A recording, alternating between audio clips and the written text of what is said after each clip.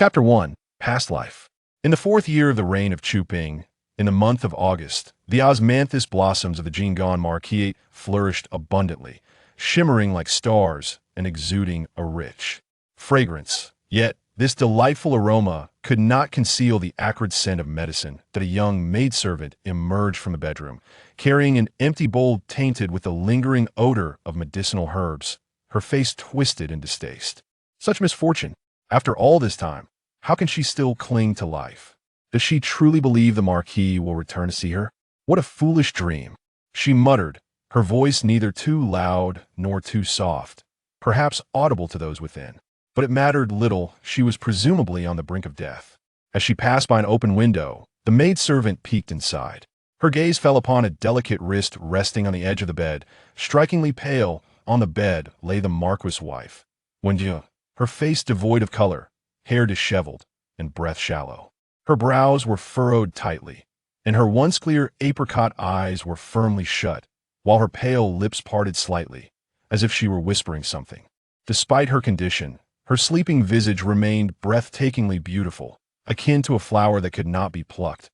Alas, this flower was nearing its withering, as the relentless torment of illness took its toll. The maidservant could not help but recall the first time she laid eyes on the mistress upon entering the estate, her cloud-like hair and floral beauty, captivating and enchanting. With every smile and frown, how swiftly had she fallen to such a state! The maidservant sighed and walked away. Today marked the celebration of the young lad's third birthday, and even the princess had come in person. She needed to hurry and join the festivities. As her footsteps faded into the distance, the occupant of the bed opened her eyes. Wen Jiayue possessed a pair of striking apricot eyes, now dimmed and bloodshot, her appearance gaunt and weary. Upon hearing the maidservant's words, a faint smile graced her lips, yet it only deepened her sorrow. She had married Shen Fuhan at the tender age of 16 now, for years had passed, and they had a daughter.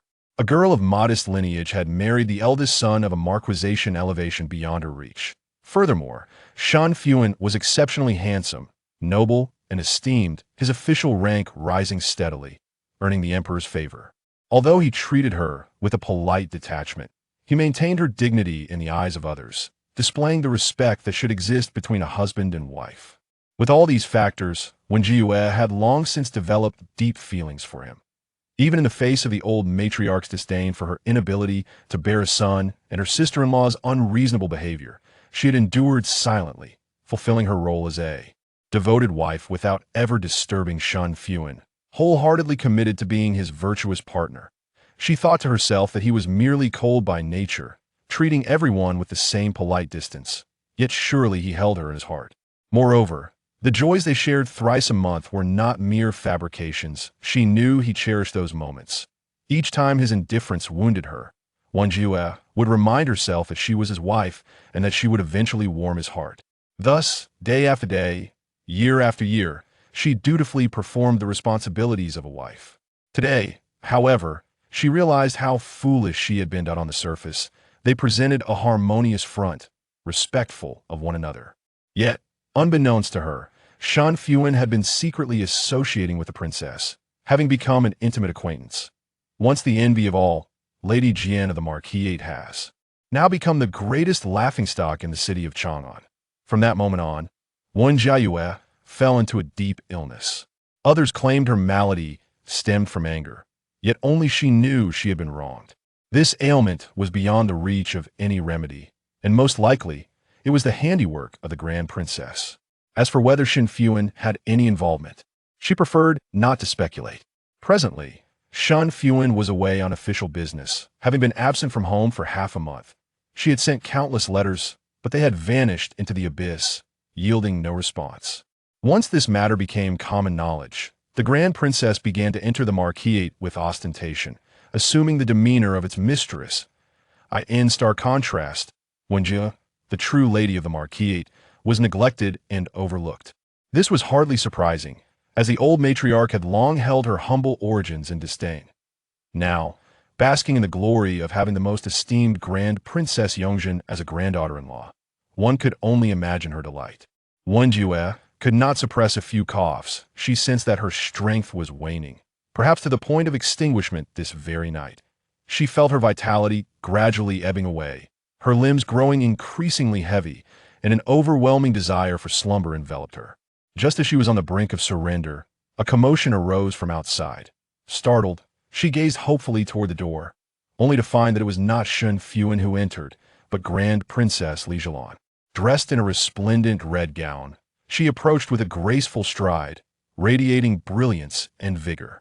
Casting a disdainful glance at the ailing Wen Jiayue, she smirked. I commanded you to hold on until our meeting, and your sister has administered the medicine to perfection. Is it any wonder she understands you so well? Wen Jiayue was momentarily taken aback, her gaze fixated upon her. The marquis was filled with Shen Fuhan's loyalists, unlikely to be swayed easily, and she had speculated countless times about who might be in allegiance with the Grand Princess. To her shock, it was her own half-sister, Wen Jiayue. Though they were half-sisters, they had shared a close bond since childhood, confiding in one another, and even after marriage, their relationship had not waned. Wen Jiayue frequently visited the marquis. Little did she know she had invited a wolf into their midst, falling victim to the schemes of her own kin. The sting of betrayal was unbearable. With great difficulty, Wen Jiayue gasped for breath, her internal organs writhing in pain as she forced herself to speak through gritted teeth. What have you promised her in return? Promised? Li Jilan laughed with abandon, her tone casual. Once I marry Shen Fuhan, she shall be the sole concubine. Wen Jiayue clenched her fists tightly.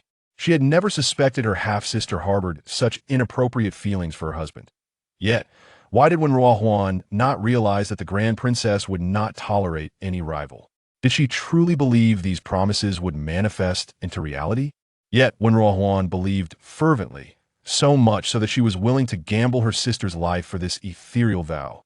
Wen Jiayue's chest heaved violently, forcing forth a pool of blood.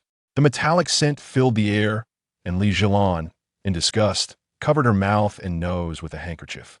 Today is your daughter's birthday, and I must attend to her celebration, so I shall take my leave. The mention of her daughter, Wen Jiayue's gaze grew distant, murmuring softly, Zhao Zhao. She had lost all sense of time, unaware that today marked her daughter's third birthday.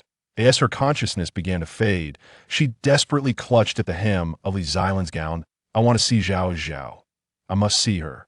Li Jilan cast a sidelong glance at her, the elongated phoenix eyes momentarily glinting with a shadowy light. After you meet her, do not regret it.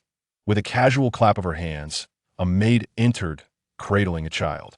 Li Jilan personally took the child into her arms, dismissing the maid. Wen Jiayue gazed longingly at Zhao Zhao, her eyes abruptly halting. Why was Zhao Zhao so obedient and silent, not stirring in Li Jilan's embrace? A chill coursed through Wen Jiayue, and she cried out sharply, "Put Zhao Zhao down. What have you done to her?" She dared not think further, her expression one of sheer terror as she looked at Li Jilan. Known for her ruthless heart and merciless nature, Li Jilan's reputation for disregarding human life was well known throughout Chang'an. Yet, she had a younger brother who was utterly devoted to her, now the emperor, rendering her untouchable and only serving to embolden her audacity. With an inexplicable surge of strength, Wen Jiayue half sat up. "What else could I do?" Li Jilan replied nonchalantly. "She cries upon seeing me, so I must quiet her." Saying this, she carelessly tossed Zhao Zhao onto the bed as if discarding an insignificant object. Wen Jiayue caught her securely, trembling as she reached out. Her beloved daughter, who had called out mother just yesterday, now lay cold in her arms, her pallid face marked by two distinct handprints. Wen Jiayue clutched her daughter tightly, raising her voice in a heart-wrenching wail. The sound of her sorrow moved all who heard, a chorus of mourning echoing through the air, resonant like the cries of an infant. Li Jilan watched her torment with keen interest. "Do not worry, your death will be more agonizing than your daughter's," she chuckled, "and remember to return as a vengeful spirit to seek my life." She grasped Wen Jiayue's chin, articulating each word with a deliberate slowness. "Do not lose your ways upon the bed where you and Shen Fuhan shared your intimacy." Wen Jiayue stared at her fiercely, suddenly breaking into laughter. Shen Fuhan. Her unclear words were abruptly interrupted by a fit of coughing, prompting Li Jilan to lean in closer. "What did you say?" "I said." Wen Jiayue's gaze fixated on the area above Li Jilan's heart, drawing nearer and nearer. She tightened her grip on the hairpin concealed beneath her soft pillow, summoning all her strength to plunge it towards her heart. If death was inevitable, let it be together. With a swift motion, she withdrew the pin, blood gushing forth, staining the bed crimson. Sounds of screams and clashes echoed in her ears, gradually fading into a nebulous haze. She perceived many figures rushing in, yet her consciousness dulled, fixated on her daughter's pale little face, then shifting to the window that a breeze swept in, scattering the blooming osmanthus flowers, creating a golden blanket upon the ground. It was indeed a splendid season in the realm. Wen Jiayue tightened her embrace around her daughter and closed her eyes. Chapter 2. No more service in the dimly lit room. The scent of blood permeated the air. Wen Jiayue took a deep breath and abruptly opened her eyes. Before her lay the familiar canopy of the bed, adorned with intricate patterns of progeny, a sight she had witnessed countless times over the past 4 years of marriage. A wave of astonishment washed over her. She was still alive? Not only was she alive, but after having murdered the princess, she found herself not imprisoned, but still within the confines of the marquis. A splitting headache surged through her as she attempted to sit up, only to be met with excruciating pain radiating from her lower body, causing her to break into a cold sweat. "Do not move," a familiar, indifferent voice halted her. She lifted her gaze to see a tall, elegant figure approaching her. After sharing the same bed for 4 years, Shen Fuhan's voice and silhouette were unmistakable, even if turned to dust. Wen Jiayue cast him a frosty glance. "You have finally returned." Shen Fuhan appeared momentarily taken aback, his expression laced with confusion. As he opened his mouth to speak, Wen Jiayue continued, "I sent you so many letters. Did you not glance at a single one? Only upon hearing that I was in trouble, did you finally deem it necessary to return?" Having unleashed a torrent of words, she felt a sharp pang in her abdomen. Shen Fuhan finally found his voice. What letters? If one listened closely, they would detect a hint of youthfulness in Shen Fuhan's tone, a stark contrast to his usual composed demeanor. Yet, Wen Jiayue's heart was already consumed by the lightness of his words. Even at such a dire moment, he still pretended to be oblivious. Fury surged within her. With death already looming, what was there to fear? It was better to fully express the words she had long buried in her heart. "Stop pretending. I know everything. I have toiled for the marquis for so many years. Though I have no achievements, I have borne the hardships. Shen Fuhan, how dare you treat me this way? The old lady is harsh, and your sister is unruly. You have never cared for my precarious position. All you desire is to climb higher. Your eyes are fixated solely on power. Do you even have a place for me and our daughter in your heart? Since your heart is so consumed by the princess, why did you marry me in the first place? You are nothing but a thoroughly heartless man." Throughout her outburst, Shen Fuhan remained calm, listening intently. However, upon hearing her mention the princess, a flicker of emotion crossed his features. He murmured, "Princess?" Wen Jiayue let out a bitter laugh and shook her head. After all that she had said, his sole focus was on the princess. It mattered not. Do as you will. Closing her eyes, 2 streams of tears traced down her cheeks. Her daughter had already been murdered, and she had exacted vengeance on the killer. There was no reason to cling to the pleasures of the mortal realm. The path to the underworld was fraught with difficulty, and Zhao Zhao must be terrified. She would reunite with her daughter there. Suddenly, a knock echoed at the door. Shen Fuhan turned to look, and the wet nurse stood hesitantly outside, cradling a newborn. "My lord, my lady," she began tentatively, "the young miss has awakened." She had overheard the couple's quarrel and hesitated to enter. But the marquis had specifically instructed her to bring the child upon the young miss's awakening, and she dared not disobey. Shen Fuhan inclined his head slightly, preparing to take the child when the figure on the bed abruptly sat up. "Child? What child?" Wen Jiayue gazed outside the door, her expression a mixture of confusion and uncertainty. The wet nurse, alarmed, exclaimed, "Madam, you have recently given birth and your body is still weak. You must lie down." Recently given birth? Wen Jiayue stood frozen, bewildered. How could that be? Her daughter, Zhao Zhao, was already 3 years old.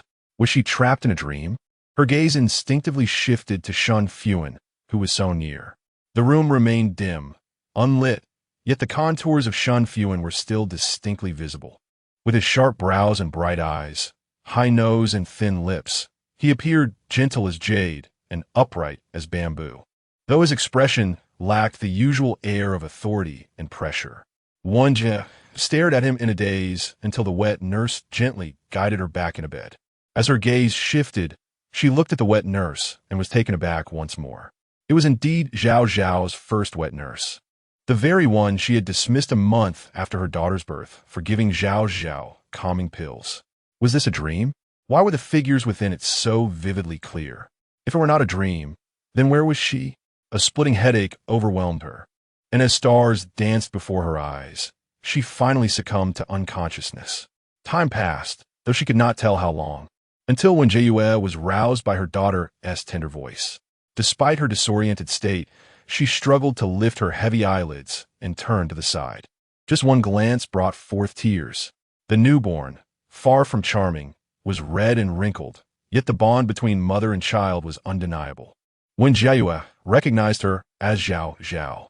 Suddenly, hurried footsteps echoed, followed by a bright voice. "Madam, you are awake." At the sound of this familiar voice, Wen Jiayue instinctively looked over. It was indeed Rui. "Madam, why are you crying?" Rui exclaimed, startled. "The doctor said you must not cry during your confinement. Let me help you wipe your tears." She produced a handkerchief and gently dabbed at Wen Jiayue's face, her tone cheerful. "Do not worry. The young miss is well. Please do not cry." Wen Jiayue reached out, grasping Rui's wrist. It was warm, not the cold body she had pulled from the depths of water. The memory of Rui's passing flooded back, and tears streamed down her face again. "Madam, why are you crying once more?" Rui, flustered, continued to dry her tears. "Did I hurt you?" No. Wen Jiayue shook her head, her voice choked with emotion. "I am simply overwhelmed with joy at being able to see you again in this life." Rui was taken aback, pondering the foolishness of her words. Yet, she began to understand. Giving birth was akin to dancing on the brink of death, and surely, her mistress was feeling the aftermath of fear. With this thought, Rui consoled her. "Rui will always be here to accompany you and the young miss. Please do not cry." Just as Wen Jiayue was about to speak, a sharp voice rang from outside. "What a useless affair. Only birthing a girl. Is this how the Shen family will come to an end?" Wen Jiayue inhaled deeply, not solely due to the biting sarcasm in the words, but because they echoed exactly what the old matriarch had said after Zhao Zhao's birth. Everything felt too real. It hardly resembled a dream. Rui glanced anxiously at her mistress's expression and reassured her, "Madam, please rest well. I shall go persuade the old matriarch to leave." Wen Jiayue fell into a moment of silence before softly inquiring, "Is Lord Shen currently in the palace?" If her conjecture proved correct, she could ascertain that she had indeed returned to the day of her daughter's birth. Rui, taken aback, asked, "How does the lady know this?" "A quarter of an hour ago, the emperor urgently summoned the lord to the palace, citing matters of significant importance to discuss." So it was indeed true. Wen Jiayue's heart raced. Had she truly been reborn? However, what significance could there be in refurbishing the princess's residence? A bitter smile graced her lips as she pondered. It seemed Lord Shen had taken this opportunity to consort with the grand princess. Yet, she found herself indifferent to it all. From this moment forth, her sole focus would be on nurturing her daughter, while she would no longer concern herself with the affairs of the Shen household. Chapter 3. Divorce Outside the Door. The elderly matriarch continued her subtle criticisms. Wen Jiayue had endured this for 4 years and had long since mastered the art of tuning out, secretly contemplating her future. 2 words sprang to mind: divorce. Since Shen Fuhan favored the princess, she was willing to facilitate the separation. It was preferable to sharing a bed, yet harboring divergent dreams. However, should a divorce occur, she would undoubtedly be unable to take her daughter with her, leaving her to be raised in the marquis' residence. Once Shen Fuhan remarried, the fate of her daughter Zhao Zhao would inevitably become tragically bleak. Reflecting on this, Wen Jiayue vividly recalled the moment Zhao Zhao lay cold in her embrace. An overwhelming resentment surged within her. She would never allow her daughter to suffer the same fate. "Madam, might I carry the young miss out for the old matriarch to see? The young miss is so delightful." I'm certain the old matriarch would take a liking to her, said Rui. At these words, Wen Jiayue came back to the present, slowly tempering her expression. She shook her head. There is no need. The old matriarch has always looked down upon Zhao Zhao for being a girl and has never regarded her with favor. Why should I eagerly present my daughter to her? I'm a bit hungry. Please bring the meal. Rui complied, but suddenly realized, but the marquis has yet to return. In the past, the madam would always dine with the marquis, regardless of how long it took. She would wait patiently. Hearing this, Wen Jiayue could only smile sadly. Indeed, she used to wait eagerly for Shen Fuhan to return for dinner, even when hunger gnawed at her. She would nibble on a couple of pastries to tide herself over and continue waiting. Shen Fuhan was often preoccupied with affairs of state, returning home at unpredictable hours. Sometimes he would dine out, summoned by colleagues or the emperor himself, never sending word in advance, leaving her alone to face a table laden with food, devoid of appetite. But now, she no longer cared for him. Nevertheless, the abrupt change made her wary that Rui might discern something, and she feared Shen Fuhan would notice the difference. Upon awakening, she had already divulged quite a bit to Shen Fuhan. Although he was only concerned with the princess, she understood that he had committed everything to memory. His silence did not imply a lack of curiosity regarding her words. After a moment of contemplation, Wen Jiayue explained, I have just given birth and am nearly starving.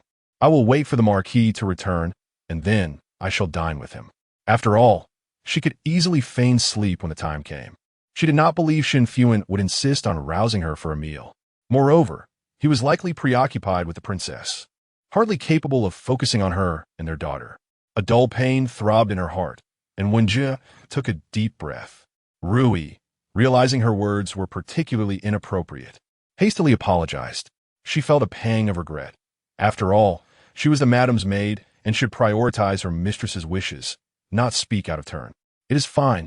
Just go, Wen Jiayue sighed. If you continue speaking, I will only grow hungrier. No sooner had she spoken than Zhao Zhao, who had been exceptionally well behaved, suddenly burst into tears. Rui, flustered, exclaimed, the young miss must be hungry as well. Let me take her to the wet nurse. Wen Jiayue immediately interjected, no, that won't do. She was utterly reluctant to entrust her daughter to the wet nurse. For what good could a wet nurse who administered tranquilizers be? Madam, what troubles you? Rui inquired, puzzled. Without offering an explanation, Wen Jiayue declared, I shall feed her myself. Rui nearly dropped her jaw in astonishment, madam. There's a wet nurse in the household. Why must you nurse the young miss personally? Before Wen Jiayue could respond, the irate voice of the matriarch boomed from outside. You dare to feed her? That simply cannot be. Wen Jiayue had already loosened her garments when a matriarch burst in unexpectedly, startling her. She hastily instructed Rui to lower the bed curtains. Unconcerned with the proprieties, the matriarch yanked the curtains aside, attempting to snatch the child from Wen Jiayue's arms. Despite being well past the age of reckoning, her movements were surprisingly nimble, leaving Rui momentarily stunned before she reacted. Matriarch, what are you doing? Madam is merely nursing the young miss. Hesitant to intervene directly, Rui feared that provoking the matriarch, who had a heart condition, could endanger Wen Jiayue. Absolutely not. The matriarch exclaimed in distress. The girl has taken everything from the boy. How will she ever bear sons in the future? Wen Jiayue frowned, incredulous at such absurd reasoning. The matriarch, relentless, attempted to lift her, prompting a painful tug-of-war that caused Wen Jiayue to gasp in discomfort. Yet, weakened as she was, she found herself incapable of resisting, clinging tightly to her daughter. In a daze, she envisioned her little Zhao Zhao transformed into a 3-year-old, and the one vying for her child was none other than the princess. A singular thought consumed her. This time, mother would safeguard you. An immense strength surged within Wen Jiayue as she fiercely protected her daughter.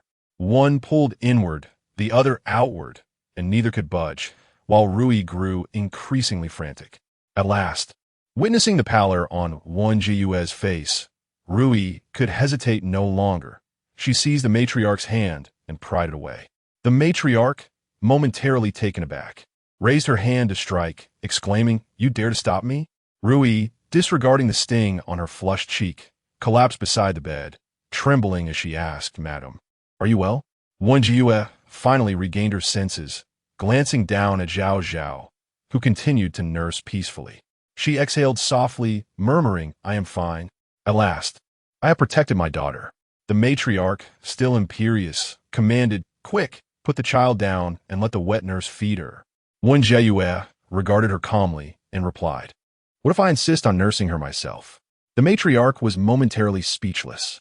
In the past, her granddaughter-in-law had always acquiesced to her demands, too timid to utter a word in response, resembling a quail.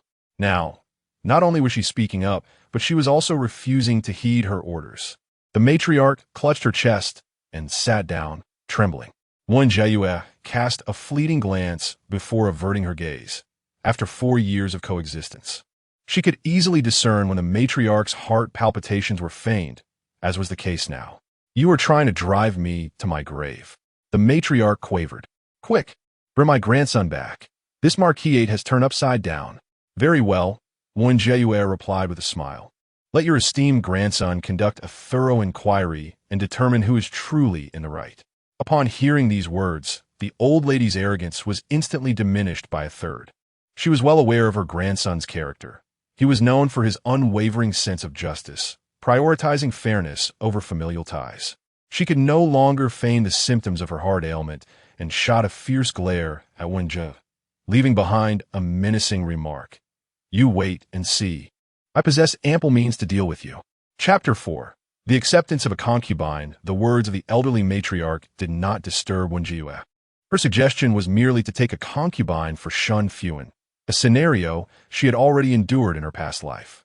With concern, Wen Jiayue turned to Rui and inquired about her face. The force exerted by the matriarch had left Rui's face flushed, with distinct handprints visible.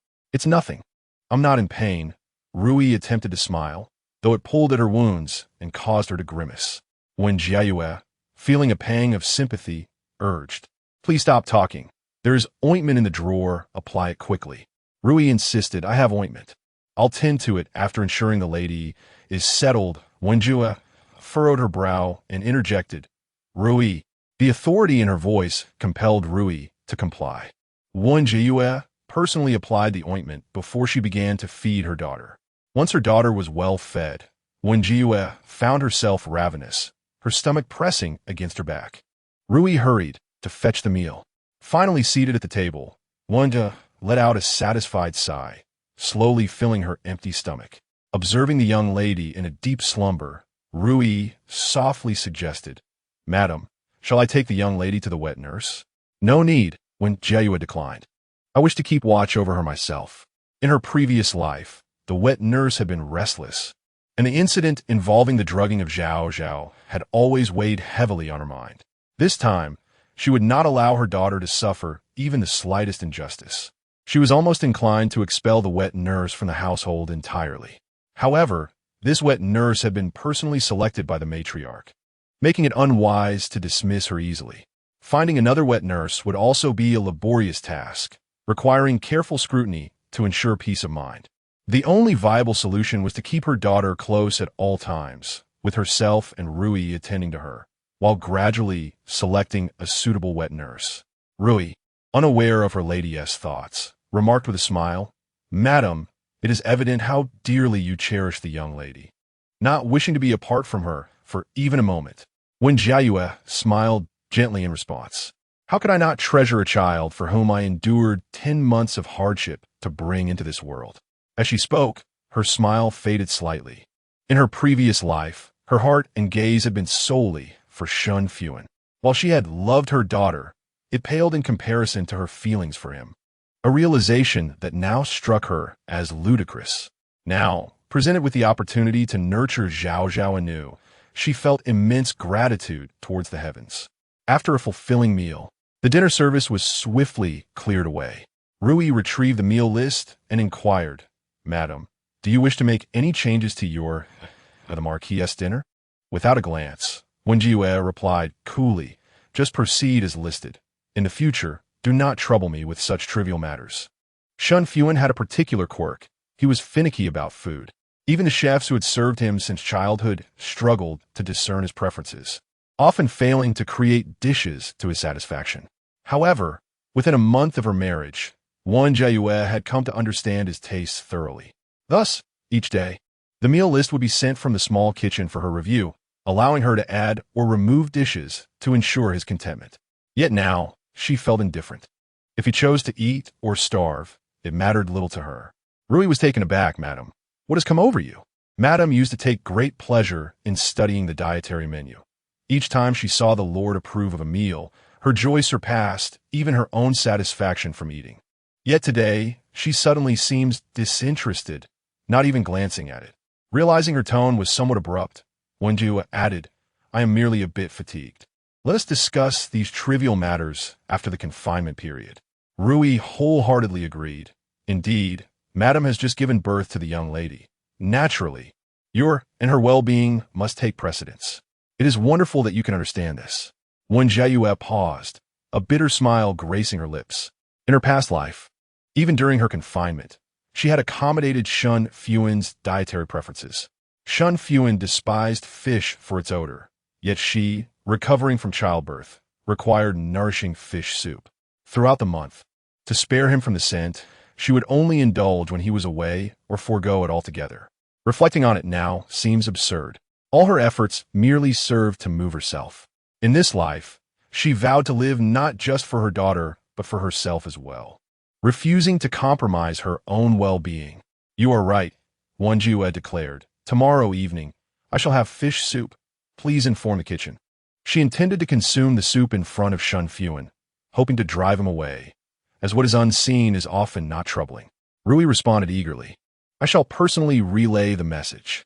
She cheerfully exited, quickly vanishing into the night. Wen Jiayue watched her retreating figure, a shadow of sorrow clouding her eyes. In August of the coming year, on the day of Zhao Zhao's first birthday, she would visit the temple to fulfill her vows. On her return, an unfortunate incident would occur. To protect her, Rui would fall victim to a heinous act, suffering both violation and death. She closed her eyes, unwilling to revisit those memories. This matter had always been a thorn in her heart. This time, no matter what, Rui must live a good life. Hearing footsteps approach, Wen Jiayue wiped her tears, pretending that nothing had transpired, and gently caressed her daughter's face.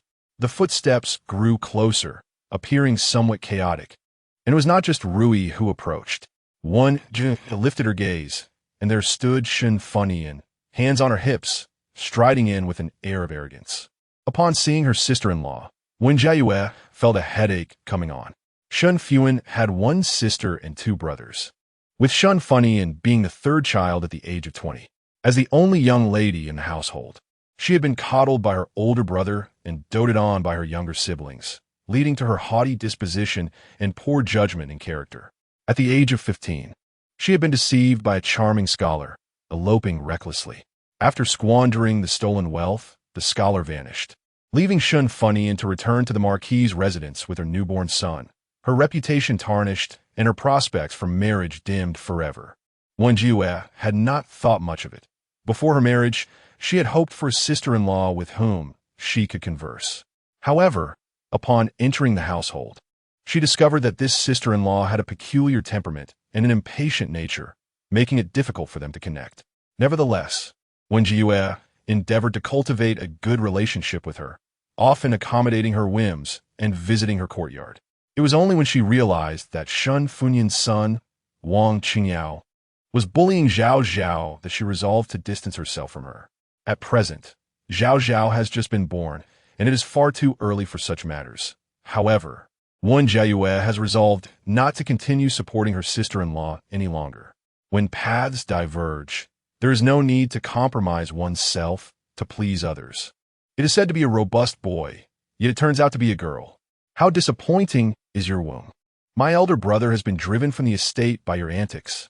Shen Fuhan cast a sidelong glance at the infant swaddled in pink, unable to suppress a curl of her lip. Had this been 3 years prior, Wen Jiayue would undoubtedly have felt disheartened by such remarks.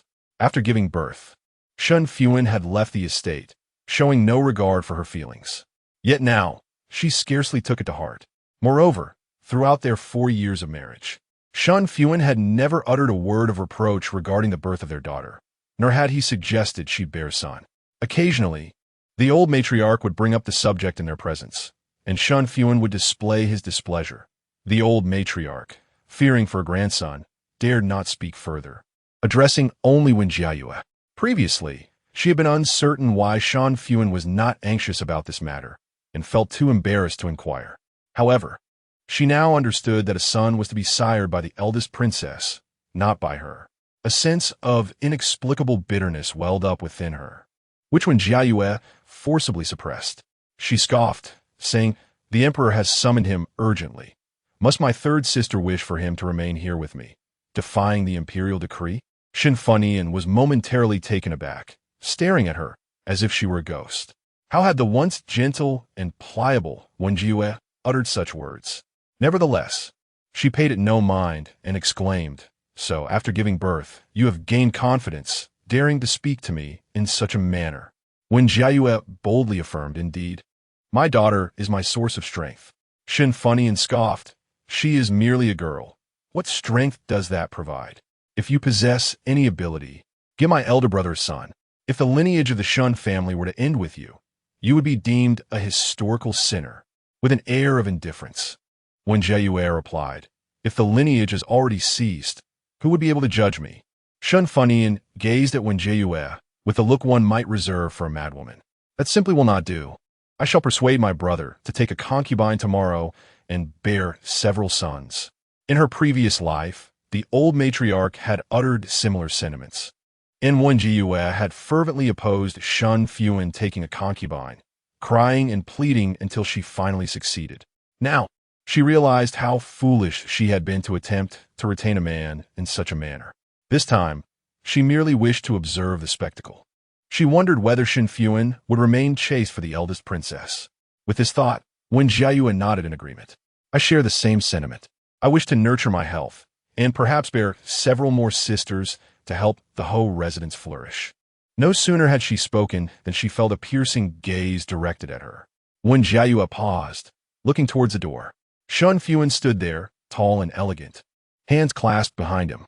The moonlight fell upon his handsome, aloof face, casting shadows like blades and adding an air of detachment. Chapter 5. Sleeping with my daughter tonight, you have truly lost your mind. You have truly lost your mind. Shen Fuhan continued her incessant chatter. "Shouldn't you be vying for my elder brother's affection instead? How could you even contemplate such thoughts?" Wen Jiayue chose to disregard her words, her heart heavy as she met Shen Fuhan's indifferent gaze. It was evident that he harbored no affection for her.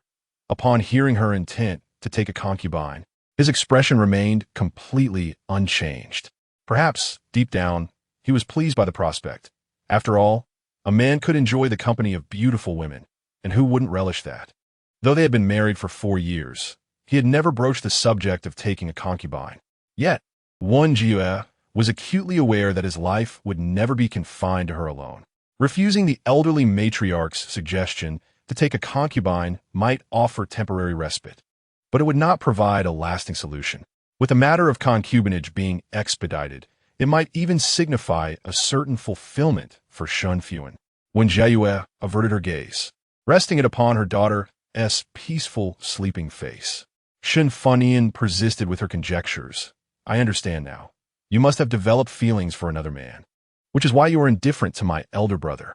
Wen Jiayue was taken aback by her baseless assumptions. As her gaze shifted, she noticed Shen Fuhan approaching the inner chamber. She bit her lip and remained silent, her eyes cast downward. Shen Fuhan misinterpreted her expression as guilt and smugly declared, "I've guessed correctly, Haven Ti. Come on, who is it? I'll have my brother deal with your illicit lover." Suddenly, a chill ran down Shen Fuhan's spine. Instinctively, she shivered and turned around, only to meet Shen Fuhan's frosty demeanor. "Ah, when did you return, elder brother?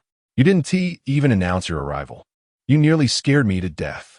Shen Fuhan, in his usual detached manner, remarked, "It is late. You should return." "No need to rush, elder brother," Shen Fuhan interjected. "I have a secret to share." She shot a glare at Wen Jiayue. "Mother is having an affair. You must dismiss her." Shen Fuhan inquired, "Do you have any evidence?"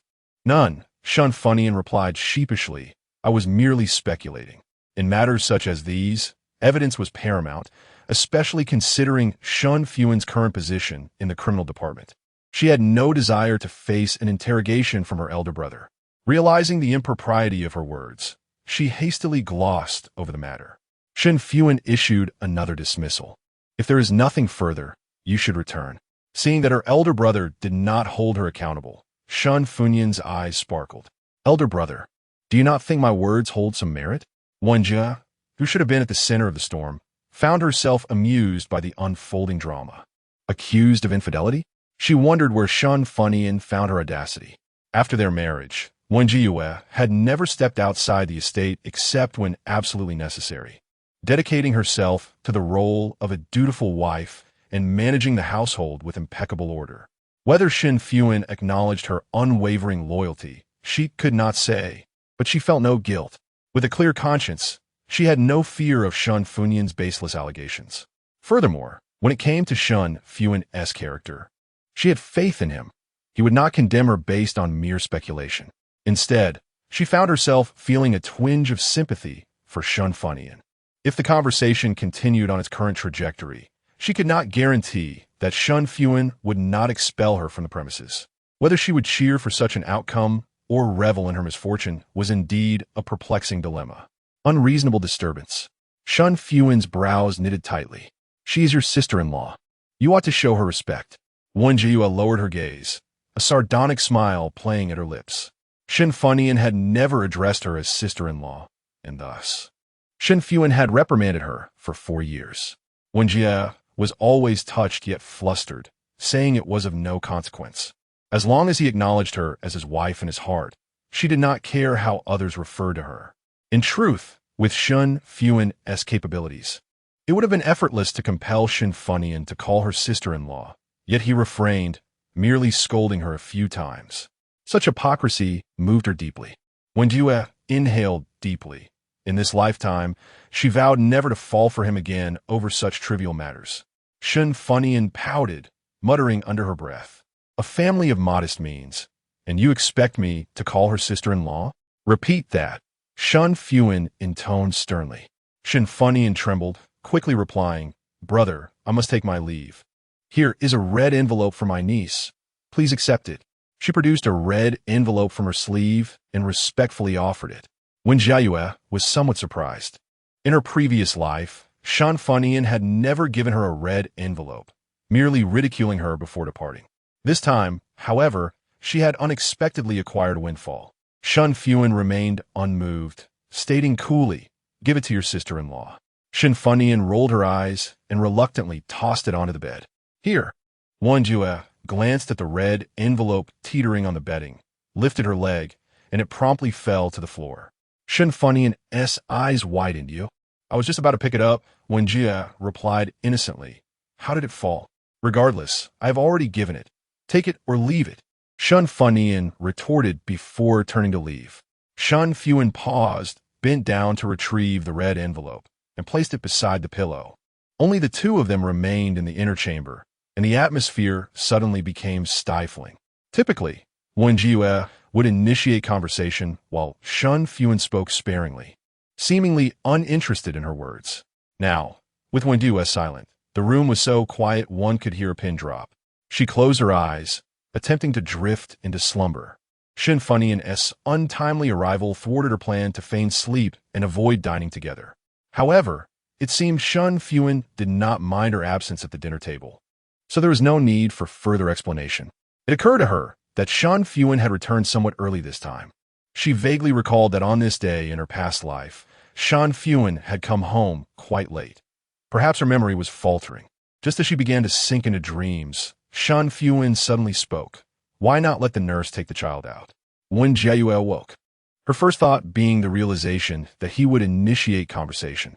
She had no intention of responding, but his words happened to address her concern, prompting her to open her eyes. "Tonight, I wish for my daughter to sleep with me," she declared. Shen Fuhan inquired, perplexed why. Wen Jiayue pursed her lips. "I simply want to sleep with my daughter." Today, she had been engaged in endless interactions, utterly exhausted, and did not wish to discuss the nurse, as it would entail a lengthy explanation. Moreover, she had no evidence. If she were to send her daughter to the wet nurse tonight, there would indeed be proof. However, she did not wish to subject her daughter to any suffering. Let Shen Fuhan believe that her decision was merely a whim. As anticipated, Shen Fuhan did not press further, but simply stated, "I will sleep here as well." Wen Jiayue was taken aback and looked up. Ever since her pregnancy, Shen Fuhan had taken to sleeping in the study, a practice he maintained until their daughter, Zhao, was 2 months old, at which point he returned. What had prompted him to desire to sleep here tonight? She instinctively wanted to refuse, but changed her mind before uttering a word. She would need to wake several times during the night to nurse, while Shen Fuhan could sleep soundly until dawn. Such a situation felt inherently unfair. Moreover, this was not merely a fleeting matter. He ought to learn how to care for Zhao, ensuring he would cherish her even more in the future.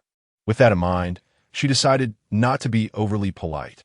He gently remarked, "You have duties tomorrow, my lord. I worry you may not rest well." "A couple of hours of sleep will suffice for me," he replied. Thus, Wen Jiayue said, "Then, my lord, please stay here tonight and help care for Zhao." Shen Fuhan paused for a moment. Zhao? Wen Jiayue felt a moment of confusion before suddenly realizing. The name Zhao was one that Shen Fuhan had chosen, settled on just 5 or 6 days after her birth, and she had inadvertently spoken it aloud. Fearing he might detect something amiss, she resolved to take the initiative. "This is the nickname I have given our daughter. Do you find it satisfactory, my lord?" Chapter 6. Nighttime Nourishment. As Wen Jiayue began to speak, a trace of hesitation lingered in her heart, but as she progressed to the latter part of her inquiry, her conviction gradually strengthened. After all, the name had been bestowed by Shen Fuhan. Could he truly find fault with it? Very well. Shen Fuhan nodded. "Let her be called Zhao." Wen Jiayue exhaled in relief and politely remarked, "I shall trouble the marquis to think of her formal name." Fortunately, she had always referred to her as Zhao and had never uttered the formal name, so there was no fear of arousing his suspicions. Yet, recalling the naming debacle from her past life, a hint of exasperation washed over her.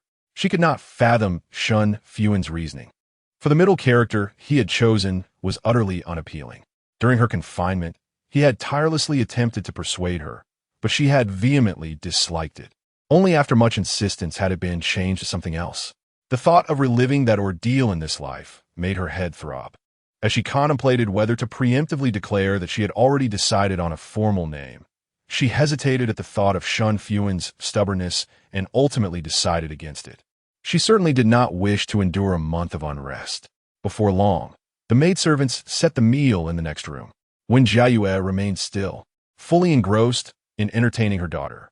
The sound of footsteps arose, and Shen Fuhan turned to partake of his meal. Wen Jiayue pondered privately. At this moment, he likely had yet to develop feelings for Li Zhilan. Otherwise, he would have remained at the princess's residence for his meal. When did his heart begin to sway? The thought eluded her. Shen Fuhan was as unyielding as ice. Despite her 4 years of effort, she had failed to melt even a drop of that frost. Perhaps only someone as vibrant and radiant as Li Zhilan could thaw such a formidable barrier. Reflecting on Li Zhilan, Wen Jiayue took a deep breath, struggling to suppress the tempest of rage within her. For now, she could do nothing against her, but she vowed to seize an opportunity for vengeance in the future. Zhao from her past life must not perish in vain. After several deep breaths, Wen Jiayue's tumultuous emotions settled significantly, and drowsiness gradually enveloped her. She lifted her heavy eyelids and gazed tenderly at Zhao. Perhaps all that had transpired today was merely a dream conjured in her final moments, one from which she could never awaken. In those last seconds, she yearned to gaze upon her daughter's visage once more. As for Shen Fuhan, it was best left unspoken. Wen Jiayue closed her eyes and surrendered to slumber. The melodious chirping of birds heralded the dawn. When Jiayue awoke, bleary-eyed, astonished to find that she had slept until daybreak. Slightly disoriented, she turned her head, only to find Zhao's absence beside her. A wave of fear washed over her, prompting her to ring the bell urgently. Rui hurriedly entered, flustered. "Madam, what troubles you? Where's the young lady?" Wen Jiayue's breath quickened. "Where's my daughter?" Rui breathed a sigh of relief. having feared something grave had occurred. "The wet nurse is attending to the young lady," she replied with a smile. "This morning, the marquis carried her out, although the marquis did not mention it. I believe he wished for you to have a restful sleep." Wen Jiayue, uninterested in her further remarks, pressed her lips together and said, "Bring Zhao Zhao to me." Rui looked somewhat perplexed. "Zhao Zhao? The name I have chosen for my daughter," Wen Jiayue clarified. "Her informal name shall henceforth be Zhao Zhao." Rui bowed in acknowledgement and promptly departed. Before long, the wet nurse entered, cradling the child Zhao Zhao in her arms. Wen Jiayue furrowed her brows and instructed the nurse to place Zhao Zhao on the bed. She had no desire for the nurse to interact with her child, yet the matter of administering medicine was without evidence, and the nurse was selected by the old matriarch, making it difficult for her to dismiss her outright. The nurse obediently laid the young lady down, her smile benevolent and warm. The old servant had never encountered such a well-behaved young lady, making her duties remarkably effortless, but the nurse hesitantly inquired, however, "Last night the lady did not allow me to attend to the young lady. Have I neglected any aspect of her care?" Wen Jiayue, unwilling to engage in pretense, stated plainly, "I have conferred with the marquis. The young lady will sleep with me at night, and you shall attend to her during the day. Any faults can be identified in daylight, as long as someone is vigilant to prevent you from taking any liberties." The nurse, having never witnessed such an arrangement, was momentarily taken aback. Wen Jiayue offered no further explanation, simply saying, "You may leave now." The nurse, filled with trepidation, acknowledged and departed. Rui stood by, watching her mistress with curiosity. The lady's countenance remained that of gentle beauty. Though devoid of makeup and adornments, she was still stunning. Yet, for some reason, Rui felt that her lady had become somewhat peculiar since yesterday. Her gaze was hard to ignore, and even as Wen Jiayue focused intently on her daughter, she noticed Rui's scrutiny. "Why do you look at me like that?" Rui scratched her head awkwardly and stammered, "You look beautiful, my lady." "What beauty is there in postpartum confinement?" Wen Jiayue shook her head. "Speak freely, what is it?" Rui hesitated before speaking. "I just feel that you seem a bit different, as if you have become considerably more authoritative." Yes, authoritative. In her memory, the lady had always possessed a tender disposition, speaking softly and gently, making one feel as though they were basking in the spring breeze. She had always been obedient to the old matriarch, courteous to her sister-in-law, and held profound respect for the marquis. However, yesterday, Rui had heard the lady reproach the marquis and speak bluntly to the old matriarch and her sister-in-law as well. Not to mention, her tone towards the nurse just now was laced with an authority that nearly overflowed. This was not the lady she remembered, yet she found herself fond of this new demeanor. Wen Jiayue remained silent for a long while. Having been the marquis's wife for 4 years and influenced by the increasingly powerful Shen Fuhan, it was difficult for her not to exude authority. Though her face still bore the freshness of 17, her heart had matured to 20. Perhaps it was the fierce love of motherhood. When Jiayue caressed her daughter's cheek, feeling unafraid since becoming a mother. In the future, she would certainly protect Zhao Zhao well. Rui sensed that the lady's words carried deeper meaning. It could not decipher their significance, so she let it be. Wen Jiayue, not wishing to dwell on the matter, turned her attention to Rui's face, which had returned to its normal form, but still bore a hint of redness. "Does it still hurt?" Rui smiled. "It is much better, my lady, you need not worry. However, your ointment is far too precious. I shall use my own." Wen Jiayue pressed her lips together. "To say such a thing is to distance yourself from me. You took a slap for me. Using a bit of ointment is nothing. Do you think I would feel pained over that?" With tears glistening in her eyes, Rui inhaled deeply and inquired, "Madam, are you hungry? Shall I fetch the meal?" Wen Jiayue responded affirmatively, yet a sudden unease washed over her. Why had Shen Fuhan not awakened her the previous night? Could it be that he too had succumbed to slumber, leaving Zhao Zhao without nourishment? Contemplating this, Wen Jiayue asked, "Did the wet nurse feed Zhao Zhao? Did she consume much?" Rui nodded. Of course she was fed, but the young lady did not eat much. "I suppose Madame must have satisfied her hunger last night." This struck Wen Jiayue as peculiar. Her brow furrowed slightly. She was certain she had not roused. Yet if Zhao Zhao had not been fed, surely her milk would have become engorged by morning. In a flash of insight, a troubling possibility emerged. Perhaps Shen Fuhan had never intended to awaken her, simply placing Zhao Zhao in her embrace and then unfastening her garments. Filled with a mix of embarrassment and indignation, Wen Jiayue thought, is Shen Fuhan unwell? Chapter 7. Fish soup. After having breakfast, Wen Jiayue had managed to calm her mind. Since she had already fallen asleep the previous night, there was no reason for embarrassment. It would allow her to rest peacefully. If Shen Fuhan was willing to awaken a few times, so be it. Having been married for 4 years, they had seen and experienced everything together. It was hardly a significant matter. However, upon seeing Shen Fuhan, who was on night duty, she began to feel uncomfortable again. It was difficult for her to imagine how Shen Fuhan managed it. Every action he took appeared so out of place. He always maintained that unhurried, composed demeanor. Wen Jiayue could not help but ponder what Shen Fuhan felt when he discovered her and their daughter's remains in her past life. Perhaps he would take care of it all. In his heart, there had never been a place for her or their daughter. Madam, Rui gently nudged her, bringing Wen Jiayue back to reality. When she lifted her gaze, she met Shen Fuhan's scrutinizing eyes. Instinctively, she lowered her head, only to hear him inquire, "What are you thinking about?" "Nothing," Wen Jiayue replied with a shake of her head, turning to Rui. "Please serve the meal." Rui softly informed her, "Madam, dinner is ready." Only then did Wen Jiayue notice the spread on the table, feeling somewhat embarrassed at how lost in thought she had been. "Help me up," she instructed. As Rui assisted her to her feet, she spoke softly, "The cook has prepared fish soup as per your wishes. Would you like to drink it now, or wait until after Lord Ho finishes his meal?" Without a moment's hesitation, Wen Jiayue replied, "Bring it over now." Her intention was to drink it in front of Shen Fuhan. After all, she could not let her bold declarations from yesterday go unfulfilled. Why should she always accommodate his preferences? It was time for him to experience the taste of compromise. Rui appeared apprehensive, but seeing Wen Jiayue's determination, she personally brought the soup over. Almost as soon as Rui entered the room, Shen Fuhan lifted his head, frowning at the white porcelain bowl she held. Wen Jiayue silently criticized him, thinking, what an astute nose he has. Under such scrutiny, Rui hesitated, glancing nervously at her mistress. Wen Jiayue, maintaining her composure, directed Rui to place the fish soup in the center of the table.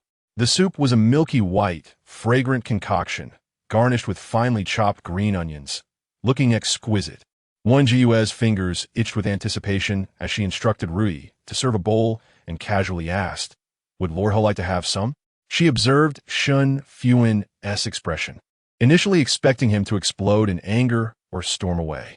To her surprise, he remained seated calmly, though the furrowed brow betrayed his inner turmoil. "No need. You should drink more," he replied. The scion of the esteemed Jing'an Ho residence, despite his aversion to the taste of fish, maintained impeccable manners, exhibiting a sense of decorum. Wen Jiayue suddenly felt a profound sense of disillusionment. Why was she so intent on drinking fish soup in his presence? What was she trying to prove? After the proverbial pot had shattered, she realized that the Shen Fuhan she thought she knew was not as she had imagined. Originally, he could endure her sipping fish soup in his presence, and he could also take the initiative to care for their daughter, even agreeing to the seemingly absurd suggestion of breastfeeding her. Yet, her past restraint and meticulousness now appeared utterly laughable. Wen Jiayue found herself unable to savor the meal. Even the most exquisite fish soup began to taste like mere chaff. Shen Fuhan regarded the silent Wen Jiayue for a moment, and after a brief pause, finally spoke. "Is Zhao Zhao behaving well today?" Wen Jiayue nodded gently. In the past, she would have seized the opportunity to speak at length about how adorable Zhao Zhao was, how much she had gained in weight, or how she had smiled several times. However, now, she felt no desire to mention anything. There was little left for them to discuss, their interactions heavy and stifling. Since Zhao Zhao's birth, most of their conversations revolved around their daughter, leaving only trivial matters to address. There was no sweetness to be found. Shen Fuhan could never utter those syrupy words, and in his presence, she felt shy to do so, though she had imagined it 1,000 times. She had lamented it 1,000 times as well. Yet, she reminded herself that sweet nothings were futile. His presence was what truly mattered. If he were to utter such phrases, he would no longer be Shen Fuhan. Thus, her love for him deepened with each passing day. Wen Jiayue took a deep breath, dispelling the chaotic thoughts swirling in her mind. "My lord, I wish to discuss something with you." Shen Fuhan gestured for her to proceed. Wen Jiayue spoke calmly. "I want to replace Zhao's wet nurse." Shen Fuhan frowned and inquired, "What is the matter?" After contemplating all day, she finally conjured a somewhat reasonable excuse. She replied earnestly, "I do not like the wet nurse's appearance." In truth, the wet nurse had a kind and gentle countenance, always smiling, with a string of prayer beads adorning her wrist. However, everyone has their own scale of judgment regarding appearances. She simply did not like the wet nurse. Shen Fuhan could hardly demand evidence from her. "What nonsense is this?" Shen Fuhan shot her a glance. "Since the wet nurse has done nothing wrong, you cannot dismiss her based solely on personal preferences. Unlike the imposing figure he would become 3 years hence." Wen Jiayue felt no fear and could not help but retort, "I simply do not like her. The thought of Zhao being cared for by someone I find unappealing makes me unhappy." The usually docile Wen Jiayue suddenly began to act unreasonably, prompting Shen Fuhan to pinch the bridge of his nose. "Even if I agree, grandmother would not permit it. After all, she personally selected the wet nurse." Noticing him soften, Wen Jiayue quickly added, "So I want you to speak to grandmother about it. When you speak, she will surely listen." Shen Fuhan paused, lost in thought. That morning, grandmother had specifically summoned him to discuss Wen Jiayue's intention to personally nurse their daughter. Once a simple farmer, grandmother was highly perceptive about such matters and always approached issues concerning offspring with both gravity and confusion. He endured her lengthy explanations, intending to leave after a few clarifications. However, grandmother insisted he give Wen Jiayue a proper reprimand and forbade her from nursing. That evening, Wen Jiayue once again brought up the subject of the wet nurse, perhaps prompted by her grandmother's earlier outburst, which had left her with a discontented view of the wet nurse. Shen Fuhan pondered for a moment before reassuring her, "Rest assured, my grandmother will no longer meddle in our affairs, and there is no need to change the wet nurse." Wen Jiayue was taken aback. Was there a necessary connection between these two matters? She merely wished for him to suggest to the old lady that they replace the wet nurse. Did the marquis truly have no desire for a change? She gazed at him, asking, "Are you unwilling even to mention it?" Shen Fuhan furrowed his brow and replied, "Indeed. If the wet nurse has faltered in her duties, I would certainly consider a replacement. However, without just cause, I do not wish to disappoint my grandmother." Wen Jiayue stared at him in disappointment for a moment before finally relenting. "Very well, let us not change her, but I have one request." Shen Fuhan gestured for her to continue. "From now on, I shall no longer employ this wet nurse. You, my lord, must assist me in personally caring for Zhao. Chapter 8. Affection. Shen Fuhan furrowed his brow as he gazed at Wen Jiayue. With so many servants in the main courtyard, why was she personally attending to the child? His tone carried a hint of displeasure. Yet Wen Jiayue remained undaunted, asserting, "Because we are Zhao's parents. I trust no one but us." Shen Fuhan remained silent, simply observing her with calm intensity. Wen Jiayue continued, Zhao is a part of me. I adore her immensely and wish to care for her myself. As her father, does Lord Ho not wish to care for her?" Finally, Shen Fuhan spoke. "Is this truly the reason?" A jolt ran through Wen Jiayue's heart, yet she feigned composure. Meeting his gaze, "Do you not believe me?" "No," Shen Fuhan replied, picking up his chopsticks and beginning his meal. Understanding that he needed time to deliberate, Wen Jiayue refrained from urging him further. Regardless of his choice, her resolution remained unchanged. After dining, Wen Jiayue freshened up and returned to her bed.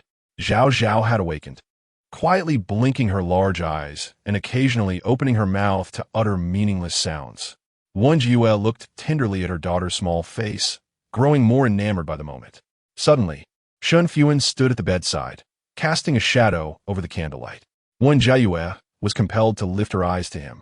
"Have you considered your stance, my lord?"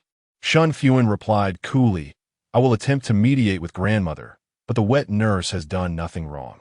I cannot guarantee success." Wen Jiayue could hardly believe that after much contemplation, he had devised such a strategy. Are you suggesting that until you persuade her, the wet nurse should continue caring for Zhao Zhao? Shen Fuhan inclined his head slightly. How long will this take? 1 month or a year? Wen Jiayue laughed in exasperation. Are you planning to prolong this indefinitely? Her tone became somewhat confrontational, and Shen Fuhan's brow furrowed. This is not the time to discuss such matters. Let us rest, he suggested. Wen Jiayue took a deep breath. In her previous life, she had never quarreled with Shen Fuhan, always accommodating him, unaware that engaging in conflict could be so infuriating. What kind of argument pauses midway? She exclaimed. If we do not clarify this, you shan't sleep tonight. Shen Fuhan remained unfazed. You are still in confinement. It is unwise to become agitated. We shall discuss it tomorrow. Wen Jiayue's frustration deepened. If you were more accommodating, I would not be so upset. Shen Fuhan ceased to debate further, suddenly grasping her wrist. Startled, Wen Jiayue instinctively tried to pull away. What are you doing? Shen Fuhan's gaze turned slightly frosty as he tightened his grip. Unable to free herself from his hold, she gasped in pain.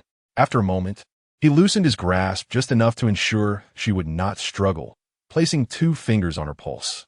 Your qi is insufficient, and your liver fire is excessive, he murmured. Do not agitate yourself further. Wen Jiayue withdrew her hand, shaking her aching wrist.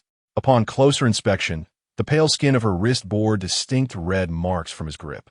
Shen Fuhan's eyes darkened, reminiscent of those tempestuous nights when he had held her restless hands, leaving similar imprints. He subtly averted his gaze. Wen Jiayue, feeling suffocated, let her sleeve fall. In an instant, the sound of a baby's cries echoed through the room. It was as if the child, sensing the discord between her father and mother, erupted into tears after having been remarkably quiet. Wen Jiayue hurriedly scooped her up, soothing her softly. Zhao Zhao, dear, it's all right. Mother is here, you need not fear. Despite her tender reassurances, Zhao Zhao continued to wail. Shen Fuhan extended his hand, saying, let me handle this. With her arms weary, Wen Jiayue gladly passed the child to him. Strangely enough, after merely rocking Zhao Zhao a few times, her cries diminished. A pang of envy stirred within Wen Jiayue. In her previous life, Zhao Zhao had held a particular fondness for Shen Fuhan. Even when he was absent, she never mentioned him. Yet upon his return, she would cling to him, like a little tale filled with curiosity and admiration. Wen Jiayue had initially thought it natural for her daughter to favor her father, leaving her own position as second to that. However, now she yearned for Zhao Zhao to cherish her a little more. Men were inherently unreliable, even if they were the child's biological father. Lost in thought, she was suddenly brought back as Shen Fuhan leaned in, gently placing Zhao Zhao on the bed. I shall take a bath. You should rest, he said in a calm voice. As his footsteps faded away, Wen Jiayue slowly nestled into the blankets, preparing to drift into slumber, only to be jolted by a sudden recollection. Forcing herself awake, she soon awaited Shen Fuhan's emergence from the washroom. Through the screen, she reminded him, please remember to wake me later. Hearing his affirmative response, she finally allowed herself to relax and succumb to sleep once more. Another night of peaceful slumber ensued. Upon awakening, Wen Jiayue inhaled deeply, realizing he had deceived her again. Turning her head, she was astonished to find Shen Fuhan still present. A gentle reminder that today was a day of rest. He was perched on the edge of the bed, absorbed in a book, silently turning the pages. The warm light illuminated his face, softening the stark contours ever so slightly. As if sensing her gaze, Shen Fuhan looked her way. Instinctively, Wen Jiayue averted her eyes and inquired, why didn't you wake me last night? Shen Fuhan replied coolly, I did call you, but you did not awaken. Gathering her courage, she pressed on, then how did you? Fi Zhao Zhao. He closed the book and countered, are you truly interested in knowing? Chapter 9. The Concubine, Part 1. Shen Fuhan's expression was solemn, as if he were merely discussing the aesthetic quality of the book in his hands. However, Wen Jiayue's face inevitably flushed, and she remained silent. Shen Fuhan seemed to interpret her silence as acquiescence, and soon continued, I shall place Zhao Zhao in your arms. Then unfasten. Do not say any more. Wen Jiayue interrupted, I was merely inquiring casually. Between spouses, They had shared the most intimate of experiences, yet hearing it spoken from his lips awakened inexplicable thoughts, even though the words were merely mundane. Shen Fuhan, appearing exceedingly indifferent, was, in truth, a man of great desire. The first 3 nights after their marriage left Wen Jiayue, in pain upon waking each day. She subtly expressed her inability to endure, and only then did he begin to exercise restraint, meeting her every 3 days from dusk until the sound of the 3rd watch echoed through the night. At such times, Wen Jiayue would rise particularly late, consistently arriving tardy for the morning and evening rituals, incurring the ire of the matron. The thought of the matron made the flush on Wen Jiayue's cheeks fade, and her gaze toward Shen Fuhan turned less favorable. Today is a day of rest. Why has the marquis not left the estate? Shen Fuhan inquired. Why should I leave? Wen Jiayue replied. Naturally, to visit the eldest princess. Are you not still responsible for the repairs at her residence? This matter was ostensibly the concern of the Ministry of Works, while Shen Fuhan belonged to the Ministry of Justice, a clear disconnect. However, the eldest princess had a younger brother who was the emperor. If she desired repairs at her palace, it could be accomplished with a mere word from him.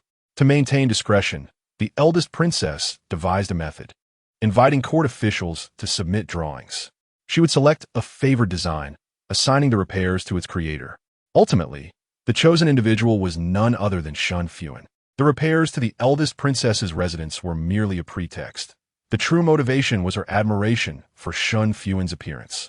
Having lost her husband 2 years prior, the eldest princess had resided in solitude at her palace, experiencing profound loneliness.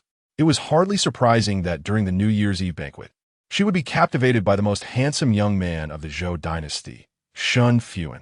Ironically, Wen Jiayue had once believed that her husband's fortune had soared, drawing him closer to the eldest princess, and thus ensuring his rapid ascent in the political realm. It was only upon her death that she realized, despite their mutual affection, she, as the marquis's wife, was the greatest impediment. Wen Jiayue exhaled a breath of frustration, suddenly hearing Shen Fuhan ask, "How did you come to know of this?" She froze, recalling that he had not mentioned this matter upon returning home the previous day. Logically, she should not have known that Shen Fuhan was the one chosen by the eldest princess. Biting her lip, she feigned calmness and explained the other day, "The emperor summoned the marquis to the palace, and I heard that the eldest princess was also present, so I speculated it was regarding this matter. Did I guess correctly, my lord?" Shen Fuhan gazed intently at her, slowly nodding in acknowledgement. Fearing he might inquire further, Wen swiftly shifted the subject. "Could you kindly summon Rui to assist me with my grooming?" Shen Fuhan set aside his book and rose to leave. Wen Jiayue sighed with relief, narrowly escaping that line of questioning. By his demeanor, it seemed he harbored no suspicions. Yet, even if he did, he could never fathom that she had been reborn. A 17-year-old body possessed by the soul of a 20-year-old. Who would ever believe such a tale? After having her breakfast, Wen Jiayue returned to her bed to continue recuperating. Having recently given birth, she was still weak and had been quite agitated in recent days. Today, she felt particularly frail and could only rest quietly. To her surprise, Shen Fuhan had not yet departed for the princess's residence. Instead, he remained engrossed in the book he had been reading that morning. Outside the window, the birds chirped melodiously and the blossoms swayed in a colorful display. He sat on the long couch, exuding an air of leisure. Even the sunlight seemed to favor him, casting a delicate halo around him, as if he were a deity. Wen Jiayue found herself momentarily entranced, and after a while, she turned to look at her daughter. No matter how handsome his appearance, she reminded herself not to dwell on it. His heart had never belonged to her.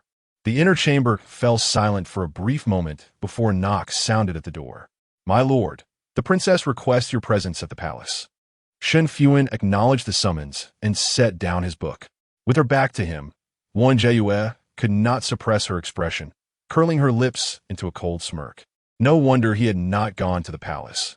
It was merely a tactic of feigned indifference, demonstrating his adeptness at understanding the princess's temperament. She attempted to recall whether Shen Fuhan had behaved similarly in her previous life, but after a moment of contemplation, she could not arrive at a conclusion. This day was merely an ordinary one amidst the countless days and nights following their marriage. Little did she know that it would herald a tumultuous turn of events. Wen Jiayue felt a tightening in her chest. She should have, as before, gently wished him a safe journey and a prompt return. Yet when she opened her mouth, no words emerged. As footsteps approached, she decided to close her eyes and feign sleep. It seemed that Shen Fuhan lingered by the bedside for a moment before he departed. The soft sound of the door closing prompted Wen Jiayue to open her eyes, tears brimming and falling silently, soaking her soft pillow. Suddenly, there was another sound of the door opening. Wen Jiayue assumed Shen Fuhan had returned and hastily wiped her tears, continuing her ruse of slumber. Listening closely, she realized it was Rui. Wen Jiayue sighed with relief and asked in a hushed voice, "Has the Lord left the residence?" Rui affirmed, noticing the peculiarity in her tone, and asked in alarm, "Madam, have you been crying?" "No." Wen Jiayue cleared her throat. "I just woke up. My nose is a bit stuffy." Rui hesitated before inquiring, "Did you and the Lord have a quarrel last night?" Though they were mistress and servant, they had grown up together, akin to sisters, and Wen Jiayue occasionally confided in her, while Rui offered heartfelt comfort in return. Wen Jiayue downplayed it, saying it was merely a brief disagreement, nothing of consequence. Rui tucked the quilt around her gently and whispered, "You have just given birth, and your body is still weak. You must take care of yourself." "I know." Wen Jiayue sighed. "As long as they do not provoke me, I will be fine." Hearing this, Rui sighed in sympathy. The lady had no formidable family to rely on, and life after marriage had been exceedingly difficult. With her first child being a daughter, she was precariously situated in the marquis. What if the old lady used this opportunity to urge the marquis to take a concubine? As if summoned by her thoughts, the commotion outside grew louder, and two melodious voices rang out. "The concubines Lin and Su have come to pay their respects to the lady." Wen Jiayue raised her brows slightly, realizing why the old matriarch had been so quiet these past few days. It was to facilitate the acquisition of a concubine for Shen Fuhan, and her actions were indeed swift. In contrast to her calm demeanor, Rui exclaimed in indignation, "Madam, this is simply too outrageous. You are still in confinement. Yet the old matriarch dares to take a concubine for the marquis. Such news will surely be a source of ridicule." She then sought to comfort her, saying, "However, rest assured that the marquis is likely unaware of this matter. Do not let it trouble you." Wen Jiayue replied coolly, "What is there to be troubled about? Moreover, if there is to be mockery, it shall be directed at the entire marquis, not at me. Even a humble commoner would be scorned by their neighbors if their husband hastily took a concubine while their wife is still in confinement. Yet, this could serve as an excellent opportunity to prevent Shen Fuhan from meeting with the princess." Though she was uncertain when Shen Fuhan had developed feelings for the princess, reducing their encounters might prevent a repetition of events 3 years hence. With this thought in mind, Wen Jiayue made a decisive move, dispatching someone to find a marquis and convey the matter truthfully. Chapter 10. The Concubine, Part 2. As Rui stepped out, she did not cast a glance at the two individuals kneeling on the ground, holding her head high as she sought out the guards. After informing them of the matter, she was about to return indoors when someone suddenly tugged at the hem of her garment. One of them, with a coy smile, inquired, "My lady, might the mistress have a moment to see us?" Rui shot her a disdainful glance and pulled her skirt back. "My lady has instructed that you are welcome to kneel in silence and not disturb the young lady. Otherwise, you shall face punishment." The two exchanged glances and meekly acquiesced. Upon returning to her room, Rui's face was flushed with indignation. Initially, she had presumed that the two women were coerced, but it soon became evident that they were eagerly vying for the role of concubine, clearly not from reputable families. Fearing that their conversation might be overheard, she lowered her voice to a mere whisper, though at times her frustration would surge, betraying her emotions. Wen Jiayue spoke calmly. "There are many who aspire to be the marquis's concubines.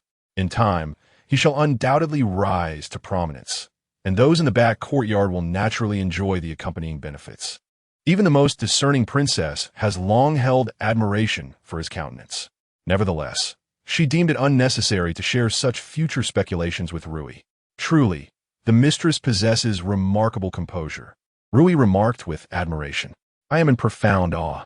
Wen Jiayue managed a self-deprecating smile, acknowledging that if she were genuinely composed, she would not have been so irritable in recent days.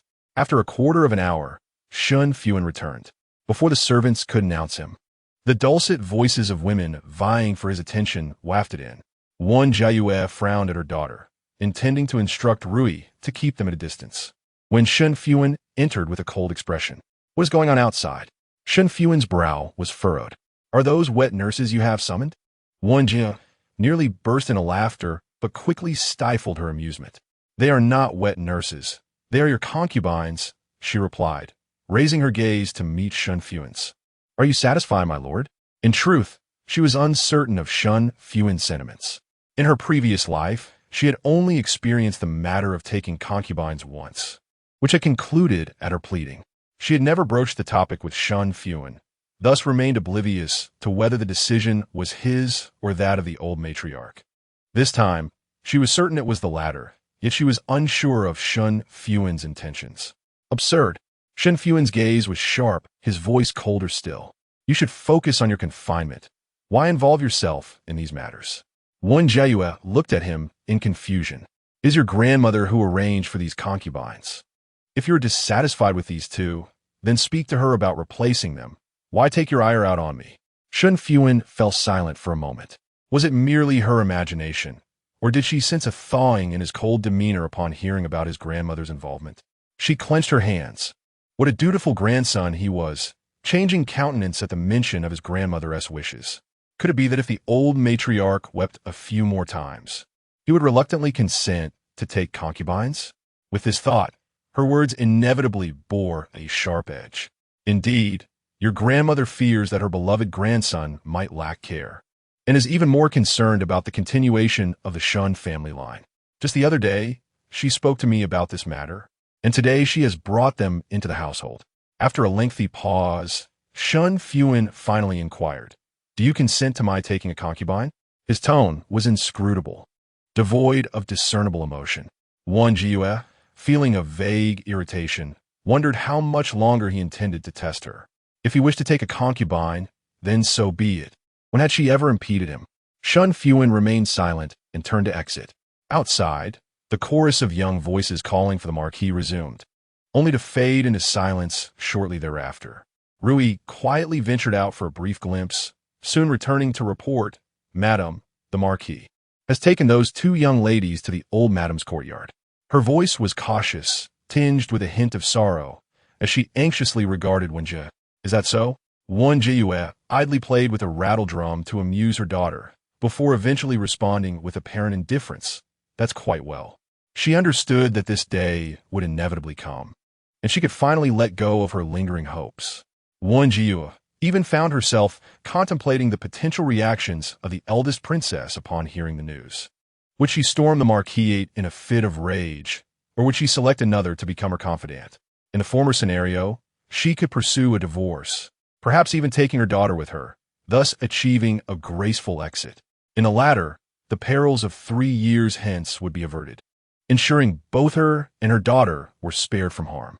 No matter how she considered it, she stood to gain immensely. With a cheerful disposition, Wen Jiayue shook the rattle drum, its rhythm growing increasingly lively. Zhao Zhao, captivated, reached out in eager anticipation. After a brief period of play, Shen Fuhan surprisingly returned. Why are you back so soon? Wen Jiayue's previously buoyant mood dissipated entirely as she lifted her gaze to him. The warmth of the late August sun enveloped the world. Yet Shen Fuhan seemed untouched, his expression as frigid as ice. Wen Jiayue scoffed inwardly, pondering his feigned demeanor. Was he truly displeased at the prospect of having 2 beautiful concubines? The memory of their wedding day surfaced in her mind, recalling Shen Fuhan's expression as he lifted her bridal veil, his handsome face marred by an air of reluctance, as though he were being coerced into marriage. Yet, he was indeed compelled. Their union was merely a consequence of a prior obligation. When Wen Jiayue was but an infant, her father had saved Shen Fuhan's father, thus binding their families in a childhood engagement. At the age of 16, Wen Jiayue wed the 23-year-old Shen Fuhan, becoming the lady of Jing'an Marquis. Originally, they were to marry when she came of age, but unforeseen circumstances delayed their union by a full year. Naively, she had believed that the Marquis required ample preparation for marriage, but in hindsight, it was likely Shen Fuhan's reluctance that caused the postponement. Wen Jiayue mused that had he remained unwilling, perhaps she would have fared better had she married another. She vividly recalled a kind neighbor from her childhood who had promised to marry her before relocating to Jiangnan. A heavy sigh escaped her lips.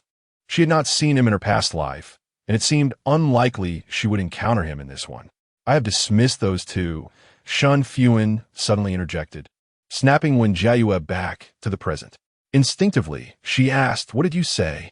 However, Shen Fuhan did not repeat himself, merely regarding her with his cold gaze. Wen Jiayue pivoted and queried, "Did you find none of them to your liking?" One wonders, given the elegance and poise of the Grand Princess. How could he possibly be enamored by a woman of such ordinary appearance? Shen Fuhan coldly remarked, "I did not look." Wen Jiayue did not respond, merely casting him a puzzled glance. Could it be that he is so devoted to the Grand Princess's virtue? Chapter 11.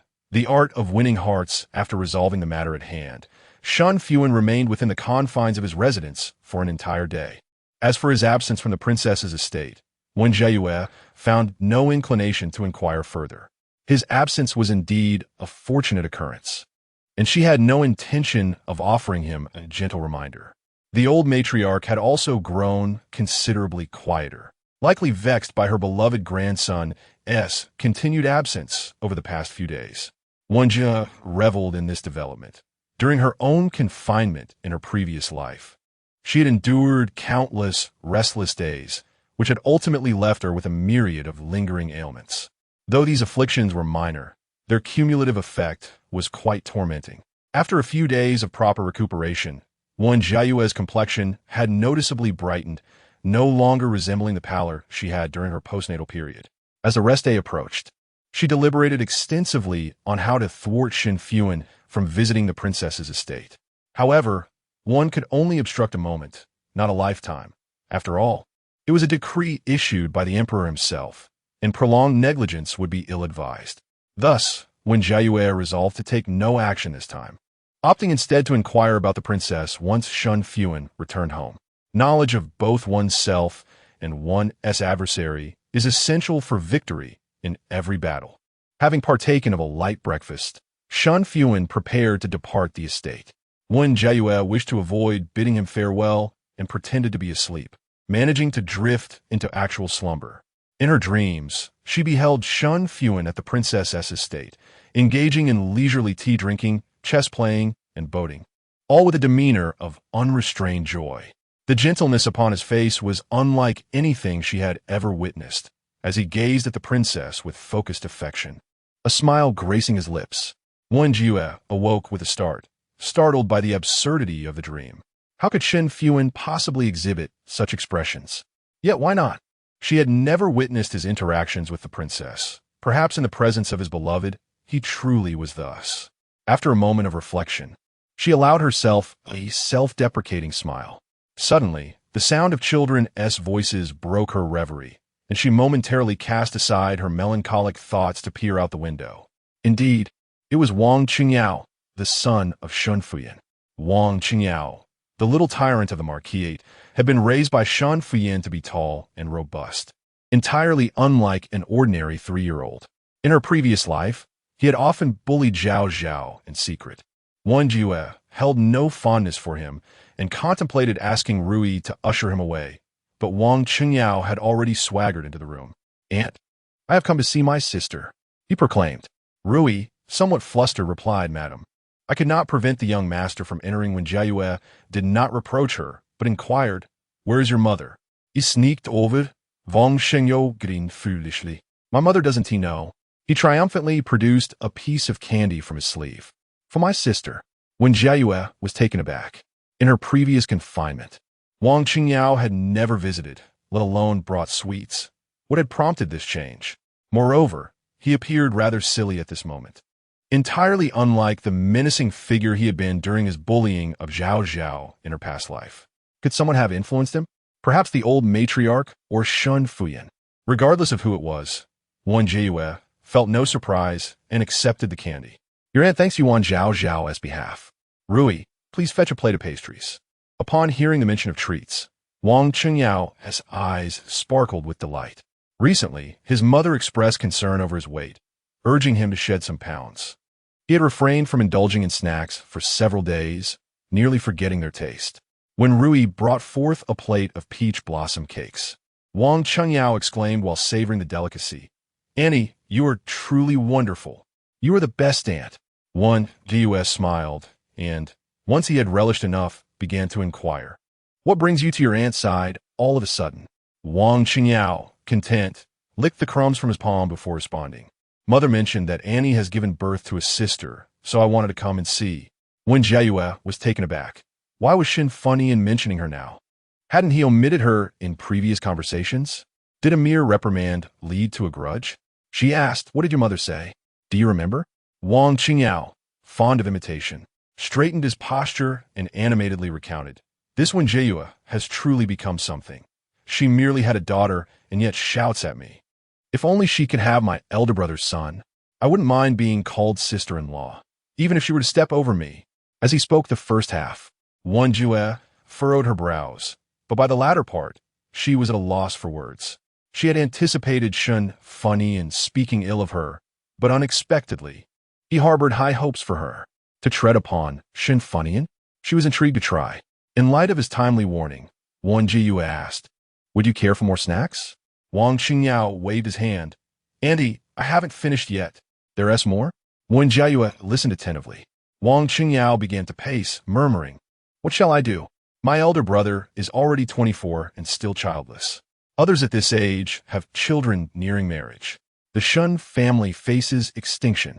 Wen Jiayue felt a wave of darkness sweep over her. Why was Shen Fuhan so preoccupied with the continuation of the family line? Wasn't her son already heir? A change of surname would suffice.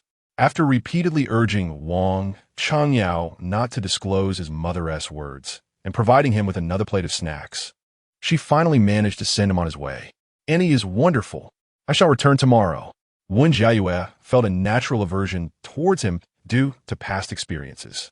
However, upon reflection, she realized that in this lifetime, Wang Qingyao had not committed any harm against Zhao Zhao. Why should she hold a grudge against a mere 3-year-old? Moreover, should Wang Qingyao be led astray as he was in the previous life, Zhao Zhao would still face hidden bullying. After all, no matter how meticulously she cared for Zhao Zhao, she could not tether her child to her waist at all times. It would be better for Wang Qingyao to learn to protect her. Having come to this understanding, Wen Jiayue felt a surge of clarity. With still a little over half an hour until noon, she found herself hungry and instructed for the meal to be prepared. Just as she took a few bites, Shen Fuhan returned. Wen Jiayue was somewhat surprised that he hadn't tea-dined at the princess's residence. Was this yet another instance of feigned capture and release? He was quite adept at manipulating emotions. Wen Jiayue continued to eat. The afternoon meal comprised entirely of her favorites, while Shen Fuhan was quite selective, finding little to his liking. However, she could not remain silent for long, especially since she had matters to discuss. She said, "My lord has returned. I had the kitchen prepare an additional meal. Please take a moment to rest." Shen Fuhan glanced over the spread and took a seat. No need. He was rather too easygoing, thought Wen Jiayue, raising an eyebrow slightly. Seeing Li Jilan so elated, he even developed an appetite for dishes he usually disliked. Wen Jiayue pressed her lips together and casually remarked, "I had thought that the marquis would dine at the princess's residence." "No," came the response. "Is it a matter of this occasion, or is it a permanent arrangement?" Wen Jiayue refrained from asking this question, fully aware that later. Shen Fuhan had enjoyed several meals at the princess's abode. Gripping her chopsticks tightly, she strove to maintain her composure before finally managing a smile. "I have yet to meet the eldest princess. Might the marquis share whether she is as breathtakingly beautiful as the rumors suggest?" Chapter 12.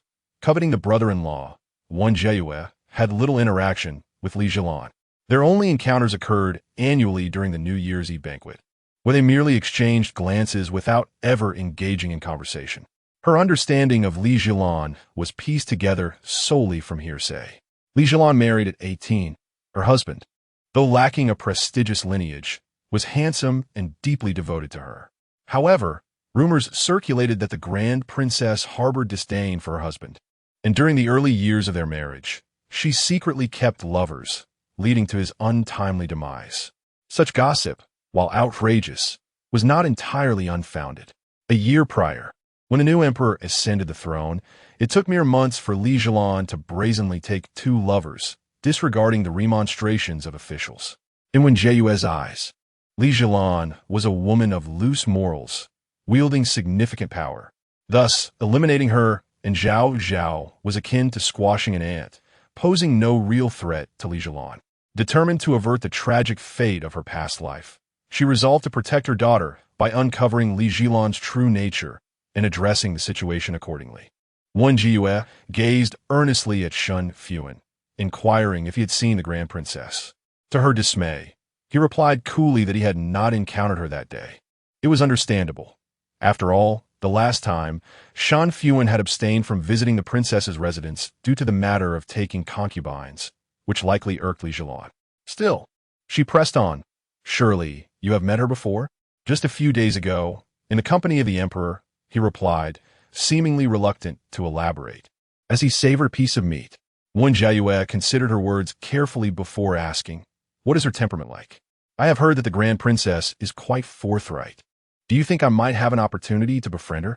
Shen Fuhan's expression shifted immediately, his voice turning cold as he firmly stated, "No." Wen Jiayue stared at him in astonishment. His intense reaction made her wonder if he feared she would uncover his secrets. To assuage his concerns, she smiled gently. "Immediatist, I will heed your advice." His demeanor softened slightly, and he replied, "Take care of your health. I will manage the rest." Wen Jiayue nodded obediently, but her inner turmoil only deepened. If he truly could manage everything, then she and Zhao Zhao would not have met their unjust end in her previous life. Having lost her appetite, she stood up after a few bites. Shen Fuhan looked up at her, urging her to eat more. "I have no appetite," she murmured, pressing her lips together. "I feel a bit tired and shall retire for the night." He refrained from pressing her further and continued his meal alone. As she lay on her bed, Wen Jiayue contemplated how to discreetly engage with the Grand Princess. Since the Grand Princess had never visited the marquis' residence, she needed to frequent the palace to increase her chances of meeting her. Additionally, the Grand Princess often attended the palace. If she could forge connections with the emperor's consorts, her opportunities to encounter the Grand Princess would multiply. Wen Jiayue pondered silently, aware that the emperor had only recently ascended and the palace remained sparse, with a selection of consorts not due until March of the following year. Among the chosen, many would be daughters of prominent families.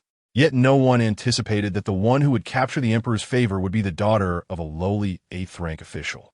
In a brief span of a year, she had already risen to the rank of Qinfei. The emperor had even contemplated bestowing the title of empress upon her, but the absence of offspring led him to reconsider. Subsequently, a child did arrive. It was a tragic circumstance. One body, two lives lost. The emperor nearly succumbed to madness, resulting in the demise of many. Wen Jiayue had once encountered the consort Shen at a royal banquet.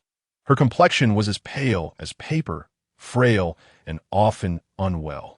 Among the 3,000 beauties in the harem, she could barely be deemed above average, yet the emperor was inexplicably fond of her.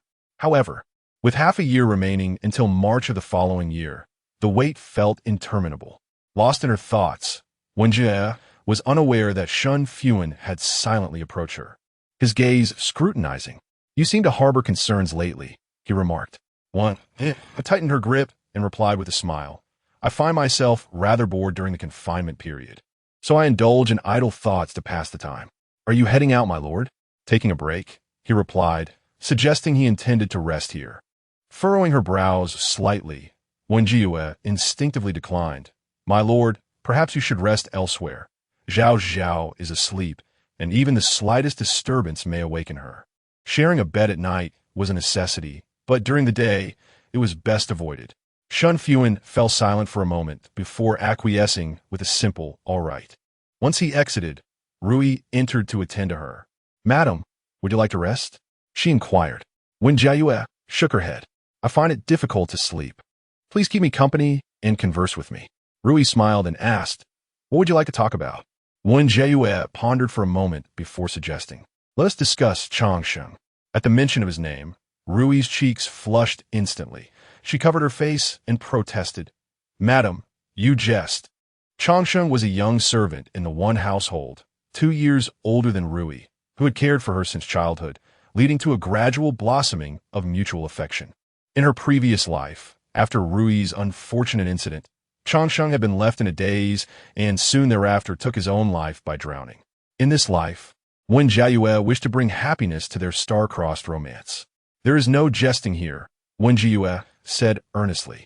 If your feelings are mutual, I shall take the liberty of arranging your marriage. Rui quickly shook her head. I am not yet inclined to marry. I only wish to stay by your side. Foolish girl, it is not for now, Wen Jiayue chuckled. If you were to marry now, I would feel reluctant to part with you. Let Changsheng wait a few more years. It matters not. Rui, blushing, nodded in agreement, then added, Madam, you are younger than I by a year, yet you speak as if you are my elder. It feels as though you are calling me your sister. Wen pursed her lips, though she appeared to be 17. She was actually 20. Seeing Rui, who was 18, did evoke a sense of sisterhood. She explained, perhaps it is due to having given birth. I feel as if I have aged a few years.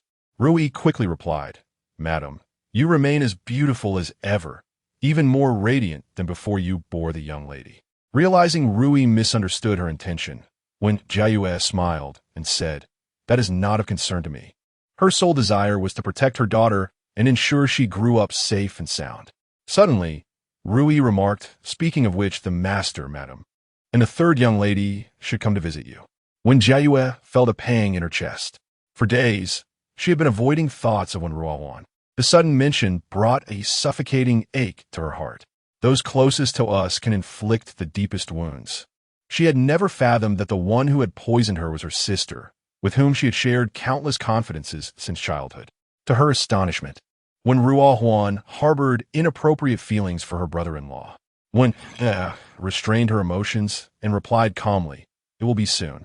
If it were to unfold as in her previous life, that would mean tomorrow. She was curious to see if the other family members were aware of Wen Ruohuan's infatuation with Shen Fuhan. If they were all in collusion, then this maternal family was better off discarded. Chapter 13. A visit from the family the following day. As noon approached, the Wen family came to visit Wen Jiayue.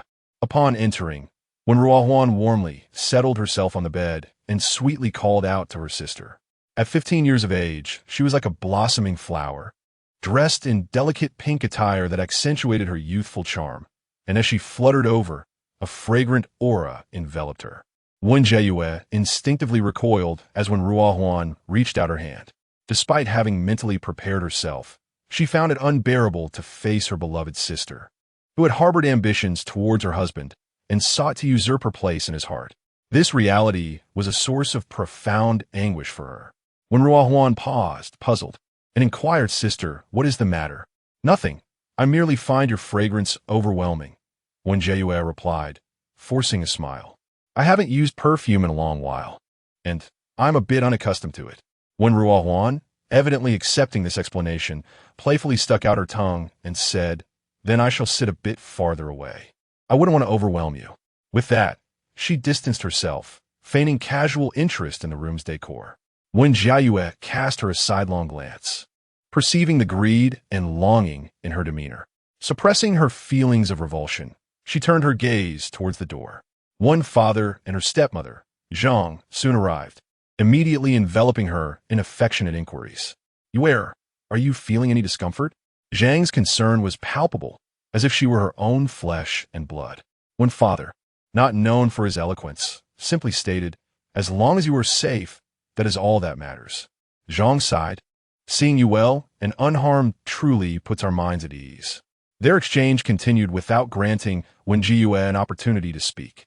In the past, she would have felt joy at such concern from her father and stepmother, as it echoed their previous affection. Yet now, faced with their smiling faces, she couldn't help but ponder the authenticity of their expressions. Wen Jiayue steeled herself and forced a smile, asking, where is Ruoqian? Ruoqian, her stepbrother, was 16 and studying at the academy. Zhang replied, "He is busy with his studies at the academy, so we did not summon him. However, if you wish to see him, I can send for him."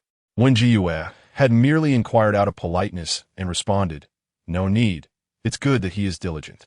Internally, she scoffed, reflecting on how, despite years of study, he had failed to pass even the most basic examinations in her past life. Her dissatisfaction with her stepbrother had been long-standing. In her previous existence, he had drunkenly misbehaved at a banquet, causing chaos. This time around, she would not tolerate any unruly behavior from him. When father quickly interjected, all right, we shall do as Yuer wishes." Once the pleasantries concluded, Wen Jiayue summoned Rui to bring Zhao Zhao to meet them. After playing with the child for a while, Zhang, with a smile, asked, "Why is the marquis not here?" Wen Jiayue replied with a smile, "He is occupied with duties and has many matters to attend to, but he will return by noon to share a meal with father and mother." Zhang stood beside her daughter, playfully nudging her arm. When Ruohuan, with a smile illuminating her face, gently brushed her hair and casually surveyed the furnishings of the room, as if it had already become her home. Meanwhile, Wen's father hesitated, casting furtive glances at his wife and daughter, and subtly scrutinizing the expression of his eldest daughter, clearly aware of everything. Wen Jiayue observed their subtle interactions with a cold smile within her heart. In her previous life, they were her closest kin. She had never guarded herself against them, naturally believing they reciprocated her sincerity. Yet, they were not truly mother and daughter, nor sisters in the most profound sense. Despite their outward closeness, there remained an invisible barrier between their hearts. It was her failure to discern their true nature. The family members she cherished most turned out to be the ones who inflicted the deepest wounds upon her. Their displays of paternal love, maternal affection, and sisterly bond were mere performances, each sentiment a dagger aimed at her. They awaited the day to strip her of her very essence, and, upon her demise, to elevate their biological daughter to the position of the lady of the marquis' residence. Wen Jiayue couldn't help but smile bitterly, realizing she had always been an outsider. Neither the One household nor the residence of the marquis of Jing'an offered her a place. Neither was her true home. Fortunately, she still had Zhao Zhao, her sole companion in this world. Suppressing her tumultuous thoughts, Wen Jiayue continued to navigate the dynamics of the Wen family. As noon approached, Shen Fuhan returned. Wen Jiayue discreetly glanced at Wen Ruohuan, whose eyes sparkled with excitement, barely restrained. Had it not been for Zhang's intervention, she might have already flown to Shen Fuhan's side. Shen Fuhan, maintaining his aloof demeanor, gracefully greeted his in-laws, his gaze fleetingly landing on the expectant Wen Ruohuan before turning towards her. Wen Jiayue held his gaze, allowing a smile to bloom on her lips as she softly called out, "My husband has returned." Leaning against the soft cushion, gentle light fell upon her delicate face, her smile warm and sweet. Shen Fuhan regarded her with a slight nod. Wen Jiayue said, "You must be hungry, dear husband. Rui, please bring the food." Once all eyes had shifted, her smile gradually faded. In front of the Wen family, she and Shen Fuhan had consistently portrayed the loving couple. This was a fade she had painstakingly maintained.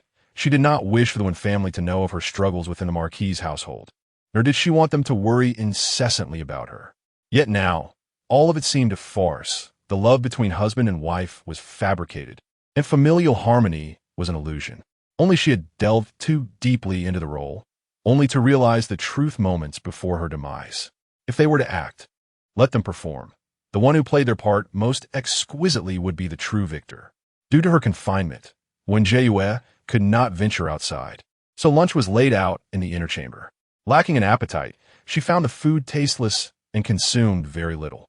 Shen Fuhan personally served her half a bowl of black chicken soup with Angelica, softly urging her, "Drink some soup to warm your body." In front of the Wen family, he always accorded her respect, routinely serving her food and soup. She noticed a fleeting distortion in Wen Ruohuan's expression and smiled sweetly as she took the silver spoon. "Thank you, my husband." The act of portraying a loving couple was to be continued. "Sister, is the black chicken soup delicious? I would like to try some too." Wen Ruohuan chimed in sweetly, clearly indicating she wanted to be served. Coincidentally, The soup was positioned closest to Shen Fuhan. The individuals at the table all turned their gaze towards him. Yet Shen Fuhan remained unperturbed, merely stating in a calm tone, "Assist the third young lady with the soup." The attentive maid, ever observant of the nuances, promptly stepped forward to take the bowl. Wen Jiayue, feeling exceedingly vexed, forced a smile and cheerfully exclaimed, "Thank you, brother-in-law." Shen Fuhan showed no inclination to respond, and Wen Jiayue remained silent.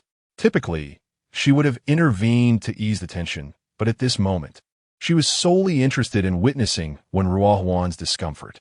As she sipped the black-boned chicken soup, she pondered whether Wen Jiayue was truly enamored with Shen Fuhan's demonstrated gentleness and thoughtfulness, or merely the title of the marquis's wife. Regardless of the answer, it mattered little to her now. In her past life, she had misjudged people, but this time, she would not spare anyone who had caused harm to her or her daughter. Wen Jiayue's expression grew somewhat awkward, her smile gradually fading as she pouted. Observing his youngest daughter's discontent, Wen's father quickly interjected, "Why express thanks? Your brother-in-law is not a stranger."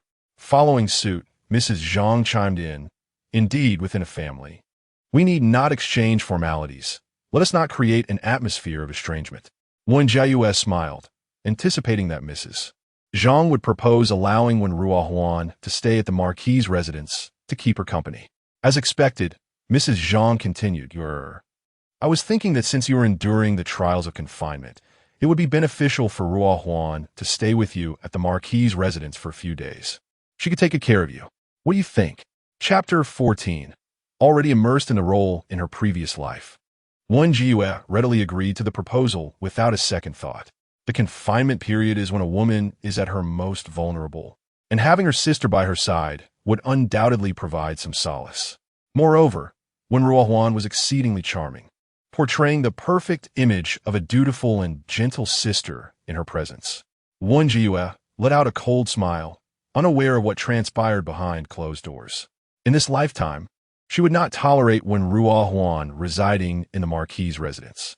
With this thought in mind, Wen Jiayue politely declined, stating, "I too wish for Huaner to accompany me, but she has come of age and should seek a suitable match.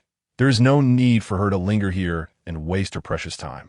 Zhang, taken aback by Wen Jiayue's refusal, found herself momentarily at a loss. Wasn't she always compliant? Why had she suddenly become so resolute? Wen Jiayue, sensing the urgency, quickly interjected, "Sister, how could you say that? My staying in the marquis's residence would not only allow me to care for you, but also expose me to the world." Zhang regained her composure and chimed in, "Indeed, Huaner speaks of you constantly. You two share the closest bond in our family. Taking care of you is far more important than looking for a match." Wen Jiayue pressed her lips together, recognizing the sweetness of their words. However, it was not yet the time to confront them directly.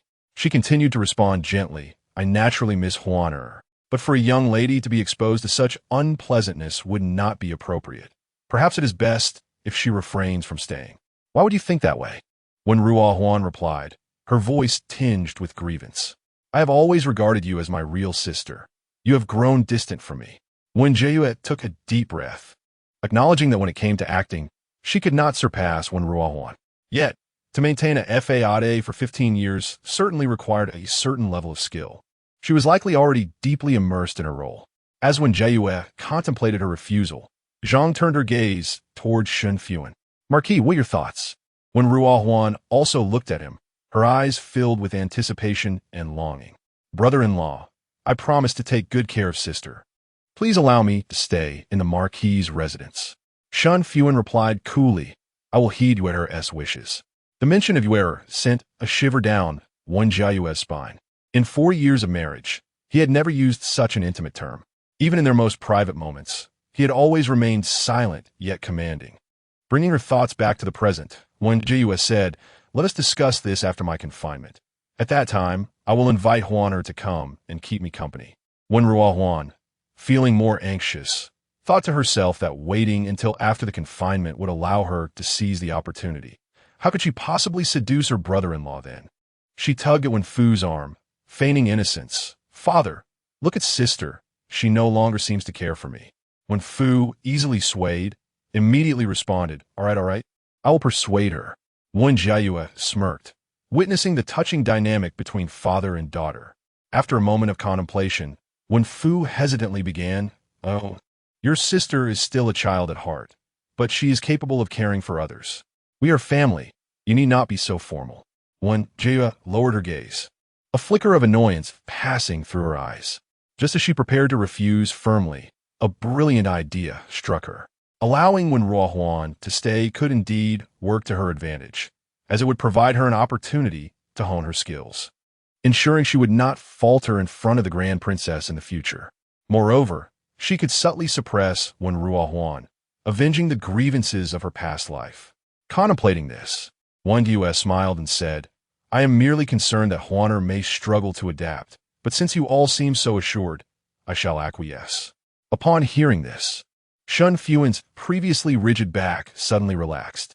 Wen Jiayue cast a sidelong glance at him, her lips pursed slightly.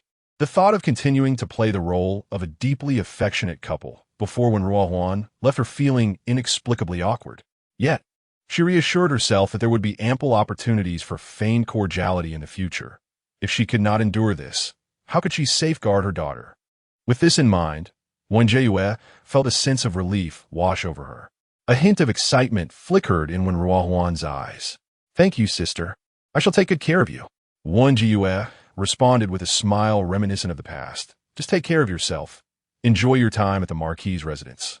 I shall not restrict you. After lunch and some conversation, the Wen family prepared to depart. With a beaming smile, Wen Ruohuan bid her farewell, sister. I will come by to accompany you again in the evening. Wen Jiayue nodded slightly, feeling a twinge of irony within her heart.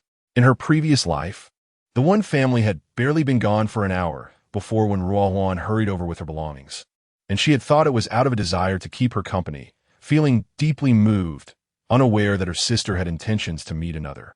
Maintaining her smile, Wen Jiayue feigned reluctance as she watched the Wen family leave. Once they disappeared from view, her smile faded significantly, and she summoned Rui, instructing her to prepare the guest room. Rui, responding dutifully, was about to depart when Wen Jiayue called her back. Glancing around, Wen Jiayue quietly inquired, how do you usually communicate with Chongqing? Rui's cheeks flushed as she replied, quite well, but why do you ask, my lady? Nonetheless, since the question was posed, she divulged. We meet once every 2 weeks in a small alley outside the marquis' residence. Wen Jiayue nodded. I would like to ask a favor of you. The next time you meet, have Chongqing keep an eye on the movements of the Wen residents, especially concerning Wen Ruohuan.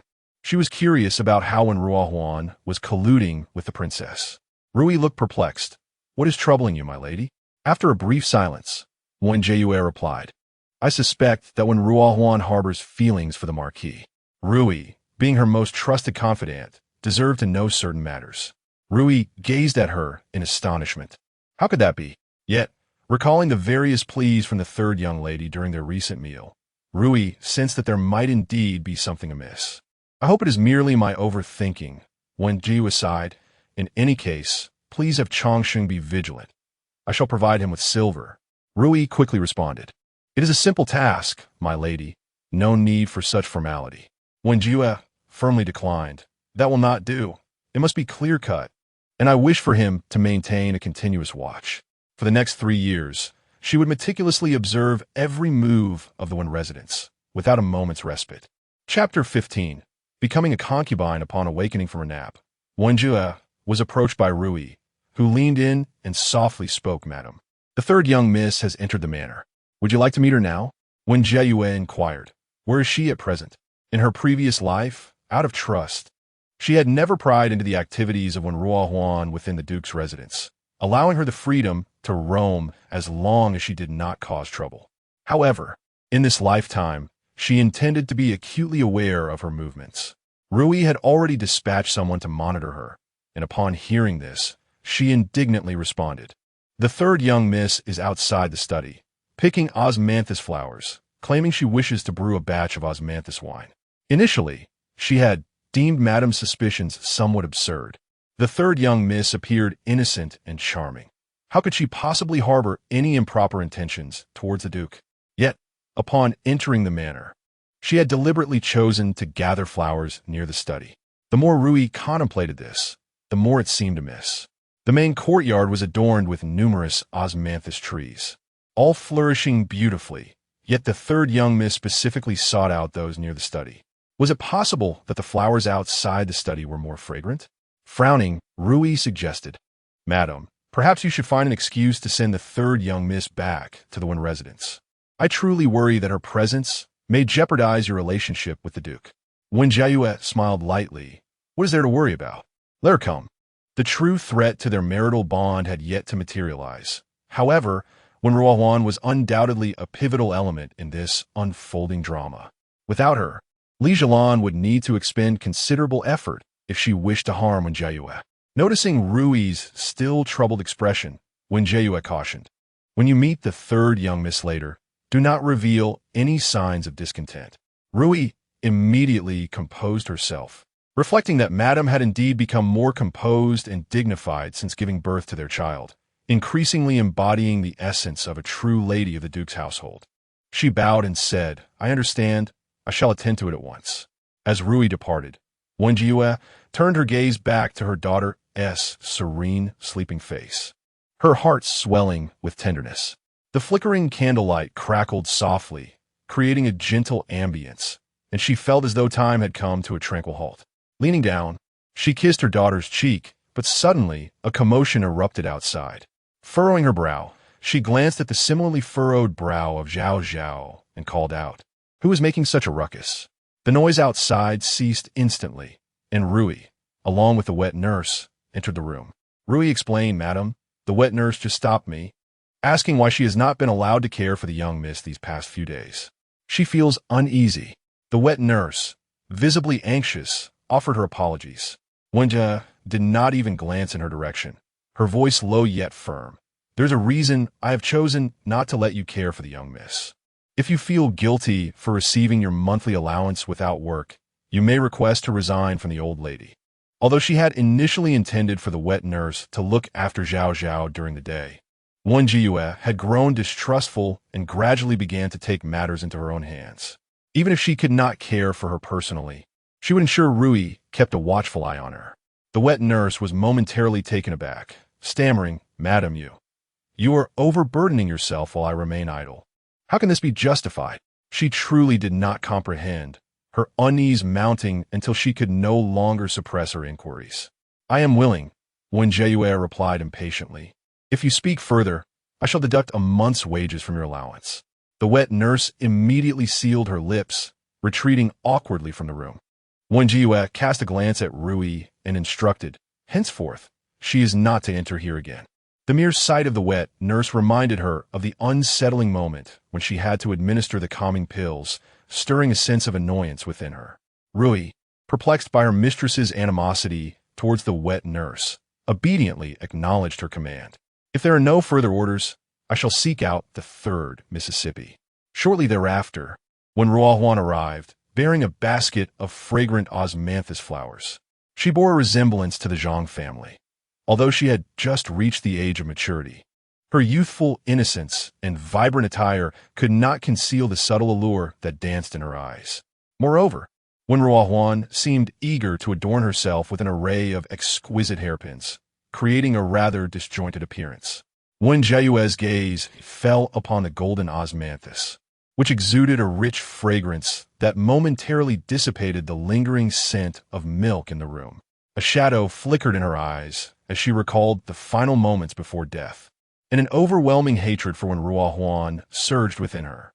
With great effort, Wen Jiayue clenched her fingers and smiled, inquiring, "What prompted you to suddenly pick osmanthus?" Wen Ruohuan wiped the beads of sweat from her brow and replied with a beaming smile, "I wish to brew a jar of osmanthus wine, so that when sister emerges from confinement, we can enjoy it together with brother-in-law." How considerate, one might think. Yet in her heart, she likely envisioned herself sharing the wine solely with her brother-in-law. Wen Jiayue concealed a cold smile at the corners of her lips and responded gently, "You are thoughtful, dear. I shall await the wine you have crafted with your own hands." "Absolutely. I will ensure it is brewed to perfection." Wen Jiayue suddenly inquired, "By the way, where did you gather the osmanthus?" The smile on Wen Ruohuan's face faltered, and after a brief pause, she replied cheerfully, I picked them near the study. Sister, is that not a place one can visit? When a marquis is away, you may certainly go there. Wen Jiayue paused, then added with a smile. But I am curious as to why you felt compelled to pick them from that location. Wen Ruohuan nervously licked her lips. I inadvertently wandered to the study. I intended to choose a different spot since it is brother-in-law's study, and I certainly should not intrude. However, I thought that osmanthus wine imbued with the scent of ink might be even more delightful, so I gathered a basket. The more Wen Jiayue listened, the more astonished she became, realizing that Wen Ruohuan's skill in deception had reached an extraordinary level. In mere moments, she could fabricate a flawless excuse without a hint of hesitation. Had she not already been aware of Wen Ruohuan's inappropriate feelings towards Shen Fuhan, she would have been convinced by such a tale. Suppressing her surprise, Wen Jiayue responded nonchalantly, so that is the case.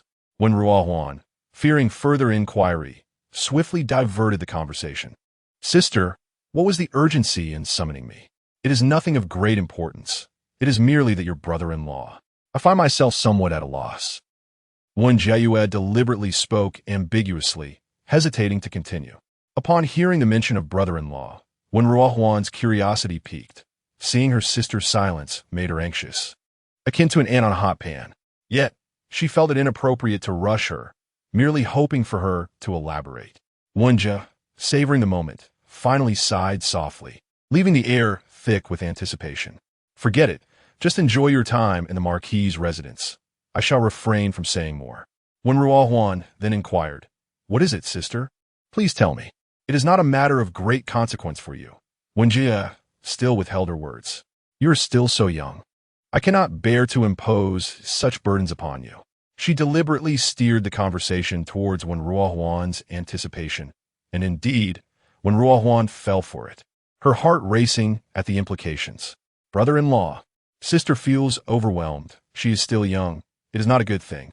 Wen Ruohuan had pieced together a narrative in which Wen Jiayue intended for her to become a concubine for her brother-in-law, yet she felt too shy to voice it. Nevertheless, she was willing, exceedingly so, to reassure Wen Jiayue.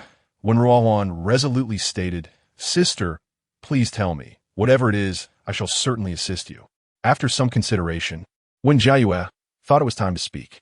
Since I entered the marquis's residence, I have never neglected my daily morning and evening rituals. However, recently, during my confinement, I have felt inadequate.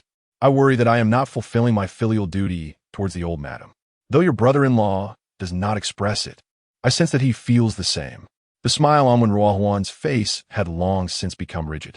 Pretending not to notice, Wen Jiayue took her hand and earnestly said, Since Ruohuan is so eager to fulfill this filial duty on my behalf, let us begin from this very night.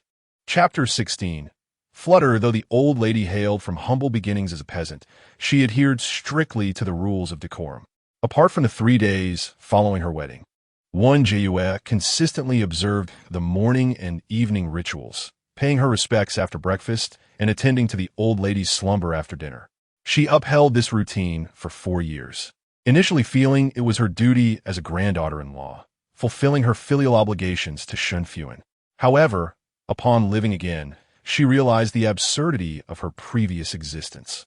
No matter how much she endeavored to ingratiate herself with the family of the marquis, they would never regard her as one of their own, merely treating her as a servant to summon at will. Once her confinement was over, Wen Jiayue planned to find an excuse to abandon the morning and evening rituals, at the very least reducing them to once every few days. Yet now, she intended to teach Wen Ruohuan a lesson, coveting her brother-in-law and plotting against her sister. The debts of her past life would be repaid in this one. Sister, Wen Ruohuan stammered, attempting to decline.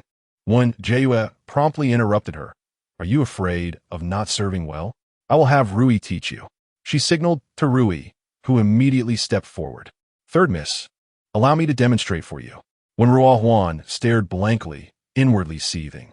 She had presumed Wen Jiayue intended for her to serve her brother-in-law. Who could have guessed it was to serve the old lady instead? However, having made her statement, she knew retracting it would only estrange her from her sister. In a flash of inspiration, she conceived a clever plan. If she could persuade her brother-in-law to refuse, she would be exempt from the morning and evening rituals. Furthermore, she could use this matter as an excuse to converse with him more. With this thought, Wen Jiayue eagerly awaited her brother-in-law's return. As twilight descended, Shen Fuhan arrived home. With Wen Jiayue present, Wen Jiayue could not dine alone in advance and had to wait for his return to share the meal. Upon seeing him enter, she smiled gently. "Husband, you're home early today." Shen Fuhan replied, "There were not many matters to attend to today." Wen Jiayue, secretly admiring her brother-in-law's tall and elegant figure, felt a surge of joy at his words. Perhaps his early return was due to her presence. Wen Jiayue cast her a sidelong glance and coughed lightly. "Huaner, why not check the small kitchen and have someone bring the food?" A flicker of annoyance crossed Wen Jiayue's face. What did this mean, treating her like a maid? Realizing that Shen Fuhan was changing, she understood she must excuse herself. Embarrassed, she retreated. Once she departed, Wen Jiayue immediately ceased her facade, her smile fading. A rustling sound emerged from behind the screen, followed by Shen Fuhan's voice. "Zhao Zhao, have you been well today?" Wen Jiayue replied nonchalantly, "Quite well."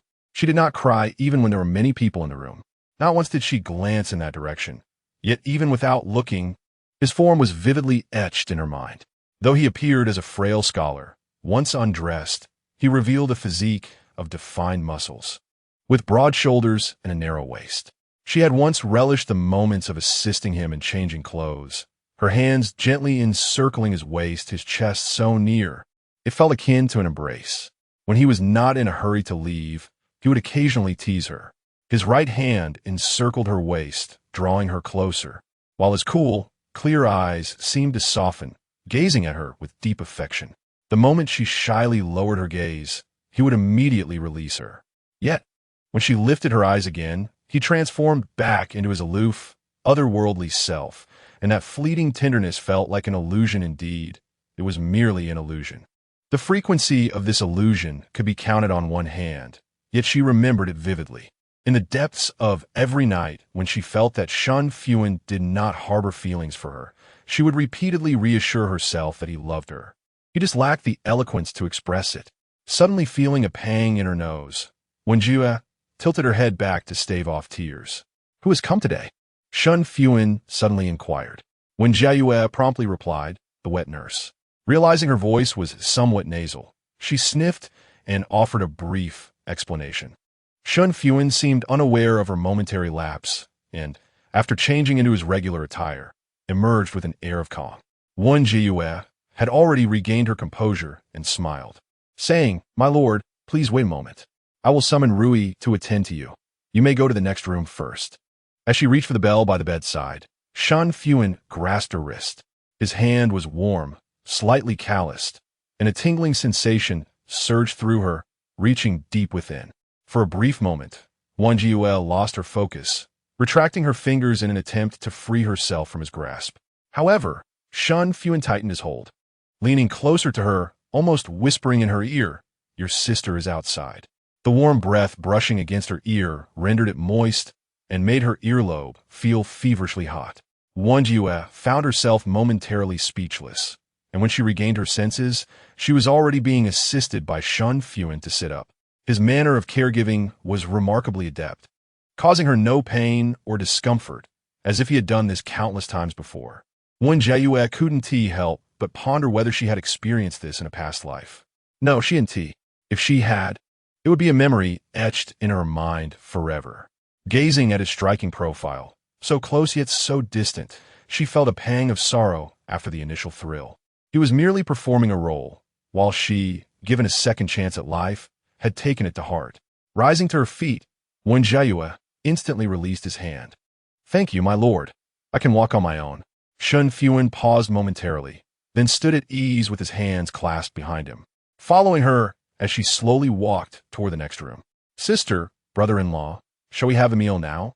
Outside the door, Wen Jiayue spoke up just in time. Wen Jiayue remained silent, and Shen Fuhan cast her a glance before personally opening the door. Upon lifting her gaze, she was met with a strikingly handsome, cool countenance, causing Wen Jiayue to momentarily freeze, nearly losing her smile. It was only after sitting down that she managed to restrain herself. Soon, dinner was served, laid out on the table. As was his custom, Shen Fuhan served vegetables to Wen Jiayue, and upon noticing her bowl was empty, he promptly replenished it, as if it were the most natural thing in the world. When Ruohuan observed with envy, how was it that her sister, sharing the same humble origins, could marry the young and handsome Duke Jing'an, the top scholar of the current dynasty, who was favored by the emperor and lavished affection upon his wife? Each individual trait was enviable, yet her brother-in-law possessed them all. How could she not feel jealousy? Regardless, in this lifetime, she could never find a better husband than her brother-in-law. Thus, she resolved to seize him and transform him into her own spouse. Concealing the glint of ambition in her eyes, she pouted and inquired, "Sister, must I truly commence the morning and evening rituals starting tonight?" She furtively glanced at Shen Fuhan, expecting curiosity, yet he remained absorbed in his meal, not lifting his gaze. Wen Jiayue nodded and replied, "Since you have agreed, it is indeed better to act sooner rather than later." However, when Ruohuan protested, "But I do not wish to go tonight. Can we perhaps start from tomorrow? I beseech you, sister." In the past, Wen Jiayue had always indulged her whims, agreeing to whatever she proposed. Yet now, she felt no twinge of compassion. "But I have already informed the matriarch." Wen Jiayue feigned difficulty. Had you spoken half an hour earlier, it would have sufficed. She had anticipated that when Ruohuan would employ every possible means to evade the situation. Hence, she had preemptively communicated the matter to the matriarch. When Ruohuan's expression stiffened, "How could be so swift?" Nevertheless, this did facilitate her plea to her brother-in-law. After a moment of contemplation, she spoke sweetly, "Brother-in-law, please persuade my sister on my behalf. I truly do not wish to go tonight." With boldness, she reached out to tug at Shen Fuhan's sleeve, her demeanor innocent, resembling a child playfully engaging with an elder. Wen Jiayue observed, pursing her lips slightly but refraining from voicing any objections. In the next instant, Shen Fuhan deftly evaded her grasp, ensuring she did not touch even the hem of his garment. He stated calmly, "I have always heeded your sister. Appealing to her is far more effective than seeking my intervention." Chapter 17. Outside the study after dinner, when Ruohuan reluctantly made her way to Ninghui Hall. Wen gently reminded her, "Once you arrive, refrain from speaking too much. Simply attend to the old lady." The old lady had a penchant for nitpicking. A slight displeasure would provoke her wrath. Having served for 4 years, when Ruohuan had learned the ropes, and the scoldings had diminished over time. Yet, she too had endured her share of reprimands in the beginning, shedding countless tears along the way. If when Ruohuan wished to marry her brother-in-law, it was prudent for her to acclimate herself to the life that awaited her after marriage. Whether she could indeed marry, or even desired to do so, depended entirely on her own capabilities. "I understand," when Ruohuan replied, her spirit dampened, akin to a frostbitten eggplant. In Wen residence, she had never served anyone. Her parents doted on her and had never allowed her to suffer indignities. However, upon entering she was now required to serve someone. Although it was her brother-in-law's grandmother, it still felt somewhat repugnant to her. Wen Jiayue did not notice her expression and inquired further, "Have you mastered what Rui taught you?" "I have learned it. Rest assured, sister. I will perform well." When Ruohuan thought to herself that if she could win the old lady's favor and support, her chances of marrying into the would-be greatly enhanced. With this thought, she felt a surge of determination. "Sister, I shall go now and return shortly."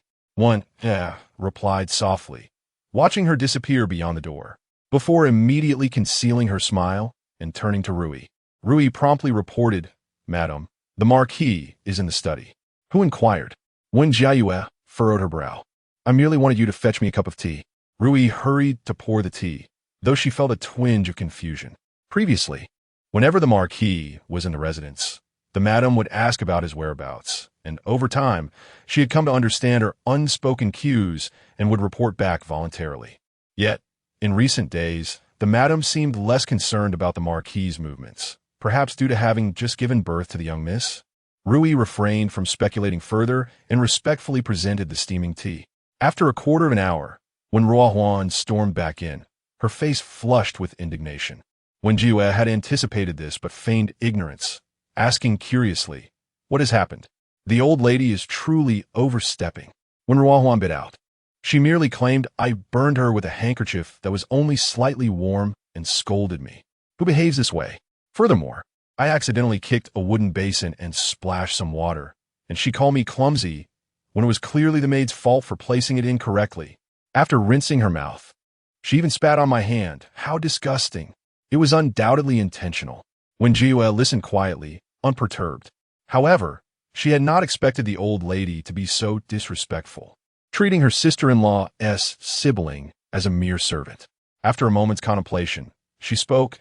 I have always endured similar experiences. Everything you have described, I have faced myself. She sighed.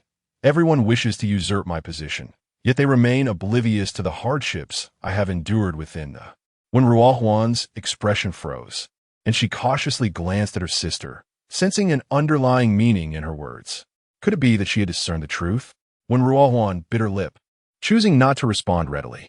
With a dismissive huff, she thought to herself, what hardship is this? Merely attending to grandmother. If it means marrying my brother-in-law, I would gladly serve my sister-in-law as well. In her eyes, Wen Jiayue was simply indulging in too much comfort, blissfully unaware of the fortune she possessed. The titles of the first scholar's wife and the marquis's wife were indeed enviable. What woman would not covet them? Moreover, her brother-in-law was exceptionally handsome and capable, destined to achieve great things, perhaps even becoming the prime minister's wife in the future. Contemplating this, she feigned sympathy and said, "Indeed, others may not understand the struggles of my sister, but I do." Wen Jiayue smiled gently. "Enough now, you've been weary all day. Go rest." There's no rush. It's still early. When Ruohuan casually inquired, "Why is my brother-in-law not here?" Wen Jiayue lowered her gaze to mask the sarcasm in her eyes before replying. "He is in the study, likely still occupied with matters." Upon hearing this, when Ruohuan's heart leaped with joy, her brother-in-law had returned early tonight, and after a meal, he went back to work. Wasn't he just to see her? With a flash of irritation, when Ruohuan declared, "Sister is waiting. How can brother-in-law be in the study? I shall call him back and pick some osmanthus flowers while I'm at it." Without waiting for Wen Jiayue's response, she turned and exited, forgetting the basket left on the table. "Madam, should I stop the third miss?" Rui asked anxiously. "No need," Wen Jiayue replied coolly. "Let her be." Rui was perplexed. What if the third miss barges into the study? That would be troublesome. That would still require the marquis's consent for her entry, Wen Jiayue remarked. In the 4 years, she had only been permitted to enter the study twice. Most often, she merely sent messages or items through the guards. If Wen Ruohuan possessed the means to enter the study, she would gladly relinquish her position as the marquis's wife. Seeing her calm demeanor, Rui relaxed, focusing on assisting her mistress with her grooming. Outside the study, when Ruohuan strode in confidently. However, after just a few steps, 2 guards blocked her path. "Who goes there?" The guards exuded an intimidating presence, startling Wen Ruohuan as she stammered. I am the sister of your marquis's wife. My sister sent me to find my brother-in-law." The guards exchanged glances and inquired, "What is the lady's command?" Naturally, she could not divulge that. Her sister had instructed her to relay the message personally. "Let me in at once." The more she spoke, the more composed she became, spinning lies effortlessly. Yet the guards were not easily swayed. One blocked her path while the other approached the study. "Please, let me in," Wen Ruohuan urged. The guards showed no leniency, reprimanding her. "This is the sacred study. No noise is permitted." The other guard ascended the steps, knocked on the door, and respectfully conveyed the message. A detached voice from within replied, "Let her go." The guard cupped his fist in acknowledgement, but given the matter concerned the lady, he reiterated, "The third miss requests to see you." Silence reigned within. After a moment, the guards returned. "What did my brother-in-law say?" Wen Ruohuan asked eagerly. "The third miss is to leave and must not approach the study again henceforth." Wen Ruohuan was momentarily taken aback. Observing her reluctance to leave, the guard remarked, "If the third miss does not depart soon, I shall be compelled to escort you out." Enraged, Wen Ruohuan turned to leave, only to catch sight of Rui approaching with a basket, unaware of how long she had been standing there. "Third miss, Madam has instructed me to deliver your basket." Wen Ruohuan felt irked upon seeing it. yet refrained from voicing her displeasure, accepting the basket with a sense of frustration. Please inform my sister that I shall return directly to rest. Noticing that she indeed did not enter the study, Rui returned in high spirits, animatedly recounting the incident to Wen Jiayue. As she spoke with enthusiasm, Rui grew somewhat excited and quickly covered her mouth, fearing she might awaken the slumbering Mississippi. Wen Jiayue, sensing the commotion, urged Rui to cease her chatter, as she faintly heard the sound of Shen Fuhan's footsteps. His stride was steady and powerful, distinctly different from others. She could not be mistaken. Before long, Shen Fuhan entered as anticipated. Wen Jiayue greeted him politely. My lord, have you finished your tasks so soon? Shen Fuhan's expression remained indifferent. No. Confounded, Wen Jiayue shot him a glance, wondering why he had returned then. The two fell into a silence. After a brief pause, Shen Fuhan inquired, What business do you have with me? Chapter 18. After the emotions, Wen Jiayue felt somewhat bewildered. When have I ever sought you out? She wished for his delayed return. Shen Fuhan clarified, It's what your sister mentioned. Wen Jiayue pressed her lips together, irritated that when Huan had caused her trouble. It was clear that she herself desired to see her brother-in-law, yet insisted on placing the blame on her. She had no intention of assisting her in perpetuating this falsehood. I did not. All she longed for was to fall asleep quickly, to avoid the awkwardness of eye contact with Shen Fuhan upon his return. Shen Fuhan paused momentarily before understanding. Just before leaving, he suddenly remarked, If Zhao Zhao cries, you may send someone to fetch me back at any time. Wen Jiayue was momentarily taken aback, her gaze following his silhouette until it vanished from sight. Suddenly, she recalled the day she discovered her pregnancy. After holding her excitement at bay throughout the day, she could no longer contain her joy when Shen Fuhan returned from his duties and shared the news with him. Contrary to her expectations, there was no visible joy on Shen Fuhan's face. He merely reassured her to take good care of herself for the sake of the baby, and that very night, he moved to the study to sleep. Ever since, she had been anxious, feeling that Shen Fuhan did not particularly like children.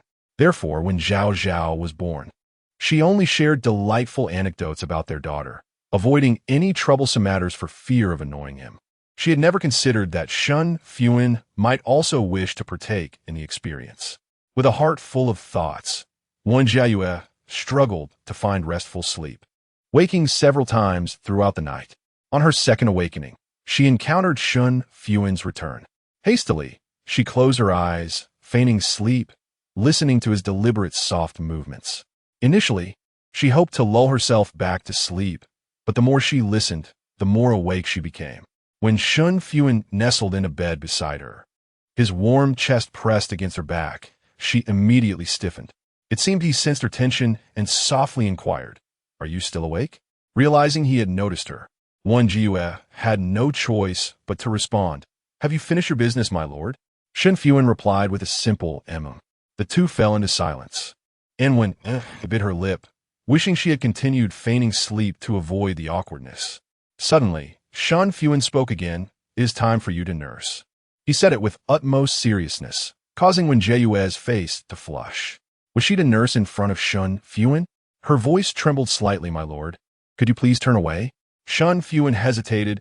We are husband and wife, and besides, the past few nights My lord, please stop. Wen Jiayue interrupted him. Flustered. If he would not turn away, then so be it. They had already had a child together. Nursing was merely a natural act, so what was there to fear? Yet, despite her thoughts being so liberated, she lacked the courage to sit up, instead propping herself up and turning her back to Shen Fuhan while lifting her clothing. In the stillness of the room, the sounds of nursing soon filled the air, leaving Wen Jiayue both embarrassed and flustered, silently praying for her daughter to finish quickly. To divert both her and Shen Fuhan's attention from the sounds, she racked her brain for a topic of conversation. Did Huaner disturb you when she unexpectedly visited the study tonight? Shen Fuhan promptly replied, No. Wen Jiayue continued, My lord, do you think it would be appropriate for Huaner to stay at the Duke's residence for a few days? Shen Fuhan fell silent for a moment before responding, You decide. I am uncertain. Wen Jiayue sighed. I initially intended to prevent her from coming, but since she has arrived, I cannot hastily dismiss her. She cast a glance at her daughter, who was still savoring her meal, feeling a quiet sense of urgency. Shen Fuhan remained silent, not wishing to dwell in silence. Wen Jiayue inquired, "Why have you ceased to speak, my lord?" Shen Fuhan replied, "Why do you persist in mentioning her?" Taken aback, Wen Jiayue realized she had merely chosen a topic at random. Noticing his disinterest, she shifted the conversation. "Earlier, you mentioned that if Zhao Zhao were to cry, she could reach out to you at any time. Is that true?" "Indeed," he affirmed. She tentatively asked, "No matter your location?" "Yes." Wen Jiayue softly questioned, "If someone were to harm Zhao Zhao, what would you do, my lord?" "I would seek retribution 1,000-fold. Suddenly, her nose tinged with a hint of sorrow. His words were more melodic than any song. Yet in her previous life, it was she who had avenged the perpetrator. "Where is he now?" Shen Fuhan queried. "Has someone harmed Zhao Zhao?" "No." Wen Jiayue sniffed, "I was merely curious." "You are weeping." "I'm not." Shen Fuhan leaned closer, cradling her face, tears brimming in her eyes. He paused, asking, "Is it your grandmother or your third sister?" "Truly, no one has bullied Zhao Zhao. I was simply moved by your words, my lord, and momentarily lost control of my emotions. Please do not mock me." Wen Jiayue wriggled free from his grasp, wiping her tears. "You should rest, my lord, tomorrow. You must rise early." Shen Fuhan said nothing further. After feeding her daughter, Wen Jiayue set aside her garments and reclined once more. As she closed her eyes, preparing for sleep, she suddenly sensed an uncomfortable dampness. It dawned on her that in her eagerness to converse, she had neglected to change her feeding position. Biting her lip, Wen Jiayue propped herself up again, hoping Zhao Zhao would continue to eat. However, the child had had her fill, twisting and turning in refusal, and in her frustration, she waved her tiny hands in exasperation. Wen Jiayue sighed, pondering what to do. After much deliberation, she found no solution and decided to lie back down. Though her movements were subtle, a faint scent of milk lingered in the air. Shen Fuhan could not suppress the involuntary movement of his Adam's apple. "Are you planning to endure this discomfort?" His voice was slightly husky, reminiscent of a moment of passion. A flutter of anxiety gripped Wen Jiayue, and she felt the dampness spread further. Biting her lip, she stammered, I will go and clean myself." As she attempted to rise, a strong arm impeded her. Shen Fuhan gazed at her intently, softly stating, "I can assist you with that." Chapter 19, I Will Not Hurt You in Her Previous Life. The daughter was always nursed by a wet nurse. After dismissing the first wet nurse, the second swiftly took her place, leaving Wen Jiayue in an unprecedented state of embarrassment. Overwhelmed and speechless, she found herself at a loss. However, Shen Fuhan did not afford her the luxury of hesitation. He lifted her into his arms and changed their position. In that fleeting moment of eye contact, Wen Jiayue instinctively lowered her gaze. "Do not be afraid." Shen Fuhan murmured softly, "I will not harm you." Each time they shared the same bed, she would invariably feel tense. Yet he was ever patient, guiding her into a shared indulgence, liberating them from all constraints. A year into their marriage, Wen Jiayue had shed her nervousness, yet she continued to feign a semblance of awkwardness, merely to elicit his rare moments of tenderness. However, this occasion was different. Wen Jiayue was genuinely anxious and flustered. Shen Fuhan gently patted her back to soothe her, pulling the quilt higher to cover her head. The sounds within the bedding became magnified, and Wen Jiayue found it unbearable, peeking out. The moonlight was splendid tonight, hanging gracefully from the osmanthus tree. Yet it suddenly transformed into a hazy silhouette, shifting and unclear. She bit her lip, suppressing any whimper. She dared not contemplate what Shen Fuhan might be like at that moment. In her eyes, he was not a man who would engage in such acts. Yet he undeniably did, and she could feel the warmth of his lips and the roughness of his tongue, causing her heart to race. Wen Jiayue silently endured, and as he withdrew, a chill washed over her, her garments swiftly pulled down. Shen Fuhan leaned forward, whispering, "Are you feeling better?" "Much improved." Wen Jiayue closed her eyes. Avoiding his gaze, "My lord, please sleep." "Very well." Before slumber overtook her, Wen Jiayue vaguely heard the rustling sounds of Shen Fuhan seemingly getting out of bed. Yet her eyelids felt too heavy to lift, and she quickly succumbed to dreams. Upon awakening, she found Shen Fuhan had already departed. Staring blankly at the canopy above, the scenes from the previous night flooded her mind, prompting her to leave without delay. Summoning Rui, Wen Jiayue prepared for her morning routine and ordered thick bedding to be laid on the long couch. "Madam, what do you intend to do?" she inquired. "I wish to bask in the sun for a while," she explained. Reclining on the long couch, Wen Jiayue finally relaxed, her thoughts turning to Wen Ruohuan. Did the third miss visit the Ninghui Hall to pay her respects this morning? "Of course, she did," Rui replied with a wink. "I specifically instructed the maidservant assigned to the third miss to wake her at the proper time." When Jiayue paused, then smiled. "You actually thought of that?" Rui exclaimed indignantly. Who could blame the third miss for attempting to disrupt your relationship with the Lord? In her heart, the madam and the Lord were the most fitting pair, and no one should dare to tear them apart. Wen Jiayue's smile faltered, a self-deprecating glimmer in her eyes. What feelings did she really share with Shen Fuhan? It was merely her one-sided affection. Wishing to change the subject, she asked, "Where's the third miss now?" "She is gathering osmanthus flowers, though she has moved to the small garden." "Do you wish to see her, madam?" "Let her be," Wen Jiayue replied, unconcerned as long as she causes no trouble. However, she possessed remarkable energy. Rising early to pay her respects, she surprisingly did not indulge in a nap thereafter. Wen Jiayue gazed out the window, feeling a twinge of regret. The autumn scenery was delightful, yet she remained confined during her postpartum period. Otherwise, she would have ventured out to appreciate the beauty and to take a stroll. Aunt!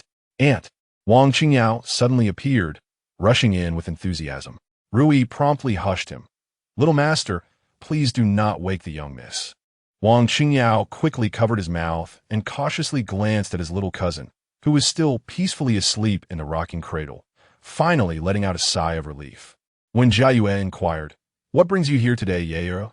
Is it sudden?" Wang Qingyao furrowed his small brows. "I mentioned before that I would come every day. It seems Aunt has a poor memory." When Jiayue teased, "Then why Haven Tea you visited daily?" Wang Qingyao chuckled. "Last time I came, my mother found out, so I behaved for a few days, but she has finally relaxed her vigilance." "What did your mother say?" "Huh?" Wang Qingyao scratched his head, feeling guilty. Not much, really. His mother had discovered the snacks he had hidden away and questioned him about their origin. He dared not confess. He also refrained from mentioning it to his aunt for fear she might deprive him of treats. Thinking of the snacks made him drool. "Aunt, I want to eat yunping cake." Wen Jiayue was not one to be stingy over a mere platter of delicacies. She instructed Rui to fetch 2 or 3 assorted plates. While he savored the treats, Wen Jiayue gently coaxed, "Yair, since your aunt has provided you with snacks, you must promise to protect your little sister in return." Wang Qingyao swallowed a mouthful of delicacy and patted his chest confidently. "Rest assured, Aunt, it's in my hands." After taking another bite, he suddenly asked, "Aunt, where are you going?" When Jiayue was taken aback. "What did he mean by that?" "You just instructed me to protect my sister. Where are you heading?" Wen Jiayue pressed her lips together, uncertain of how to respond. The future was shrouded in uncertainty. She did not know where she would be 3 years hence, whether destined to repeat the fate of her past life or embark on a different path. All she knew was that she would fiercely protect Zhao Zhao. In this lifetime, she would not allow Zhao Zhao to suffer even the slightest harm. In the evening, Shen Fuhan returned home, and the previously absent Wen Ruohuan also arrived. The two entered one after the other, sparing Wen Jiayue the embarrassment of yesterday's events. She turned to Wen Ruohuan and asked, "Where did you go today?" "I didn't tea play. I picked a lot of osmanthus flowers and am trying to make osmanthus wine," Wen Ruohuan replied, smiling at her brother-in-law. "When I finish brewing the osmanthus wine, you must drink it with sister, as it is my heartfelt intention." Shen Fuhan nodded calmly. "Thank you." Wen Jiayue found herself unconsciously staring at his moving lips for a moment before blushing and averting her gaze. She scolded herself internally for being so foolish. After all, they were already a married couple. Yet she still felt a flutter of romantic thoughts due to the trivial incident from the previous night. But why was Shen Fuhan able to maintain such composure? Upon reflection, it was not surprising. He had always remained unfazed in the face of disasters, accustomed to feigning indifference. The three soon gathered around to share their evening meal together. Perhaps encouraged by Shen Fuhan's response, when Ruohuan appeared particularly lively today, her words imbued with an innocent charm. Wen Jiayue engaged with her in a somewhat detached manner, feeling a tinge of annoyance. The remarks, though directed at Shen Fuhan, were posed to her, which she found exceedingly dull. Losing her appetite, Wen Jiayue set down her chopsticks and remarked, "Please take your time. I'm feeling a bit fatigued." A spark of joy ignited within Wen Jiayue. She had the chance to dine alone with her brother-in-law. However, before she could voice her excitement, Shen Fuhan also rose to his feet. Wen Jiayue courteously suggested, "Husband, you haven't had your fill yet. Do have some more." "No need," Shen Fuhan replied, guiding her towards the inner chamber. "There is something I wish to discuss with you." Chapter 20. Eavesdropping. Wen Jiayue assumed his excuse was merely to avoid suspicion and inquired, "What is it?" "Tomorrow is the first day of the month, and I shall be staying overnight in the Buddhist hall." Each month on the last day, Shen Fuhan would spend the entire night in the Buddhist hall. He forbade anyone from attending to him, leaving no one aware of his activities there, not even Wen Jiayue, his closest companion. She had once wondered whether this habit had been with him since childhood, but Shen Fuhan was reluctant to discuss it, so she refrained from pressing further. However, she had privately investigated and discovered that he had begun this practice at the age of 18, coinciding with the year of his parents' demise. Wen Jiayue could not help but recall the history of the Jing marquis. Shen Fuhan's grandfather, in his youth, had been an ordinary commoner during a tumultuous period in the Great Zhou. Possessing some martial skills and an eye for talent, he supported the new ruler and achieved distinction, ultimately being granted the title of Marquis Jing'an. Unfortunately, this fortune was short-lived, as he perished valiantly in battle. Following in his father's footsteps, Shen Fuhan's father also achieved success at the borders and married a formidable woman from the frontier. After bearing 4 children, both parents met their end in battle when Shen Fuhan was 18. Shen Fuhan's steadfastness in residing at the Buddhist hall for several years must be a means of chanting sutras and offering prayers for his grandfather and parents. Wen Jiayue naturally held no objection and gently remarked, "Take care of yourself, my husband." "Very well." After a brief pause, Shen Fuhan added, "Have Rui keep watch tonight and call for you every hour." The image of the previous night flashed through Wen Jiayue's mind, and she stammered, I understand." They both fell into silence. Shen Fuhan then declared, "I shall now go to the Buddhist hall." Wen Jiayue nodded softly, watching him exit the inner chamber, only to hear Wen Jiayue's panicked voice calling out to her brother-in-law, "What are you doing here?" Shen Fuhan's tone was somewhat displeased. Wen Jiayue furrowed her brow. Had Wen Jiayue been eavesdropping? I was full and wanted to come in to see my sister and niece. I didn't expect to run into my brother-in-law. Without uttering another word, Shen Fuhan left abruptly. Wen Jiayue stepped inside, placing a hand on her chest as she exclaimed, "Brother-in-law's sudden appearance startled me." "Is that so?" Wen Jiayue replied with a slight smile, finding the coincidence amusing. Wen Jiayue blinked innocently and inquired, "Where has brother-in-law gone?" Since she had already overheard, Wen Jiayue chose not to conceal the truth. "To the Buddhist hall." In her previous life, Wen Jiayue had not acted inappropriately, at least not under her watchful gaze. As long as nothing had been brought to light, it implied that she had not succeeded in her schemes. Nonetheless, Wen Jiayue cautioned, "Do not approach the Buddhist hall tonight. Shen Fuhan is engaged in filial piety, and I do not wish for others to disturb him." "I understand, sister," Wen Jiayue pouted. "After I attend to the old matron, I shall retire for the night." Wen Jiayue, wishing to avoid further conversation, smiled and said, "Then you may go now. The sooner you leave, the sooner you return." After a moment of hesitation, Wen Jiayue departed.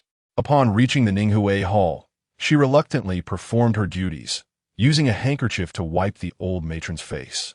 Perhaps due to the exertion of her strength, the old lady abruptly shook her off, hissing, "Do you intend to suffocate me?" Wen Jiayue, holding her breath, offered an apology. Enough, continue," the old lady scoffed. "Your service is far inferior to that of your sister." At her words, Wen Jiayue was instantly incensed. Since childhood, she had loathed being compared unfavorably to her sister. Regardless of appearance, character, or any other attribute, everyone except their parents praised Wen Jiayue. Now that Wen Jiayue had married into a prestigious family, The pressure on her had multiplied. Everyone claimed that her future spouse would not compare favorably to her sister. Yet, what exactly made her inferior to her sister? She was, in fact, far superior in countless ways, and others were merely deceived by Wen Jiayue's facade. What are you staring at? The old lady glared at her. If you refuse to serve, then leave. Wen Jiayue pressed her lips together, desperately wanting to slap the handkerchief across the old lady's face. However, if it were her sister, she would undoubtedly bear it with grace. Furthermore, this was her brother-in-law's grandmother. She could not allow the old lady to speak ill of her in front of her brother-in-law. Taking a deep breath, Wen Jiayue suppressed her anger and continued to serve. Finally, emerging from an Ninghui hall, Wen Jiayue was overwhelmed with frustration and chose not to return to her guest room, instead wandering aimlessly through the marquis's residence. As she roamed, she found herself outside the Buddhist hall. Just as she was about to approach, a maid immediately blocked her path. "Third miss, the marquis is inside. We should return," the maid urged. "He is not an outsider." When Jiayue smiled, "I wish to offer incense as well." Upon reaching the Buddhist hall's entrance, she discovered guards stationed there. Undeterred, she insisted on entering to pay her respects. The guards replied, "The marquis has instructed that anyone approaching this area is to be handed over to the lady for her judgment." Stunned, Wen Jiayue realized she could not afford to reveal her feelings for her brother-in-law and reluctantly departed. Upon returning to her guest room, she found Wen Jiayue already asleep. After an indeterminate period, she was roused by Rui. Wen Jiayue awoke, her eyes teary and bleary, stifling a yawn. Being forcefully awakened from a deep slumber was indeed a torment.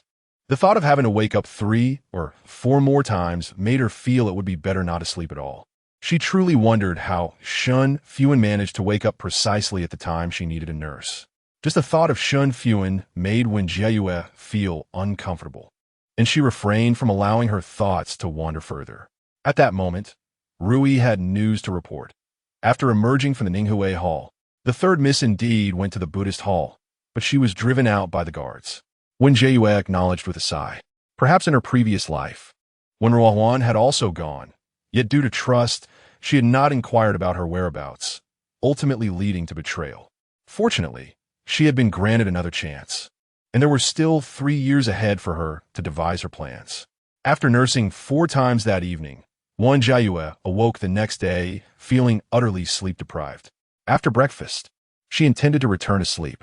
Just as she was about to drift off, Rui suddenly entered. "Madam, the 4th master has returned."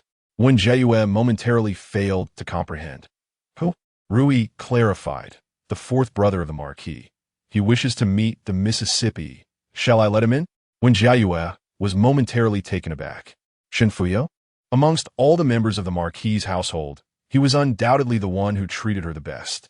The bright and cheerful youth, though mischievous and somewhat unruly, was also courteous and considerate. He seldom returned to the marquis's residence, yet whenever he did, he would greet her with a beaming smile, calling her sister-in-law. Tragically, he had passed away, though their encounters were few, and she felt a sense of loss. The lack of mention of him within the household allowed her to gradually forget Shen Fuhan. Yet now, it seemed he was still alive.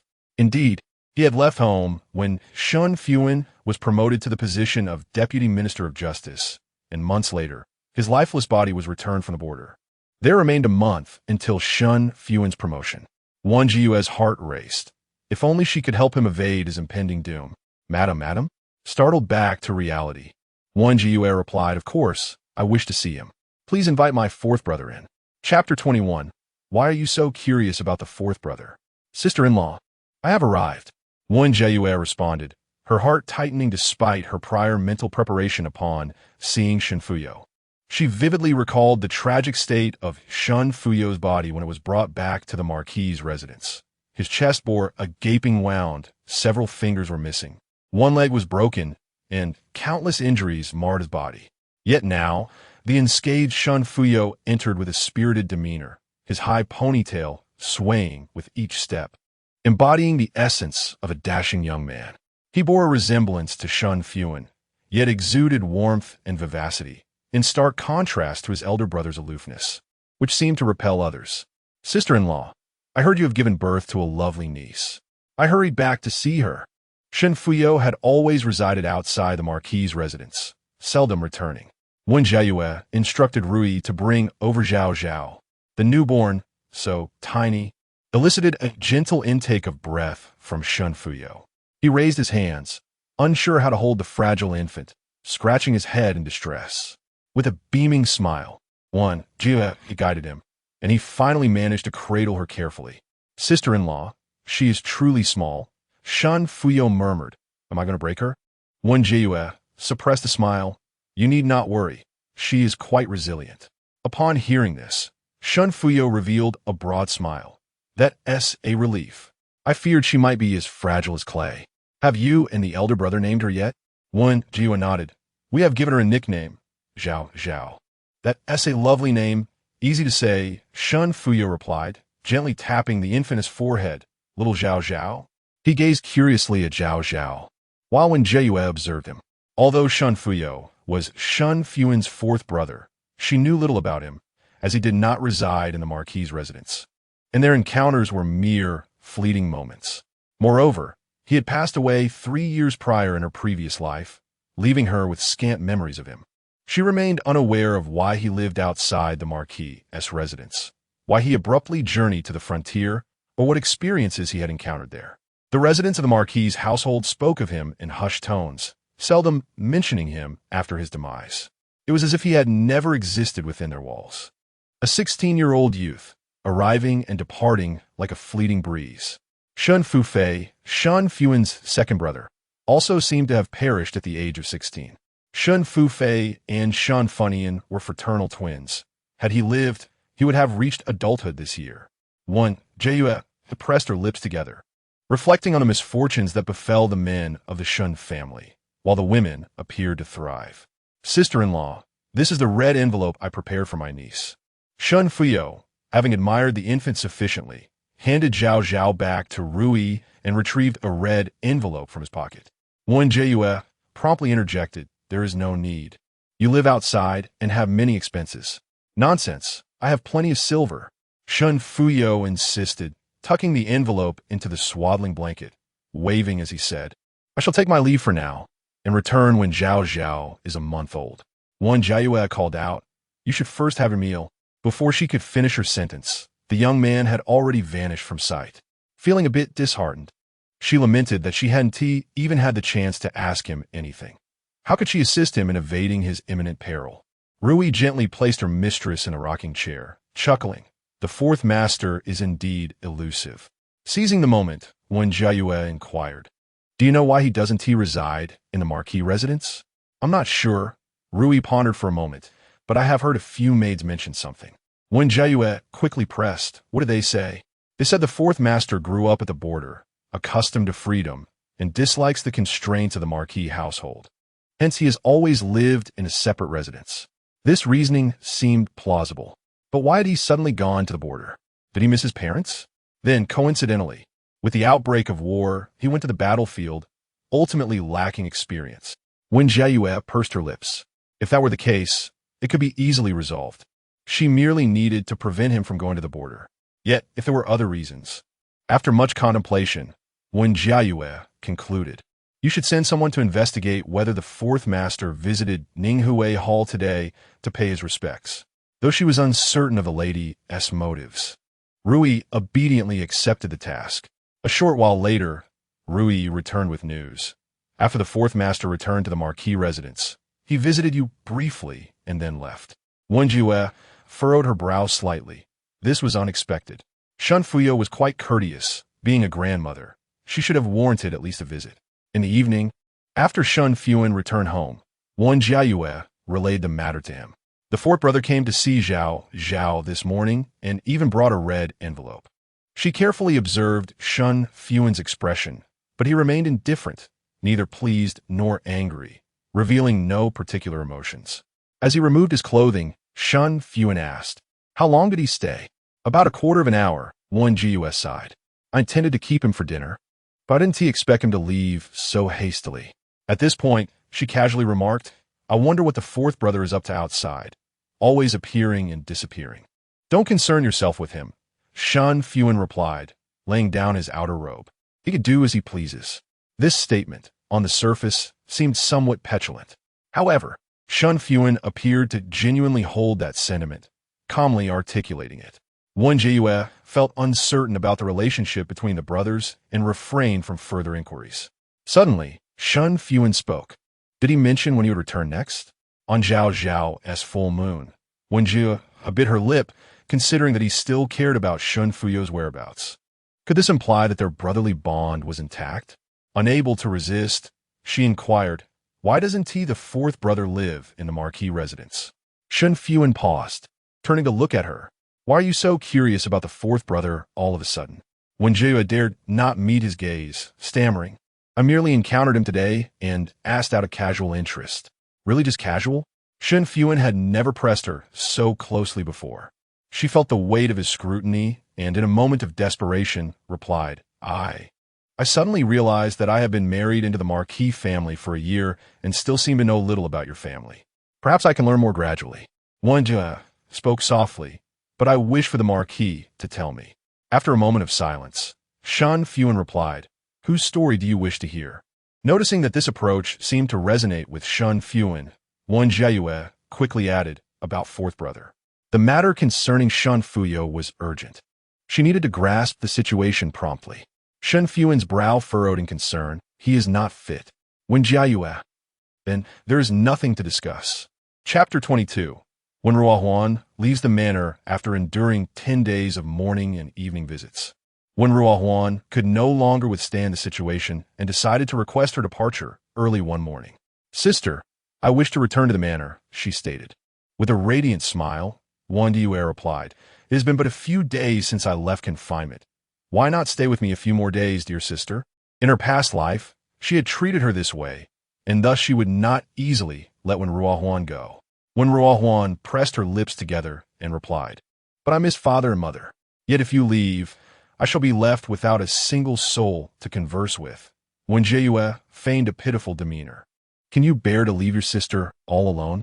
Before Wen Ruohuan could respond, Wen Jiayue grasped her hand and continued, we have shared a close bond since childhood. Have we become estranged now that we are grown?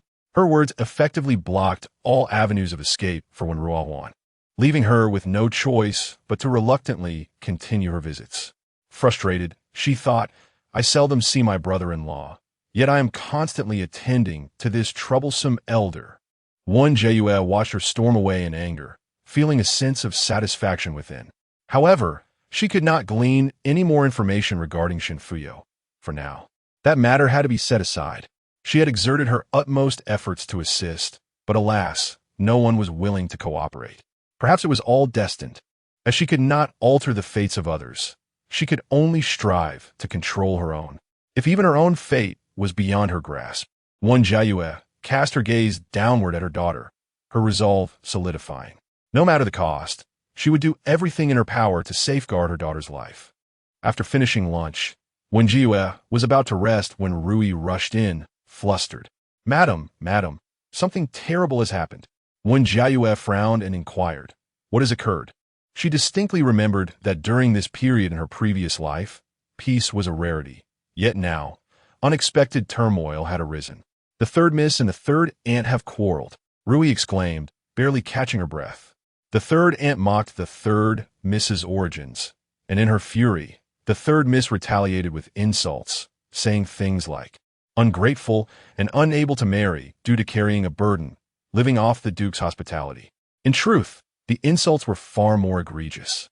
But Rui did not wish to tarnish her mistress's ears with such vulgarity. Wen Jiayue pressed her lips together, pondering how the two had come to clash. This had not transpired in her past life. When Ruohuan resided in the Duke's manor, she had, like Wen Jiayue, remained composed and amiable, exhibiting an even gentler temperament.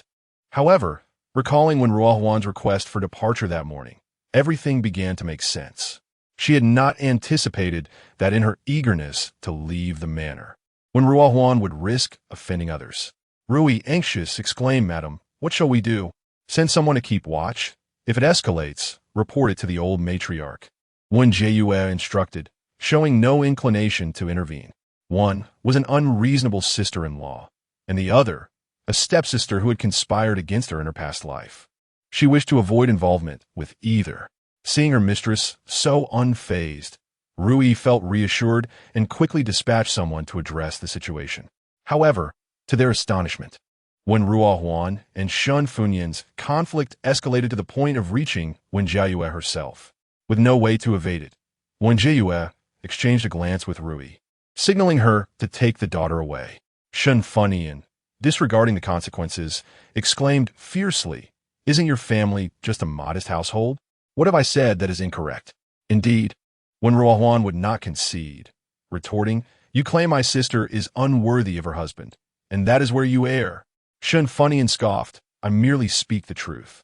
A daughter of a 7th rank official marrying into a marquis family will only elicit comments about ancestral graves smoking with pride. Who would ever suggest they are a match?"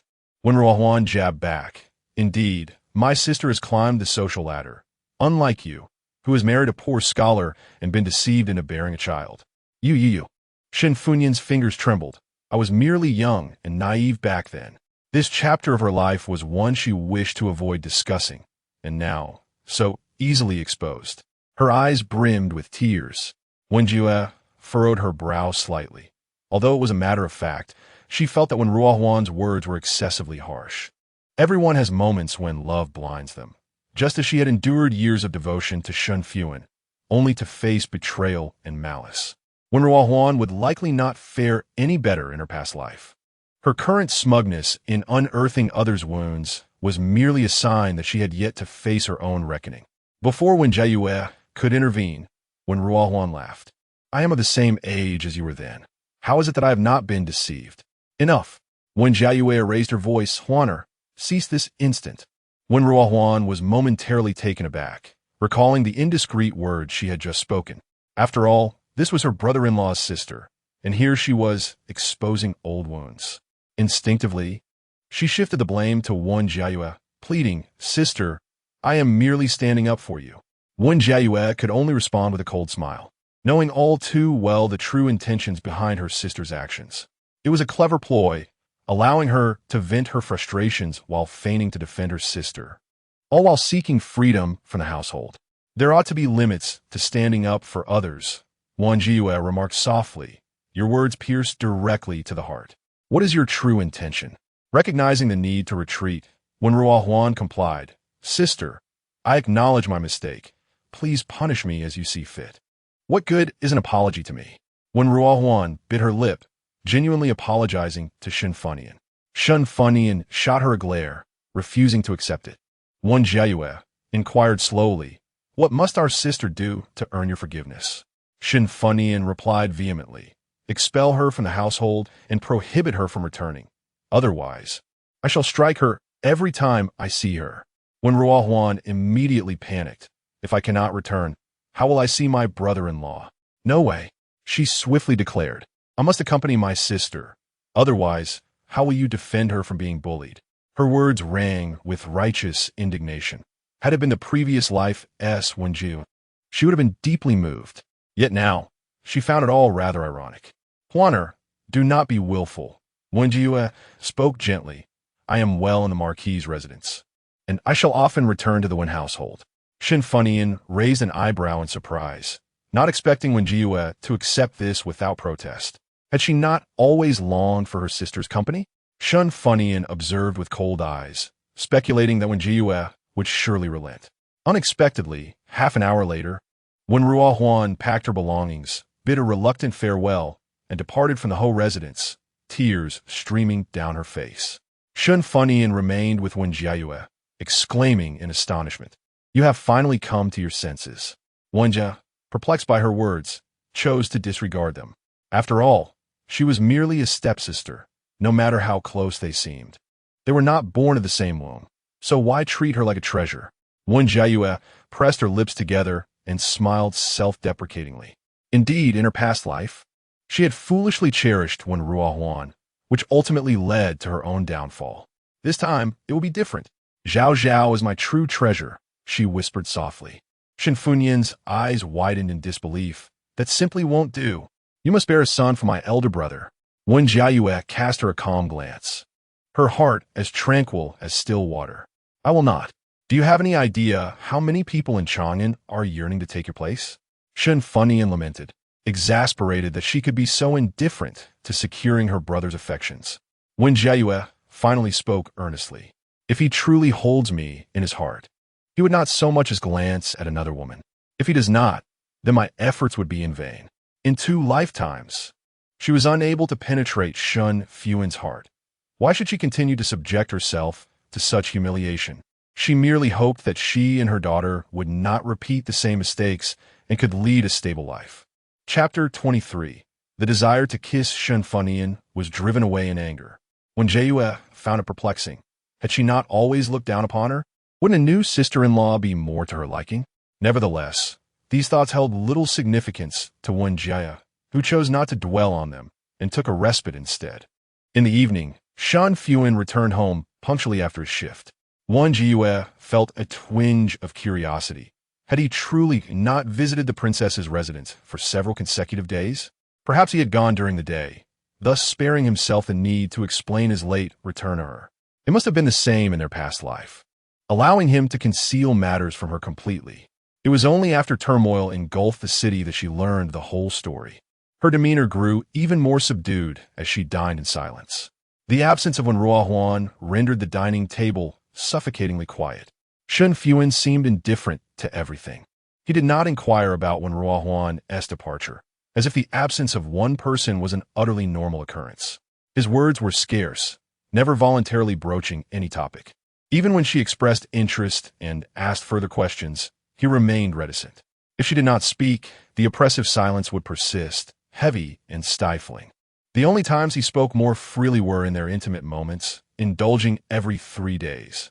In the darkness, she could always hear his deep, restrained voice.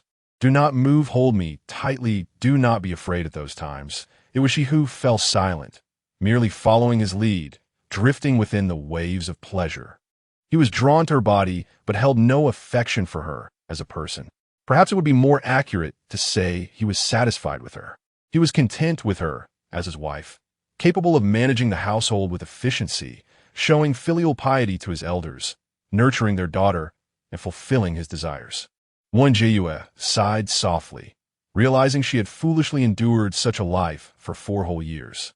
Though she had intended to remain silent, she felt compelled to offer an explanation.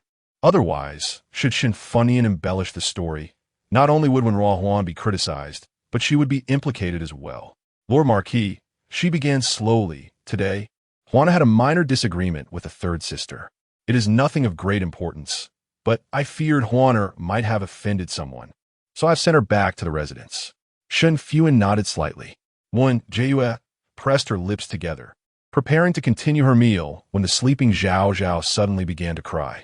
She hastily set down her chopsticks and rose to attend to her. But Shen Fuhan gently pressed her shoulder. I will handle it, since he wished to soothe their daughter. Wen Jiayue naturally refrained from competing for the task and continued her meal. However, her concern for their daughter lingered, and she glanced over with worry. Shen Fuhan carefully picked up the inconsolable Jiayue, pacing gently beside the bed. He rocked her tenderly, displaying remarkable patience, a hint of a smile gracing his lips. Wen Jiayue silently observed this scene, recalling their past life.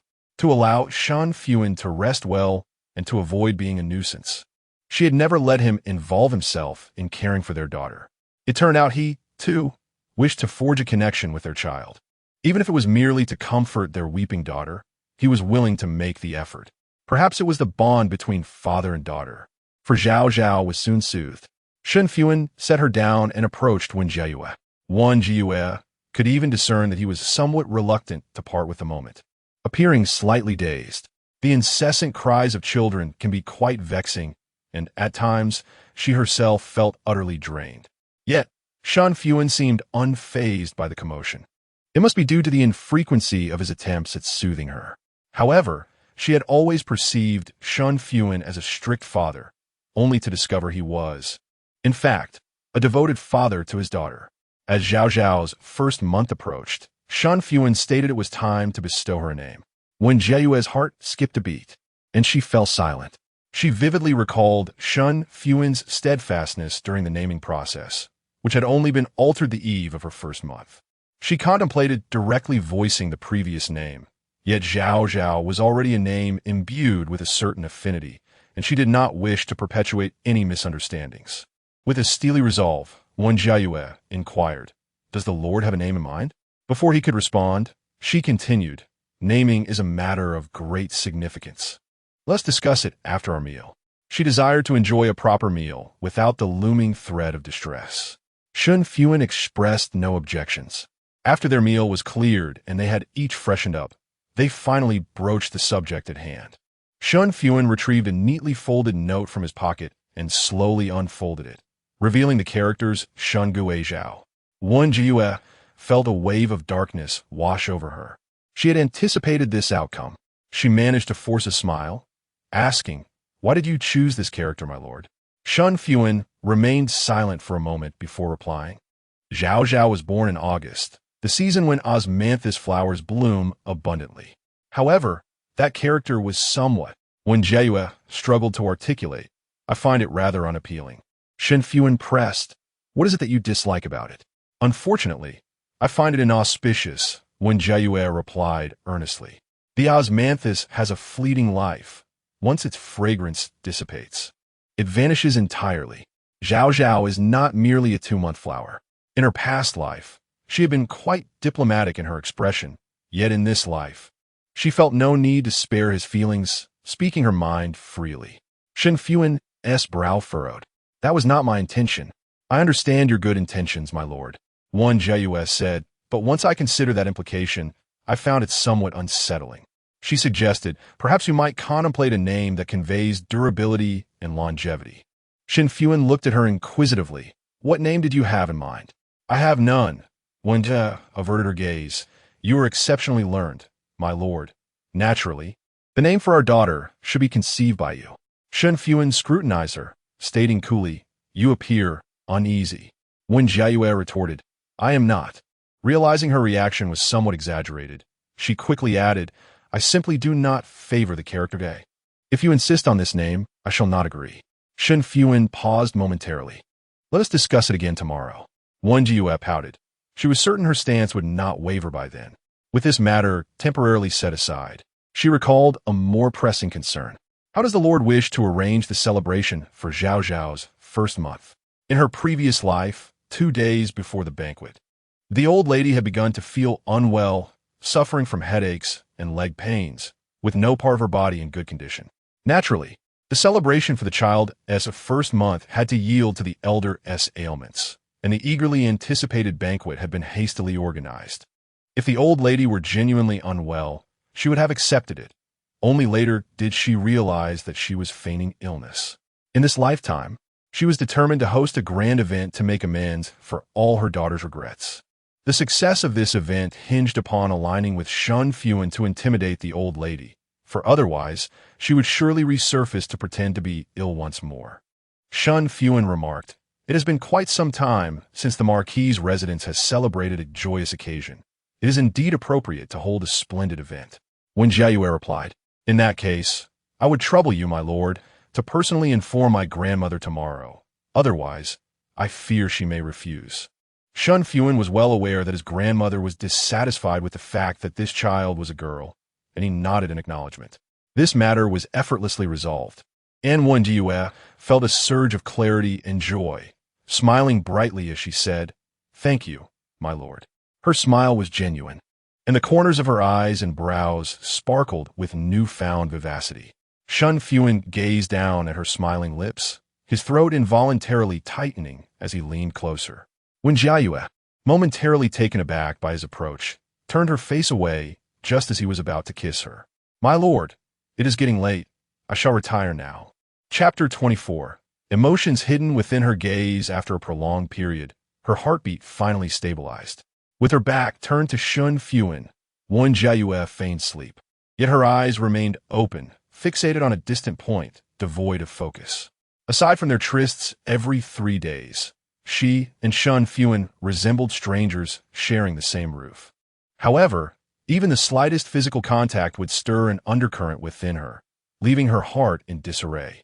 Shen Fuhan, on the other hand, consistently maintained his composure, rarely succumbing to the throes of passion. Yet, infrequency did not equate to absence. Wen Jiayue recalled an instance in the study where Shen Fuhan was engrossed in writing while she ground the ink, and somehow found herself seated upon his lap. Had it not been for the sudden interruption by a young servant, it might have led to something more. On another occasion, while she was bathing, Shen Fuhan entered, and his expression shifted dramatically, remaining until the water in the tub had grown cold. What prompted such behavior this time? She found herself perplexed. They were merely engaged in normal conversation, so why did he suddenly lean in? Wen Jiayue pressed her lips together, relieved that she had managed to evade his advances in time. The thought of his subsequent involvement with the princess filled her with revulsion. Yet, once her confinement concluded and she had recuperated, their tri-weekly marital duties would inevitably resume. How would she refuse him then? The mere contemplation of it gave her a headache, prompting her to cast aside such thoughts and gradually drift into slumber. The following day was a day of rest. Upon awakening, Wen Jiayue felt a twinge of discomfort upon seeing Shen Fuhan. However, he had adopted his characteristic indifference, his white attire accentuating his ascetic demeanor, as if the previous night's events had merely been a figment of her imagination. She patted her face to rouse herself and summoned Rui to attend to her. After their meal, Shen Fuhan prepared to depart. Though she was aware he was to meet the princess, she still inquired, "Where are you headed, my lord?" "To the princess's residence," he replied. Wen Jiayue smiled gently. "Please remember to return early, my lord. The grand banquet for our daughter's full moon is just around the corner, and it requires your attention as her father." Shen Fuhan frowned. "I do not have the luxury of time every day. You may entrust this to third sister." Wen Jiayue let out a soft hum, recalling how it had been entrusted to Shen Fuhan in her previous life. Although her words sounded agreeable, her heart was far from invested. With the old lady feigning illness, she had been able to shirk her responsibilities and pass off the matter carelessly. "I have greater faith in you, my lord," Wen Jiayue stated earnestly. "As the head of the family, your personal oversight will ensure that the servants do not dare to be negligent." Fearing a continued refusal, she gently added, "Your dedication to the renovations of the princess's residence has not gone unnoticed. However, this matter is not urgent. Why not allocate some resources for our daughter's full moon banquet first?" After a moment of contemplation, Shen Fuhan finally nodded in agreement. Wen Jiayue watched him depart, her gentle smile immediately transforming into a cold smirk. It was quite a trial for him to deliberate for so long before acquiescing. However, as long as the banquet for their daughter was festive and lively, she would overlook it. It would serve as a celebration for her daughter, dispelling any misfortune and ensuring a smooth path ahead for her future. Before noon had even arrived, Shen Fuhan returned to the estate. Upon his return to the residence, he promptly busied himself with the preparations for the full moon banquet. Wen Jiayue felt quite pleased and summoned Rui. "Go and have the kitchen add another dish." "No, on second thought, that won't be necessary. This is a task that Shen Fuhan ought to handle. Why should I reward him?" She had not been attentive to Shen Fuhan's meals lately, yet he had not lost any weight, indicating that his fussy eating habits could indeed be amended. Rui appeared perplexed. "Madam, shall I add the dish or not?" "Do not add it," Wen Jiayue replied, shaking her head. "Have someone keep an eye on when the marquis returns. I wish to dine with him." "Understood." After a brief interval, Shen Fuhan returned. Wen Jiayue inquired with concern, "How are the preparations for the full moon banquet progressing?" Shen Fuhan nodded. "It is satisfactory." Wen Jiayue felt reassured by his competence. If he said it was satisfactory, then it was. She did not press further. "The marquis must be weary. Please partake in your meal." Reflecting on how long it had been since she had inquired about the crown princess, Wen Jiayue continued, "It has been almost a month since you took charge of the renovations at the princess's residence. Have you had the chance to meet the crown princess?" Shen Fuhan picked up his chopsticks, responding coolly, "I met her once." "Only once?" Wen Jiayue asked, her curiosity piqued. "When was that?" "Last time." Wen Jiayue felt nearly overwhelmed by his aloofness, yet the matter pertained to her and her daughter's future, so she persisted with a smile. "What is the crown princess like? Is she easy to get along with?" "Average." His brevity left no room for further dialogue. Wen Jiayue bit her lip, adopting an expression of longing as he glanced up. I too would like to meet the crown princess, the favored daughter of a late emperor and the most trusted sister of the new emperor. She must be exceedingly distinguished. I truly wonder when I might have the honor. Shen Fuhan frowned at her and said, "Do not entangle yourself with the crown princess."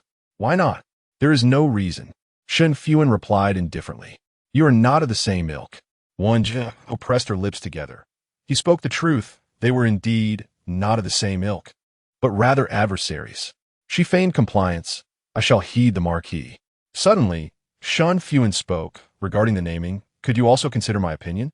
Wen Jiayue responded, "That is not permissible." Realizing her tone was somewhat harsh, she softened her voice. "Marquis, could you please think of another name? I do not favor those floral or botanical names."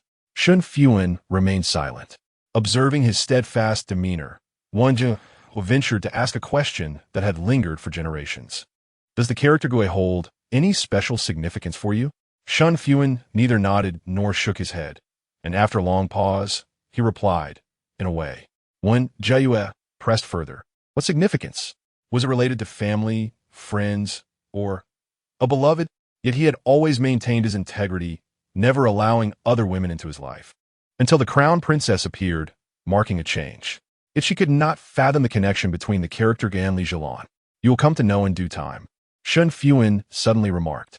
Wen Jiayue quickly inquired, "How long until then?" He did not respond, only gazed at her, his eyes concealing emotions she could not decipher. After a brief moment of eye contact, Shen Fuhan averted his gaze. "Let's dine first. I shall inform you later." Wen Jiayue felt an immense frustration. Such a person was truly infuriating, tantalizing one's curiosity, yet refusing to divulge any further information. Chapter 25. Naming on the eve of the full moon celebration. The name for Zhao Zhao was finally determined, just as in her previous life, Shen Zhao. Wen Jiayue breathed a sigh of relief. She and Shen Fuhan had been at odds over the name for several days, nearly believing he was adamant about using the character Gue. Once the matter of the name was settled, Wen Jiayue felt an immediate sense of lightness. Tomorrow was Zhao Zhao's full moon banquet, and, as her mother, she naturally wished to present herself in a refreshed manner. Since entering confinement, she had merely been wiping her body, neglecting a proper bath. Seizing the opportunity of the midday sun, Wen Jiayue finished her lunch and entered the washroom. The moment she immersed herself in the warm water, a contented sigh escaped her lips as her brows and eyes relaxed. Rue, filled with concern, remarked, "Madam has truly suffered." Wen Jiayue smiled and replied, "The hardest times are behind me. From now on, there will only be better days." Rue naturally assumed she was referring to childbirth and confinement, and readily agreed. "What you say is true, madam, but the period following confinement is equally important. I shall take even greater care of you during this time." Wen Jiayue gently patted her hand, whispering, "Thank you." "Why speak of thanks between us?" Rue replied bashfully, "This is merely my duty." Wen Jiayue chose not to elaborate, for through the present ray, she envisioned the lifeless body, its eyes unable to close, submerged in the river's embrace. In this life, Rue would surely find her wishes fulfilled, never to tread the same path again. She refrained from allowing her thoughts to wander further, fearing an outpouring of tears. After regaining her composure, Wen Jiayue inquired, "I heard you visited Changsheng yesterday?" Rue, blushing, nodded, fearing her mistress might tease her, and quickly got to the point. "Madam, you wish to inquire about the third miss, correct?" Wen Jiayue smiled softly. Indeed, indeed. Did she exhibit any peculiar behavior upon returning to the manor?" Changsheng mentioned that the third miss had thrown a considerable tantrum, breaking numerous items, and it took several days of coaxing from both lord and lady to pacify her. Although she had long suspected that Wen Jiayue was not as innocent as she appeared, hearing such accounts still startled Wen Jiayue. During her 4 years in the marquis' residence, she could hardly fathom just how willful and volatile Wen Jiayue could be behind closed doors, while maintaining a facade of innocence before her.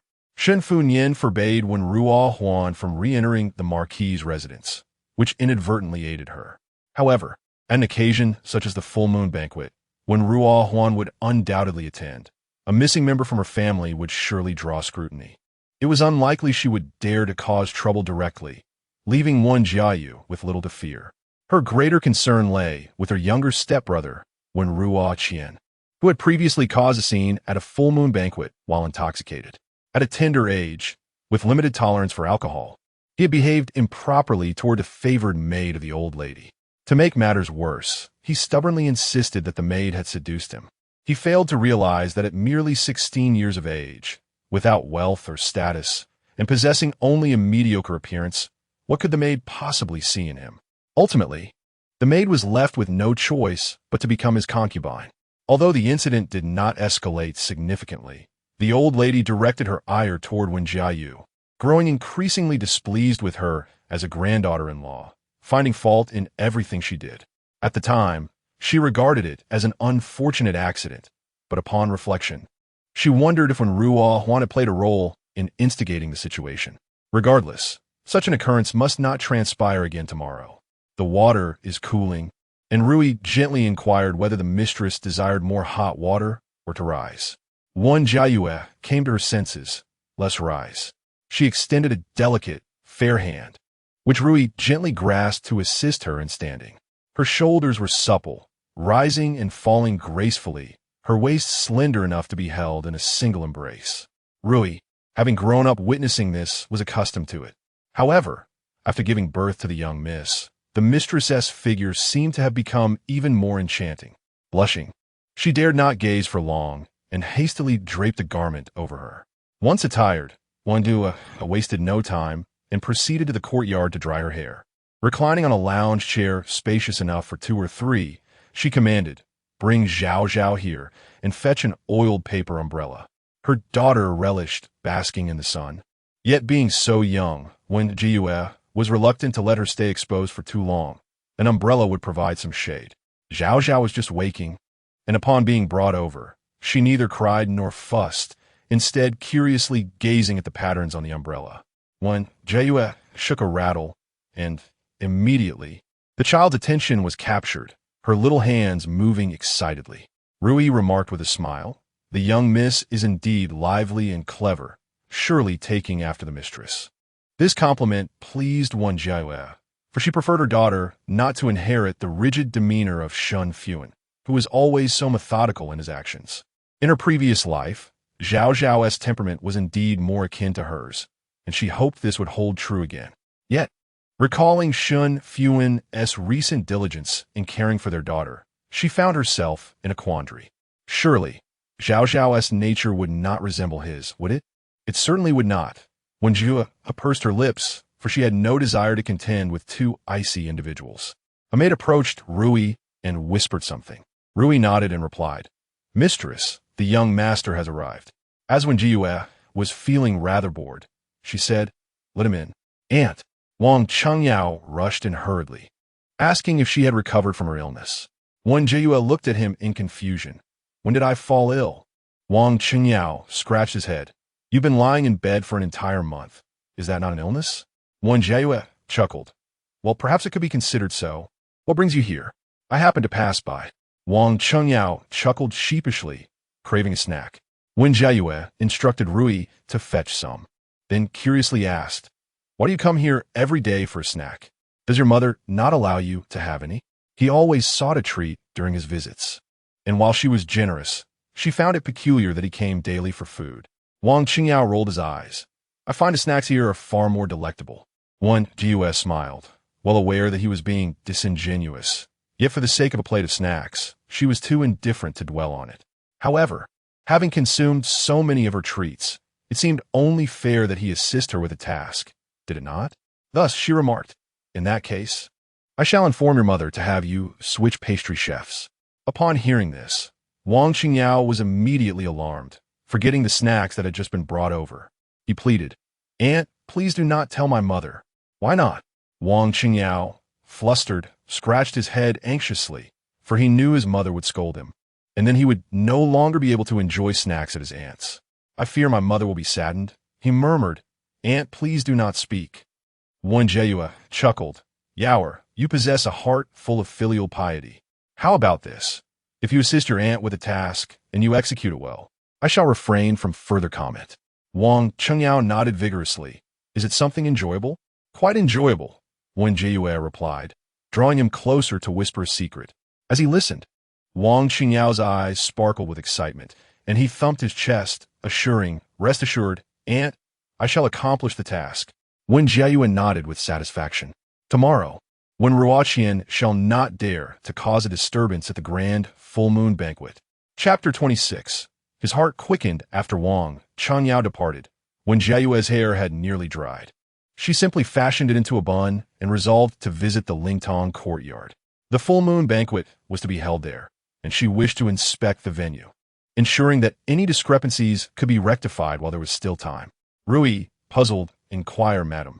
Isn't the young lady's full moon banquet taking place in the front courtyard? What purpose do we have in going to Lingtong courtyard? Wen Jiayue was momentarily taken aback. She had forgotten. In her previous life, the banquet had indeed been held at Lingtong courtyard, a small courtyard adjacent to the main hall. This was a decision made by the old matriarch, who had always harbored disdain for Zhao being a girl, thus casually selecting Lingtong courtyard as the venue. Observing the old matriarch's furious demeanor, Wen Jiayue had not dared to contest her decision, fearing that the matriarch would become so irate as to cancel the event altogether. Initially, she had intended for Shen Fuhan to persuade the old matriarch, but he had been preoccupied, and she did not wish to disturb him over such trivial matters. When he had inquired if she was satisfied, she had smiled and replied that everything was fine. Had she not been so timid back then, perhaps the outcome would have been different. Wen Jiayue sighed softly. She had been too presumptuous. In this life, every detail concerning the full moon banquet was orchestrated by Shen Fuhan. Zhao was also his daughter, and he would naturally provide her with the best of everything. Even if the old matriarch expressed dissatisfaction, she would not dare voice it in front of him. Let us proceed to the front courtyard, she suggested. Rui, ever considerate, remarked, Madam, if we are heading to the front courtyard, should we not also pay our respects to the old matriarch? Since you have already recovered and can move about, it is only proper to greet our elder. Should the old matriarch discover that you have not paid your respects, she might cause trouble. Wen Jiayue paused in her steps. Indeed, they ought to make the visit. However, recalling the old matriarch's incessant difficulties, she pressed her lips together. If she were to go alone, she would surely be subjected to ridicule. Though she was no longer afraid of such mockery and could even retort, she wished to avoid any discord prior to the full moon banquet. Let us postpone that visit, she decided, turning back. We shall wait until the marquis returns to discuss it. Shen Fuhan, even in silence, could intimidate the old matriarch with his mere presence, and accompanying him would surely mitigate much of the tension. Had she grasped this understanding earlier in her previous life, perhaps her fate would not have been so dismal.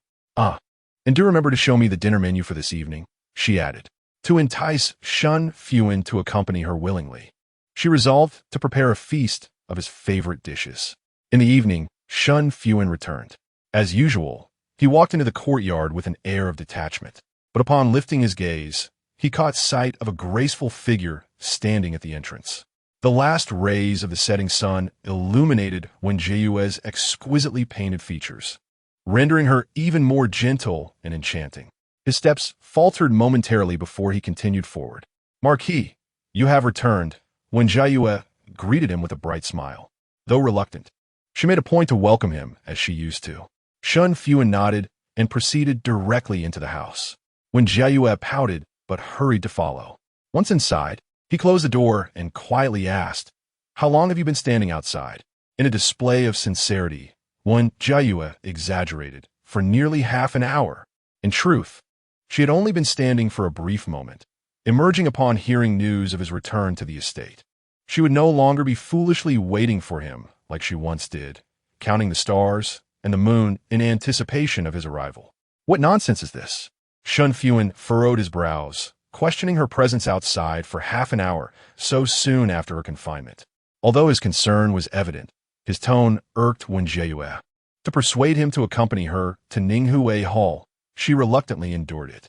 She obediently apologized, promising not to do so again, noticing his intention to remove his outer garments. Wen Jiayue quickly stepped forward, saying, Let me assist you.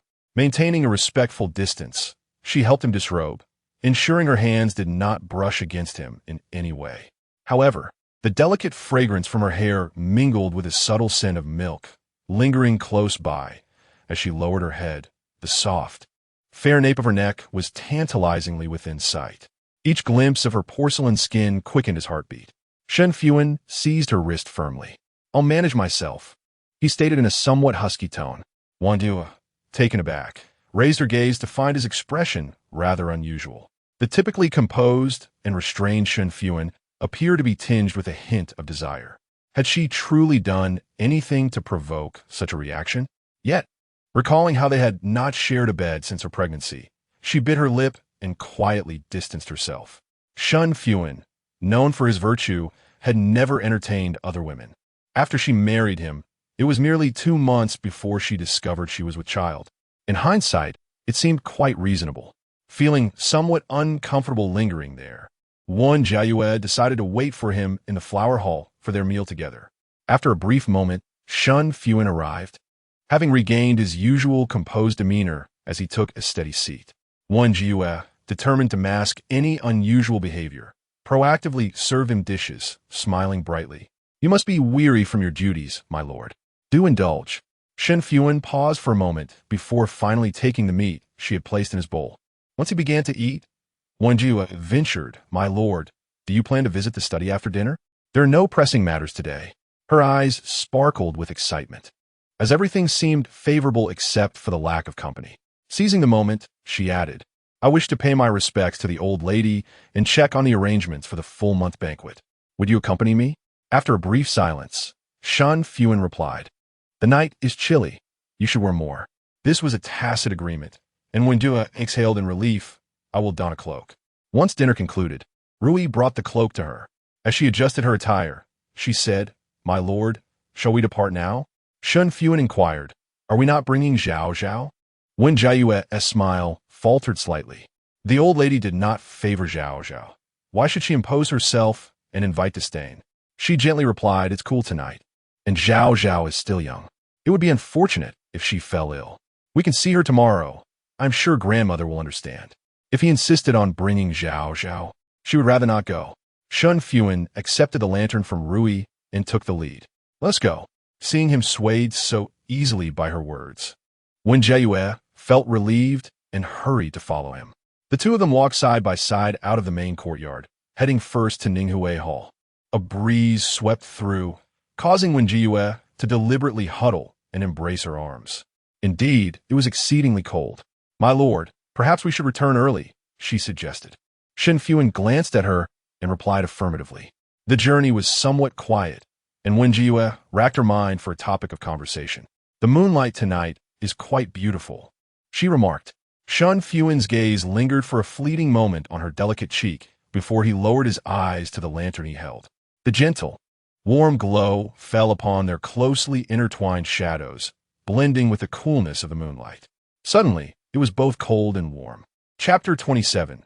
Hand in hand under the moon, Wen Jiayue and Shen Fuhan entered the Ninghui Hall together.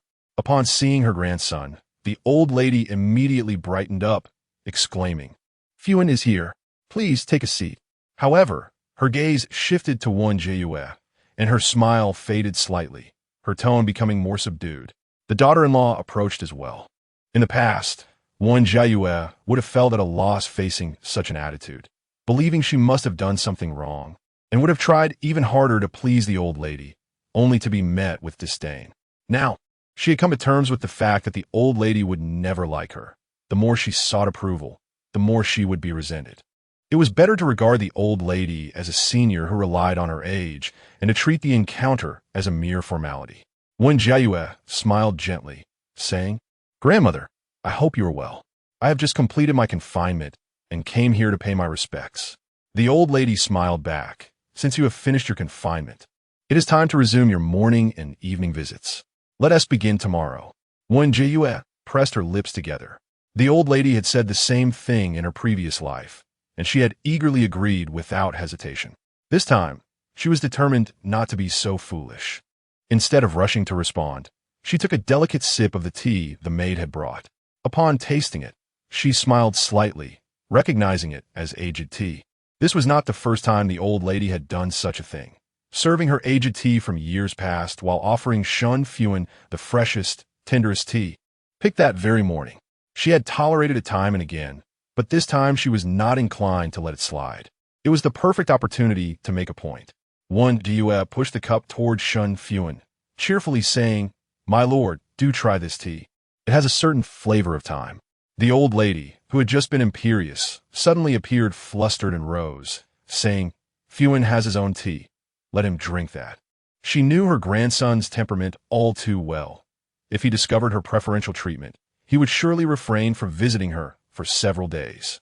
Wen Jiayue gazed at him intently. She was uncertain if Shen Fuhan would partake, but given his agreeable demeanor today, she was willing to trust him once more.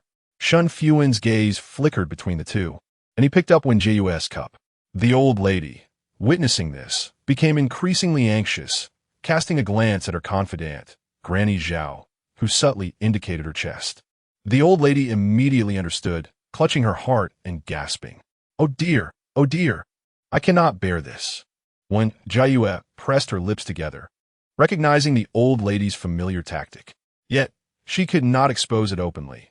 Even if she summoned the household physician, it would be futile. If the old lady claimed to be experiencing palpitations, who would dare contradict her? Shen Fuhan paused, setting down the teacup and moving to the old lady's side. "Are you well, grandmother?" The old lady glanced at the cup's position, deciding to go all in. She staggered forward, reaching his seat, and waved her hand.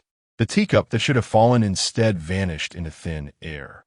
The old lady looked up in astonishment, only to see Wen Jiayue deftly catching the cup.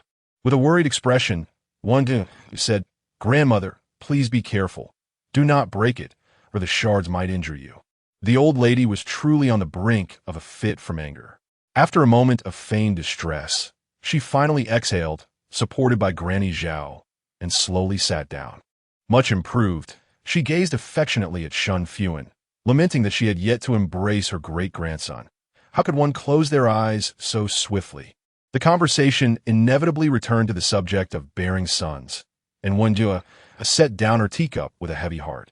The old lady, upon noticing the teacup, felt a twinge of apprehension and refrained from speaking further, hastily ushering everyone to depart. "I am weary. You all should return and rest," suggested Shen Fuhan. "Perhaps we should first summon the physician to take a look." No need. The old lady waved her hand dismissively. "I know my own body. Your wife has just completed her confinement and should not be fatigued. Hurry back." A faint smile graced Wen Jiayue's lips. For now, she was concerned for her well-being. Recognizing the moment, she obediently remarked, "Grandmother, we shall take our leave." Remaining any longer would serve no purpose. Her visit was solely to oversee the arrangements for the full moon banquet, lest she lose sight of her priorities.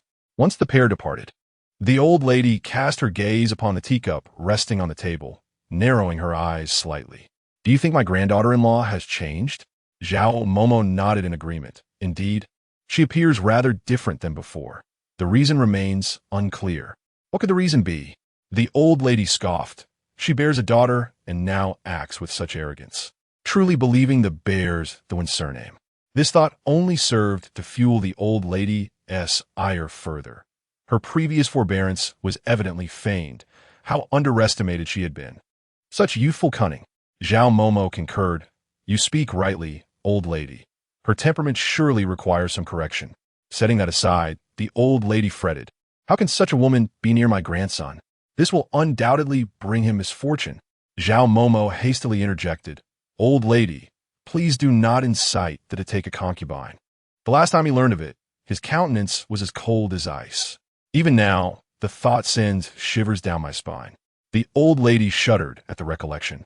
The last time Shen Fuhan visited the Ninghui Hall, he had raised questions about the absurdity of taking a concubine. His tone had been calm and respectful, yet it had instilled a chilling fear within. She had nearly forgotten to feign her own palpitations, hardly daring to breathe. Shen Fuhan had stayed but a brief quarter of an hour, yet the silence in the Ninghui Hall lingered for an eternity. The old lady patted her chest. "Indeed, we must not mention it. If we must, it should be in a year or two." However, in the blink of an eye, she conceived a new plan. "Let us not arrange for him to take a concubine. Instead, we shall allow him to find another young lady." Zhao Momo, puzzled, queried, "What does the old lady mean?" "In due time, while Fuhan is on leave, we shall host a flower viewing banquet, inviting several young ladies from noble families. I refuse to believe he will not find one to his liking." Unbeknownst to Wen Jiayue, who was oblivious to the conversation between the old lady and her servants, she excitedly headed towards the main courtyard. Shen Fuhan furrowed his brow and grasped her wrist, "Walk more slowly." It was only then that Wen Jiayue recalled her recent confinement and the lingering weakness in her body. Yet, her mind had been entirely consumed with thoughts of her daughter's full moon banquet, propelling her to walk faster. She moderated her pace, suppressing her excitement, but suddenly noticed that Shen Fuhan had yet to release her hand. Unbeknownst to her, he had taken her hand, his expression serene, as if such an act were the most natural thing in the world. Wen Jiayue's pace immediately faltered.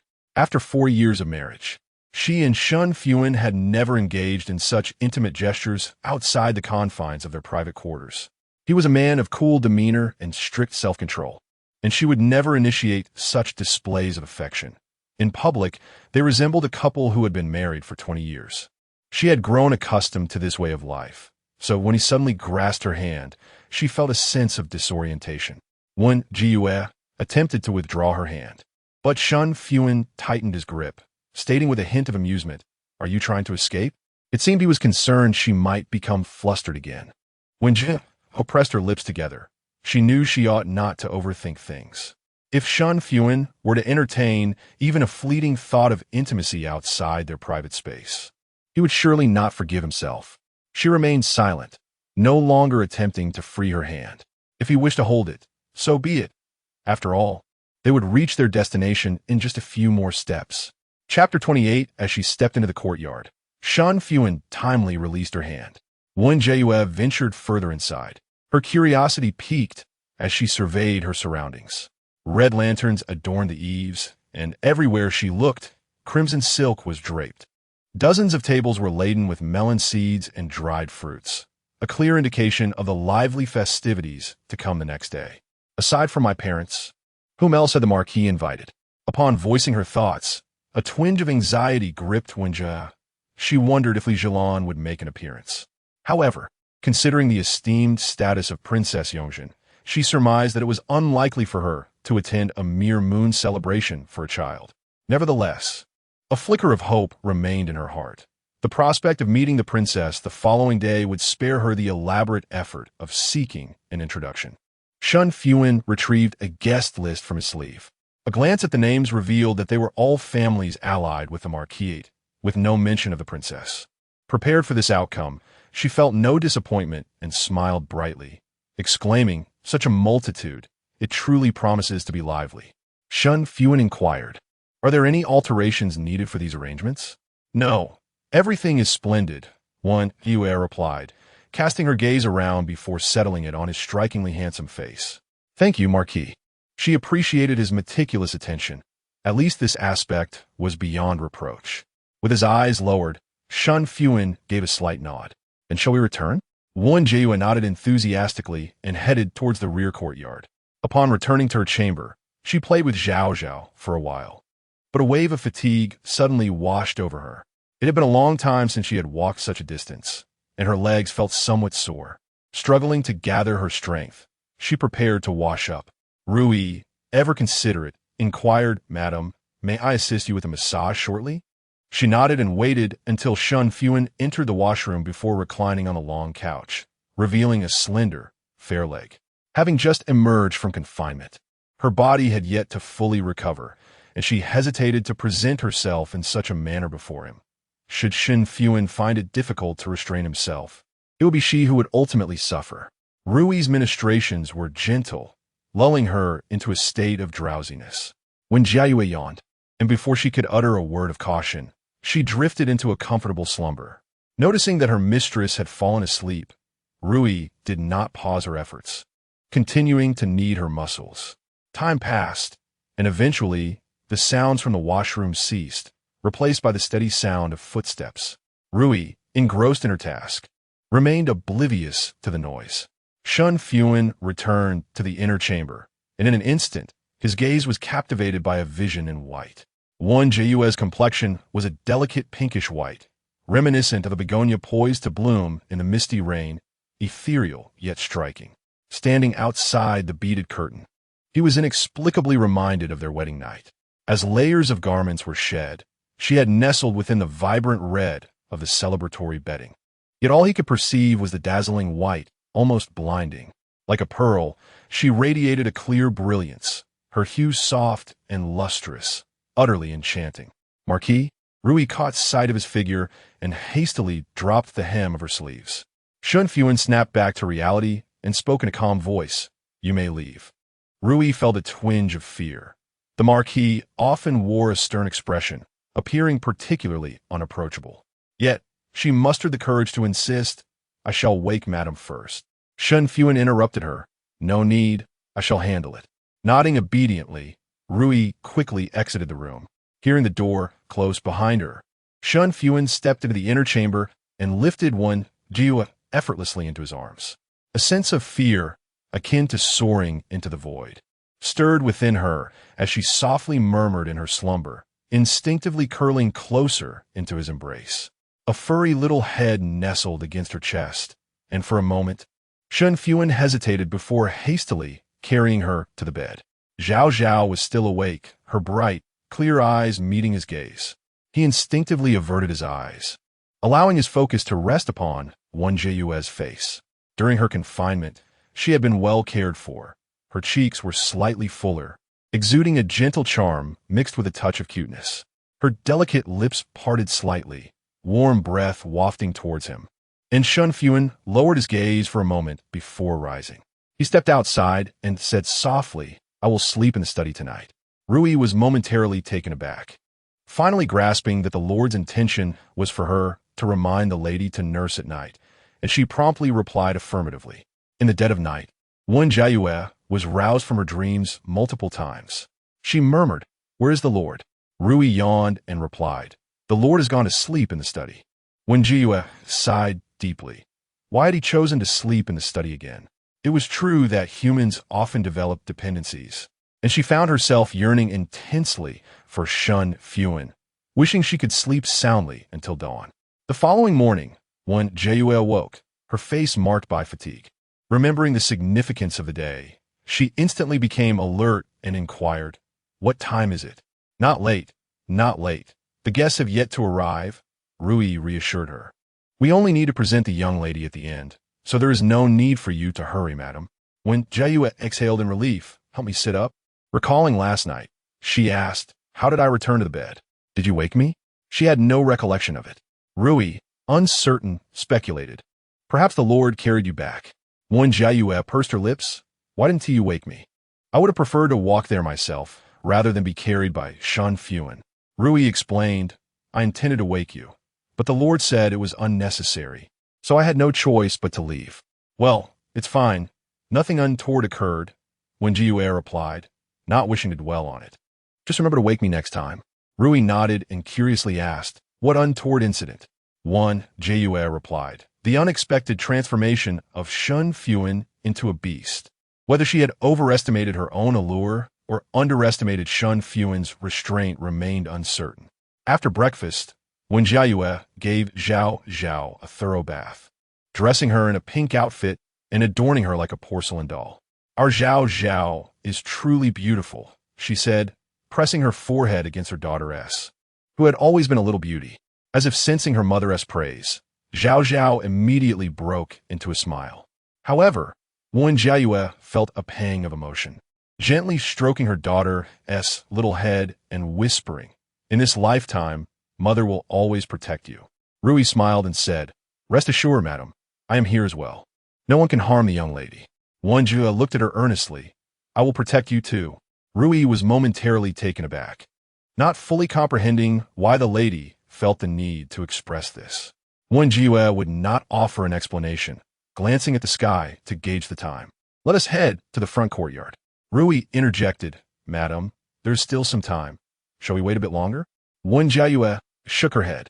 She needed to personally oversee Wen Ruoqian to feel at ease. Although she had advised Wang Qingyao, he was still but a child, and should he be tempted by distractions, It could lead to regrettable consequences. It would be prudent to arrive early, as I also wish to familiarize myself with the individuals present. Chapter 29. Conspiracy. The guests had nearly all arrived, and the main courtyard was abuzz with activity. When Ruohuan's gaze fell upon her brother-in-law, who was engaged in conversation, her eyes reflecting infatuation. Exceptionally handsome, charmingly elegant, distinguished, and learned. All the exquisite words in the world could be used to describe Shen Fuhan. Such a remarkable man was unfortunately claimed by Wen Jiayue. How could she possibly be worthy of him? If Wen Jiayue was deemed deserving, then, as the younger sister, she too should be entitled to such a match. Why was it not she who was to wed into the marquis household? Suddenly, someone obstructed her line of sight. And when Ruohuan frowned as she looked up, only to find her brother, Wen Ruoqian. Stop staring. He smirked mischievously. Even if you look longer, he is not yours. Wen Ruoqian was slender and somewhat effeminate in appearance, with fair skin that made him resemble a young lady from a distance. He consistently presented himself as cultured and polite, earning the trust of their father and Zhang Shi. Even though he had spent years in the academy without passing the most elementary examinations, they continued to dote on him, attributing his failures to mere bad luck. Little did they know the extent of his rebellious spirit, save for his sister, Wen Ruohuan. Since last year, when she had discovered his visits to brothels, he had ceased to put on airs in front of her. He was acutely aware of his sister's infatuation with their brother-in-law, and the pair kept each other's secrets, strategizing together. When Ruohuan pulled her brother into a corner, glancing around to ensure that the only nearby witness was a half-grown child who was sneaking snacks, thus feeling at ease. Brother, do you have any ideas on how to ruin this extravagant full-month banquet? When Ruoqian looked astonished. This is the marquis residence. If something goes awry, it would be quite embarrassing. He maintained his composure, while Wen Ruohuan was nearly beside herself. It was merely a girl's full-month banquet, yet it was so grand. Why should Wen Jiayue steal the limelight? She threatened, if you don't help me, I will tell our parents about your visits to the brothel. When Ruoqian was intimidated by her, sighing, let me think of a plan. Scanning the surroundings, his gaze landed on a beautiful, slender maid. If only he could take her as a concubine. He stroked his chin and suggested, how about I feign drunkenness and flirt with the maid? When Ruohuan stared at him in horror. Have you lost your mind? Mother and father will surely scold you. It's just drunkenness. It's not a big deal. When Ruoqian chuckled, once she is brought into the household, I will dutifully attend classes at the academy, and they won't hold it against me.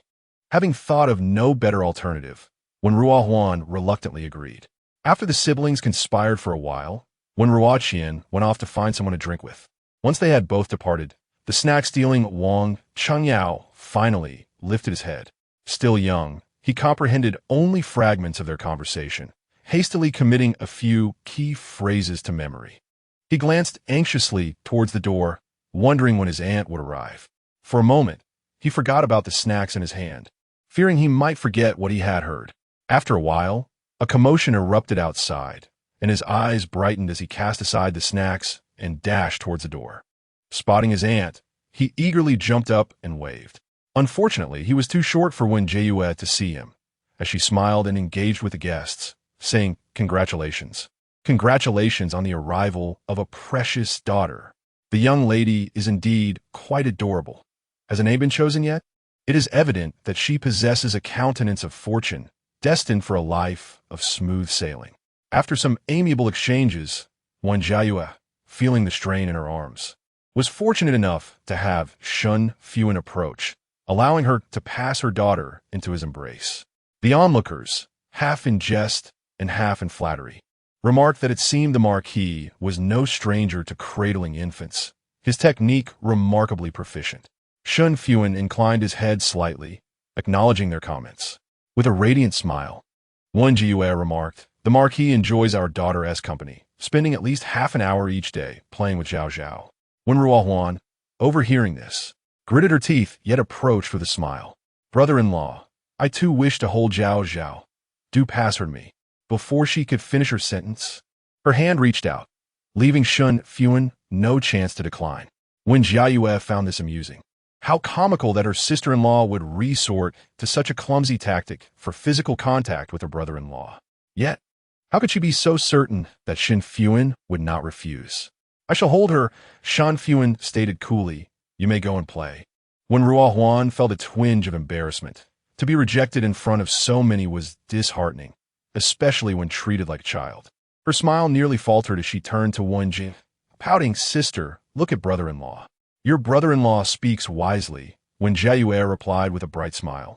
"Did you not enjoy playing cards with the young ladies over there?" When Ruo Huan was taken aback. Was it not her sister-in-law who usually indulged her? This time, however, she was met with opposition. Wen Jiayue paid no mind to her sister-in-law as thoughts and continued conversing with the other ladies, keeping a watchful eye on Wen Ruoqian. The banquet had yet to commence, and he was already indulging in drink. Wen Jiayue surveyed the area, attempting to locate the maid whom he had teased, but she could not recall which one it was. In her previous life, after entering the one household, she rarely made an appearance, and since Wen Jiayue seldom returned, those memories had faded away. Fortunately, she could keep a constant watch over Wen Ruoqian's movements to prevent any untoward actions. Before long, the guests had all arrived. The full moon banquet was devoid of elaborate formalities. The child was shown around, and then the first haircut was performed, leaving only the celebration with the full moon wine. Wen Jiayue personally snipped a lock of hair, securing it with red thread and instructing Rui to keep it safe. After extending her congratulations, the guests settled in, awaiting the meal to be served. Wang Qingyao, anxious and pacing, finally seized the moment when his aunt was unaccompanied and hurried over. Aunt, he exclaimed breathlessly. "I heard them saying they wanted to tease the maid. And what is this about a brothel?" "What is a brothel?" Wen Jiayue naturally understood the first matter, yet the mention of the brothel was unfamiliar to her. She furrowed her brow in contemplation. Could it be that Wen Ruoqian frequented such establishments? This was a matter to investigate later. She glanced at Wen Ruoqian, who was already flushed from drink. "A brothel is not a respectable place. Do not inquire further, Yao Yao." Wen Jiayue ruffled his hair gently. "Keep an eye on that brother of yours, and if he steps out the door, come find me." Wen Ruoqian had yet to muster the courage to act in front of so many. As long as she monitored his movements, there would be no issue. "Wen Jiayue, what are you teaching my son?" Shen Fuhan approached, visibly irate. Just a moment ago, she had been observing for quite some time. Wen Jiayue alternated between gently stroking Yao Yao's head and engaging him in conversation, which surely did not bode well. Upon catching sight of his fierce mother, Wang Qingyao instinctively recoiled and hid behind his aunt. "Mother, please do not strike me." Shen Fuhan glared. "You little rascal, when have I ever hit you? Come here." The more she uttered such words, the more terrified Wang Qingyao became, burrowing himself deeper into concealment. Wen Jiayue reassured him, "Yao Yao, be good. You haven't done anything wrong. Your mother would never strike you." Wang Qingyao hesitated. "Really?" Wen Jiayue smiled. "Indeed, if she were to hit you, I would help you retaliate." Shen Fuhan shot her a fierce glance. "You dare?" Instantly, Wang Qingyao positioned himself protectively in front of his aunt, declaring loudly, "Mother, you must not strike my aunt." Wen Jiayue gazed at him in astonishment, moved by his unexpected gesture. It truly reflects the nature of a child, whether good or bad hinges upon their upbringing. While she felt a swell of emotion, Shen Fuhan was engulfed in a fit of rage, her vision darkening. This little rascal was turning his elbow outward, siding with outsiders. Chapter 30. Teasing the maid as her son favored outsiders, Shen Fuhan disregarded the need to reprimand Wen Jiayue, seizing Wang Qingyao by the ear and leading him outside. Wen Jiayue felt a twinge of anxiety for him. She contemplated following, but hesitated, unwilling to let Wen Ruoqian slip from her sight, so she remained in the room. Zhao Mama, who attended to the old matriarch, stepped forward with a smile, saying, "Madam, the old matriarch has summoned you." Wen Jiayue glanced towards the matriarch, her stern visage suggesting displeasure. Realizing this was likely not a trivial matter, Wen Jiayue softly inquired, "What troubles the old matriarch?" The old servant replied, "I am unaware, but you'll find out upon your arrival." Wen Jiayue furrowed her brow, reluctant to go, yet aware that she could not disregard the old matriarch's wishes in front of everyone, so she approached. The table at which the matriarch sat was filled with her maternal relatives, with 2 seats conspicuously vacant, presumably for Shen Fuhan and Wang Qingyao. She gently asked, "Grandmother, what has occurred? Fetch your daughter back." The matriarch's tone was brusque. "What nonsense is it that my grandson carries her?" Upon hearing this, Zhang Shi quickly interjected, The old matriarch speaks true. You must hurry and bring Zhao Zhao back." Wen Jiayue glanced towards Shen Fuhan, who was seated at another table, cradling the peacefully slumbering Zhao Zhao. Confusion washed over her. What was the issue with him holding the child? He appeared to be quite content. Wen Jie took a seat, smiling brightly. "If the Lord is weary, he will naturally bring Zhao Zhao over. There is no need for grandmother and mother to fret." The old matriarch grew more agitated, exclaiming, "What a dense-headed child! How can Fuhan eat? He is already burdened and must now tend to the child. You possess no sense of observation." Wen Jie. So it seems her eldest grandson's hunger was the concern at hand. How considerate. Moreover, what did she mean by helping her hold the child? Wasn't Zhao Zhao not Shen Fuhan's? She struggled to restrain her emotions, stifling the urge to voice her thoughts. When Ruohuan, who had been observing, chimed in cheerfully, "What a trivial matter, sister. Why not let me hold her?" Despite her tone suggesting she was seeking approval, she had already risen from her seat and was making her way towards Shen Fuhan. "Brother-in-law, sister has sent me to hold Zhao Zhao." This time she had mentioned Wen Jiayue. Surely she would be permitted to hold the child now. The thought of soon having intimate contact with her brother-in-law quickened Wen Ruohuan's pulse. Shen Fuhan nodded slightly at her words and stood up. She hastily extended her hands, but he moved away, leaving her grasping at air. Wen Ruohuan stared blankly as he walked towards Wen Jiayue, her smile faltering. Even now, he would not allow her to hold the child. Wen Jiayue observed coldly as Shen Fuhan approached with the child. She stated directly, "Since Zhao Zhao is asleep, it is best for the Lord to hold her. She will awaken if someone else tries." Upon hearing this, the old matriarch became anxious. "Let her wake. We can soothe her back to sleep. Fuhan, give the child to your wife." Shen Fuhan scanned the table, noting the varied expressions of those present, the atmosphere thick with tension. He replied calmly, "This place is too crowded and noisy. I shall return Zhao Zhao to her quarters to sleep." He turned to Wen Jiayue. "Shall we go together?"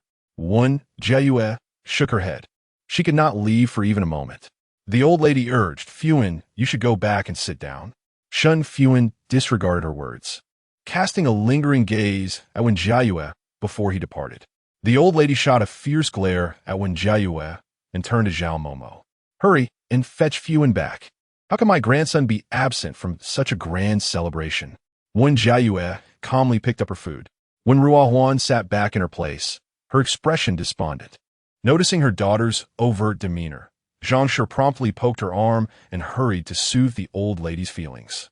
"Old lady, my daughter is simply naive. Please do not hold it against her."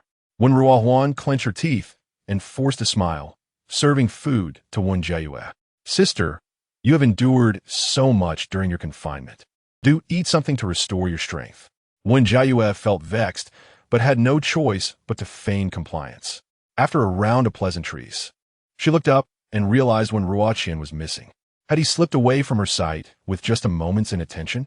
Instantly, Wen Jiayue clutched her abdomen, furrowing her brow. "Grandmother, mother, I suddenly feel some abdominal pain. I shall go change my clothes." Wen Ruohuan was alarmed. "Brother has only just stepped out. If you go now, you'll surely run into him." She quickly grasped Wen Jiayue's hand, her concern evident. "Sister, what is wrong? What do you feel unwell?" Wen Jiayue understood she was attempting to stall for Wen Ruoqian's sake and try to free her hand. However, weakened from childbirth, she lacked the strength to resist and remained rooted in place, unable to move. The old lady clicked her tongue at Wen Ruohuan. "If she has abdominal pain, why not let her change her clothes? What could his holding her hand do?" Wen Ruohuan sheepishly released her grip.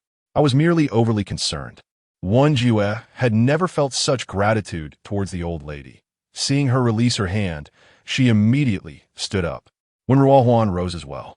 "Sister, I shall accompany you."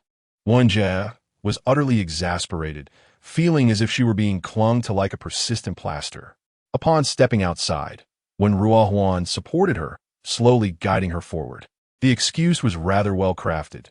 "Sister, Let us take our time. It may ease your discomfort. Wen Jiayue cast a glance at Rui, signaling her to assist in detaching Wen Ruohuan. Rui promptly pried Wen Ruohuan's hand away, anxiously exclaiming, "Third miss, the madam is in great pain. Please do not complicate matters." The maid, naturally stronger than the pampered young lady, easily separated their hands. Freed from constraint, Wen Jiayue exhaled in relief. "You all stay here. I shall return shortly." "Yes, madam." Wen Ruohuan stamped her foot, feeling helpless. However, so much time had elapsed. Her brother must have accomplished his task by now. With this thought, she relaxed. Yet Wen Jiayue felt an overwhelming urge to run. The courtyard was vast, and she had to find him quickly. She could not afford to reveal her intentions, for that would escalate matters, and she could not explain how she possessed such foresight. As she walked, she remained vigilant, scrutinizing her surroundings for any anomalies.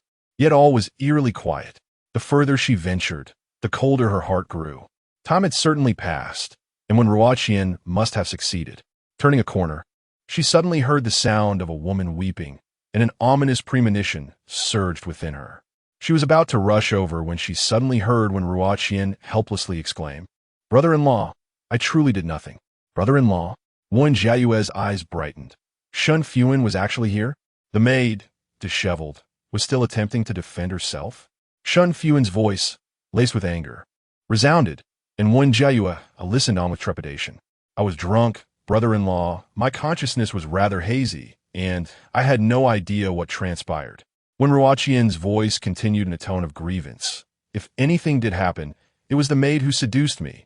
Please do not wrong me." Chapter 31. The resounding slap when Ruoqian spoke with an air of righteous indignation, as if he were truly the victim of an unjust accusation. Shen Fuhan's brow was furrowed. He had clearly witnessed when Ruoqian forcibly covering the maid's mouth and dragging her to this place.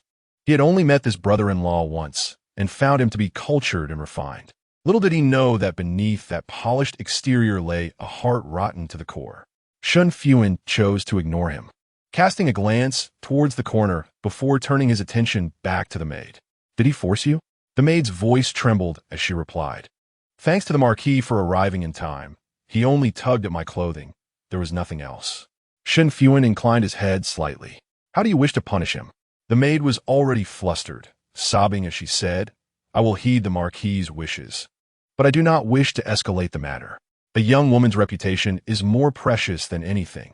I do not want to ruin my life." When Ruoqian, still clinging to a desperate hope that no one had witnessed his actions, retorted stubbornly, "Brother-in-law, why do you believe the maid's words? We are family." Shen Fuhan's voice turned icy. Silence. His expression was frigid, causing Wen Ruoqian to shiver involuntarily as he stood sulking on the side. Shen Fuhan commanded, "Give this young lady 100 taels of silver, and this matter shall be resolved." Wen Ruoqian's eyes widened in disbelief. "Brother-in-law, where am I to find 100 taels of silver? That sum is enough for me to indulge for several nights in a pleasure house. How could I possibly part with it for a maid I barely touched?" However, upon seeing Shen Fuhan's expression, he dared not protest further. When Ruoqian's mind raced, "Brother-in-law, why not lend me 100 taels for now? I shall repay you later." After all, since the maid wished to keep the matter quiet, he had nothing to fear, regardless of whether he received the silver. As for the borrowed money, he had no intention of repaying it, so why not seize the opportunity? At this point, Wen Jiayue finally approached. Initially, she had intended to feign an accidental encounter, but upon seeing Shen Fuhan's composed demeanor, it was evident he had already noticed her, and thus she ceased her pretense. When Ruoqian, unaware that she had been eavesdropping, rushed to her side like a drowning man grasping at a straw. "Sister, brother-in-law is accusing me falsely. It was clearly the maid who seduced me, yet brother-in-law does not believe me and demands I give her 100 taels." He was confident that his stepsister, being soft-hearted, would easily be swayed if he feigned enough distress. However, to his astonishment, a fragrant breeze swept by, followed by a sharp crack that resonated clearly in the air. It took a moment for him to realize that his seemingly weak stepsister had delivered a resounding slap to his face, leaving his left cheek ablaze with pain. In disbelief, he covered his face, Sister, why did you hit me? Shen Fuhan raised an eyebrow. He too had not anticipated that his usually gentle wife could strike so decisively. For the sake of our parents, I must teach you a lesson, Wen Jiayue declared, shaking her wrist. You have brought shame upon the Wen family. She was avenging past grievances, delivering full force against the Wen Ruoqian of their previous life, her palm tingling from the impact. Gather 100 taels of silver for this young lady by tomorrow, Wen Jiayue said coldly, or I shall inform our parents about your escapades in the pleasure house. The freshly acquired information was now perfectly timed for use. Wen Ruoqian was utterly flustered. How do you know? Wen Jiayue replied with a gentle smile, her words intentionally vague. I cannot divulge that information.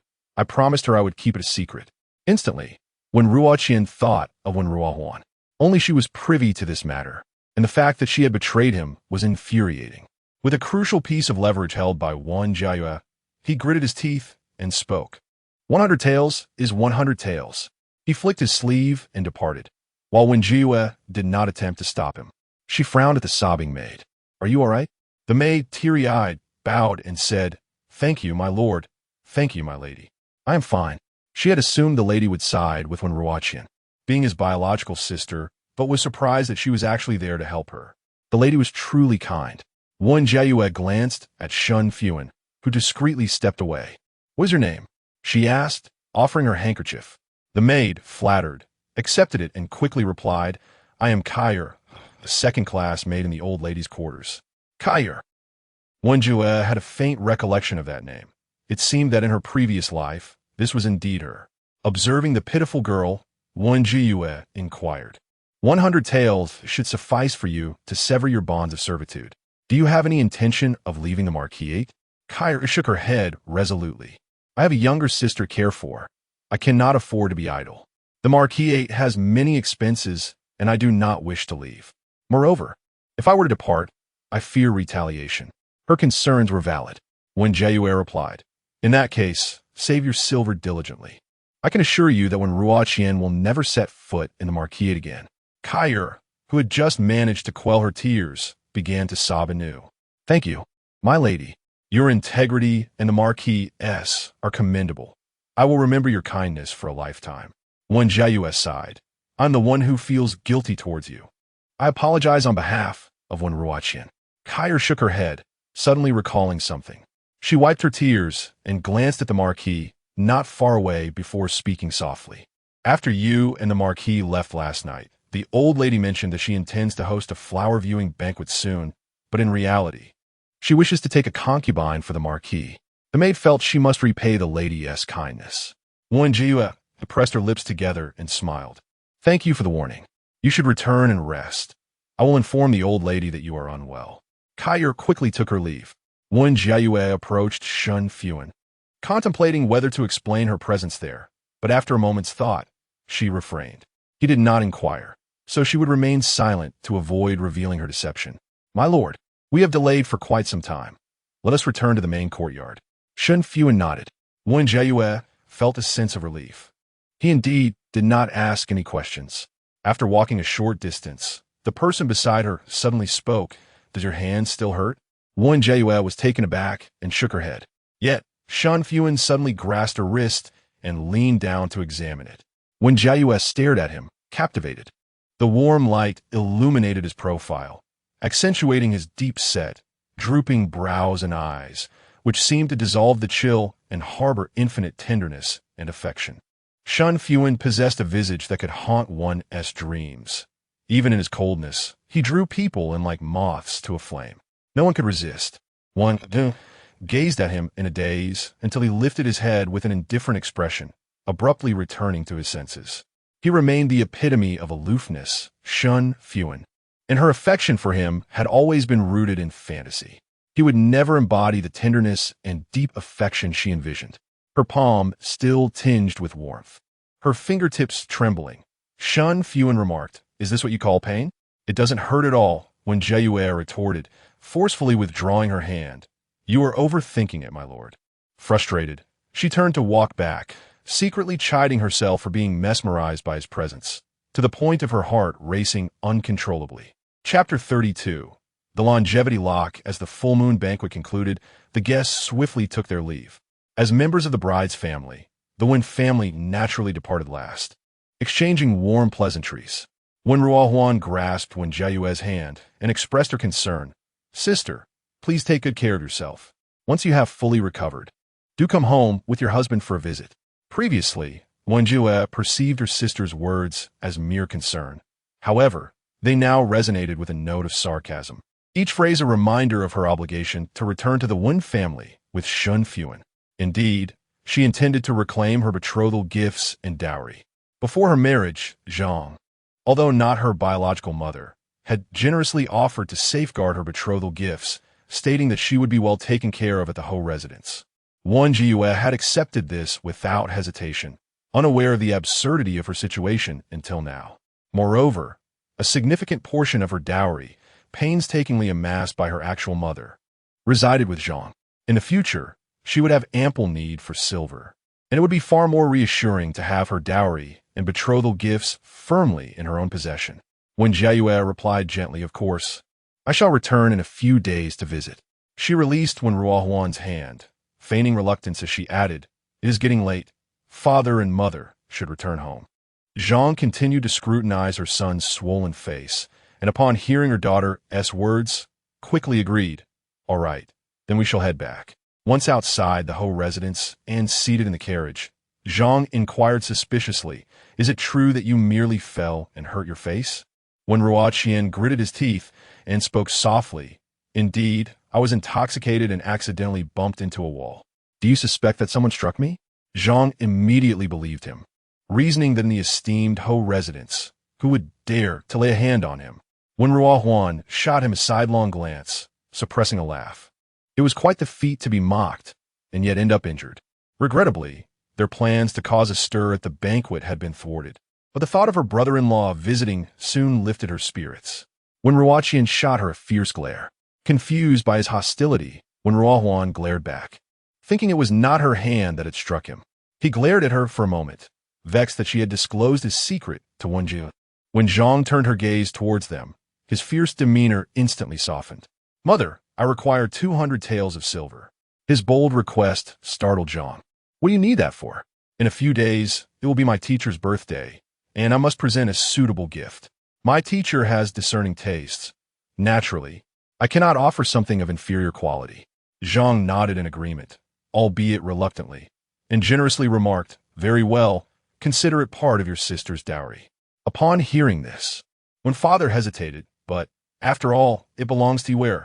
It seems rather inappropriate." Zhang retorted, "Anything that belongs to the Wen family is mine. I have raised her for 16 years. Am I not entitled to make decisions on such matters?" When father wished to protest further, but Zhang's fierce gaze silenced him. "What? Do you still hold on to memories of her biological mother, wishing to keep a sentimental token?" He dared not argue any longer, muttering, "All right, I shall defer to you. But if your comes asking for it back, you must ensure to retrieve it." Zhang responded perfunctorily, yet inwardly, she could not suppress her scorn. A feeble father begets a feeble daughter. They are inherently alike, yet she dares to wish for a dowry? It is likely she does not even have the courage to utter the name Zhang. After the festivities of the full-month banquet concluded, Wen Jiayue wearily returned to her chamber. Lying upon her bed to recuperate, Rui, with utmost gentleness, tucked her in, causing Wen Jiayue to open her eyes. "Madam, have I disturbed your rest?" "I have not slept," Wen Jiayue replied, hesitant to succumb to slumber, for her fourth brother, Shen Fuhan, had yet to arrive. In her previous life, he had come only after the banquet had ended. Coincidentally, she had been asleep at that moment, oblivious to the events that transpired upon his return to this. If his arrival was related to the border affairs, then her wait would not have been in vain. However, as she continued to wait, the news of Shen Fuhan's arrival at the estate remained elusive, and fatigue once again assailed her. She forced herself to remain alert, fearful of a repeat of the incident when Ruohuan had slipped away right beneath her nose. Wen Jiayue requested Rui to engage her in conversation, to speak of anything at all. Rui then remarked, "The marquis has gone to the study." "Do not mention him," Wen Jiayue replied tersely. "Choose another topic." Rui hesitated before inquiring, "Has there been a quarrel between you and the marquis. When the madam returned from changing, her demeanor suggested something was amiss. Reflecting on it now, could it be that they truly had quarreled? The couple had been married for a year without ever having a disagreement, always treating each other with mutual respect and courtesy. Yet, since the birth of their daughter, it seemed that something had shifted. Nonetheless, the marquis had maintained his usual calm demeanor. It was the madam who appeared to have changed. No, Wen Jiayue pressed her lips together, diverting the conversation. How is that child, Yao? Since Shen Fuhan had taken him away, they had not reappeared, and she felt a twinge of concern. In her past life, Wang Qingyao had often been mischievous, and Shen Fuhan, with his fiery temperament, had scolded him countless times. If he were punished this time due to her, she would feel a sense of guilt. Rui replied, I am not aware of that, but I shall inquire shortly. Wen Jiayue pondered for a moment before sitting up. I shall go see for myself. It is rather dull to remain here. I might as well find something to occupy my time. Rui expressed her concern. You have just emerged from confinement and have been weary for the better part of the day. It would be wise to rest. Wen Jiayue shook her head, just as a knock resounded at the door. Madam, the fourth master has arrived. Wen Jiayue's eyes brightened. At last he is here. She set aside her worries about Wang Qingyao and quickly urged, Please, let him in. Before long, Shen Fuhan strode in with an air of confidence, his face adorned with a spirited smile that brightened the room. He gracefully performed a bow. Sister-in-law, I hope you are well. Wen Jiayue beamed. Fourth brother, you have finally come. Ah, Shen Fuhan raised an eyebrow. So it turns out sister-in-law has been waiting for me all along. Wen Jiayue earnestly explained. You mentioned your intention to come on the day of the full month last time. So, of course, I remembered. With a cheerful smile, Shen Fuhan retrieved a small box from his sleeve, deftly opening it and tossing it into the air, catching it with ease before extending his hand. This is a longevity lock for Zhao Zhao.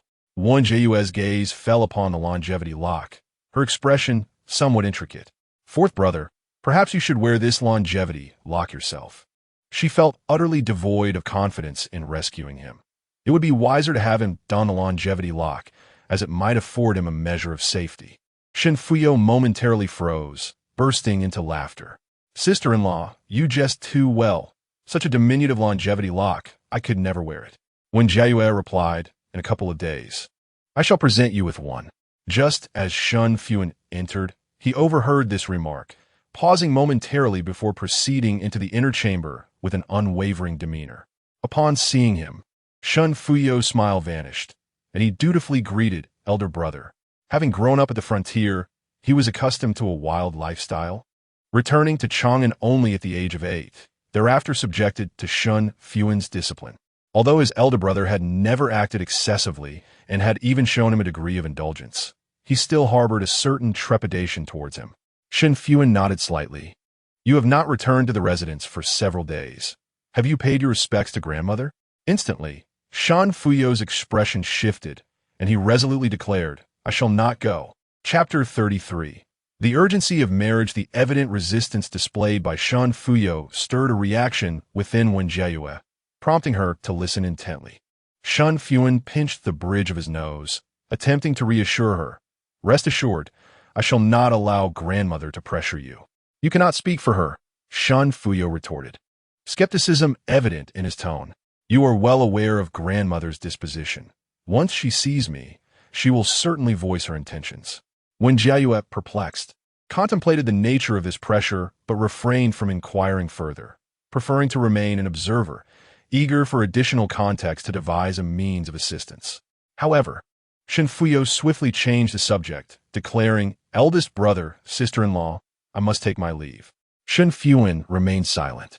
Yet, Wen Jiayue called out to him, Fourth brother, where do you reside? Shen Fuhan raised an eyebrow, questioning her curiosity.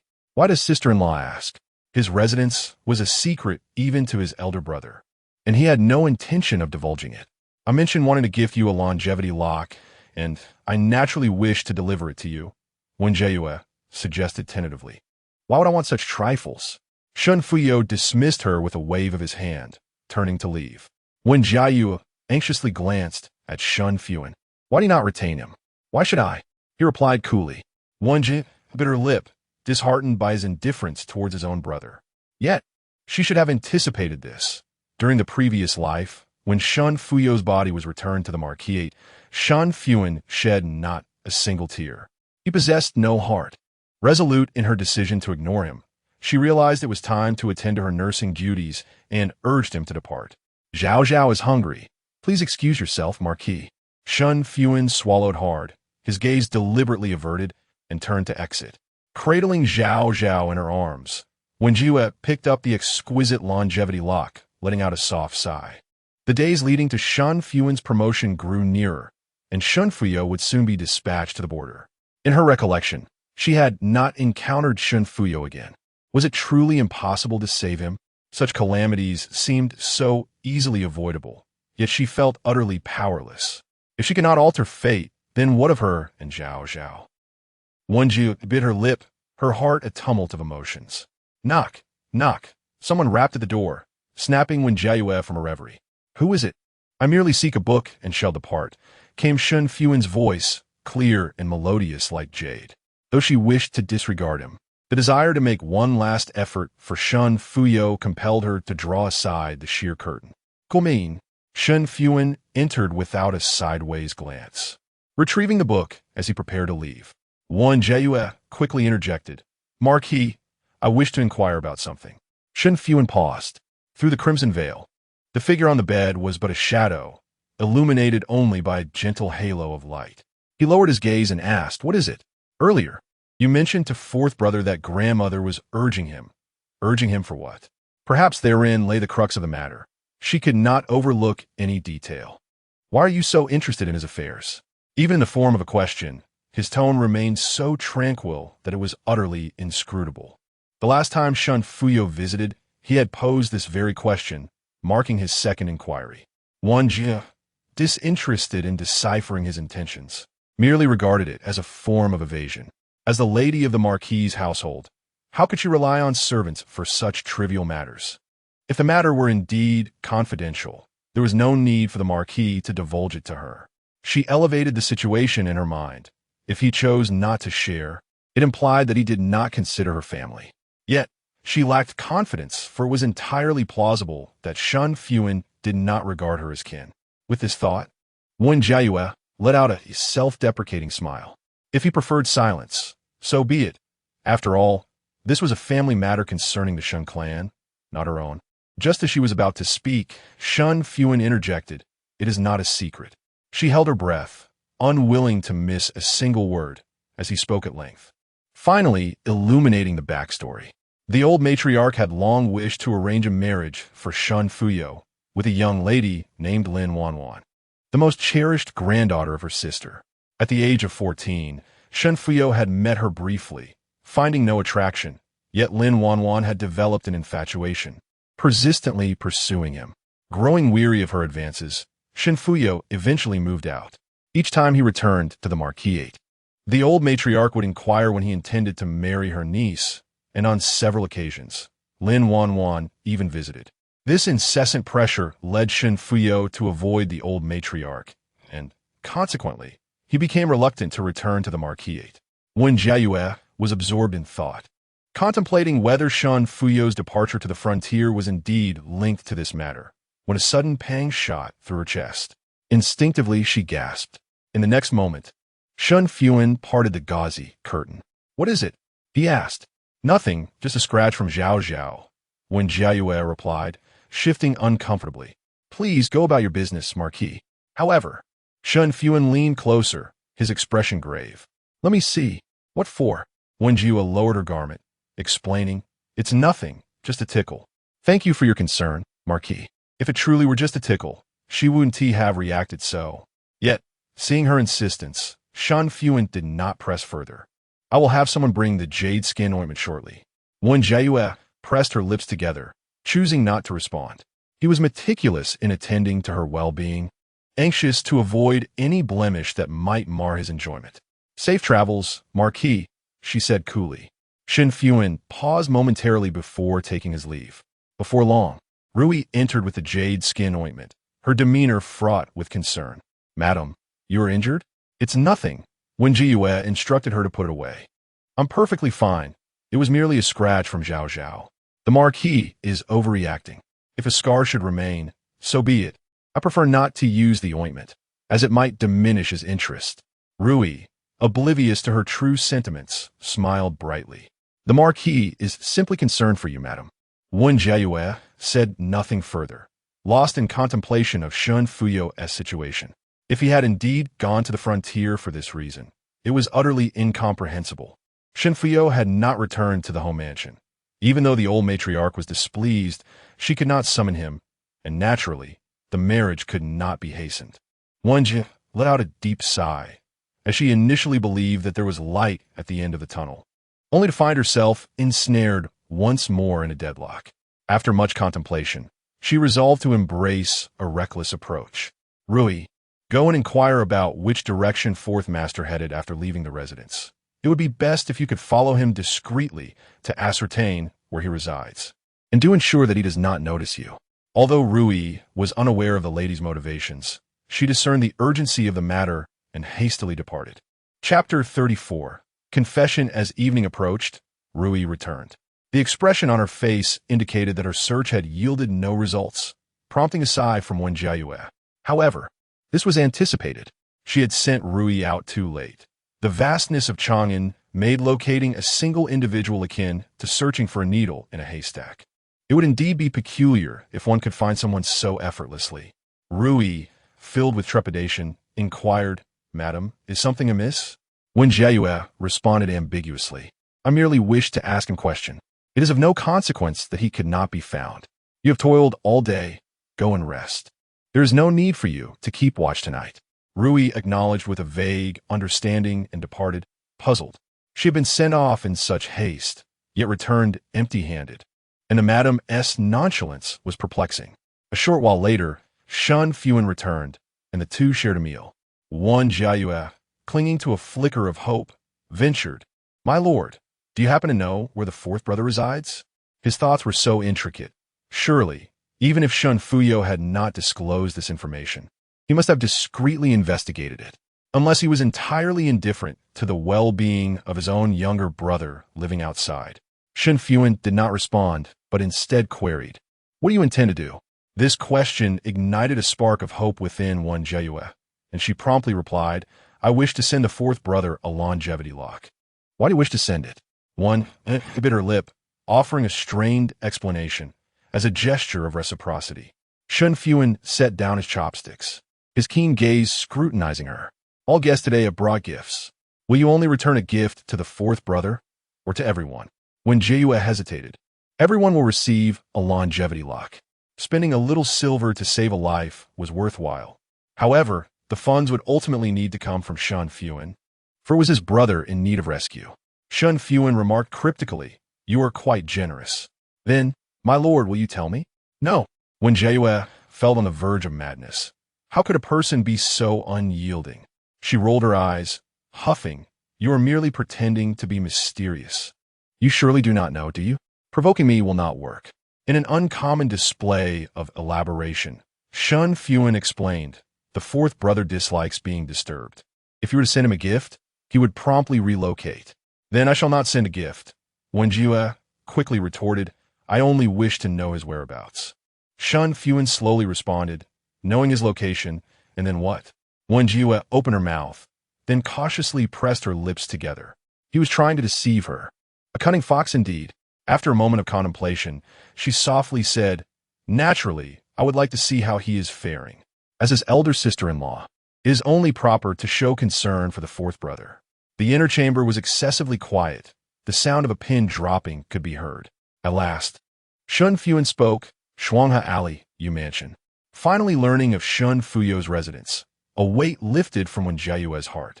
However, she remained uncertain about her next steps. Should she send someone to watch over him daily? Yet, she had only Rui as her confidant, and would need to seek out individuals outside who could be paid for their services.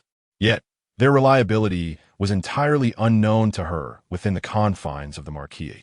After much contemplation, she found herself compelled to seek assistance from Shen Fuhan. That evening, lying upon her bed, Wen Jiayue cleared her throat and addressed him directly. "My lord, I must speak candidly with you." Shen Fuhan, who had been resting with his eyes closed, opened them to reveal a pair of cool, piercing eyes fixed upon her. However, Wen dared not meet his gaze, hastily continuing, I have this persistent premonition that my fourth brother will soon head to the border. As you are aware, the situation at the border has been quite tumultuous lately, and I fear for his safety. This is why I've been inquiring about him so frequently. Yet, I hesitated to share my concerns with you, fearing you might mock my intuition. Shen Fuhan inquired, why do you speak of it now? His tone remained remarkably calm. Yet, if she were to look upon him, she would perceive that his expression was not as serene as she had imagined. Wen Jiayue felt a lump in her throat and stammered, I have been troubled in silence. Feel free to laugh if you wish. Shen Fuhan did not laugh, but instead remarked, do you wish for me to send someone to Shuanghe Alley to keep watch over your fourth brother? Wen Jiayue nearly applauded. How could he have discerned her thoughts? It was truly remarkable. She nodded vigorously. Is that possible, my lord? Indeed, he replied readily. However, after the initial joy, a sense of unease washed over her.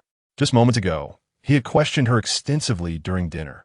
Now, he readily accepted what seemed to be a ludicrous notion without further inquiry. Everyone possesses premonitions, yet how many are accurate? Who would believe her if she spoke of it?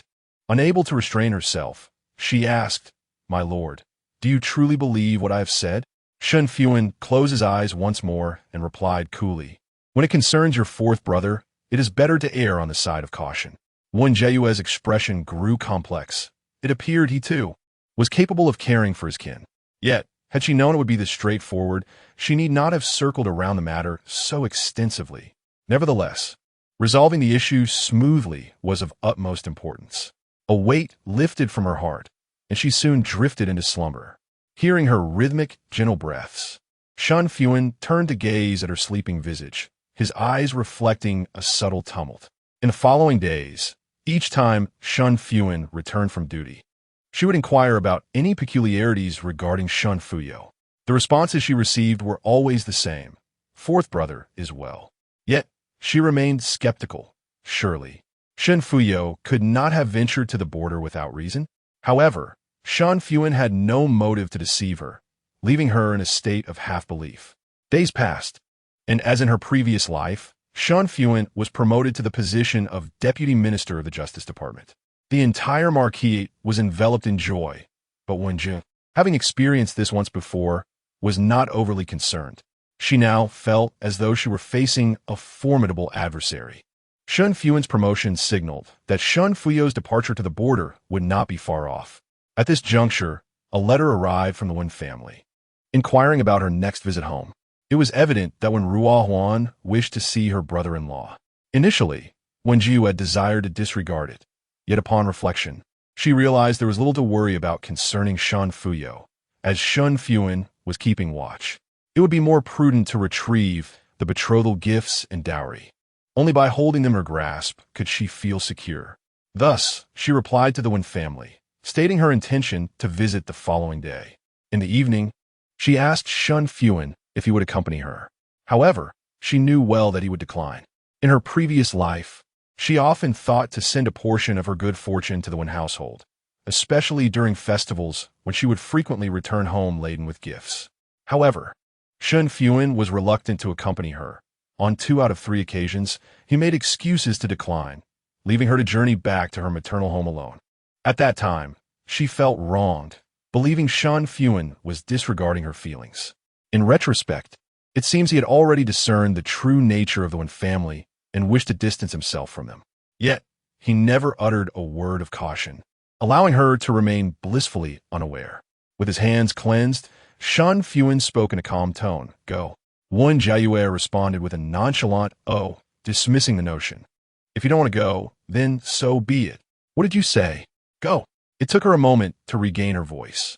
However, as the newly appointed marquis, he must be exceedingly busy. Could he truly spare the time to accompany her? Shen Fuhan inquired, do you not wish for me to go? Wen Jiayue longed for his presence. With Shen Fuhan by her side, who would dare to suppress her dowry and betrothal gifts? She smiled brightly, replying, of course I want you to come. Thank you, my lord. Chapter 35. Returning to one's roots by mid-October, the world had gradually succumbed to a melancholic desolation.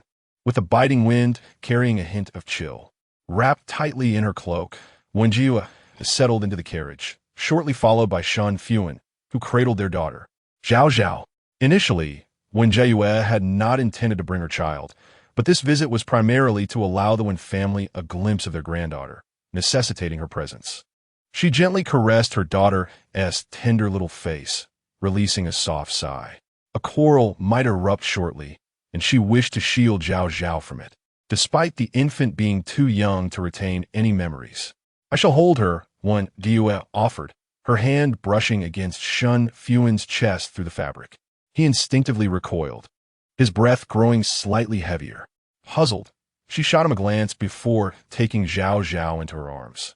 After a moment's contemplation, she spoke candidly, "My lord, during this visit home, I wish to retrieve the betrothal gifts and dowry temporarily placed with the Wen family."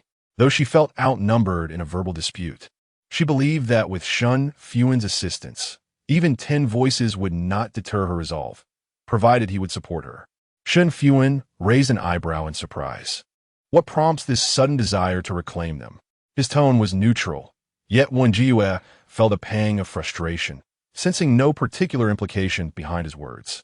It was merely a straightforward inquiry awaiting her response. "Those are mine," she asserted earnestly. "Of course, I must keep them in my own possession." Shen Fuhan scrutinized her, or perhaps examined would be a more fitting term. This time, Wen Jiayue felt emboldened, meeting his gaze without flinching. "Is there a problem, my lord?" The carriage curtain fluttered, revealing a fleeting glimmer that illuminated her clear, bright, almond-shaped eyes. Shen Fuhan lowered his gaze, remarking, "It is a positive sign that you have come to this realization." His lack of opposition elicited a smile from Wen Jiayue. It seemed that success was within reach. Yet, a lingering unease prompted her to caution him. "I have a feeling my stepmother will oppose this, my lord. Please remember to assist me when the time comes." "Of course," he replied, gazing out at the bustling streets, his expression inscrutable. The Wen residence was situated a fair distance from the Jing'an marquis, and the carriage ride would consume the better part of an hour. Halfway through the journey, Wen Jiayue found herself weary and achy, grappling with an unsettling realization. In her former life, she relished returning to her family home, even enduring the ire of the matriarch, yet she never felt fatigued by the journey. Perhaps it was because she once believed that her family members were kind-hearted, her father doting, her stepmother nurturing, her stepbrother gentle, and her stepsister endearing. Thus, the distance seemed insignificant. Now, having pierced through that illusion, she understood that they were merely scheming to drain her of her vitality, rendering the return to her family home akin to a sentence of torment. She glanced at Shen Fuhan, who sat beside her with his eyes closed in repose, her nominal husband. Neither her parental home nor her marital abode felt like true homes. Having muddled through 2 lifetimes, she found herself devoid of a place to call home. Suddenly, Zhao Zhao stirred in her arms, lifting her tiny hand to grasp at the air. Wen Jiayue smiled tenderly, placing her finger within reach, which was promptly seized with surprising strength. It mattered not. Wherever Zhao Zhao was, that would forever be her home. As midday approached, the carriage came to a halt outside the Wen residence. As customary, the Wen family awaited her arrival just beyond the gates, and this occasion proved no different. Upon encountering the carriage of the marquis' residence, they all approached in unison. Madame Zhang remarked, "You have arrived a bit late this time. Has something delayed you?"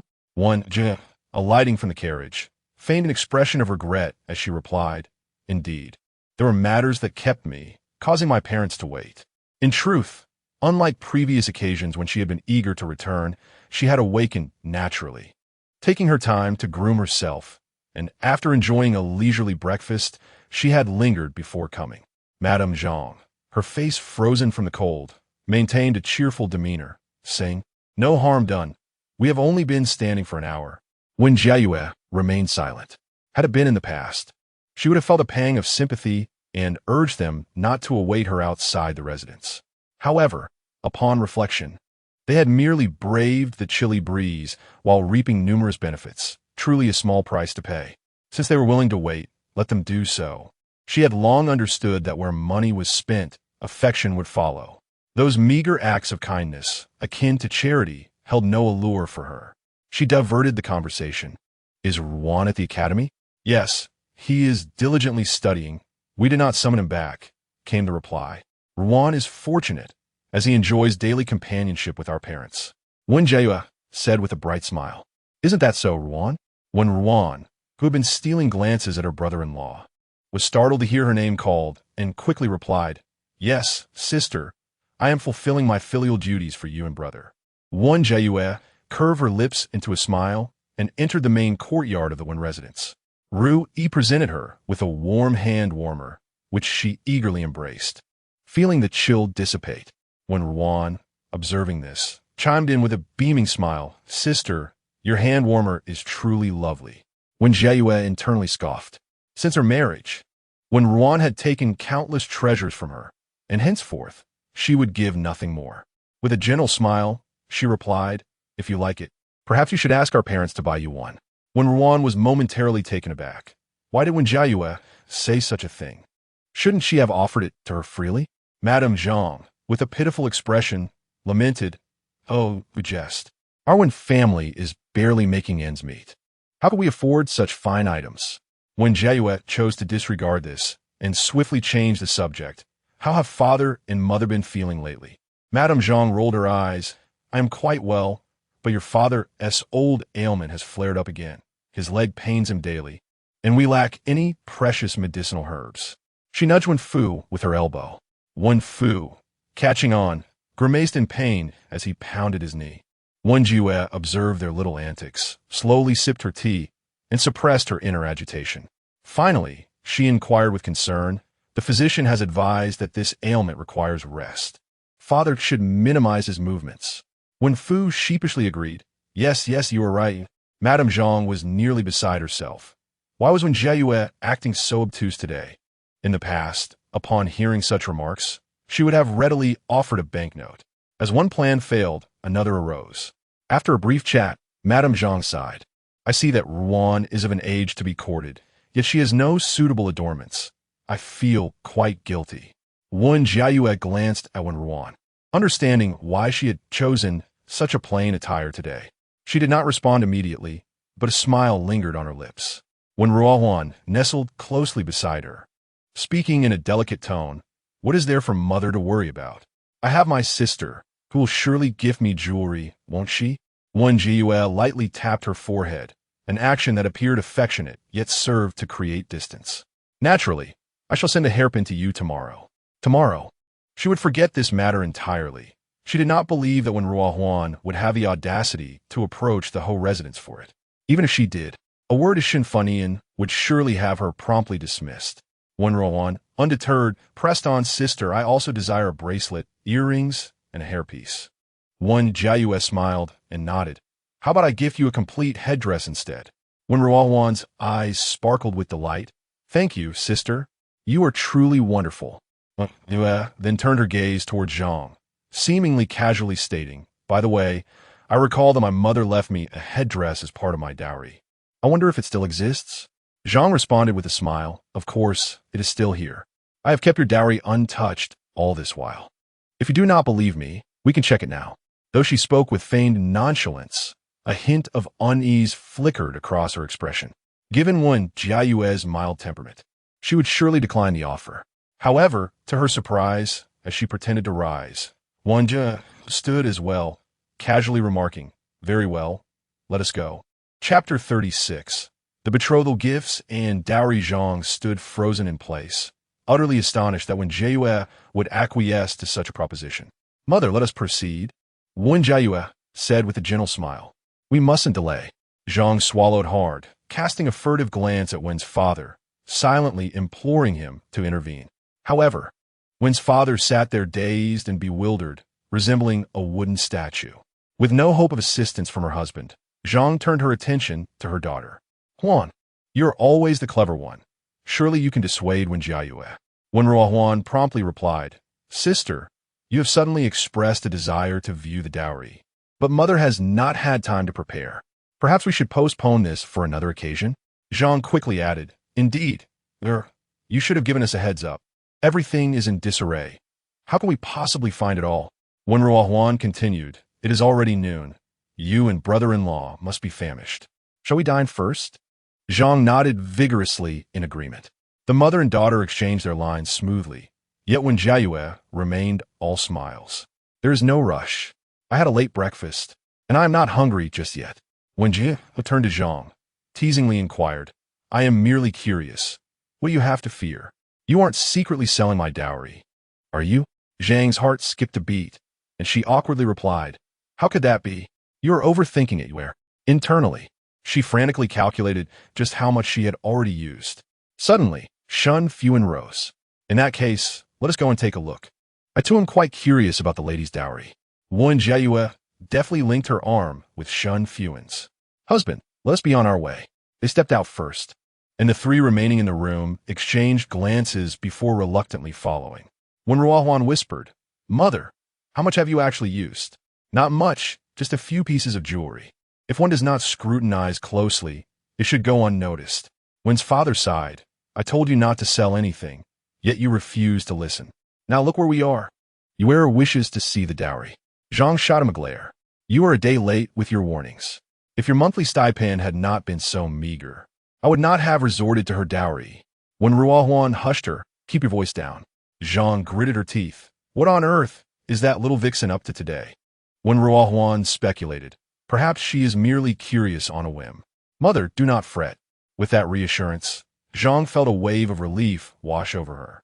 Since childhood, Wen Jiayue had placed her utmost trust in her daughter, who had come to understand her sister's temperament quite well. There was little cause for concern. Yet, it would be best to avoid the matter altogether. Zhang quickly devised a plan, exhaling softly, Let us go. Wen Jiayue and Shen Fuhan came to a halt before the storeroom. After glancing back at the Wen family, she whispered, Thank you, Lord. Shen Fuhan's words carried more weight than her own. Had he not intervened, she might have had to argue for much longer. He gazed ahead, his expression neutral, remarking, Your transition in address is quite fluid. Wen Jiayue paused, momentarily perplexed by his meaning, just as the Wen family approached. Zhang fumbled slowly for the key, taking an eternity to produce it. Oh dear, where's the key to the storeroom? She exclaimed in alarm, realizing it was missing. Wen Jiayue reassured her. There is no need to rush. Take your time. When Ruohuan took her sister's hand and suggested, Sister, let us dine first. I am quite famished. Wen Jiayue remained still, her brow furrowed in curiosity. Huaner, the storeroom key has been lost, and you still have the presence of mind to think of dining? When Ruohuan's smile faltered, realizing she had been overly composed, she quickly added, Mother must have simply misplaced it. That key has never been lost before. Wen Jiayue cast her a sidelong glance, half smiling. When Ruohuan bit her lip, refraining from further comment, fearing she might reveal too much. After a brief pause, Zhang was still frantically searching, playing her part thoroughly, even sending Wen Ruohuan to the bedroom to look. Wen Jiayue pursed her lips, fully aware that the key was with Zhang, yet without her cooperation. There was nothing she could do. Was she to search her person directly? She instinctively glanced at Shen Fuhan. Shen Fuhan, with a solemn expression, stated, The loss of the storeroom key is a grave matter. We must immediately seal off the Wen residence, force open the storeroom, and inventory the assets. Seeing their determination to inspect the dowry, Zhang gritted her teeth. I shall search once more. I am certain it can be found. After a brief delay, she finally produced the key. How did it end up here? I truly searched high and low. Wen Jiayue quietly gave Shen Fuhan a thumbs up, relieved to speak. It is well that we found it. I was beginning to fear it had been stolen. I must admit I was quite anxious. Zhang reluctantly opened the storeroom door. Your dowry is here, she said, pointing to a chest filled with various neglected items, all covered in dust, rather filthy. Zhang was still unwilling to concede, attempting to use this method to persuade her to leave. Wen Jiayue, unfazed, replied, I am not afraid of a little dirt. With that, she crouched down, lifting the lid of the chest to examine its contents quietly. Zhang remarked, It is all here. Do you still not trust me, Yue? Wen Jiayue quickly stood up, her face beaming. Of course, I trust you.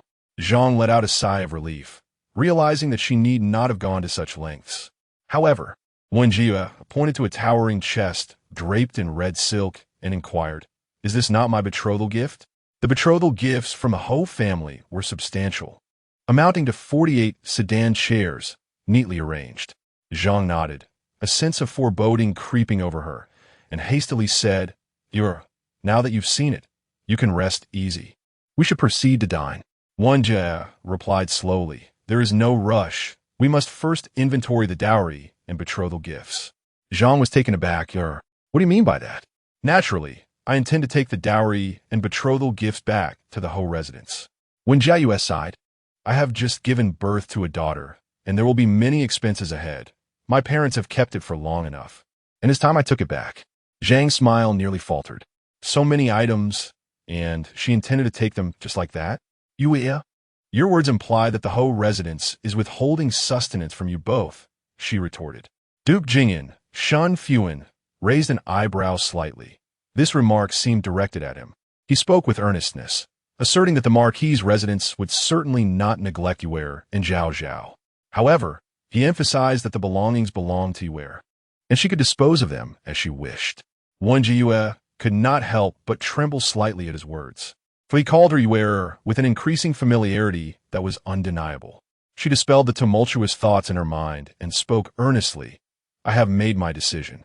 My parents have raised me for many years and left behind 18 sets of betrothal gifts.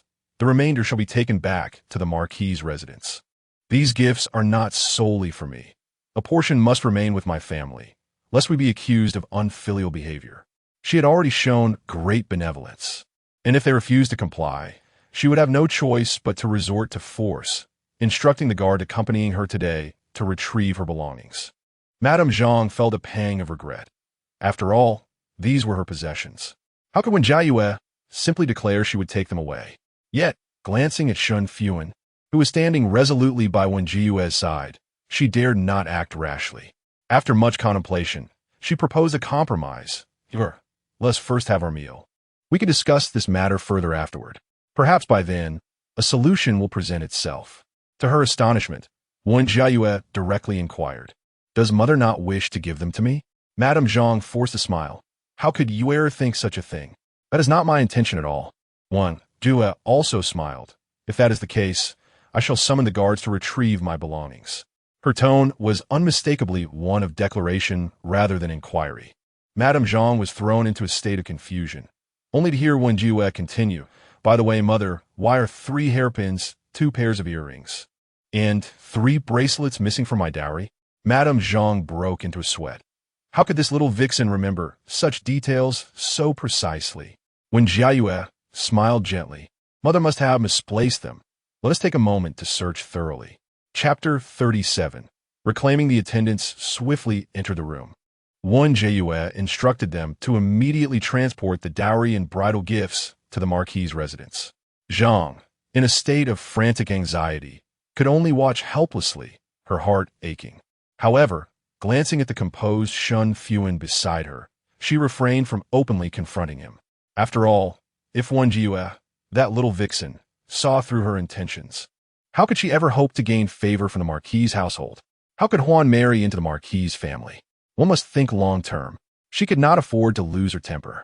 With this in mind, Zhang forced a smile, saying, Let's have a meal first. Wen gazed at the attendants lifting the boxes and remarked with a smile, with no one watching the storeroom, If something were to go missing, it would be quite troublesome. Let us wait until everything is moved before we eat. Zhang seethed with resentment. How could this little wench know of her intentions to frame her? After a brief moment, the dowry and gifts were moved, and the storeroom felt considerably more spacious. Wen Jiayue smiled slightly. These boxes have truly been an obstruction. Now, we have freed up a significant space for father and mother. Zhang forced a smile in agreement. Yes, Yue is absolutely right. With that matter perfectly resolved, Wen Jiayue gracefully glided towards the flower hall.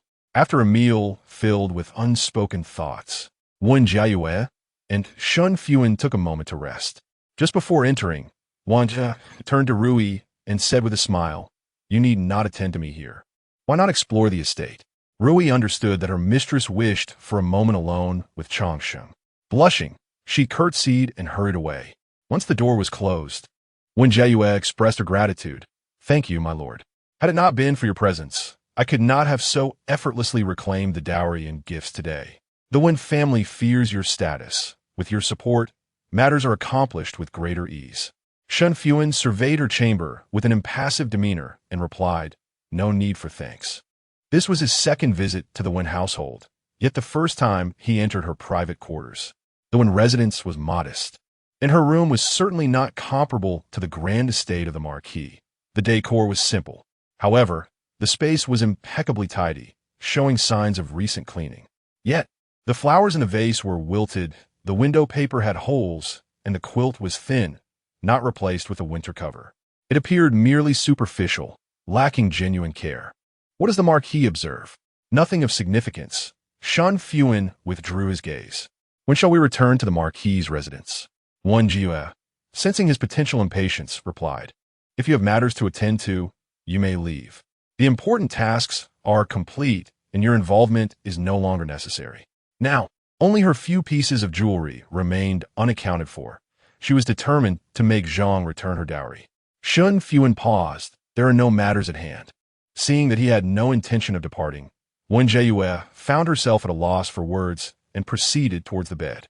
Suddenly, Shen Fuhan inquired, "May I move your belongings?" Wen Jiayue, perplexed, nodded in agreement. Shen Fuhan approached the boxes piled in the corner, opening them one by one, and retrieved a thick quilt to lay upon the bed. He deftly removed the thin quilt, folded it neatly, and placed it back in the box. His movements were fluid and seamless, and when Jiayue followed his actions with her gaze, her heart stirred.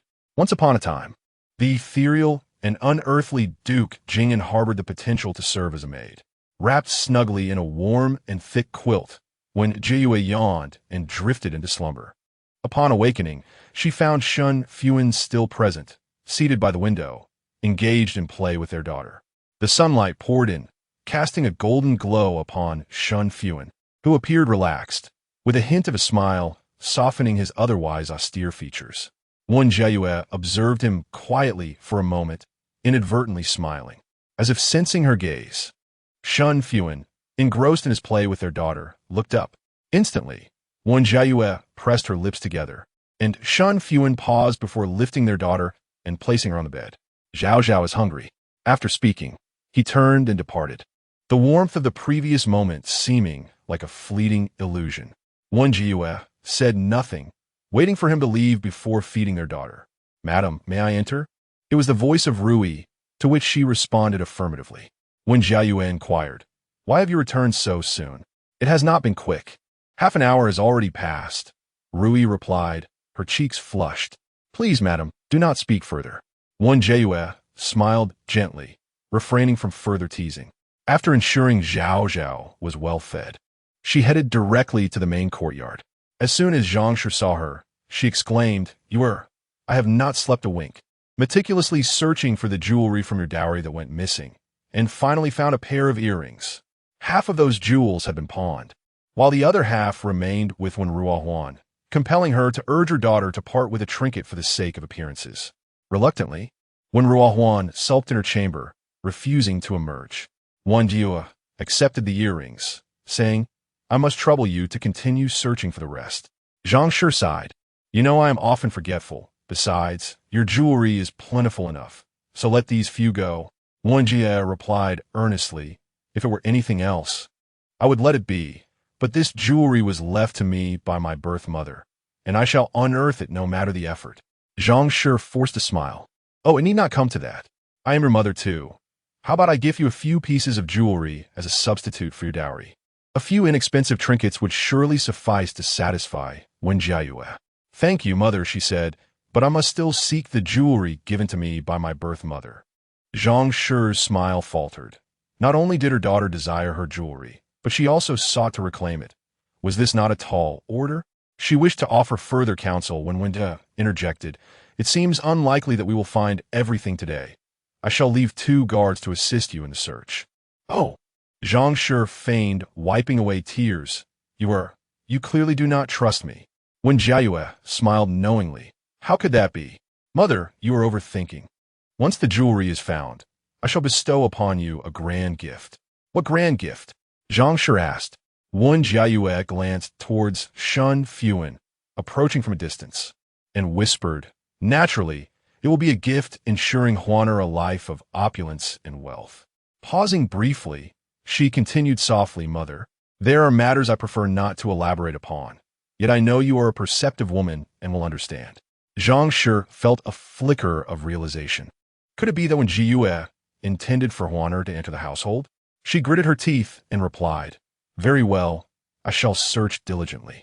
It's merely a few pieces of jewelry. Can't they be redeemed once more?" Chapter 38. No remarriage upon returning to the marquis' residence. Wen Jiayue began to inventory her dowry and betrothal gifts. She possessed a separate storeroom, and after a year of marriage, it had not been filled with many items. Now, as she arranged her dowry and gifts, the room appeared quite full. While she was engrossed in her task, a maid approached to report, "Madam, your aunt and young master have come." "How did they come here?" Wen Jiayue pondered for a moment before nodding. "Let them in. Remember to prepare some cloud cakes. Yao loves them." The maid complied and departed. Shortly thereafter, Shen Fuhan entered, leading Wang Chengyao by the hand. Wang Chengyao exclaimed, "Aunt." Wen Jiayue affectionately ruffled his hair and turned to Shen Fuhan. "What brings you here today, third sister? Seeing such a grand display here, I couldn't help but be curious." Shen Fuhan replied with a playful huff, "What? Am I not welcome?" "Of course, you're welcome," Wen Jiayue responded courteously. Satisfied with this, Shen Fuhan casually inquired, "Why have you brought back so many items? Did your greedy maternal family actually part with them?" "The dowry and betrothal gifts are rightfully mine," Wen Jiayue replied calmly. "Their refusal would prove inconsequential." Shen Fuhan regarded her with newfound admiration, exclaiming in amazement, "Having a daughter certainly provides one with confidence. You used to be so cautious. Surely, you weren't merely putting on an act?" Wen Jiayue chuckled self-deprecatingly. "An act? What benefit would I gain from that? Being overly cautious throughout my life only leads to a tragic end, and I couldn't even protect my daughter." Her eyes grew moist, and she gently wiped the corners. Just then, a maid brought in some refreshments, and she turned to Wang Chengyao. "Yao, come and have some snacks." To her surprise, Wang Chengyao shook his head, stating earnestly, "Aunt, I do not wish for snacks." Seeing her son so well behaved, Shen Fuhan's heart swelled with joy. Although he had not lost much weight, her son's recent persistence had indeed yielded results. At least he no longer craved treats. She generously declared, "Today, your mother allows you to have 2 pieces." Wang Qingyao's eyes sparkled.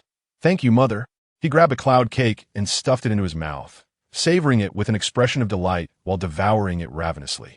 Wen Jiayue, perplexed, asked, "Why not let Yao have a bit more?" Shen Fuhan pinched her son's chubby arm and sighed. "He is so plump. What more can he eat?" She muttered to herself, "It has already been 2 months. Why hasn't Yao lost any weight?" Wen Jiayue quickly realized why Wang Chengyao had been visiting her frequently over the past 2 months. It was for the sake of the snacks. Fearing that his secret would be revealed, Wang Chengyao, with food still in his mouth, exclaimed, "I did not steal any snacks." His words were mumbled and unclear, crumbs flying from his mouth. Shen Fuhan averted her gaze in dismay and disdainfully handed him a cup of tea. "Why the rush?" Chewing hastily, "Slow down." Wang Chengyao gulped down an entire cup before repeating, "Mother, I did not sneak any food. You can ask Aunt."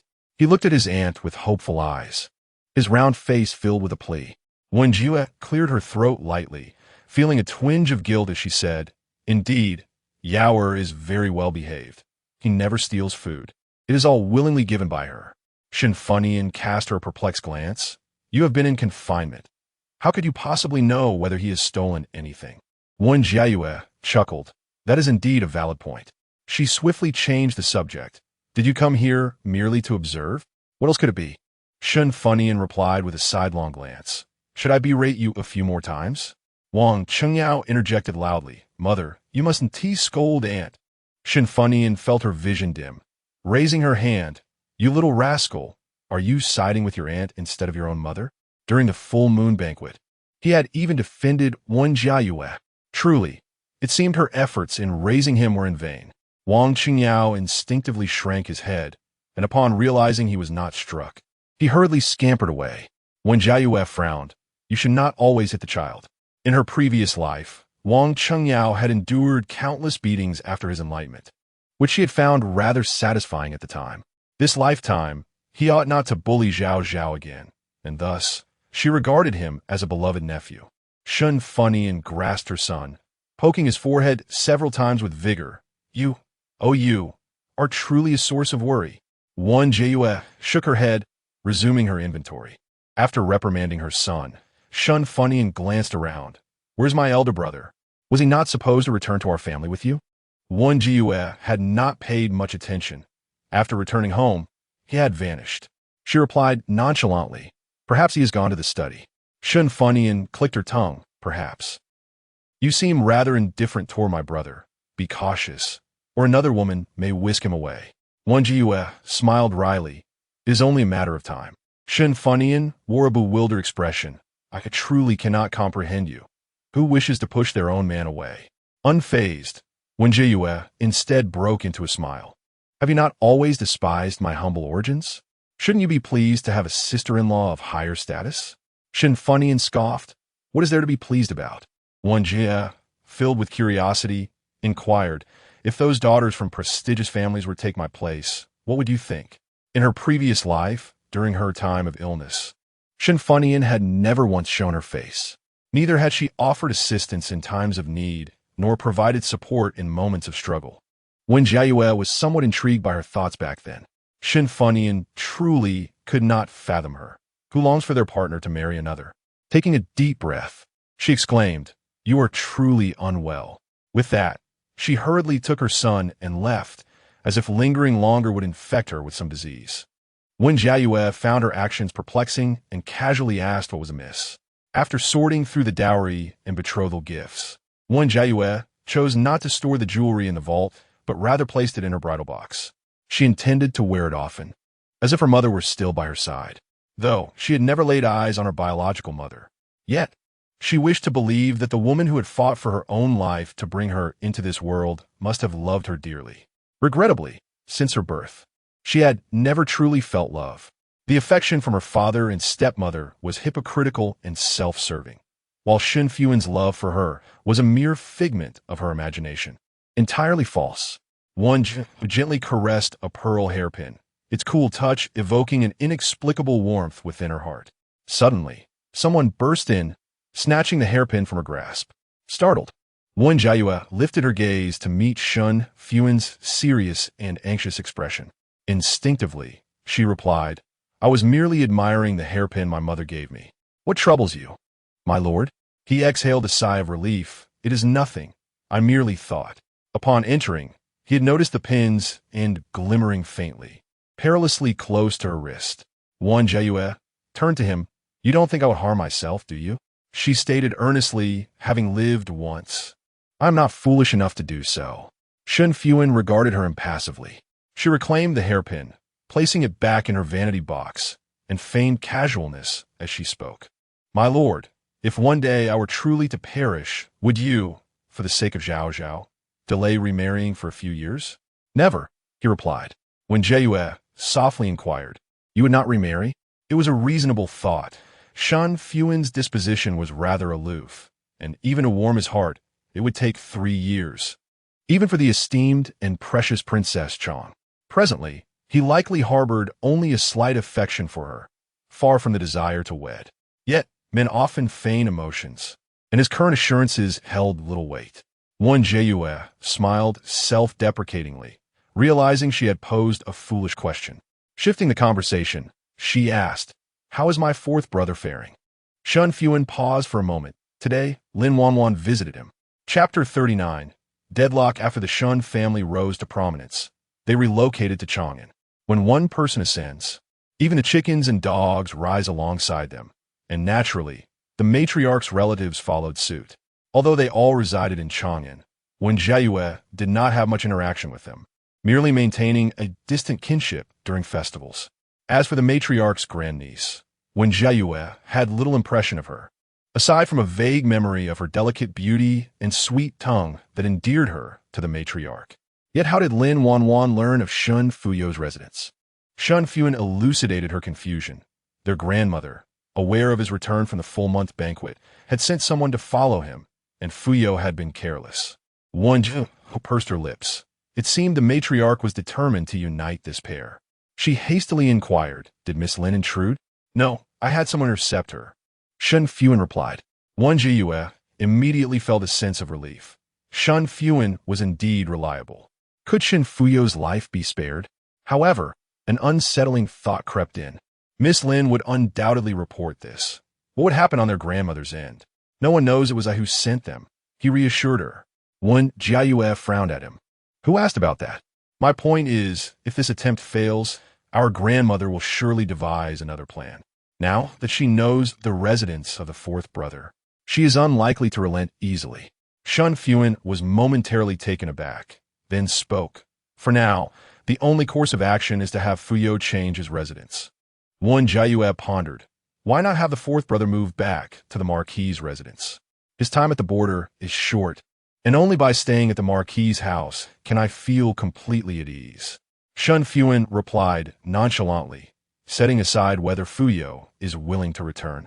Even if he agrees to move back today, tomorrow Miss Lin could just as easily move in. Wen Jiayue sighed. Indeed, her considerations had been inadequate. Would the fourth brother be perpetually evading? When would this cycle come to an end? Shen Fuyo might, in a fit of anger over this matter, leave Chang'an. And with the border embroiled in continuous strife, history could repeat itself.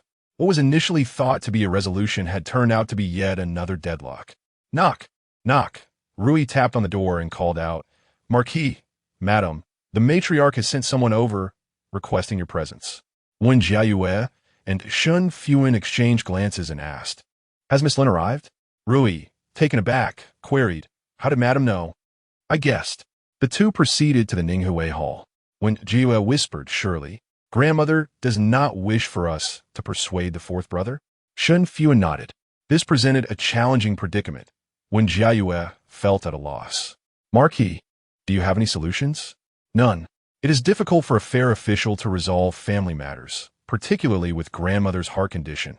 I dare not speak too harshly." Upon arriving at the Ninghui Hall, Shen Fuhan approached from the opposite side. "Brother, what a coincidence. Were you also summoned by grandmother?" Shen Fuhan nodded. Shen Fuhan inquired, "Do you know what the matter is?" Shen Fuhan remained silent. She then turned to Wen Jiayue. "Do you know?" Wen Jiayue, disinterested, walked straight ahead without a glance. Shen Fuhan reprimanded in a grave tone, "She is your sister-in-law." "What kind of sister-in-law is someone merely 3 years my junior? I cannot bring myself to utter that." She retorted with a roll of her eyes and took the lead. Shen Fuhan glanced at Wen Jiayue, noting her calm demeanor, and chose not to speak further. The three entered the bedroom, exchanged pleasantries, and took their seats. The old matriarch called into another room. "Wanwans, stop crying. Your cousins have come to support you." Shen Fuhan furrowed her brow. "Lin Wanwan is here?" She had never had a good rapport with Lin Wanwan since childhood and scoffed at the remark. "Support? More like she won't kick me when I'm down." With that thought, she settled herself comfortably, anticipating the unfolding drama. After a moment, Lin Wanwan approached, looking pitiful as she called out to everyone. Shen Fuhan smiled sweetly and asked, "Cousin Wanwan, why are you crying? Pray, share your woes. Let me revel in your misfortune." Upon hearing this, Lin Wanwan cried even harder. "Aunt, look at my cousin." The old matriarch coughed heavily, "Nyen Nyen." Shen Fuhan pouted, but finally quieted down. The old matriarch then began, "Today, Wanwan went to find Fuyo." Before she could finish her sentence, Shen Fuhan burst into laughter, her voice loud enough for all present to hear as she leaned toward Wen Jiayue. I truly do not comprehend her thoughts. This is merely self-inflicted misery. Wen Jiayue gazed upwards, feigning her absence. She was aware of the friction between the two and had no desire to become embroiled in their disputes. Lin Wanwan, gritting her teeth and stamping her foot, exclaimed, "Cousin, how can you be so cruel? Is it wrong for me to have feelings for fourth cousin?" Shen Fuhan huffed. "It's not wrong, but fourth brother does not reciprocate your affections. Why persist in presenting your warm demeanor to a cold shoulder? That is better than you." Lin Wanwan retorted impulsively, "You eloped with a man, which is the epitome of warm faces meeting cold backs." Shen Fuhan loathed it when others brought up that past incident. It had long become a source of shame for her. In a fit of rage, she stood up and slapped Lin Wanwan. Speak of your own matters. Do not drag mine into this. Fourth brother cannot return home because of you. If you have any conscience, cease your harassment. Yet here you are, pretending to be docile for a few days, and you've even found out where he lives. What makes you think you deserve to have feelings for him? Lin Wanwan, who do you think you are? The two engaged in a fierce scuffle, pulling hair and grappling with one another, their teeth gritted in animosity. Enough! Stop this at once! The old matriarch exclaimed in alarm. Fuhan, quickly separate them. Shen Fuhan shouted, Eldest brother, do not interfere. If I do not defeat Lin Wanwan today, I shall no longer bear the surname Shen. Lin Wanwan, her scalp aching from the tugging, cried out, Let go, please let go. They had fought since childhood, and although they had grown more mindful of their appearances, their verbal sparring had never ceased. Unexpectedly, they had come to blows once more, and Shen Fuhan, with a stern expression, pulled them apart. Shen Fuhan, still unwilling to relent, lunged at Lin Wanwan's face, who retaliated by attempting to bite her hand. Everything transpired so swiftly that Wen Jiayue found herself momentarily bewildered by such a spectacle. Shen Fuhan coldly reprimanded, Stand straight. The two were startled simultaneously, finally regaining their composure, realizing that they had engaged in a fierce altercation before Shen Fuhan. Shen Fuhan swallowed hard. Elder brother, I acknowledge my mistake. Please do not punish me. Lin Wanwan, equally terrified of him, hastily added, Cousin, I too recognize my error. Shen Fuhan retracted his hand and calmly stated, Go to the ancestral hall and transcribe the scriptures. You may return only when you have completed the task. Chapter 40. Weaning Shen Fuhan was acutely aware of his temperament. The more one opposed him, the harsher the punishment would be. Thus, despite her reluctance, she obediently complied. Lin Wanwan, however, did not comprehend this dynamic and clung to the old lady, pouting, Aunt, wise cousin like this. I refuse to go. The old lady waved her hand dismissively. Hurry along, it's for your own good. She too was intimidated by her grandson and dared not provoke him in the least. Lin Wanwan misinterpreted the old lady's well-meaning advice as a sign of favoritism against her, and in a flurry of panic, she refused to budge. It's not my fault. My cousin struck me first, she protested, turning her face slightly, her voice trembling with the threat of tears. My face still hurts. Though the old lady felt a twinge of sympathy, she noted her grandson's expression and steeled herself, directing her gaze toward Zhao Momo. Take Wanwan to the ancestral hall. Zhao Momo acknowledged with a nod and coaxed, dragging Lin Wanwan out. Finally, the bedroom fell into a serene silence. The old lady cautiously remarked, Wanwan is still young. Fuhan, you mustn't hold this against her. Wen Jiayue pondered silently, realizing that the normally imperious old lady held such trepidation towards Shen Fuhan. Shen Fuhan did not respond, focusing instead on adjusting the folds of his sleeves as he inquired, Grandmother, what is the purpose of our being here? The old lady quickly replied, Wanwan has deep affections for Fuyu, and it pains me to see it. Do you have any means to facilitate a meeting between them? Wanwan had already discovered the residence of her fourth cousin and awaited him outside daily, so a meeting was inevitable. Shen Fuhan's tone dripped with sarcasm. Yet the old lady genuinely began to consider the feasibility of her suggestion. This seems unwise. You know Fuyu's temperament. He is as stubborn as an ox. Wen Jiayue could hardly suppress a laugh and hastily lowered her head, picking up her teacup. Taking a gentle sip, she noted that this time, it was indeed fresh tea. Shen Fuhan glanced at her with an indifferent expression and remarked coolly, Do you have any suggestions, Yuera? Upon hearing him call her Yuera, Wen Jiayue felt a shiver run down her spine and rubbed her arms nervously. I shall heed whatever the Lord suggests, she replied obediently. Since Shen Fuhan was now invested in the matter, she felt no need to exert further effort and decided to merely observe. The old lady, however, had taken notice of her and suddenly remarked with a smile, Fuyu has returned twice, and it's all because of you, my dear girl. I senti it. The mention of Zhao Zhao caused Wen Jiayue's heart to leap, and she slowly nodded. The old lady sipped her tea contentedly and declared, in that case, let her feign a minor ailment.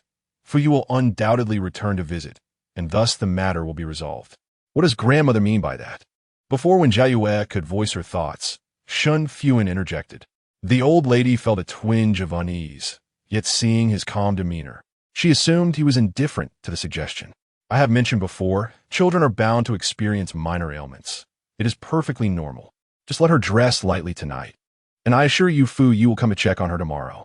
Her lack of regard for her great-granddaughter suggested she assumed Shen Fuhan shared her sentiment, rendering her words rather flippant. Wen Jiayue clenched the hem of her skirt, awaiting Shen Fuhan's response. Should he consent, she would fight tooth and nail for a divorce, determined to take Zhao Zhao with her. Shen Fuhan spoke calmly. Compared to this, I have an even better idea. The old lady hurriedly inquired, what idea? Marry off my cousin, and naturally, fourth brother will return to attend the banquet. Without waiting for Wen Jiayue and the old lady to respond, Shen Fuhan continued. The youngest son of the Minister of Rights has long admired my cousin and will propose to her at Lin's residence tomorrow. The old lady was taken aback. But Wan is infatuated with Fu Yu. She clings to Fu Yu relentlessly. Shen Fuhan interjected coldly. If word of this spreads, will the younger generation from our family still wish to marry? The old lady stammered, I just want to see Wan happy. Fu Yu does not harbor feelings for her, no matter what the grandmother does. It will be futile and may even backfire. Though the old lady was somewhat reluctant to concede, Shen Fuhan continued, Grandmother, think carefully. Would you prefer to have your grandson by your side constantly, or your grandniece occasionally enjoying your company? The old lady was left speechless for a time. Thus, the matter was settled, and Shen Fuhan stated plainly, we shall return now. Wen Jiayue accompanied him as they left.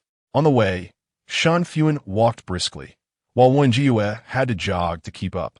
Halfway, she found herself questioning her own motives for insisting on walking with him. Slowing her pace, she was surprised to find Shen Fuhan standing with his hands clasped behind his back beneath an osmanthus tree at the next corner. The blossoms had long since fallen, leaving only the sturdy branches and dark green leaves. However, the lingering glow of the sunset painted the osmanthus tree with flecks of golden red, casting a soft light upon Shen Fuhan, accentuating his handsome and noble demeanor. One momentarily lost her train of thought, and, after a slight pause, asked, Why is the Lord not moved? Shen Fuhan remained silent, but resumed walking forward as she reached his side, slowing his pace. Wen Jiayue's heart stirred with ripples from his actions, unconsciously wondering if he was waiting for her. After walking side by side for some time, Shen Fuhan suddenly spoke. Do not take to heart what grandmother said earlier. Wen Jiayue bit her lip, realizing he was trying to spare the old lady's feelings. She scolded herself inwardly for being affected by his every word and deed, even at this moment. Oh, she replied calmly, but I hope the Lord will consider grandmother's words seriously. Shen Fuhan cast her an inscrutable glance. Wen Jiayue clarified, You know grandmother does not favor Zhao Zhao. If she were to act unfavorably towards Zhao Zhao in the future, I would not hold back. After a moment of silence, Shen Fuhan replied, I will send the wet nurse away and find another. Though she did not fully comprehend why he brought this up, and suddenly relented. Wen Jiayue felt a surge of happiness upon hearing his words. During the day, she could not watch over Zhao Zhao at all times. And when entrusted to the wet nurse, she always felt the need to have Rui nearby for reassurance, which drained her energy. Trusting Shen Fuhan's judgment, she believed that if he personally selected someone, they would undoubtedly be capable. She cheerfully exclaimed, Thank you, Lord. Shen Fuhan acted decisively. By the next morning, the wet nurse had indeed departed. Naturally, the old lady was displeased. However, Lin Wanwan's marriage had been settled. After she finished copying the scriptures, she was suddenly struck by devastating news, leaving her entangled and unable to attend to the matter. Before noon had arrived, the wet nurse that Shen Fuhan had summoned entered the residence.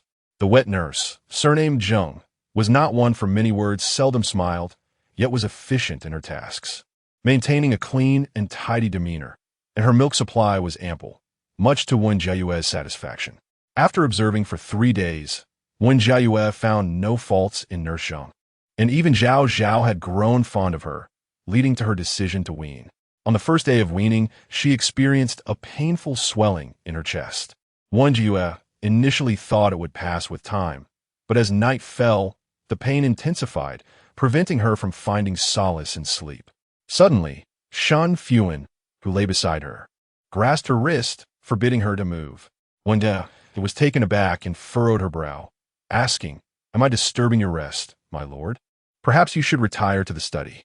Shen Fuhan fell silent for a moment before asking, "Do you intend to endure this discomfort indefinitely?"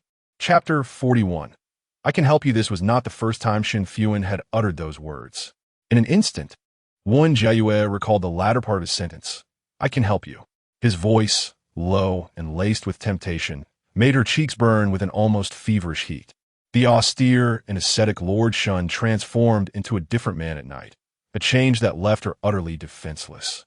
Yet, Wen Jiayue was resolute in her desire to break free from his grasp. "You should rest, my lord," she urged. Shen Fuhan inquired, "Do you truly not need my assistance?" In the dim light, his expression was clear and composed, casting her in a shadow of ambiguity. Wen Jiayue bit her lip and slowly explained this. The more one indulges, the greater the pain when one seeks to wean completely. Today, Nurse Zhang had discreetly informed her that if the discomfort became unbearable, it was possible to relieve some of it. However, she wished to avoid a repetition of past events, and the mere thought of it filled her with embarrassment. Moreover, she feared he might lose control. Having emerged from confinement a month prior, her complexion had regained its rosy glow, and her body had recuperated far better than in her previous life. She trusted Shen Fuhan to be a man of integrity who would not force her. Yet, he was still a man. The base instincts inherent in men were a risk she dare not wager. With this thought, Wen Jiayue regretted not sending him to the study to sleep. If only she had, this predicament could have been avoided. Suddenly, Shen Fuhan asked, "How long will it take?" After a moment of contemplation, she understood his inquiry.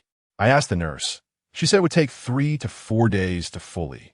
As she spoke, the pain in her chest intensified, sharper than before. Furrowing her brow, Wen Jiayue curled up, drenched in cold sweat. Shen Fuhan watched her intently for a while before abruptly throwing back the covers and joining her in bed. Since giving birth to Zhao Zhao, Wen Jiayue had laid out 2 quilts on the bed, allowing them to sleep separately without disturbing one another. Recognizing his intentions, she attempted to protest. But Shen Fuhan coldly stated, "I have read medical texts." His words drained her of resistance. How could he feign ignorance? Shen Fuhan lifted her garment, revealing swathes of delicate, pale skin illuminated by the moonlight, gleaming like pearls. Wen Jiayue closed her eyes in self-deception, desperately convincing herself that it was Zhao Zhao nursing, that she was merely feeding her daughter. Yet, the scorching warmth of his hand at her waist was impossible to ignore, and the heated, moist sensation sent her heart racing uncontrollably. The more she tried to conceal her feelings, the more unbearable it became. As the other side began to dampen, she did not wish to soil the bedding, and with a whimper, she cupped his face, urging him to switch sides. His cheek brushed against her rosy skin, and Wen Jiayue let out a soft whimper, losing all control. Shen Fuhan's grip suddenly tightened, hesitating for a moment before continuing.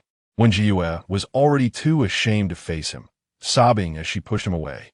But her body felt weak and pliable, resembling a petulant child, making it easy for him to seize her wrist and lift it above her head. After a moment, Shen Fuhan withdrew. If one could overlook the dampness on his cheeks and the lingering scent of milk, he remained the unflappable Lord Shen, steadfast in the face of any challenge. Wen Jiayue kept her eyes tightly shut, not daring to look at him again. In 2 lifetimes, she had never felt such humiliation, uncertain of what to do. She resolved to feign unconsciousness. Shen Fuhan spoke calmly, "I will wash my face." The rustling sounds indicated his departure from the bed. Wen Jiayue cautiously opened one eye to see him heading towards the washroom, quickly checking the blanket, which was warm and dry. She felt utterly mortified, realizing that everything was reflected on Shen Fuhan's face. Before long, his footsteps returned, prompting her to swiftly close her eyes. Shen Fuhan stood at the bedside without approaching. As she pondered this, she heard him ask, "Do you need a wipe?" She opened her eyes to find him holding a handkerchief, extending it within her reach. A slight glance upward revealed the droplets of water on his face, glimmering softly under the moonlight. The recollection of the earlier scene, mirrored in this moment, filled her with embarrassment, and she hastily shook her head. No, it's not necessary. Shen Fuhan paused in silence before inquiring, don't you find it sticky? Wen Jiayue took a deep breath, astonished at his nonchalance. Reluctantly, she took the handkerchief, turned her back to him, and hastily wiped her face before rising. However, Shen Fuhan stopped her, saying calmly, I'll do it. Maintaining his usual composure, he took the handkerchief and walked away.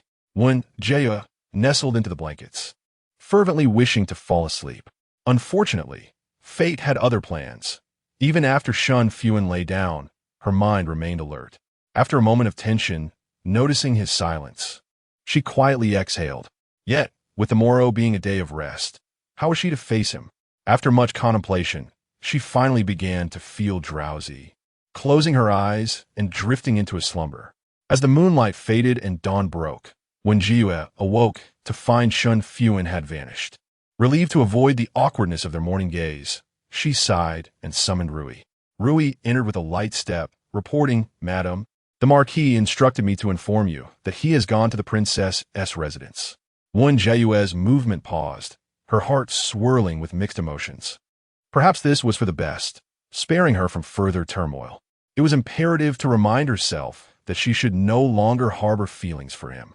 Suppressing her tumultuous thoughts, she softly requested, Please ask the nurse to come. I wish to see Zhao Zhao. Nurse Zheng soon entered, cradling the child. Without waiting for her inquiry, she spoke first. Madam, the young miss had 5 feedings last night, cried twice, and woke at 1/4 past the hour of the rabbit. When Jiayue nodded, You have worked hard. She extended her arms, and the nurse promptly placed the baby in her embrace. Gazing at her daughter's peaceful visage, her heart brimmed with contentment. After enjoying her breakfast, Granny Zhao arrived on behalf of the old lady. Wen Jiayue personally went to greet her. Does grandmother have any instructions? Granny Zhao smiled. The old lady wishes to inquire if you're feeling better. Oh no, Wen Jiayue replied earnestly. I feel quite unwell and was just about to summon the physician. At her words, Granny Zhao's smile faltered, leaving her at a loss for how to continue. Steeling herself, she offered a few words of comfort before directly stating her purpose. The elderly matron wished to host a flower appreciation banquet at the residence. As the matriarch of the marquis's household, it was imperative that she took the reins of this affair. Wen Jiayue immediately recalled the words spoken by Kai Er during their last conversation. Though it was ostensibly a flower appreciation banquet, it was in truth a means to take a concubine. She was disinclined to involve herself in such a messy situation and feigned weakness, saying, I am unable to participate. My health is frail, and I require ample time to recuperate. Upon hearing her refusal, Zhao Momo was momentarily taken aback. Was this truly the same docile lady of the marquis's house? Just as she was about to plead further, Wen Jiayue suggested, Why not seek out third sister? She would undoubtedly relish the opportunity to undertake this matter. Continuing the lineage of the Shen family is of utmost importance, and Shen Fuhan will surely execute it splendidly. Chapter 42. The Art of Manipulation After the Departure of Nurse Zhao. Wen Jiayue intended to summon the estate physician. Rui Inwuidet. Which physician does the lady wish to summon?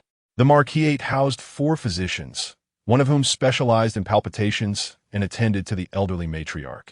The remaining 3.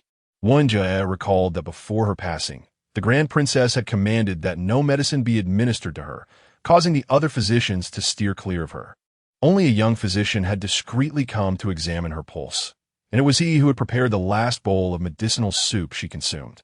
In her hazy recollection, she faintly remembered that his surname might be Su. Thus, Wen Jiayue asked, Is there a physician in the estate with the surname Su? Rui pondered for a moment before responding. The 4 physicians are surnamed Qian, Li, Zhang, and Wu. There is no physician by the name of Su.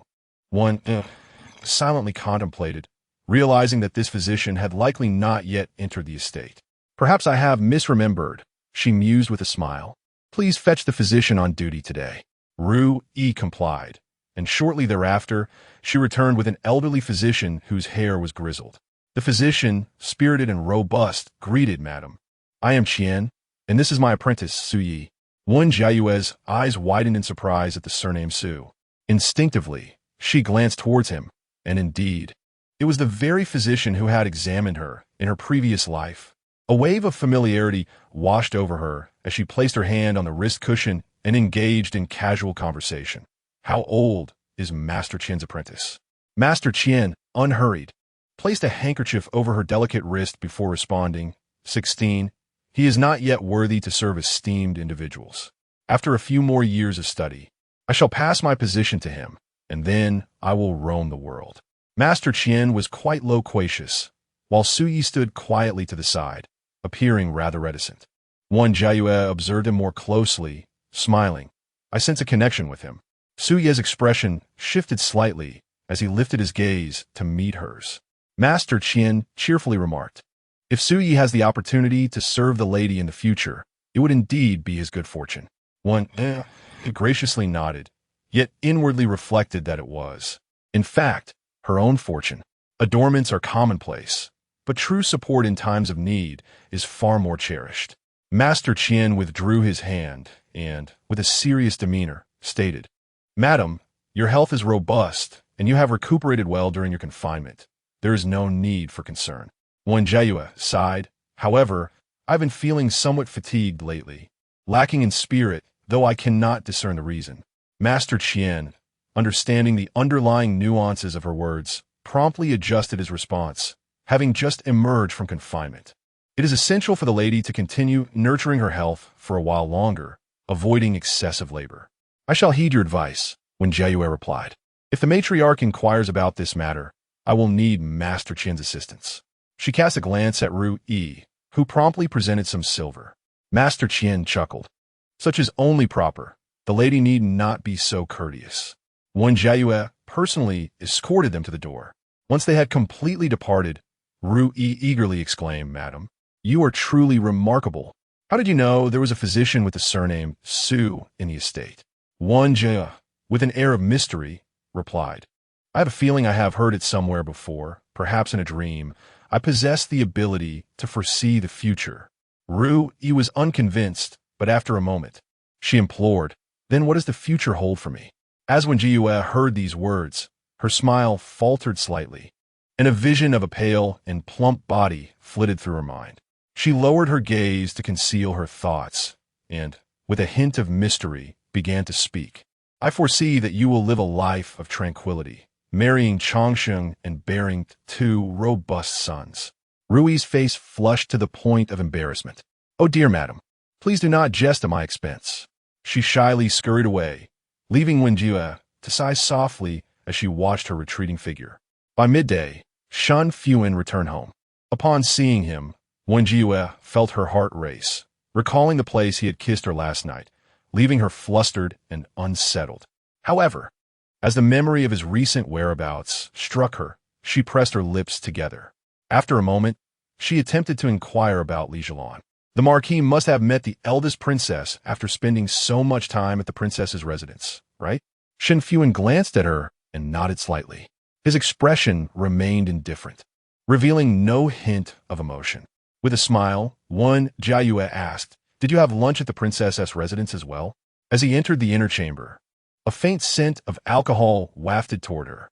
She clenched her hands. Had he been drinking with Li Jilan so soon? No, Shen Fuhan clarified.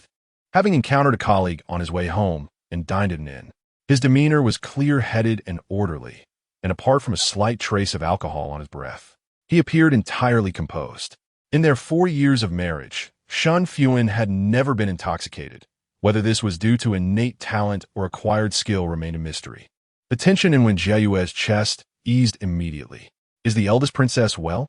Shen Fuhan paused momentarily while hanging up his outer robe before replying. You seem quite concerned about her. Once again, he refrained from directly answering the question, instead redirecting it back to her. Wen Jiayue bit her lip, responding rather stiffly. I was merely asking casually. Is that not permissible, Marquis? He pinched the bridge of his nose, whether from the effects of alcohol or irritation was unclear. Wen Jiayue, uninterested in guessing, chose to ignore it. Shen Fuhan sat down, slowly sipping a cup of tea before speaking. The eldest princess is well. Seeing him respond, Wen Jiayue immediately pressed further. What did you and the eldest princess discuss? Shen Fuhan met her gaze, his expression calm. Naturally, it was about the renovations. He showed no signs of impatience, nor did he evade the topic, which left Wen Jiayue somewhat perplexed. Could she trust his words? Biting her lip, she inquired then, "Is the eldest princess satisfied with you?" This question prompted a frown from Shen Fuhan. Wen Jiayue quickly added, "I meant regarding the renovations." "I'm not sure," Shen Fuhan replied. "The renovation plans are still under revision and have not yet commenced." A hint of impatience flickered across his brow, as if he were thoroughly exasperated by the eldest princess. When Jiayue lowered her gaze, it had not yet begun. No wonder it had taken 3 years to complete. Who was truly delaying the process? The eldest princess or Shen Fuhan? If it were the former, it would be entirely understandable. If it were the latter, was Shen Fuhan merely playing hard to get? After a moment of contemplation, Wen Jiayue asked Marquis, "May I take a glance at the blueprints?" Shen Fuhan scrutinized her, asking in a low voice, "What purpose do you have in viewing these?" Wen Jiayue met his gaze without a trace of fear. I pondered that, as a woman myself, I might possess a deeper understanding of the princess's preferences. However, Shen Fuhan dismissed my thoughts, stating, "You need not concern yourself with her inclinations." Wen Jiayue replied earnestly, "Yet I truly wish to befriend the princess. It may prove beneficial to the marquis in the future." Shen Fuhan retorted coldly, "I have already made it clear that you are not of the same ilk." A hint of anger flickered in his eyes, while Wen Jiayue tightened her grip, refusing to yield. Were the marquis and the princess not of the same kind? Chapter 43. The argument interrupted, the inner chamber fell into a prolonged silence. After a considerable pause, Shen Fuhan remarked, "There is nothing between the crown princess and me. Do not overthink it." He resumed his indifferent demeanor, his tone gentle. Wen Jiayue furrowed her brow, questioning who had inquired about this. Furthermore, was she not aware of their innocence? Taking a deep breath, she attempted to maintain her composure and said, "Lord Marquis, I merely wish to examine the blueprints." Shen Fuhan remained resolute in his refusal. "You are not permitted to be involved in any matters of the Princess Palace." Wen Jiayue let out a soft laugh. "Is your next statement to be one of concern for my well-being?" He responded candidly, "It is indeed for your own good."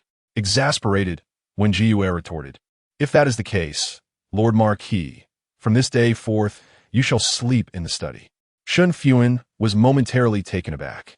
Wen Jiayue continued indifferently, "With Zhao Zhao being cared for by a wet nurse, there is no need for you to rise frequently at night. My health is still not restored, and I cannot attend to you. It is more appropriate for you to rest in the study." After a moment of silence, Shen Fuhan inquired, "What does this have to do with the crown princess?" Wen Jiayue calmly stated, "Spouses should be honest with one another. Whenever you manage that, you may return." As her words hung in the air, a cautious voice from outside interrupted, "Lord Marquis, Madam, fourth master has arrived." Wen Jiayue remained silent. It was unpleasant to be interrupted mid-argument, yet the matter concerning Shen Fuhan compelled her to suppress her frustrations. Shen Fuhan cast her a glance and coolly instructed, "Let him in." Before long, Shen Fuhan entered with a light step, quickly sensing the tense atmosphere within the room. His elder brother maintained a calm expression, yet there was a hint of worry in his eyes. His sister-in-law's smile was strained, her gaze laced with suppressed anger. He instinctively took a step back. "Have I come at an inconvenient time? Perhaps I should return another day." "It is of no consequence." Shen Fuhan urged him to sit. Wen Jiayue poured him a cup of tea and said warmly, "It is rare for fourth brother to visit. Surely, you have important matters to discuss?" Shen Fuhan's gaze fell upon the delicate teacup. The white jade vessel, cradled by Wen Jiayue's slender hand, was offered to Shen Fuhan. "What important matters could I have?" Shen Fuhan clasped his hands in gratitude. "I have come to thank my elder brother and sister-in-law for rescuing me from peril." His expression was serious, yet his tone carried a humorous note. Upon hearing the news of Lin Wanwan's impending marriage, he was taken aback. When he learned that this engagement was entirely orchestrated by his elder brother, he hastened back to express his gratitude and to inquire about the details. Shen Fuhan replied, "There is no need to thank me. The credit belongs to your sister-in-law." Wen Jiayue looked up in surprise. "What have I done?" It was he who had sent people to monitor the household, who had driven Lin Wanwan away, and who had arranged the marriage. She had merely made a few suggestions. However, since Shen Fuhan attributed the success to her, she graciously accepted the acknowledgement. If not for her presence, Shen Fuyo would have met an untimely fate at the age of 16. She felt a sense of joy in having saved Shen Fuyo's life, even if no one knew of it. Indeed, it was her accomplishment. Shen Fuyo performed a bow, saying, "Thank you, sister-in-law." Wen Jiayue nodded slightly and politely remarked, "Your elder brother has indeed accomplished a great deal." Shen Fuyo chuckled. "This is what we call the unity of husband and wife. Their combined efforts can carve through steel. Otherwise, I would not have emerged from the depths of despair so swiftly." Wen Jiayue pressed her lips together, choosing not to respond to this sentiment. Although she and Shen Fuhan were indeed married, they had never been united in purpose. "Please, tell me the entire story," Shen Fuyo urged. "Is it true that Lin Wanwan is truly getting married?" He still felt a sense of unreality regarding the situation that had occupied his thoughts for 2 years, which seemed to have resolved itself so effortlessly. Shen Fuhan nodded. "The wedding is set for next month." "Is it happening so soon?" Shen Fuyo expressed disbelief. Wen Jiayue explained, "The father of the Vice Minister of Rights has been bedridden for quite some time, and it appears he may pass soon. This just happens to be a fortuitous occasion." Shen Fuyo clapped his hands in delight. "This match is quite splendid." He then posed another question. "How did you convince our grandmother?" Their grandmother held a particular fondness for Lin Wanwan, indulging her to an extraordinary degree, even more than her own grandchildren. Lin Wanwan had pursued him for 2 years despite his countless refusals. Not only did their grandmother encourage him to accept her, but she also doted on Lin Wanwan even more. He had resolved that if Lin Wanwan were to pursue him once more, he would take off to the frontier and never return. Little did he anticipate that a glimmer of hope would emerge. Lin Wanwan was to be wed. Shen Fuhan replied nonchalantly, "I arranged this marriage myself. Grandmother will not oppose it." Wen Jiayue discreetly curled her lip. If it were truly so simple, why had it not been done in the past? "Fourth brother," she turned to Shen Fuyo, "what are your plans for the future? Will you return to the marquis?" She had completely forgotten the specific day he was to depart for the frontier. If he were to leave impulsively, all her efforts would be in vain. Thus, remaining in the marquis was the best course of action. If he were to suddenly vanish, she would be informed immediately. She looked at Shen Fuyo earnestly, hoping he would choose to stay. Shen Fuhan cast a discreet glance at her before diverting his gaze. Shen Fuyo pondered for a moment. "Perhaps it is best if I continue to live independently." Wen Jiayue, unwilling to relent, inquired, "Why do you not wish to reside in the marquis?" Shen Fuyo cleared his throat, glanced at his elder brother, leaned closer to Wen Jiayue, and whispered, "Without anyone overseeing me, I feel more at ease." He had an elder brother who could be described as a paragon among men. The prosperity of the Jing'an marquis was entirely due to him. Shen Fuyo had no grand ambitions. He was content to live a life of indulgence. Yet, should his brother learn of his intentions, he would undoubtedly be compelled to study. Having grown accustomed to his freedom, he recognized that he was not suited for academia. While he had some aptitude for martial arts, his elder brother would not permit him to join the military. He understood the rationale. Should he inadvertently rise to the rank of general, with both literary and martial prowess in the family, it could pose a threat to the royal family. Wen Jiayue was unaware of his inner thoughts and attempted to persuade him. "Your elder brother will not impose restrictions on you, I assure you." Shen Fuyo sighed, leaning in closer, and spoke in a hushed tone. "Sister-in-law's assurances are of no consequence. I know that you cannot control my brother." The young man and woman, of similar age, sat closely together, their heads nearly touching in an intimate manner. Shen Fuhan gently pushed Shen Fuyo away and spoke softly, "I can hear you." Startled, he suddenly realized how close he was to his sister-in-law and quickly straightened himself. Wen Jiayue pursed her lips and composed herself.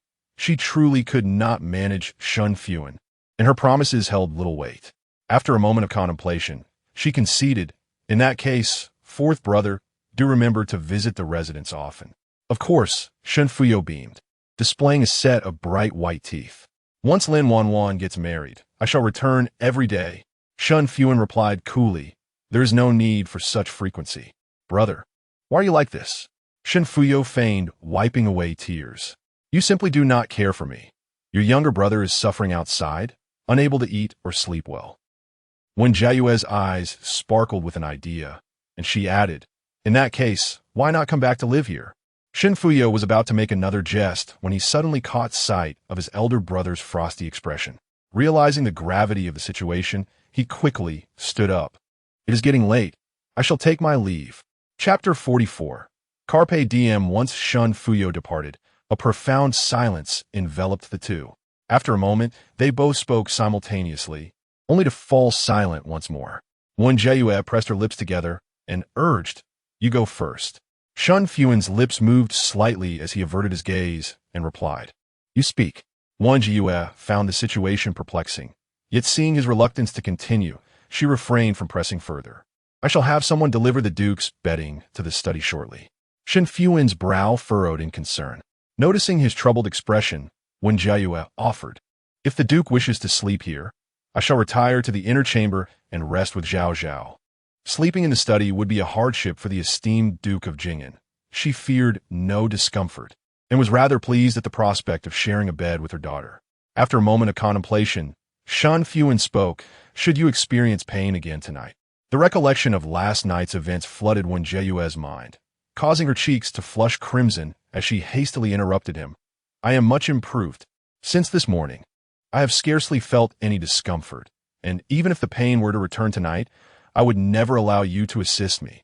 I will sleep in the study, she declared resolutely, and with that, he turned and departed. The sound of the door closing echoed in the room, leaving Wen Jiayue to touch her face, filled with a mix of embarrassment and indignation. A moment later, Rui entered, her demeanor betraying her anxiety after overhearing the exchange between the Duke and the Madam. Madam, have you and the Duke quarreled again? Not at all, Wen Jiayue replied through clenched teeth. I have remained entirely composed, as has the Duke. Their relationship was devoid of affection, merely a partnership in cohabitation. What could there be to argue about? Rui wisely chose to change the subject, mentioning, just now, third aunt sent out invitations to many young ladies from prominent families. This flower appreciation banquet promises to be quite lively. She scratched her head, adding, but with November approaching, the flowers have withered, and the plum blossoms have yet to bloom. We have scarcely any flowers in our estate. Wen Jiayue smiled softly. To appreciate flowers is to appreciate life itself.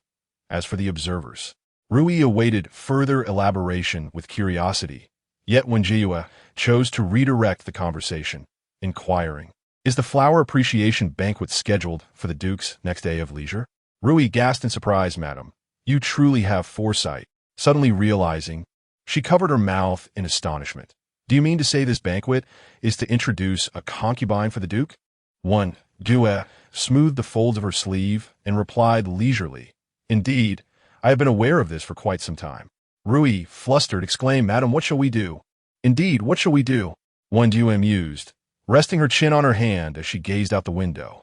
Should I visit the treasure pavilion to select some jewelry, or dine at the Peach Blossom Spring? Without a moment's hesitation, Rui responded, naturally the Peach Blossom Spring. Madam, are you planning to leave the estate? Wen Jiayue nodded.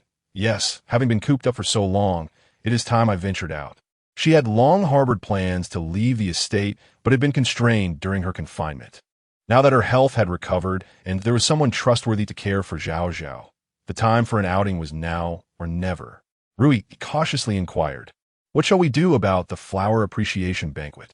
The matter of taking a concubine is not solely for us to decide, Wen Jiayue said with calmness. I might be able to hinder it once, but I cannot prevent it a second time. She gazed out at the osmanthus tree, murmuring, I have always known that his life would not belong to me alone. Rui's eyes glistened with tears as she grasped Wen Jiayue's hand, choking back sobs. Madam, I have not shed tears, so why do you? Wen Jiayue chuckled lightly. The maid expressed her wish to prevent the marquis from taking a concubine, for it would undoubtedly threaten your position. Your family is merely of the 7th rank, and the young ladies you entertain have fathers with ranks surpassing that of my husband. If the marquis truly took a liking to someone and brought her into the household, he would surely find ways to overshadow you. Wen Jiayue patted her hand gently, offering comfort. It is futile to speak of this. Instead, why not help me inquire which dishes at Teo Weiyuan are delectable? Before my marriage, I seldom ventured out, and since then, I have hardly left the estate. I have been confined to the Wen residence and the residence of the Marquis of Jing'an my entire life, never having seen a complete view of Chang'an. I am uncertain of what my future holds, but at this moment, I desire to indulge in the pleasures of life. Moreover, if I wish to befriend the Long Princess, I must first approach the future Empress Chun, currently known as Miss Yin. A sudden visit would be ill-advised, as our families have no previous connections, which might raise suspicion. I hope to try my luck. Perhaps I might encounter her on the streets. Even if I do not, I can seek other avenues. Idleness is not an option. In the evening, Rui brought the menu from Teo Weiyuan to Wen Jiayue for her perusal.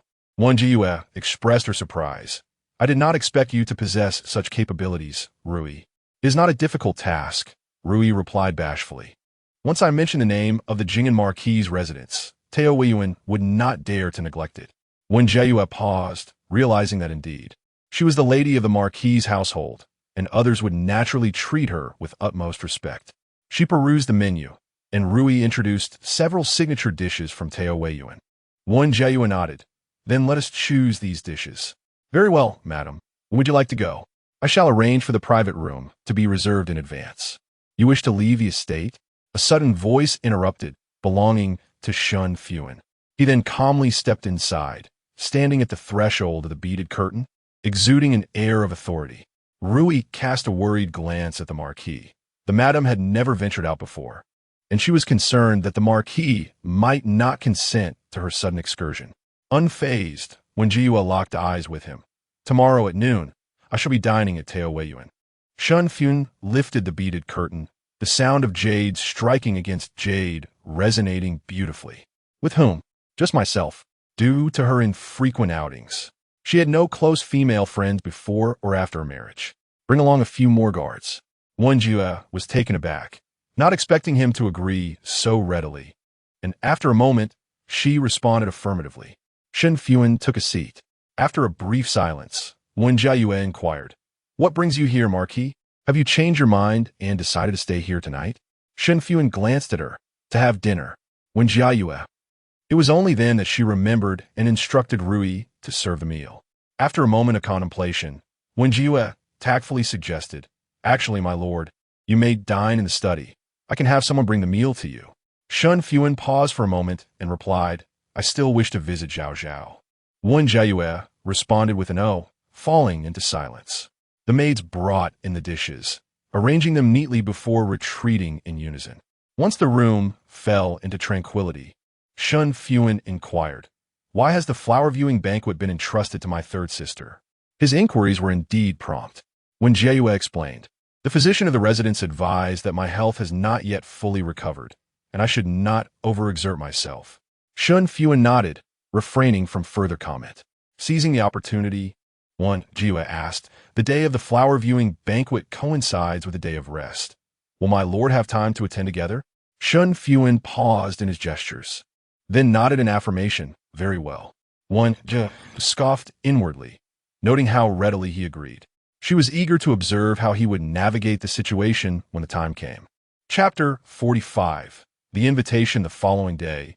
The sky appeared somewhat overcast. Vast expanses of clouds gathered, obscuring the sunlight. Although it was midday, the light was dim, resembling the early hours of dawn. Yet, this did not dampen Wen Jiayue's cheerful spirits as she meticulously selected her attire for her impending outing. Rui, holding two garments, inquired, "Madam, how about this pomegranate red and this cherry blossom pink?" "Too garish," Wen Jiayue replied, shaking her head. She frequently donned simple hues, white, green, blue, delicate as water, avoiding any ostentation. Such vibrant colors were worn only on her wedding day. Undeterred, Rui urged, "Madam, it's a rare occasion for you to leave the house. Surely you ought to dress a bit more splendidly." Wen Jiayue smiled. "I will indeed venture out more often in the future. However, you have a point. Since it is my first outing, a touch of uniqueness wouldn't hurt." She chose the pomegranate red skirt adorned with gold embroidery and auspicious patterns. Rui, fearing her lady might change her mind, promptly assisted her in dressing. Before the bronze mirror, The 17-year-old maiden appeared exquisite, her fair complexion enhanced by the pomegranate hue. Each smile and frown captivating a heart. "Madam is truly enchanting," Rui beamed. "I feel as though I have returned to your wedding day." Wen Jiayue felt slightly out of place and instructed, "Bring me that white cloak. It looks like it might rain today. I ought to dress warmly." Once attired, Wen Jiayue summoned the wet nurse. Zhao Zhao was just waking, yawning lazily with her mouth wide open, seemingly fatigued, yet her large eyes were lively. Zhao Zhao's eyes resembled hers, gentle almond-shaped orbs, though the child was still young, displaying a touch of innocent charm. At 3 years old, her eyes mirrored Wen Jiayue's perfectly, large and bright, exuding an animated sweetness. Wen Jiayue tenderly caressed her daughter's delicate face, whispering, "When Zhao Zhao grows a bit older, Mother will take you out to play, all right?" Zhao Zhao blinked, gazing at her curiously. Rui chuckled. "Madam S' attire today is different from the usual. The young miss must be thinking that her mother has become even more beautiful." Wen Jiayue smiled gently. "You have a sweet tongue." She turned to the wet nurse, advising, "Take good care of Zhao Zhao. I shall return within the hour at most." Nurse Young nodded. "Rest assured, madam." Wen Jiayue lingered no longer, fearing that if she stayed a moment more, she would be reluctant to leave, and hurried away. To her surprise, just as she exited the main courtyard, she encountered Shen Fuhan. Shen Fuhan had not anticipated seeing her and scrutinized her from head to toe, smirking, "Dressed so splendidly. Where are you off to?" "To the Peach Blossom Spring," Wen Jiayue replied. "For what purpose?" Wen Jiayue frowned. "Naturally, to partake in lunch." "With my elder brother?" Shen Fuhan queried again. Wen Jiayue, with good humor, clarified by myself. "Really?" Shen Fuhan scrutinized her. "You want to encounter some rogue man while dining, will you?" Wen Jiayue maintained her composure and chuckled. "Who can say? You once remarked that I was straying. Perhaps I should indulge this accusation." Shen Fuhan was incensed. "I shall inform my elder brother." "Your elder brother has consented and advised me to bring along several guards," Wen Jiayue retorted. "Truly, my elder brother is quite muddled."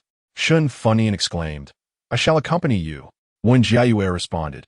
"Weren't you busy with the flower appreciation banquet? What is there to be busy about?" Shen Fuhan replied nonchalantly.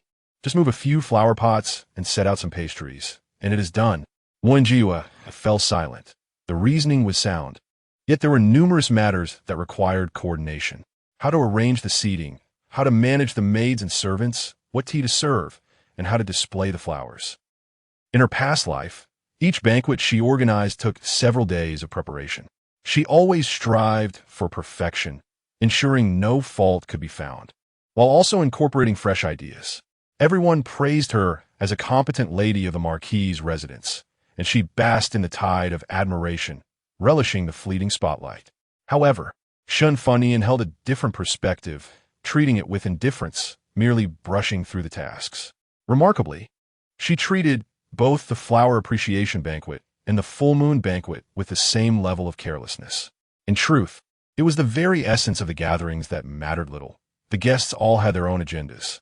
The success or failure of their objectives determined the quality of the banquet. The full moon banquet, which she recalled with regret, was ruined by Wen Ruoqian, with the arrangements merely a secondary concern. Turning to Shen Fuhan, she said earnestly, "You possess a remarkable clarity in life." Suddenly receiving a compliment, Shen Fuhan could not help but smile. Remembering who had praised her, she cleared her throat and adopted a serious demeanor, yet could not resist asking, "How did you discern that?" "From your countenance," Wen Jiayue replied, continuing her walk outside the residence, prompting Shen Fuhan to hastily follow suit. "Do not think that a few words of praise will absolve you. Today, I shall supervise you on behalf of my elder brother." Wen Jiayue entered the carriage, and Shen Fuhan followed suit. As they could not evade each other, Wen Jiayue casually suggested, "Shall we bring Yair? What purpose would he serve?" "That gluttonous little fatty will only devour everything," Shen Fuhan scoffed, glancing at him. "I could do with fewer dishes." Wen Jiayue replied, "How impolite to speak of one's own son." She lifted the curtain, her gaze fixed on the bustling streets. Exiting the residence had always been a simple affair, yet she had constructed her own cage and invisible shackles, confining herself for a lifetime. The world outside was vast, belonging not only to Shen Fuhan, but also offering her a place. The marquis's residence was not far from the peach blossom spring, and after a leisurely quarter hour, the carriage arrived. It was mealtime, and the first floor was filled with many patrons who cast curious glances at their entrance and whispered among themselves. Wen Jiayue pressed her lips together, feeling inexplicably timid. Shen Fuhan strode forward without glancing aside, murmuring, "What is there to fear? We are accompanied by guards. No one dares to offend us." Wen Jiayue exhaled softly, ascending to the second floor, where the waiter led them to a private room. Once the waiter departed, Shen Fuhan huffed, "I see now. Even if you wish to stray from the path, you lack the courage to do so. You tremble at the thought of being caught in a compromising situation, as the consequences would be dire." Wen Jiayue retorted without hesitation, "Since you are so assured of my integrity, can you not return now?" With a whimsical thought, Shen Fuhan picked up her chopsticks, and since she was already here, she resolved to indulge in a delightful meal. Wen Jiayue nodded and said, "In that case, remember to give me half of the silver when we return home." Shen Fuhan, taken aback, responded, "Really, Wen Jiayue, do you even need this little bit of silver?" With calm assurance, Wen Jiayue replied, "I'm quite poor, so I must be frugal." Indeed, as the daughter of a minor official, what silver could she possibly possess? Shen Fuhan waved her hand dismissively, saying, "Never mind, I shall treat you to this meal." Instantly, Wen Jiayue smiled and gently inquired, "You are truly generous, dear sister. Is there anything else you wish to eat? I could ask the waiter to add a few more dishes." Adopting a soft and demure demeanor, she made Shen Fuhan feel somewhat uneasy, causing her to rub her arms. "Let us have a pot of wine. Will you join me for a drink?" Wen Jiayue shook her head, as she had little tolerance for alcohol, deciding it best to abstain. Chapter 46. A stolen kiss as they dined. Wen Jiayue inadvertently glanced up and noticed the fine rain drifting outside. The rain fell like threads, silent and unobtrusive, yet it cloaked the streets in a moist layer. "Indeed, today is not a favorable day," she remarked. Shen Fuhan also turned her gaze outside, astonished. "When did it start raining?" Raising her wine cup, she declared, "Let us toast to the rain beyond the window." Wen Jiayue was about to substitute tea for wine when Shen Fuhan dismissively waved her hand, pouring her a glass of wine instead. "A sip one tea hurt," Shen Fuhan insisted. "The peach blossom wine from the bamboo grove is exquisite. You would be remiss not to try it." In her 2 lifetimes, Wen Jiayue had only ever tasted alcohol once, the ceremonial cup shared on her wedding night, which had burned her throat. After that occasion, she felt a dizzying sensation. Though she didn't believe herself to be inebriated, the figures around her appeared blurred. Had it not been for that cup of wine bolstering her courage, she would have been far more apprehensive on her wedding night. Lost in thought for a moment, she unwittingly took a delicate sip, mistaking the wine for tea. Shen Fuhan, cupping her face, eagerly inquired, "How does it taste?" Realizing too late that she had consumed wine, Wen Jiayue felt the alcohol slide down her throat, causing her brows to furrow. Contrary to her expectations of a burning sensation, it was surprisingly refreshing, akin to tea. The fragrance of bamboo mingled with the subtle aroma of peach blossoms, intoxicating her senses. "Is this truly wine?" she asked, astonished. Shen Fuhan squinted her eyes and smiled. "Indeed." Wen Jiayue found the wine remarkably delightful, finishing the glass before she even realized it. Outside, the sound of rain intensified, droplets splattering against the window sill and splashing into the elegant room.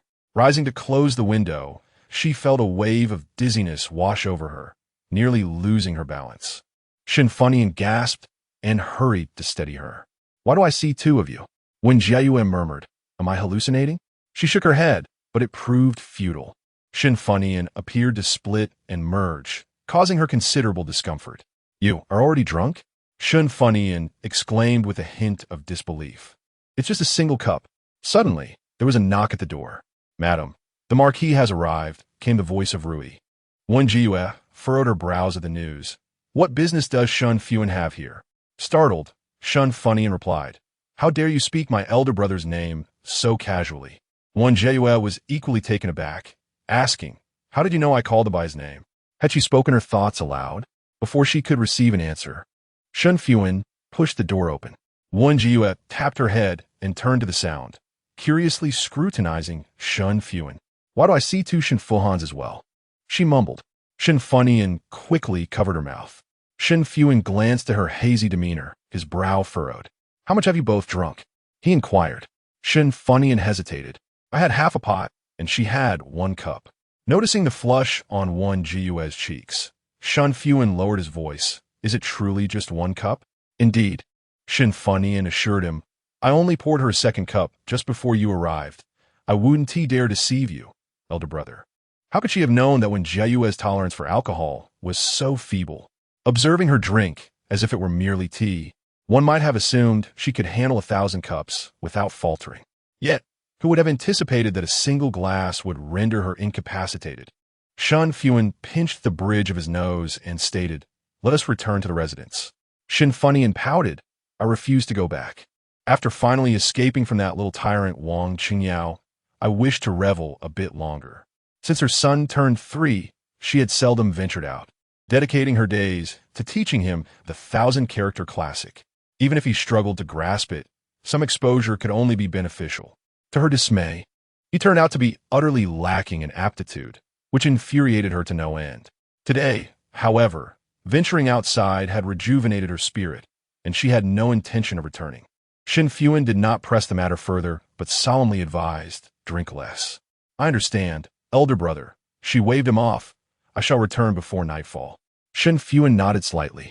Rui endeavored to steady the lady, but the inebriated figure was heavy, and despite her determination, she could not manage a single step. Shen Fuhan, without hesitation, scooped up the swaying Wen Jiayue. She strained to lift her gaze, furrowing her brow. Which Shen Fuhan is carrying me? Shen Fuhan remained silent, carrying her straight out the door. The clamor of the first floor enveloped them as he looked down at her dazed expression. After a moment's hesitation, he retrieved the crimson handkerchief from her waist and draped it over her face. The carriage awaited them just outside the peach blossom spring, and Shen Fuhan entered with her in his arms. Wen Jiayue leaned against the carriage wall, the handkerchief still covering her face, rising and falling with her slightly labored breaths. In the dim light, her delicate lips appeared and vanished, exhaling like the fragrance of orchids.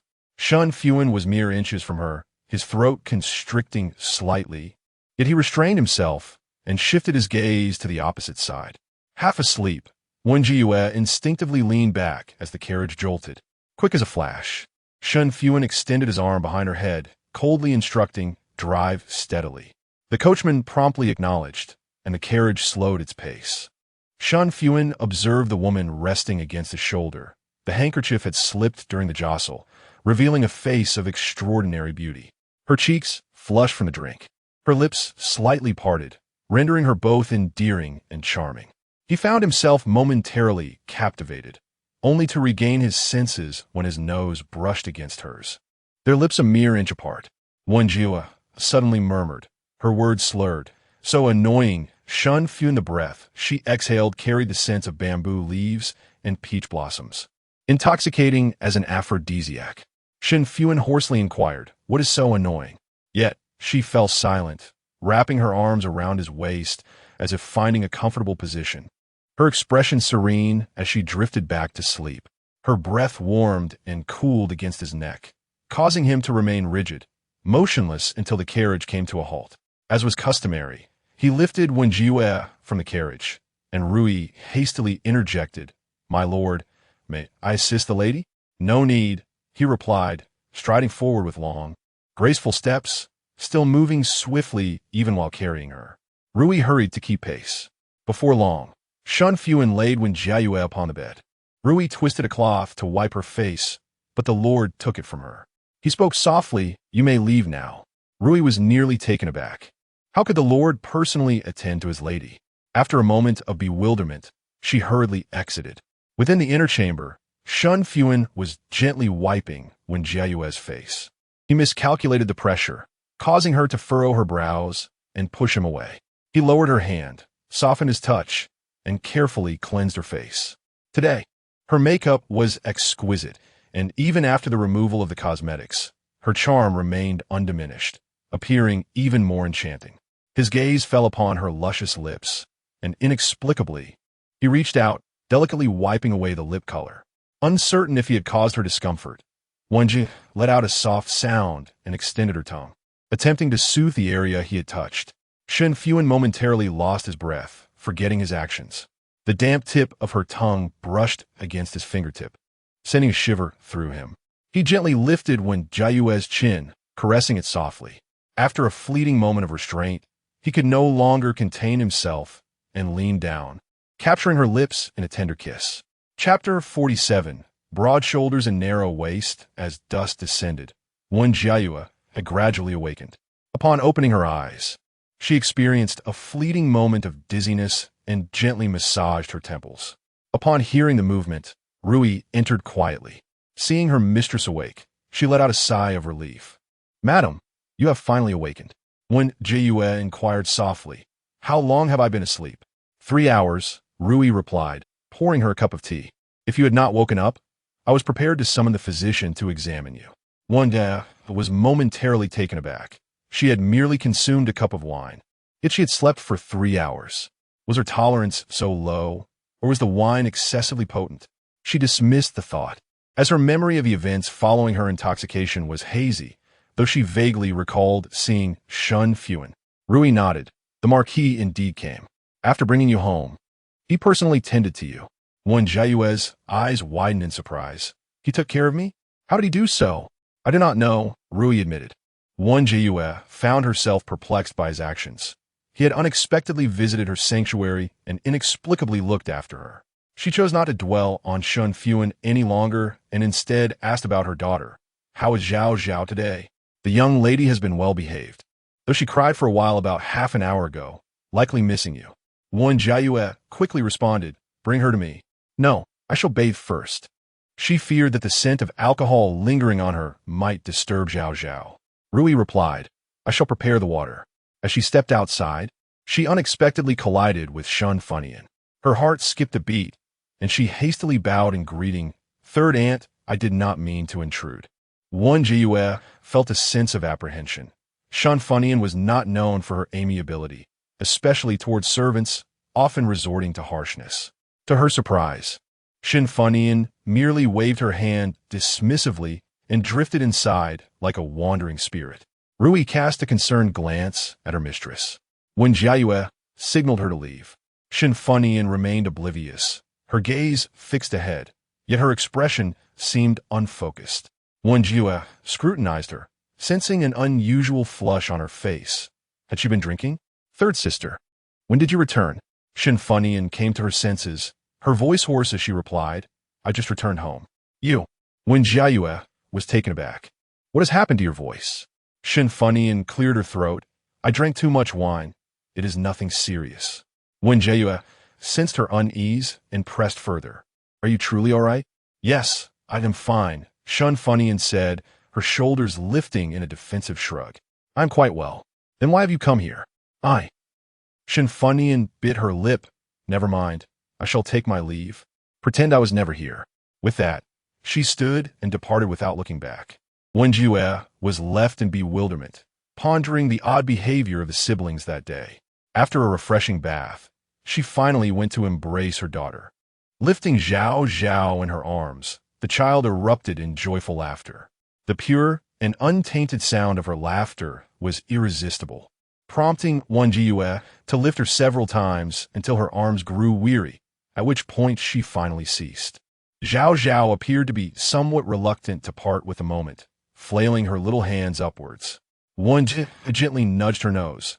"Wait until your father returns to play. Your mother is rather fatigued."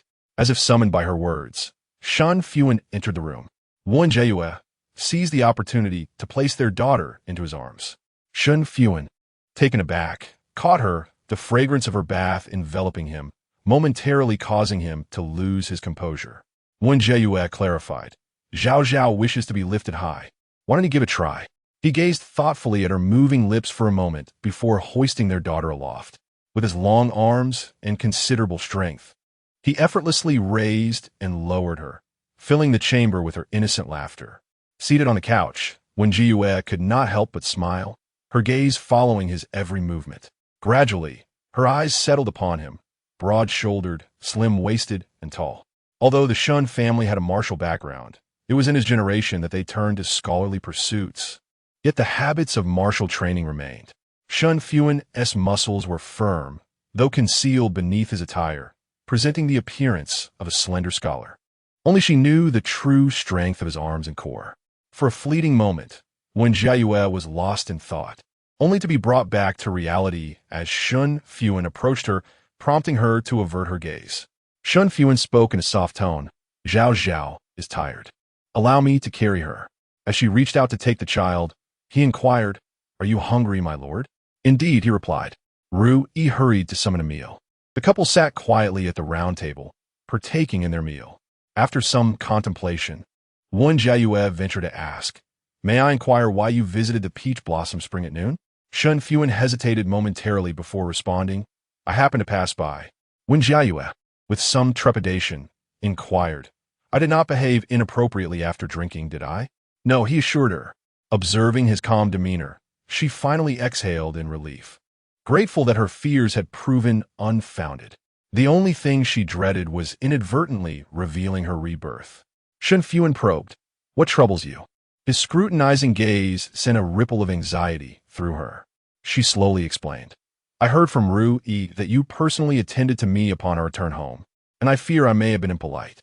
Shen Fuhan offered no further comment and continued his meal. Wen Jiayue, wishing to divert his thoughts from the matter, shifted the conversation. Earlier, San Mei came by, looking utterly lost. "I wonder what ails her." Shen Fuhan appeared unfazed, responding with a calm demeanor. "She tends to be like that after drinking." Wen Jiayue, surprised, asked, "Does she often drink?" "In previous years, yes," he replied. Understanding dawned upon Wen Jiayue as she recalled her own experiences of being deceived. It became evident that San Mei was drowning her sorrows in drink. She felt a pang of sympathy for Shen Fuhan, yet after much contemplation, realized she had no means to assist her, opting instead to feign ignorance. Perhaps a good night's sleep would suffice. However, she did not anticipate that Shen Fuhan would be despondent for several days, unable to carry on with the flower viewing banquet. As the date approached, Granny Zhao returned, subtly urging Wen Jiayue to take charge of the arrangements. Realizing further discussion was futile, Wen Jiayue summoned old Qian for a diagnosis, which naturally concluded with the recommendation of rest and recuperation. Madame Zhao hesitated and remarked, "Just a few days ago, the lady visited the tavern. Her health must have improved considerably." Wen Jiayue replied with a radiant smile, "It was merely a trip to the tavern, nothing taxing. However, the flower banquet is of great significance, and I fear that if it is not executed well, it may tarnish the reputation of the marquis' residence." Madame Zhao found herself at a loss for words and returned to report. The old matriarch, both enraged and exasperated, declared, "She has truly become quite audacious. Summon her at once, for I shall speak with her personally." Madame Zhao hastily advised, "Matriarch, this is unwise. You must also consider the marquis. He has not come to pay his respects for nearly half a month." The old matriarch retorted fiercely, "It must be that Wen Jiayue has spoken ill of me to my grandson, inciting discord between us." Madame Zhao refrained from responding to this accusation.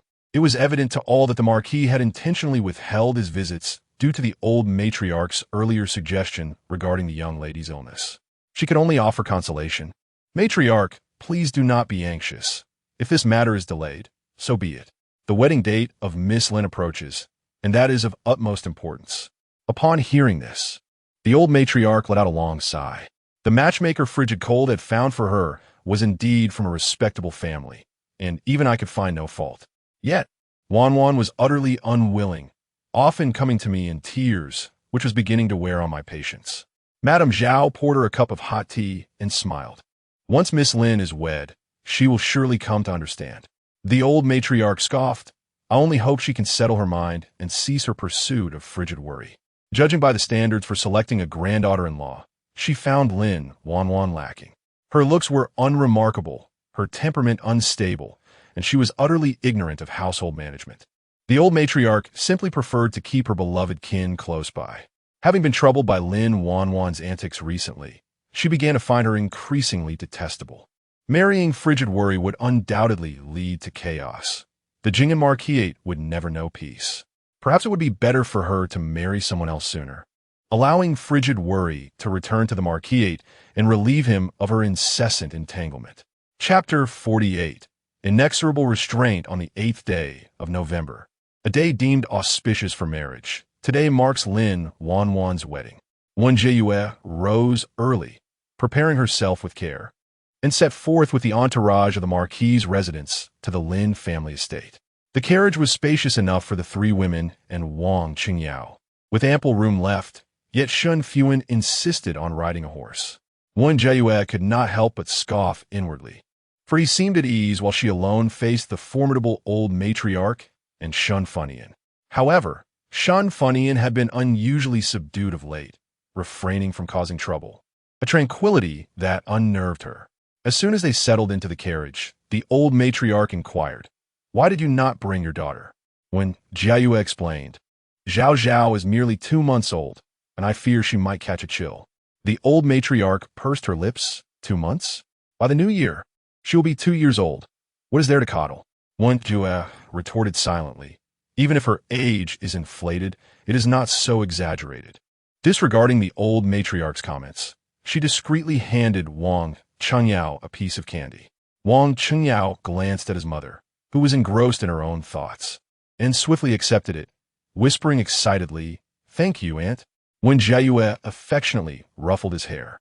The old matriarch's gaze shifted back to her great-grandson, her tone tender. "Yaoer will be 6 after the new year. It is time for his education." Wang Qingyao scratched his head, "But I just celebrated my birthday a few days ago. Mother says I am 4. The old matriarch shook her head. "Age is not counted in that manner. You are 1 at birth, and with each new year, you gain another year." Listening to the old matriarch's musings throughout the journey left Wen Jiayue with a throbbing head, and at last, they arrived at the Lin estate. The group disembarked in order, and as Wen Jiayue followed the old matriarch, her eyes met Shen Fuhan's. His hand was raised in the air, perfectly positioned for her to place hers upon. In the past, he had always been so considerate when they venture out together. She looked forward to this moment, the simple act of resting her hand in his palm. Alas, it was merely pretense. The Lin estate was thronged with people, and out of respect, she placed her hand lightly on his wrist. Shen Fuhan paused momentarily before tightening his grasp around her wrist, assisting her down from the carriage. Once she regained her footing, Wen Jiayue promptly withdrew her hand, murmuring, "Thank you, Your Grace." Before Shen Fuhan could respond, others approached to exchange pleasantries with him. Seizing the opportunity, Wen Jiayue slipped away, joining Shen Fuhan as they made their way into the festively adorned Lin residence. Having visited the Lin estate several times, she was familiar with its layout and quickly found Lin Wanwan's courtyard. Upon entering, they were greeted by Lin Wanwan's cries, mingled with sobs. Shen Fuhan, who had appeared listless until now, perked up, tugging Wen Jiayue along as she exclaimed, "Let us see the commotion." Wen Jiayue thought to herself, indeed, nothing lifts the spirits quite like witnessing the misfortunes of a rival. Inside the chamber, Lin Wanwan was in a state of distress, sobbing, "I will not marry. I will not marry." She was already adorned in her bridal attire, the phoenix crown and ceremonial robes, though her makeup was now a smeared testament to her tears. As the auspicious hour for the wedding approached, Lin's mother, with a stern expression, declared, "You must marry, whether you wish to or not. This is not the time for your stubbornness." Shen Fuhan, with a smile, stepped forward. "Cousin, this union is remarkably favorable. What more could you desire?" Lin Wanwan gazed at her with tear-filled eyes and suddenly grasped her hand. Shen Fuhan was taken aback, exclaiming, "What are you doing?" Surely she wasn't about to resort to violence? The memory of her elder brother punishing her to transcribe scriptures for an entire night resurfaced, and she instinctively pulled away. Lin's mother hurried to restrain her daughter, but Lin Wanwan would not let go, anxiously inquiring, "Where's 4th cousin? Has he arrived?" Shen Fuhan, with a dismissive pout, replied, "No, you might as well give up on that hope." Lin Wanwan instantly felt weakened, murmuring, "Does he truly harbor no feelings for me at all?" Shen Fuhan scoffed. It is evident to anyone with eyes. Wen Jiayue tugged at her sleeve, wishing to prevent further escalation, fearing Lin Wanwan might act rashly. Shen Fuhan huffed, but refrained from further comments, smoothing out the wrinkles in her garment with determination. Sensing her daughter's quietude, Lin's mother hastily summoned attendants to prepare her for the ceremony. The wedding procession proceeded smoothly, with Lin Wanwan seated in the bridal sedan chair, accompanied by a cacophony of festive sounds. Although it was a celebration, a smile graced every face, yet Wen Jiayue felt no trace of joy in the atmosphere. She was uncertain if this decision was right or wrong, but at the very least, Shen Fuhan would not be hastily dispatched to the borders. She could only exert herself to safeguard the lives of those she cherished. The fates of others were beyond her control. Once the revelry subsided, the Lin residence grew considerably quieter, hosting a banquet for guests. Shen Fuhan, shedding her usual despondency, indulged in the feast. "You should eat too," she urged Wen Jiayue, offering her a serving. "It will be a shame not to." Wen Jiayue smiled. It was a delightful change to see Shen Fuhan in such high spirits, even serving her food. In return, she poured Shen Fuhan a cup of wine. Shen Fuhan paused mid-bite, clearing her throat. "I've given it up." "Why?" Wen Jiayue inquired. Shen Fuhan hesitated. "I drank too much last time, and drinking leads to trouble, so it's best avoided." Wen Jiayue chose not to press further and poured herself a drink. Shen Fuhan, puzzled, asked, "Since when did you start drinking?" Wen Jiayue pursed her lips. "I feel a bit overwhelmed." "Overwhelmed by what?" Shen Fuhan chuckled. "You aren't reminiscing about your wedding to my elder brother, are you?" Wen Jiayue dismissed her, thinking it was a matter from years past, unworthy of reflection. Yet, as the alcohol began to cloud her mind, memories of her wedding day with Shen Fuhan surfaced. The night before the wedding, she had barely slept, rising early to prepare. The customs were intricate, and marrying into a prominent family left her exhausted and anxious throughout the day. The only moment of relaxation came during the wedding night, when Shen Fuhan gently reassured her, urging her not to fear. "Do not be afraid." Wen Jiayue was momentarily startled, her inebriated state causing her to ponder if she had imagined it. For it seemed she could almost hear Shen Fuhan's voice. She lifted her heavy eyelids, her vision a blur, yet she could discern the outline of Shen Fuhan. Instinctively, she reached out to touch his face. Shen Fuhan. Was she dreaming, or had she returned to the night of their wedding? Shen Fuhan grasped her hand, raising it above her head, and a searing kiss descended upon her. Wen Jiayue turned her face away. Shen Fuhan inhaled sharply, restraining himself. "Just a moment ago, you were so proactive. What has changed now?" Having succumbed to inebriation halfway through the banquet, he did not linger and brought her back. Upon returning to the marquis' residence, he, as before, assisted her in wiping her face, but she was restless, burying herself in his embrace, exploring with her hands and murmuring his name. She even mentioned the night of their marriage, prompting him to lose all self-control. Wen Jiayue could not comprehend his words, only feeling a scorching heat enveloping her body. She attempted to break free from his grasp, but to no avail. Instead, it provoked even heavier breaths from him, brushing against her neck.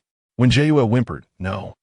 The rest of her words were silenced by his lips, leaving her unable to utter another sound. Only soft moans and gentle gasps remained. Chapter 49. Lack of restraint outside. The cold wind whispered, while inside, the room was filled with the boundless warmth of spring. Wen Jiayue could no longer endure it, and with a low sob, she spoke no more. "Shen Fuhan." Shen Fuhan gently brushed her damp hair aside and asked in a hushed tone, "Why do you call my name when you are drunk?" She offered no reply, weakly pushing him away. "No." Shen Fuhan grasped her hands firmly and said solemnly, "Just this once more." Time slipped by, and finally, Wen Jiayue was able to lie down, resting her head on his arm, drifting into a hazy slumber. Shen Fuhan, wide awake, toyed with her hair while gazing out the window. The sky had not yet darkened. Beneath a deep indigo, hints of orange and yellow twilight lingered, while the moon ascended, casting a soft glow. His gaze returned to Wen Jiayue's delicate, luminous face, a twinge of guilt stirring within him. It seemed he had indeed been somewhat lacking in restraint. He tightened his embrace and lifted his gentle, soft wife. In her dreams, she murmured in fear, "No more." Shen Fuhan pressed a kiss to her forehead and whispered, "I am merely going to bathe." At last, the person in his arms fell silent. After a brief bath, just as Shen Fuhan intended to join her in slumber, there came a knock at the door. "Lord, the Emperor urgently requests your presence." Shen Fuhan acknowledged the call and donned his garments. Once properly attired, he stepped outside. Rui stood waiting, and upon seeing the Lord emerge, she quickly bowed her head in respect. The commotion from within had echoed throughout the afternoon, a sound she had not heard in nearly a year, leaving her feeling somewhat awkward. Shen Fuhan cast her a glance and said coolly, "Do not disturb my wife's rest." Rui promptly agreed. Shen Fuhan hastened away, making his way to the palace. After announcing his arrival, he entered the Hall of Coolness. Inside, the youthful emperor, still bearing traces of innocence, sat at the head seat, while Princess Li Jilan occupied a lower position. Upon his entrance, both turned their attention towards him. The emperor's eyes brightened, and he waved him over. "Shen Aiqing, come. Sit. I have been awaiting you for some time." Shen Fuhan returned a composed bow before taking a seat. Li Jilan, regaining her composure, teased, "You treat Lord Shen with greater familiarity than you do with me, your sister." The emperor quickly interjected, "I naturally hold my elder sister in higher regard. Do not misinterpret my intentions." Li Jilan's enchanting eyes sparkled as she smiled. "It is not a bad thing. Lord Shen is the emperor's right hand. I, as your sister, am content to remain in the background." Noticing Shen Fuhan's silence, she turned to him, smiling coyly. "Lord Shen, is this not the case?" Shen Fuhan gave a slight nod. "Ah, you are truly dull," Li Jilan languidly remarked, resting her chin on her hand. "Why not engage in a bit more conversation?" Shen Fuhan then inquired, "What matter has prompted His Majesty to summon me today?" Li Jilan's smile faltered slightly, her lips pressed together. The emperor hastily explained, "Next March, there will be a selection of candidates. I am uncertain of what sort of women to choose and would like your counsel." Shen Fuhan replied evenly, "With Her Royal Highness, the princess present, that matter is sufficiently addressed. As a subject, I should not meddle in palace affairs."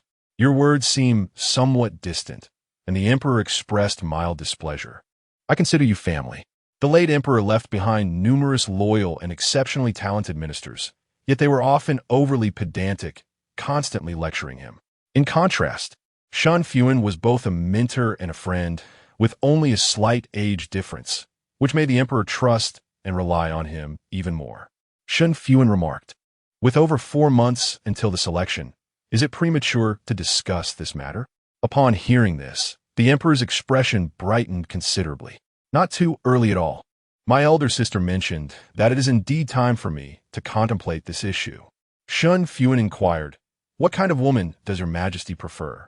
The emperor stroked his chin thoughtfully, "A radiant and cheerful beauty, one who constantly cares for me and harbors deep affection."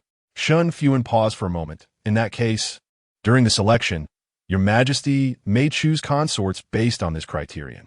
Li Jilan's demeanor had returned to normal, her red lips parting slightly. "Your Majesty, it would be best to speak frankly. I can see that Lord Shen is growing impatient." Shen Fuhan clasped his hands together, replying, "I dare not." "Well, there is indeed another matter." The emperor hesitated.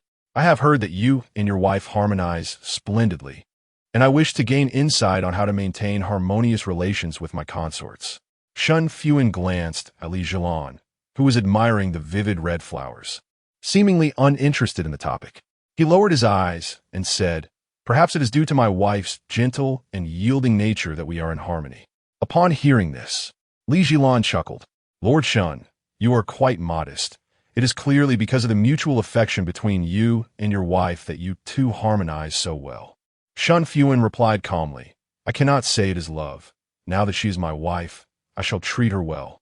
Li Jilan smiled slightly.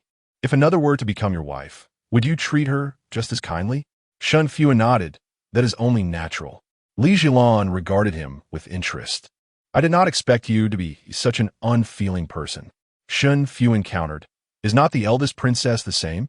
Li Jilan paused, then laughed. "You are quite bold. No one has dared to speak to me in such a manner before." I am fortunate to be the first, he replied. An undercurrent of tension flowed between them, prompting the neglected emperor to clear his throat. I find myself somewhat perplexed, he mused. Is it truly possible to harmonize without affection? Shen Fuhan responded candidly. Forgive my frankness. But in order to balance various factions, next year's selection will inevitably include women whom your majesty does not favor. At that time, you shall understand. The emperor pondered this. You make a valid point. He recalled his father, who treated all high-ranking consorts equally, rarely favoring any one of them. Did his father truly like each of them? It must have been due to their powerful families, a necessity of sorts. He sighed deeply. What a predicament. I had originally looked forward to the selection, but now it seems rather meaningless. Soon, the emperor appeared weary and retired to rest, while Li Jilan and Shen Fuhan took their leave together, stepping out of the cold breeze hall one after the other. Li Jilan gazed at the palace walls and inquired, I am rather curious, what kind of woman does Lord Shen favor? Shen Fuhan instinctively turned his gaze toward the luminous moon in the sky.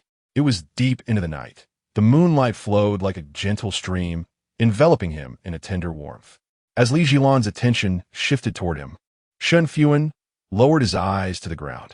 After a moment's contemplation, he finally spoke, I am afraid I do not know. Is that so? Li Jilan raplia legally. Then how about I bestow upon you 2 maidens, one alluring and one charming, and we shall see which one captures Lord Shen's fancy. Shen Fuhan gently declined. I appreciate the kind offer of the crown princess, but I am unworthy of such favors. Li Jilan scoffed softly. You are quite an intriguing individual, disinterested in your own wife, and yet unwilling to take concubines. What could possibly be your reasoning? My wife has recently given birth.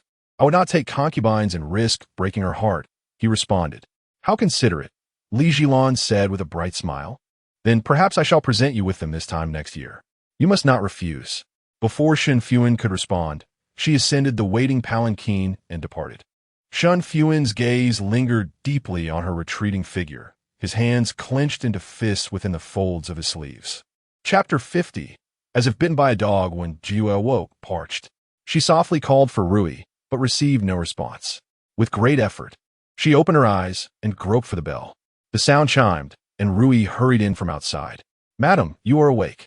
Upon entering the inner chamber, she lit a candle and immediately noticed the crimson marks on her mistress's wrist, varying in depth, resembling blooming red plums amidst the snow.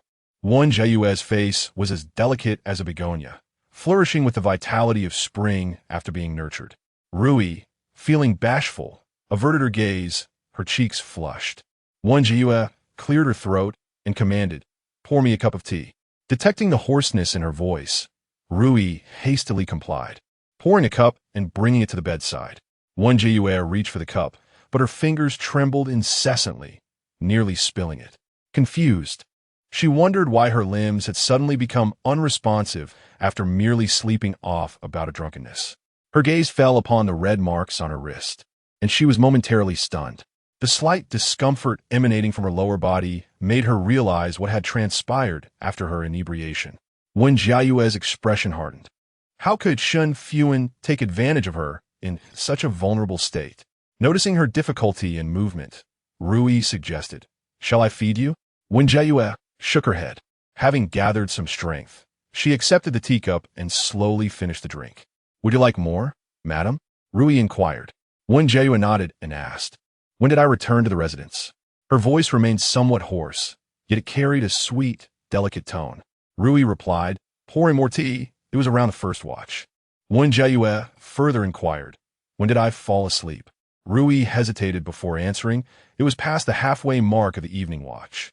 Today, the marquis truly lacked restraint. For over 2 hours, he showed no regard for your well-being. However, she felt her position was too insignificant to interfere, so she could only fret outside. Wen Jiayue felt a mix of anger and indignation. She had believed Shen Fuhan to be a man of virtue. Never had she imagined he would treat her in such a manner. Seeing her distress, Rui hastily reassured her, Madam, perhaps the marquis has simply been away for too long. Thus, she stumbled over her words, unable to articulate the implications of her statement due to her own unmarried status. Wen Jiayue couldn't help but smile slightly at her awkwardness. After sipping a few more mouthfuls of tea, she asked, "Where has the marquis gone?"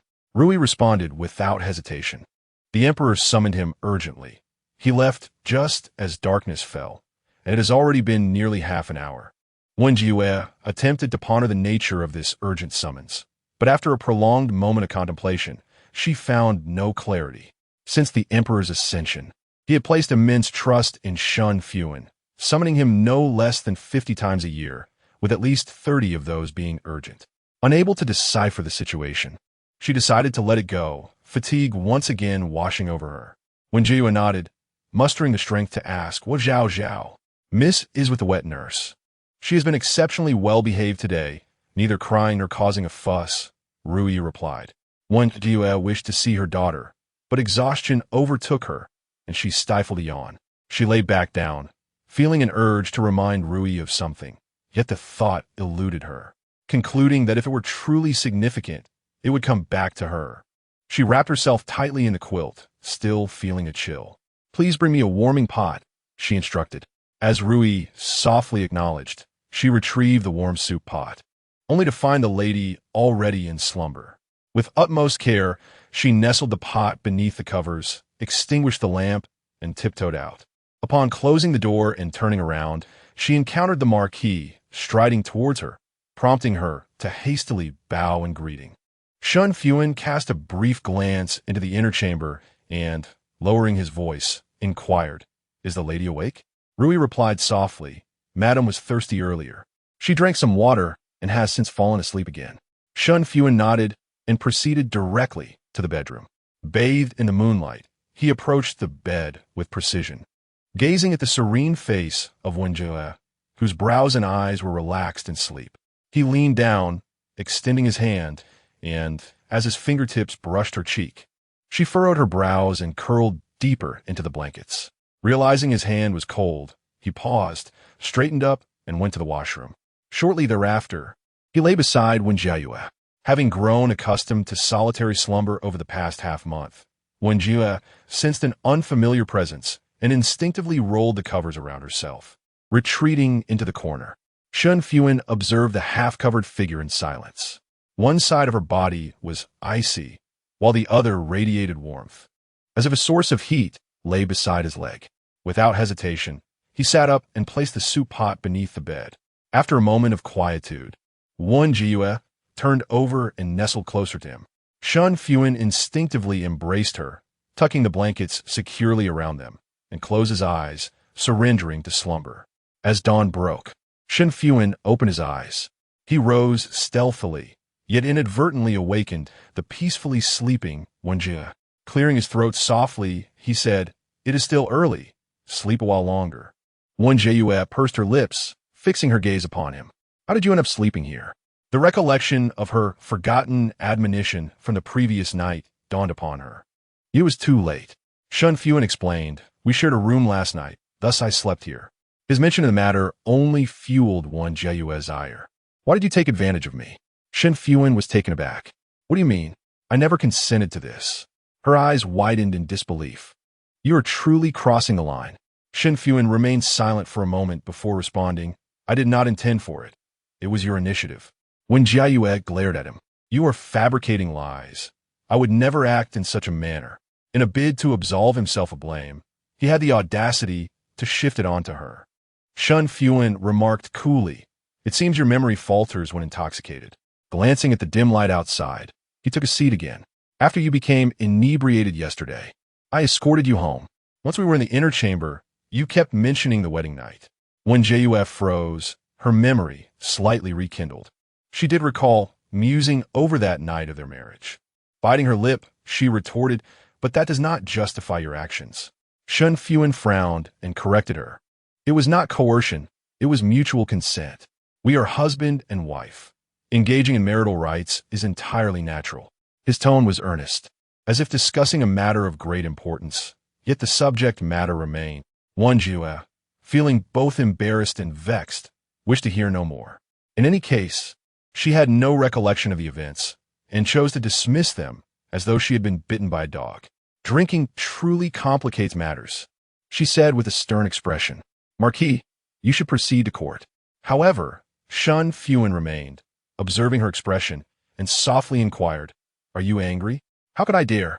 She retorted, her words laced with irony. Shen Fuhan, seemingly taking her words at face value, actually sighed in relief. Wen Jiayue looked at him in disbelief, feeling as if he might drive her to the brink of exasperation. How had she not realized before that Shen Fuhan possessed such a nature? Was he not the top scholar, the very embodiment of the literary star? How could he fail to discern the nuances of sarcasm? Shen Fuhan hesitated before speaking. I was somewhat indiscreet yesterday. Are you feeling well?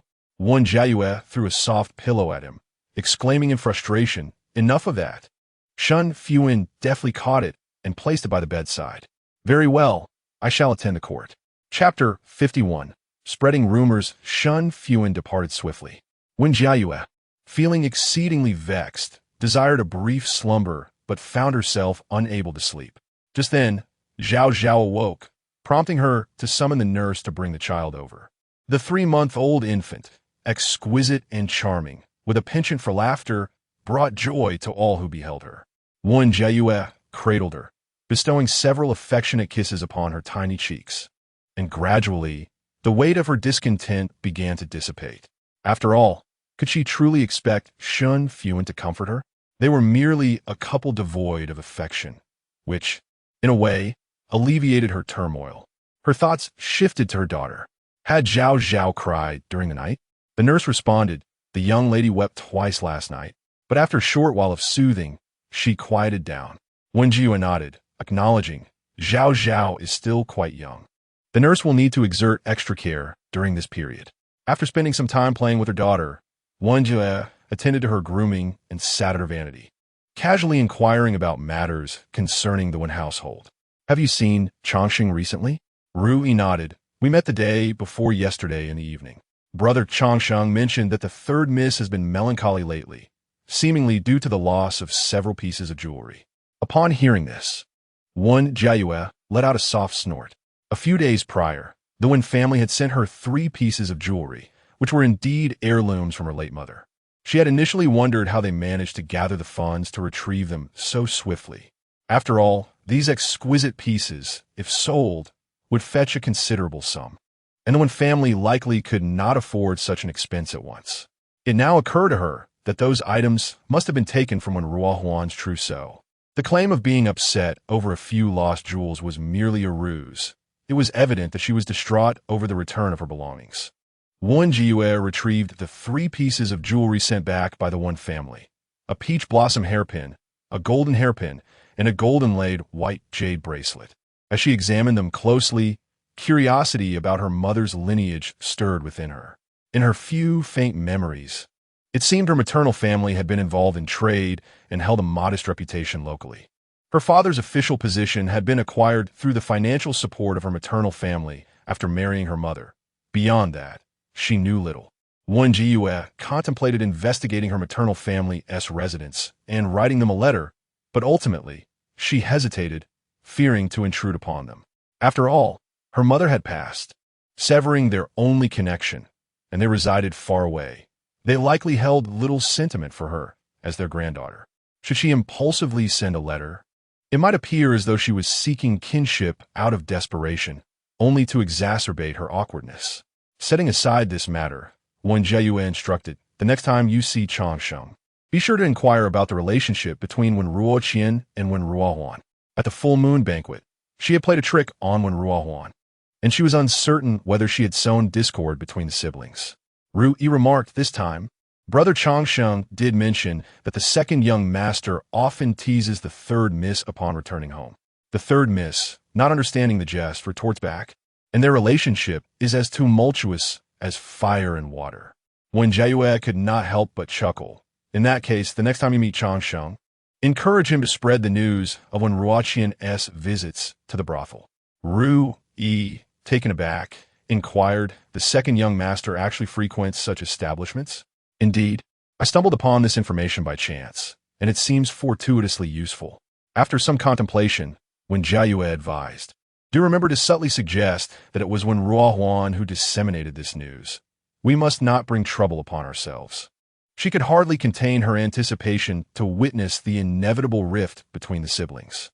The ensuing chaos at the Wen residence would undoubtedly be most entertaining. With a light heart, Wen Jiayue proceeded to her meal, only to be interrupted midway by Zhao Mama's arrival. She sighed softly. With Lin Wanwan just married, the old matriarch appeared restless, possibly contemplating another flower appreciation banquet. While she held no particular concern regarding the matter of concubines, she was resolute in her refusal to take charge of any such gathering. Rui welcomed Zhao Mama into the room. With a smile, Zhao Mama inquired, "Madam, the matriarch sent me to ask how you have fared since your confinement. Has your health improved after such an extended period of recuperation?" Wen Jiayue's expression darkened as she replied, "I was just discussing this with Rui. My back aches, my legs are sore, and I feel unwell all over. I am unsure of the cause." She gently pressed her hand against her lower back and sighed. "Perhaps it is merely a lingering effect of childbirth. Discomfort seems to pervade my entire being." Zhao Mama expressed her concern.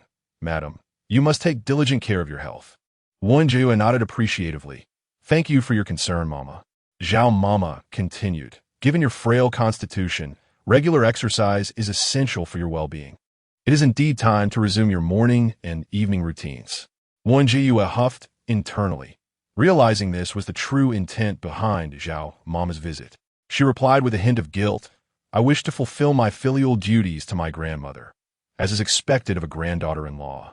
But the household physician has strictly warned me against overexertion." Zhao Mama chuckled. "It is merely morning and evening routines, not a strenuous task. The matriarch has always been lenient. Even if you were to err occasionally, she would not make it difficult for you." Wen Jiayue thought to herself, lenient?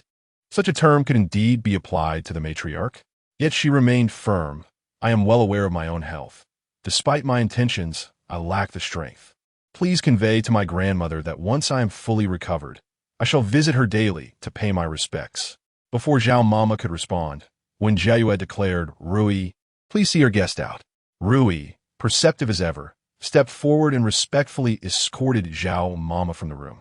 Wen Jiayue attempted to continue her meal, yet the pleasant mood of the day had been thoroughly marred by the antics of the matriarch and her granddaughter-in-law, rendering her unable to eat. Rising from the table, she returned to her quarters. Before long, Rui re-entered. "Madam, why did you stop eating?" "I have no appetite." Wen Jiayue tightened her lips, feeling vexed after being agitated twice in a mere half-hour. Who could possibly eat under such circumstances? Rui, puzzled, muttered twice. "Did the marquis upset you earlier this morning?" She hesitated to pry further, opting instead to offer comfort. "Having been turned away by the matriarch, it seems unlikely she will trouble you again anytime soon." Wen Jiayue shook her head with a sigh. "You do not understand the matriarch. She is not one to let matters rest easily. Once the marquis returns home, she will surely lodge a complaint." Rui was taken aback. "Madam, you have only been married for a year. How can you understand her so well?" Wen Jiayue paused before responding. "It has been a year. If I cannot discern these things by now, that would indeed be strange." Rui lamented. "I am foolish and failed to perceive it." Wen Jiayue smiled gently and replied, "Your heart and mind are solely occupied with me and Zhao Zhao. Thus, such matters need not concern you. However," Rui earnestly stated, "I shall endeavor to learn diligently in the future and will certainly alleviate my mistress's burdens." Observing Rui's genuine care for her, Wen Jiayue tenderly caressed her head, grateful to have her by her side. Rui, feeling somewhat embarrassed, remarked, "Mistress, why do you treat me as a younger sister once more?" "Very well. You shall be the elder sister," Wen Jiayue said with a radiant smile. "From now on, I shall address you as sister, and you shall call me younger sister." Rui promptly apologized. "Please spare me, my lady." Chapter 52. The family banquet. As dusk descended, Rui's expression grew increasingly anxious. Wen Jiayue set down her brush and inquired with curiosity, "What troubles you?" Rui explained, "This morning, you mentioned that after the marquis returns home, the old matriarch would summon you and the marquis to discuss the evening rituals. As night approaches, I cannot help but feel anxious for you." Although the matriarch is of high status, there is no need for such servility. I do not wish for you to spend your days in subservience to her. What good will it do, aside from earning a good reputation? Furthermore, after a year of these rituals, I have seen little kindness from the matriarch towards you. Since the birth of the young lady, her behavior has only worsened. I feel for you, and I wish to spare you from such futile efforts.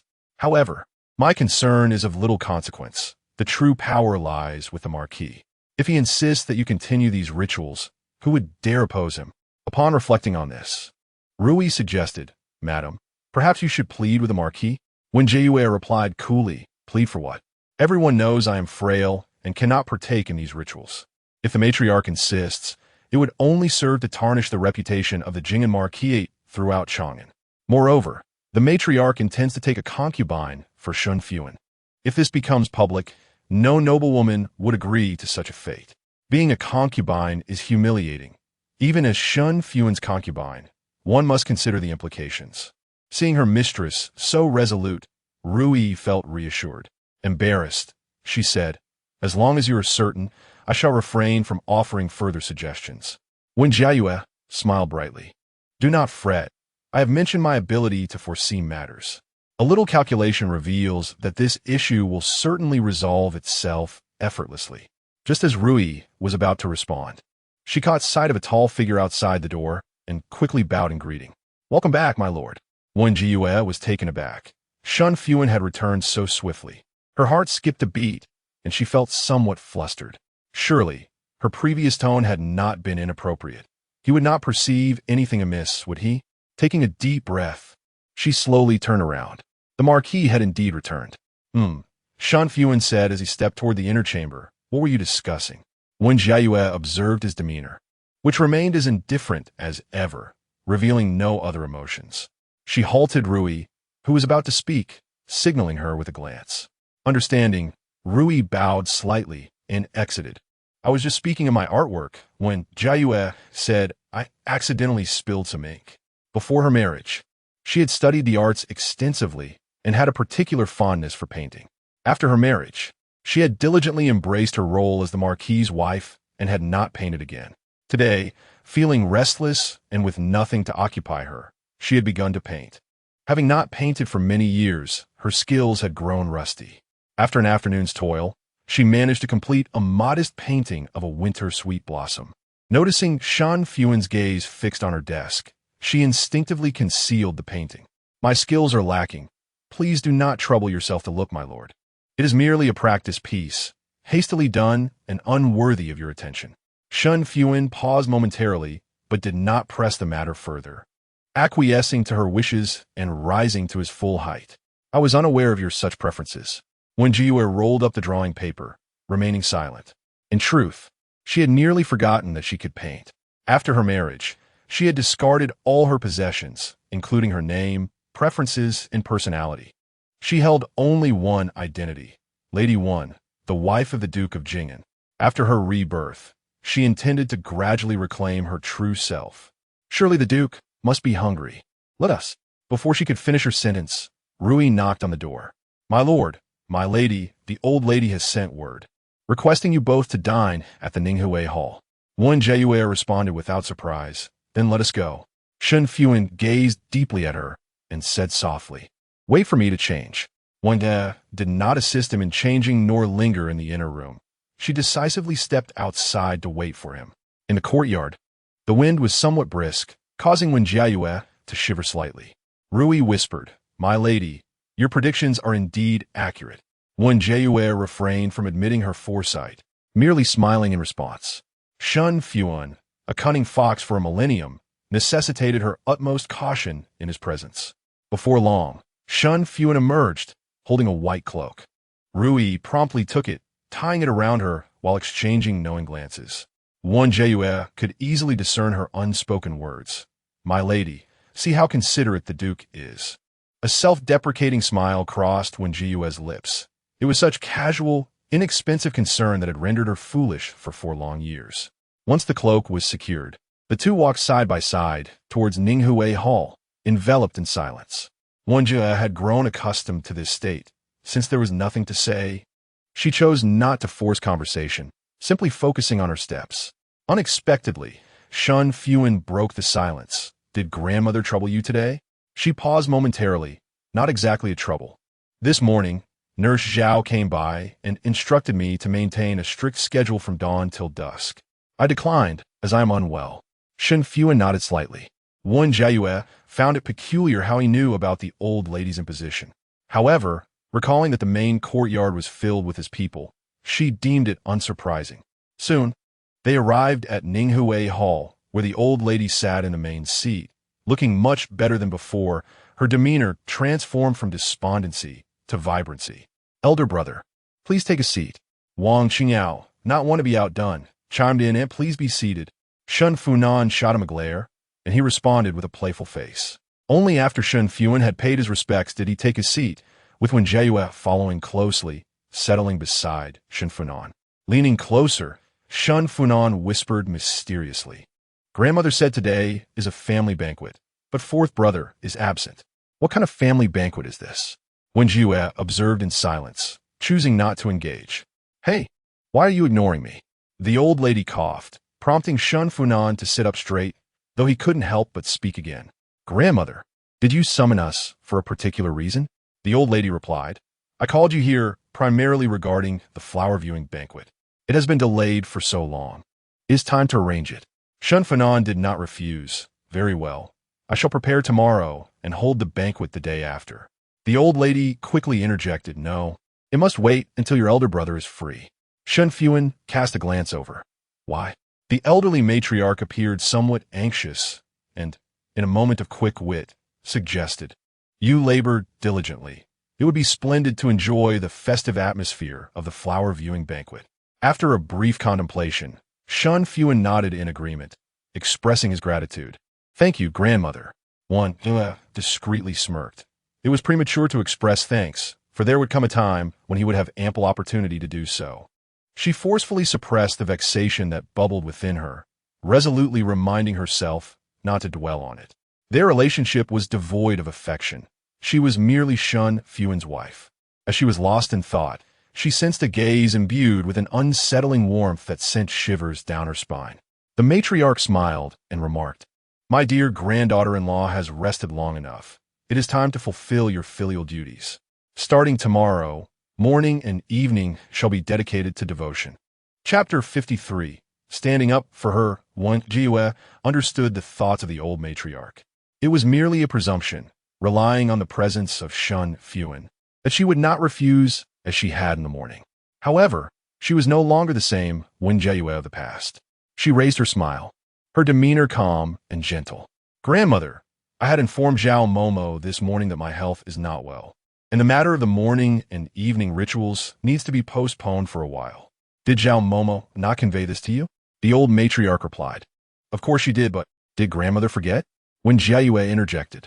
I reiterated it just now, and I hope grandmother can understand the condition of your granddaughter-in-law. The old matriarch had not anticipated that she would be so eloquent, not allowing her a chance to speak. After a while, she said, You have been recuperating for 3 months. By all accounts, you should be well by now. In the village, women start working in the fields shortly after giving birth. Unlike you who are so delicate. The old matriarch's tone was one of disdain, and Wen Jiayue feigned ignorance, letting out a soft sigh. The girls in the village were truly pitiful, unable to rest properly during their confinement, likely due to the harsh treatment from their mothers-in-law, and their husbands showing no concern for their wives. As she spoke, she cast a veiled glance at Shen Fuhan, implying it was directed at him, who now had become rather taciturn. Shen Fuhan remained silent, but Shen Fuhan, unable to contain her impatience, spoke up. Grandmother, if she is unwell, how can she attend to you? If she were to fall ill in the Ninghui Hall, wouldn't it just be a source of ridicule for us? We already have enough mockery surrounding our household. She picked up her chopsticks, declaring, Let us eat first. I am nearly starving. Wang Qingyao also chimed in. Aunt just gave birth to a sister. She needs to rest well. Seeing her grandson and daughter-in-law favoring Wen Jiayue, the old matriarch's anger flared. Who is the subject of their laughter? Is it not you, deceived into bearing a son at such a young age? This matter had been brought up several times over the month, causing Shen Fuhan to erupt with fury. I am the laughingstock. Shall I commit suicide to atone for my sins? Is that what you wish? She slammed her chopsticks down, storming off while dragging Wang Chengyao along. Mother, slow down. I can't keep up. Shen Fuhan glanced at Wen Jiayue. You should go check on her. Wen Jiayue immediately understood, rising to say, I will go and persuade third sister. Behind her, the old matriarch's voice of obstruction rang out, but Wen Jiayue pretended not to hear, quickly departing with her skirts lifted. Once outside the Ninghui Hall, she finally escaped the realm of disputes, letting out a quiet sigh of relief. Rui, panting, spoke, Madam, where shall we go now? Follow her, regardless of the intention. Shen Fuhan had helped her once, and she felt a sense of gratitude. Not far away, Shen Fuhan was pulling Wang Chengyao ahead, heading towards Changle Courtyard. Halfway there, Wen Jiayue instructed, you go to the kitchen and have 2 bowls of noodles sent over. Following the mother and son into Changle Courtyard, Wen Jiayue comfortably took a seat. Shen Fuhan glanced at her. You seem quite at home, treating it as if it were your own. Wen Jiayue smiled. She used to visit here often and was quite familiar with it. After a moment of silence, Shen Fuhan smiled wryly. Indeed, you are my elder brother's wife. The marquis' residence is inherently your home, though it has long ceased to be mine. Upon her return to the estate, her grandmother's demeanor towards her had evidently shifted, and the servants whispered among themselves. She remained unconcerned, for the true authority in the household was her elder brother, who had not expelled her. Thus, she resolutely made herself at home. Yet, she was no longer the third miss of the Jing'an Marquis. Everything had irrevocably changed. Wen Jiayue was momentarily taken aback. Even the boisterous Shen Fuhan felt out of place within the Marquis. However, she could empathize, as bearing a child of uncertain origins surely subjected one to much scrutiny. She chose not to dwell on Shen Fuhan's wounds and softly remarked, This is not my home either. Shen Fuhan retorted, That sentiment is rather ungrateful. My brother has treated you quite well. Wen Jiayue refrained from engaging in a dispute over this, lowering her gaze to smooth the creases of her sleeves. I am grateful for your earlier defense. Shen Fuhan feigned indifference. Who stood up for you? I was merely hungry. You all were chattering endlessly. Who could endure that? At that moment, Wang Chengyao, playing with a small wooden sword nearby, ran over eagerly. Mother, am hungry too. Shen Fuhan, seeing him approach, felt exasperated. Starve then. If you can't bear it, gnaw on your chubby arms. One interjected. I have instructed the kitchen to prepare 2 bowls of noodles. They will be delivered shortly. Wang Chenyao's eyes sparkled. Thank you, Aunt. Shen Fuhan scoffed. How thoughtful of you. Don't think I will be grateful. I genuinely appreciate your kindness. Wen Jiayue replied earnestly, You are far more straightforward than your brother. You speak your mind without pretense. Though your words may sometimes sting, they are harmless. Shen Fuhan, on the other hand, was terse and seldom spoke, yet when he did, his words were sharp as daggers, piercing the heart. Do not speak ill of my brother. Shen Fuhan glared at her, or I shall inform him and have him dismiss you. This threat held no weight for Wen Jiayue. She calmly replied, I have already stated that this is an inevitable outcome. You are utterly unreasonable. Just then, the tantalizing aroma of scallion oil noodles wafted in from the courtyard, prompting Wang Chengyao to dash outside, exclaiming, Food is here! Food is here! Observing this, Wen Jiayue stood and said, Pay no heed to grandmother's words. Eat well and take a nap afterward. I shall take my leave. Wait, Shen Fuhan said awkwardly. You haven't dined yet. Sit and eat with us. I only had 2 bowls prepared. Yaoer is still young. He only needs a small half bowl. I will share some with him. You sit and eat. Upon hearing this, Wang Chengyao felt as though the sky had fallen. Mother, I can eat it all. Even if you can, you must eat less, Shen Fuhan scolded, with your size. Which good family will want you for their daughter-in-law? Wang Chengyao reluctantly replied, Fine, Anne is kind to me. I am willing to share my noodles with her. Wen Jiayue smiled and patted his head. Then I shall graciously accept. After finishing the noodles, Wen Jiayue left Changle Courtyard and strolled leisurely back. As she passed the side hall, she walked straight ahead without glancing aside until she was called by Shen Fuhan. Come over and dine. She cast a surprised glance into the side hall, where the round table was abundantly laden with dishes. Shen Fuhan sat upright at one side, his chopsticks untouched. Wen Jiayue remarked, "I have dined with my third sister, so please enjoy your meal at your leisure, my lord." She continued on her way, maintaining an outward composure while secretly relishing the moment. She never anticipated that Shen Fuhan would wait for her to dine. It was truly exhilarating. The sensation of waiting for someone who may never arrive is undoubtedly uncomfortable. I assenti it. She entered the inner chamber, and the side hall fell into a profound silence. After a prolonged moment of contemplation before the bountiful spread, Shen Fuhan finally lifted his chopsticks. Chapter 54. The Forceful Kiss as Wen Jiayue emerged from the washroom. Shen Fuhan was just entering. She chose to ignore him, settling before the vanity to apply cream while Rui assisted her in arranging her hair. Shen Fuhan remained silent, perusing a book for a while before retreating into the washroom. The sound of the door closing elicited a long sigh of relief from Rui. Amused, Wen Jiayue inquired, "What troubles you?"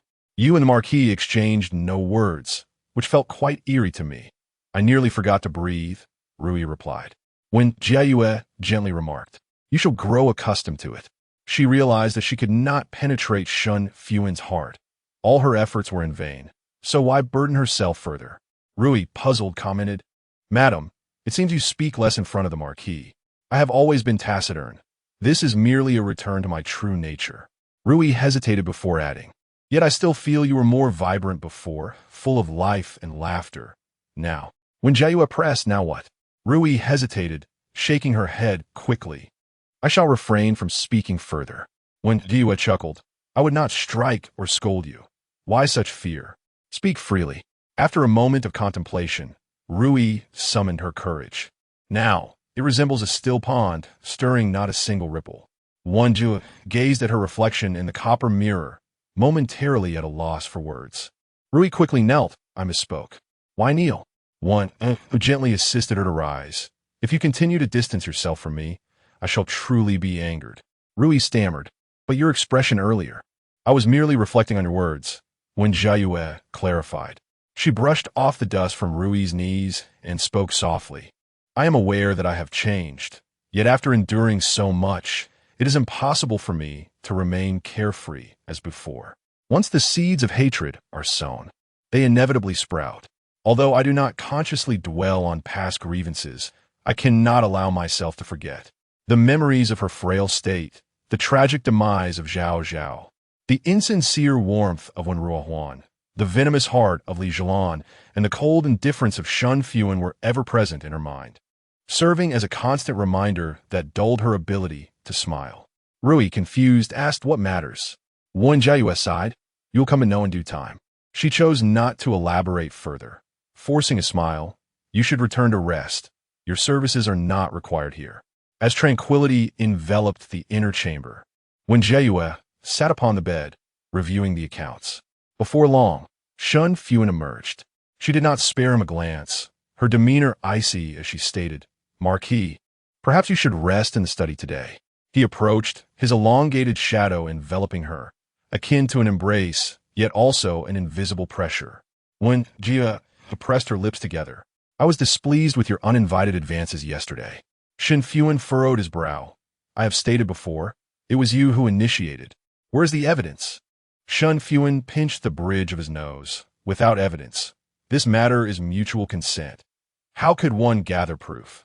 Wen Jiayue detested hearing those words, as if they were two souls entwined in affection. She spoke with an icy tone. "How can I trust you without any evidence?" Shen Fuhan remained silent for a moment before striding towards her, grasping her chin and kissing her. The fresh breath that followed the kiss was infused with a subtle scent of ink, transforming into an intoxicating elixir that captivated the senses. The softest part of Shen Fuhan's being appeared to be his lips, while his thin lips exuded cold indifference. The kiss itself was imbued with a warm and fervent heat, akin to a raging fire. His somewhat aggressive kiss was utterly irresistible. Wen Jiayue found herself entranced, but just as she reached out to embrace him, she suddenly regained her senses, forcefully pushing him away. Shen Fuhan wrapped his arms around her, resting his breath against her neck, his warm exhalations sending tingles down her spine. Wen Jiayue struggled uncomfortably, yet could not escape his grasp, only managing to futilely twist her body. "Let me go," she exclaimed. "Do not move." Shen Fuhan replied in a low voice, "I wish to speak with you." Wen Jiayue, filled with shame and anger, thought to herself, "Is this how one speaks? How absurd to kiss her and then hold her captive." What was his intention? She struggled more fiercely, but Shen Fuhan's embrace tightened incrementally. Realizing her efforts were in vain, Wen Jiayue finally quieted, her anger boiling over. "Speak." Shen Fuhan observed the flush on her face, his Adam's apple bobbing lightly. He averted his gaze and spoke nonchalantly. "Upon returning home yesterday, you kept discussing the events of our wedding night, mentioning the ceremonial wine, and expressed your nervousness." Wen Jiayue interrupted. "You cannot be suggesting we start from the beginning, can you?" Shen Fuhan nodded. "If you recall, it would affirm my innocence." He continued. "You mentioned that your hands trembled while helping me change clothes, your first encounter with a man's chest, feeling the rhythm of his heartbeat." Fragments of memories flashed through Wen Jiayue's mind, and she retorted in embarrassment. "Do not say any more." Shen Fuhan gazed at her intently, asking, "Have you recalled it?" Wen Jiayue evaded the question. "Let us assume I was the one who initiated it. Now, let me go." "Assume?" Shen Fuhan smirked slightly. "Such reluctance suggests I must continue." He seized her wrist with one hand while using the other to cover her mouth. "You said I am your husband, tall, handsome, and extraordinarily distinguished. Thus, you were not particularly afraid." Before he could finish his thought, he abruptly halted. The warmth of his palm against her skin felt both tantalizing and feather-light, inciting a shiver of delight. Seizing the opportunity as he relaxed, Wen Jiayue freed herself and removed his hand from her face. Frustrated, she declared, "I recall it was I who took the initiative. Do not say another word." Little did she realize how bold she had become under the influence of alcohol, regretting every sip she had consumed. Had she known, she would have abstained entirely. Shen Fuhan slowly lowered his hand, clenching it into a fist and concealing it behind his back. He replied calmly, "It is good that you remember." After speaking, he proceeded to retrieve a blanket from the trunk and placed it on the bed, demonstrating a resolute intent to remain there. Wen Jiayue, exasperated, turned away, choosing to ignore him, believing that out of sight would bring peace of mind. The bed is spacious, and since they are not sharing a quilt, she convinces herself that they are not sleeping together. After a brief rustle behind her, silence envelopes the inner chamber, shrouded in darkness. Shen Fuhan remarked, "I have already spoken to grandmother, allowing you 2 more months of recuperation. We shall discuss the matter of your daily routines after the new year." Wen Jiayue pressed her lips together. Indeed, it was effective when the eldest grandson intervened. She appreciated his kindness, yet could not quite overcome her internal struggle, responding stiffly, "Thank you, Your Highness, for your consideration." Shen Fuhan chose not to speak further, patiently waiting for her breathing to become steady and calm. Employing the same tactic as before, he held her in his embrace, and only then did he close his eyes, drifting peacefully into slumber. Chapter 55. Sleeping side by side when Wen Jiayue awoke, Shen Fuhan had long since vanished. The absence of obligations to serve her husband or attend to the elderly matriarch made her feel remarkably at ease. She stifled a yawn and summoned Rui. "Madam, it's snowing outside," Rui exclaimed, her face alight with excitement as she hurried over. Instinctively, Wen Jiayue glanced towards the window. Snow fell silently, blanketing the ground in a thick layer of white. This year's snowfall arrived unusually early, and with a bright smile, she remarked, "Let us have the wet nurse bring Zhao Zhao shortly." In her previous life, she had refrained from taking Zhao Zhao out during the snowfall at such a young age, fearing she might catch a chill. It was only when Zhao Zhao was over a year old that she had the chance to play in the snow, her joy manifesting in delighted dances, eagerly anticipating each year's snowy days. Since Zhao Zhao cherished it so, Wen Jiayue decided to allow her to experience the snow a year earlier this time around.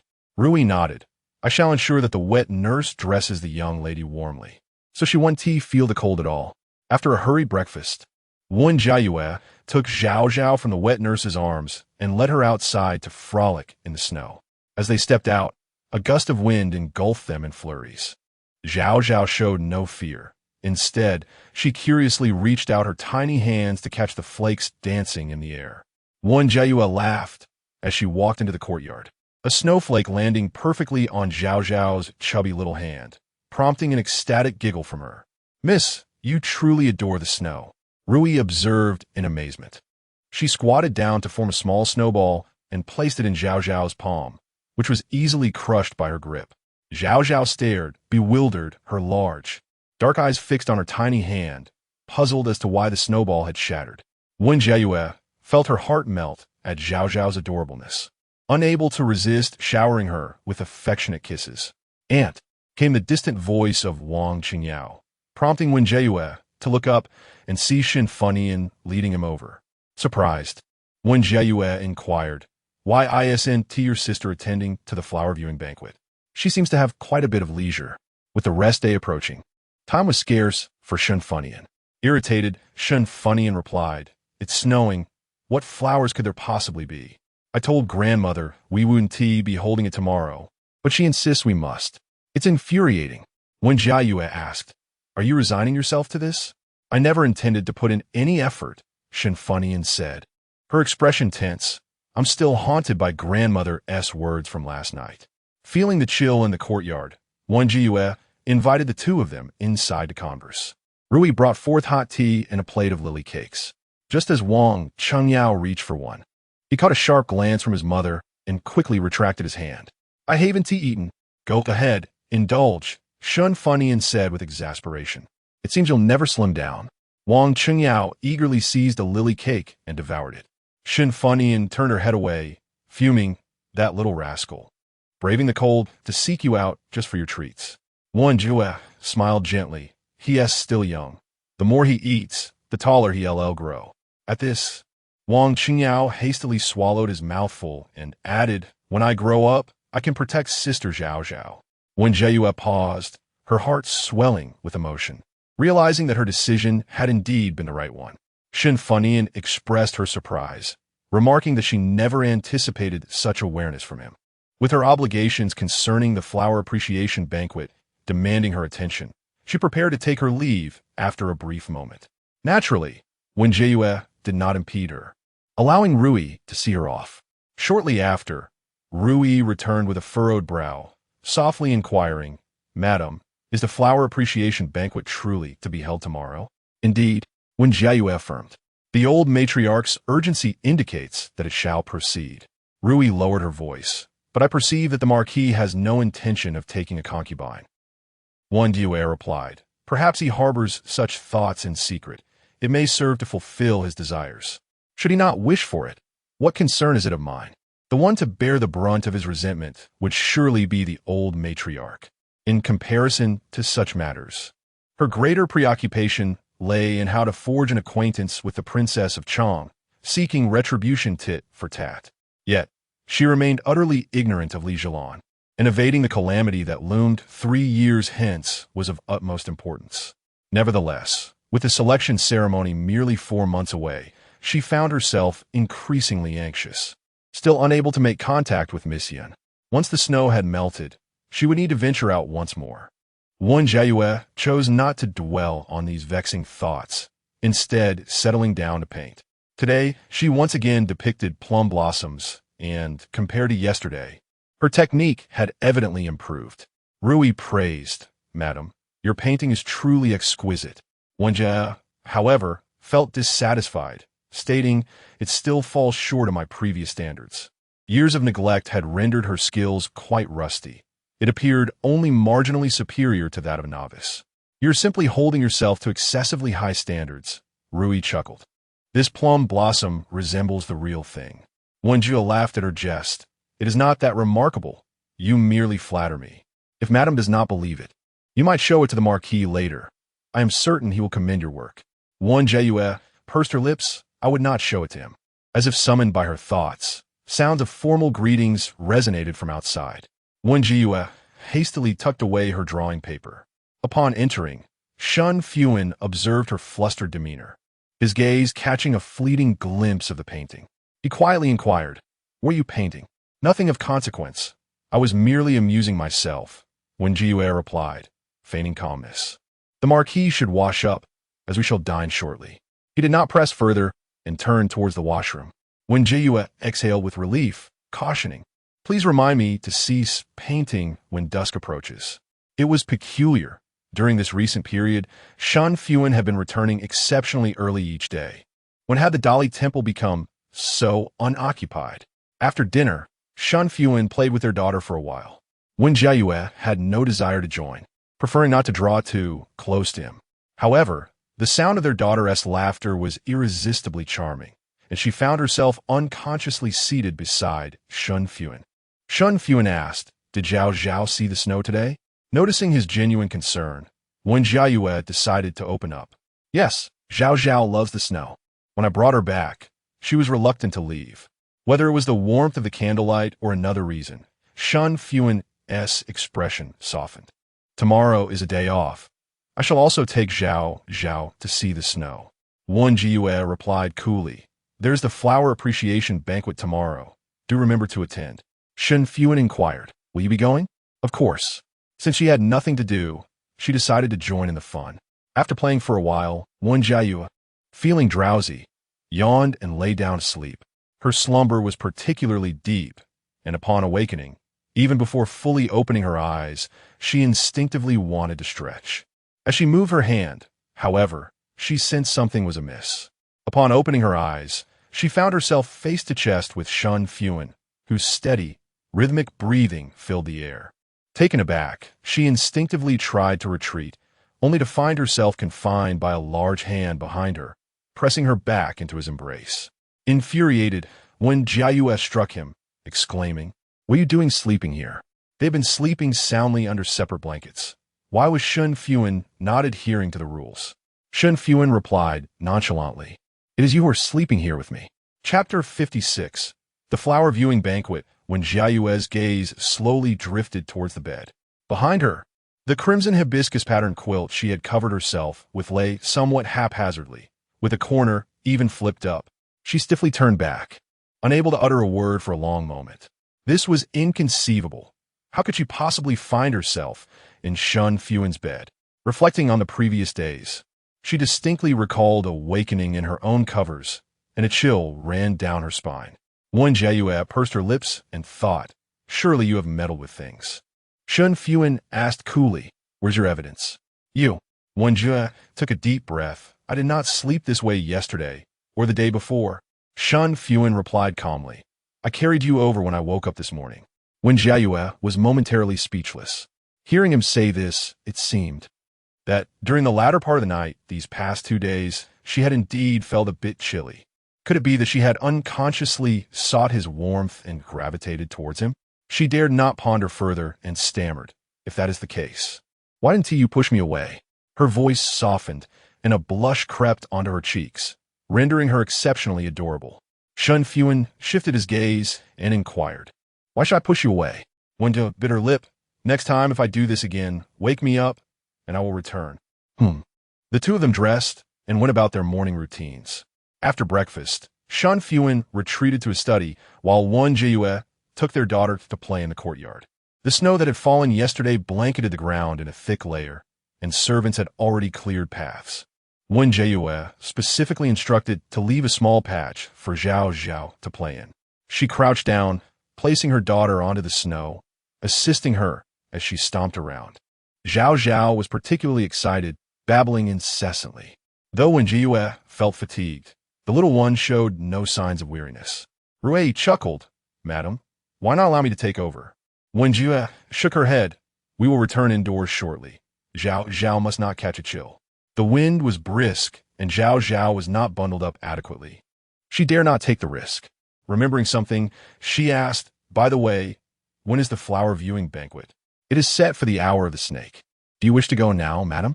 Wen Jiayue nodded. After all, she was the lady of the marquis' household, and arriving too late would be inappropriate. "Send someone to inform the study."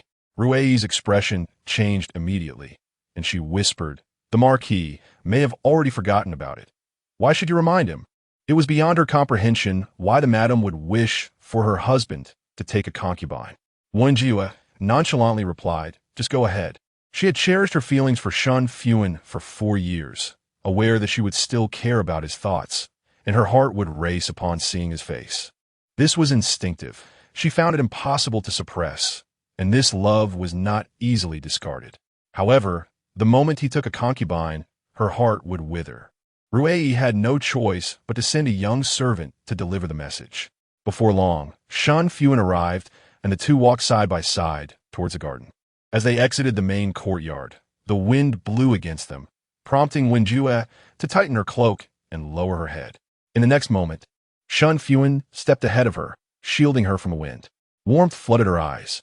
He was so meticulous that she had been blinded by a false love for 4 years. Can all the blame truly rest upon her? If he did not harbor feelings for her, why would he behave in such a manner? Wen Jiayue found it utterly incomprehensible, her mind a chaotic whirlpool. Perhaps he treated every woman with such kindness. It was merely that no other women had graced his side, leading her to believe this was the entirety of love. Wen Jiayue let out a soft sigh, the misty breath settling upon his back, only to be swept away by the wind. Once he took a concubine, everything would become clear. Before long, the two arrived at the garden. A fresh blanket of snow had fallen the previous day, covering the flowers in the marquis, rendering the landscape a vast expanse of white. Yet, as she gazed around, vibrant hues of purple and red were visible everywhere, with budding blossoms eagerly awaiting their bloom. Wen Jiayue cast a quick glance and, smiling, stepped into the pavilion. Shen Fuhan had arrived early, and upon seeing them, called out, "Elder brother." Her expression filled with resentment as she stared at Wen Jiayue. "You seem quite leisurely, arriving so late." Wen Jiayue replied with a beaming smile. "This flower-viewing banquet is not organized by me. If I arrived early, wouldn't that steal your thunder?" Shen Fuhan huffed. "I never noticed how sharp-tongued you are. Have you learned that from my elder brother?" Shen Fuhan, his voice cold, interjected, "Third sister." "Fine, I shall refrain from speaking." Shen Fuhan quickly shifted the topic. "What brings you here, elder brother?" Before he could respond, whispers drifted in from outside the pavilion. "It's the marquis. The marquis has arrived." The young ladies, filled with excitement, stole glances at the upright figure seated in the pavilion. 4 years ago, when Shen Fuhan triumphed in the imperial examinations, donning the robe of a top scholar while parading through the streets, they were at the tender age of budding affection. In an instant, Shen Fuhan became the dream of every unmarried maiden in Chang'an. Alas, he was already betrothed, and everyone hoped he would call off the engagement, but he wed last year, leaving many hearts shattered. Little did they expect that upon entering the estate today, they would be invited to pay respects to the matriarch. The matriarch hinted that if they performed well, they might have the opportunity to become the marquis's concubine, which stirred their hearts. However, upon seeing the marquis's wife seated nearby, they hesitated to approach. With a legitimate wife present, conversing with the marquis felt laden with ulterior motives. They were all daughters of respectable families, their upbringing steeped in decorum, and they dared not act against the established norms. In the midst of their indecision, a figure in pale pink gracefully entered the pavilion. Shen Fuhan's heart tightened, and she leaned closer to Wen Jiayue, whispering, "Could she be here for my elder brother?" Wen Jiayue replied nonchalantly, "How would I know? You should drive her away." Shen Fuhan exclaimed in exasperation, "What if my elder brother takes a liking to her?" As they conversed, the young woman in pink introduced herself as the daughter of a 5th-rank official. Wen Jiayue chuckled, "Isn't that precisely what you desire? A sister-in-law of higher status than mine." Shen Fuhan was infuriated, casting another glance at her elder brother's expression. Shen Fuhan betrayed no emotion. He did not even lift his gaze, remaining focused on the clear, vibrant tea in his cup. Once the young woman finished speaking, Shen Fuhan turned his attention towards Shen Fuhan. Under the piercing gaze, even though Shen Fuhan had committed no wrongdoing, she instinctively averted her eyes, feeling an unwarranted sense of guilt. "What is it, brother? What are the subsequent arrangements?" "What arrangements?" "The flower-viewing banquet is under your purview. Why are you inquiring of me?" Shen Fuhan's voice was laced with suppressed anger, clearly having discerned the situation. Wen Jiayue curled her lips in disdain, bemused by Shen Fuhan's quick wit. "I have no idea," Shen Fuhan stammered, trembling with fear. "Isn't it grandmother who asked me to organize this?" Shen Fuhan coldly inquired, Are you aware of the situation? Brother, what are you talking about? Shen Fuhan raised her eyes in bewilderment, only to realize that the question was directed not at her, but at Wen Jiayue. Chapter 57. Are you aware of the circumstances? The pavilion was permeated with a chilling breeze from all directions, yet it paled in comparison to the icy demeanor radiating from Shen Fuhan. Wen Jiayue found his anger utterly perplexing. Even if she were privy to the truth, what could she possibly do? In her previous life, she had intervened once, and while it had been a success, what had she truly gained from it? It had only served to deepen the old matriarch-esque disdain for her. Disregarding his words, Wen Jiayue smiled brightly at the young lady in pink. Miss Li, is it? Please do take a seat. Miss Li cast a glance at the starkly indifferent Shen Fuhan and hesitated to sit down. Thank you, madam, but I have matters to attend to. I shall return shortly. She stammered, hastily making her exit. Outside the pavilion, the other young ladies crowded around her, bombarding her with inquiries about what had transpired, while the three individuals inside remained largely ignored. Shen Fuhan looked toward Wen Jiayue, her voice trembling as she asked, "What has come over my elder brother? Our parents passed away early, and with my elder brother assuming a fatherly role, his increasing severity leave me genuinely fearful of provoking his wrath." Her heart raced, recalling a few years past when she had been abandoned by a man, returning to the Ho residence with her infant in tow. Her elder brother's frigid gaze nearly causing her to fall to her knees.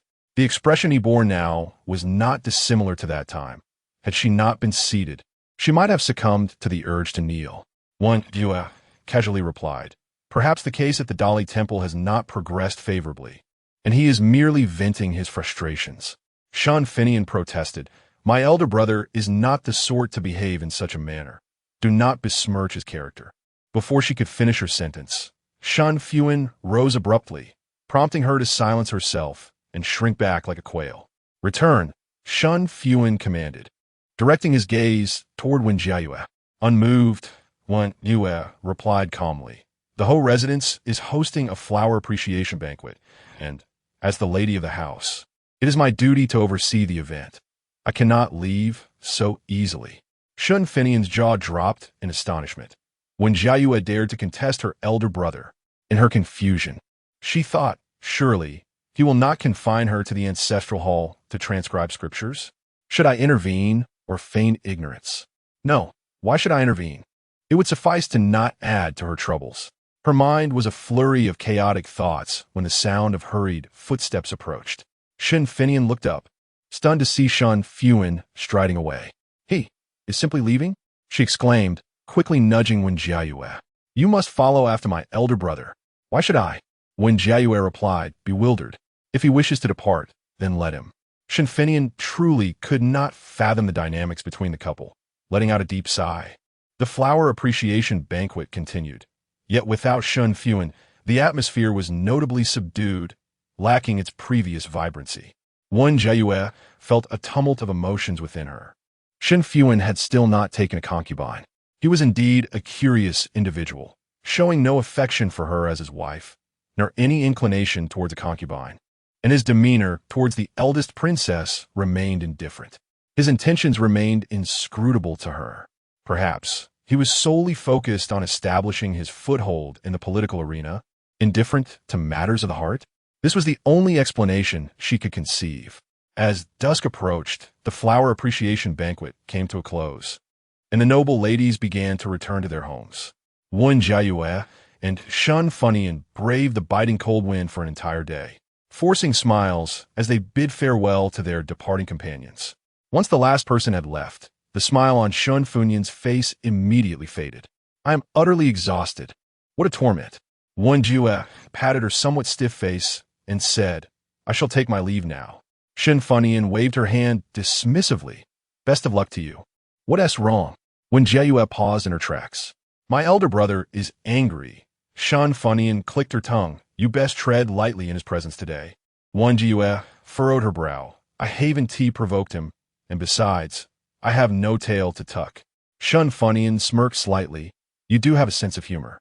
As they exited the garden, Rui whispered. After the marquis left, he went to the Ninghui Hall and has remained in the study ever since. It seems he did not even dine at noon. Is he fasting to avoid taking a concubine? Wen Jiayue sighed half-heartedly. I am truly touched.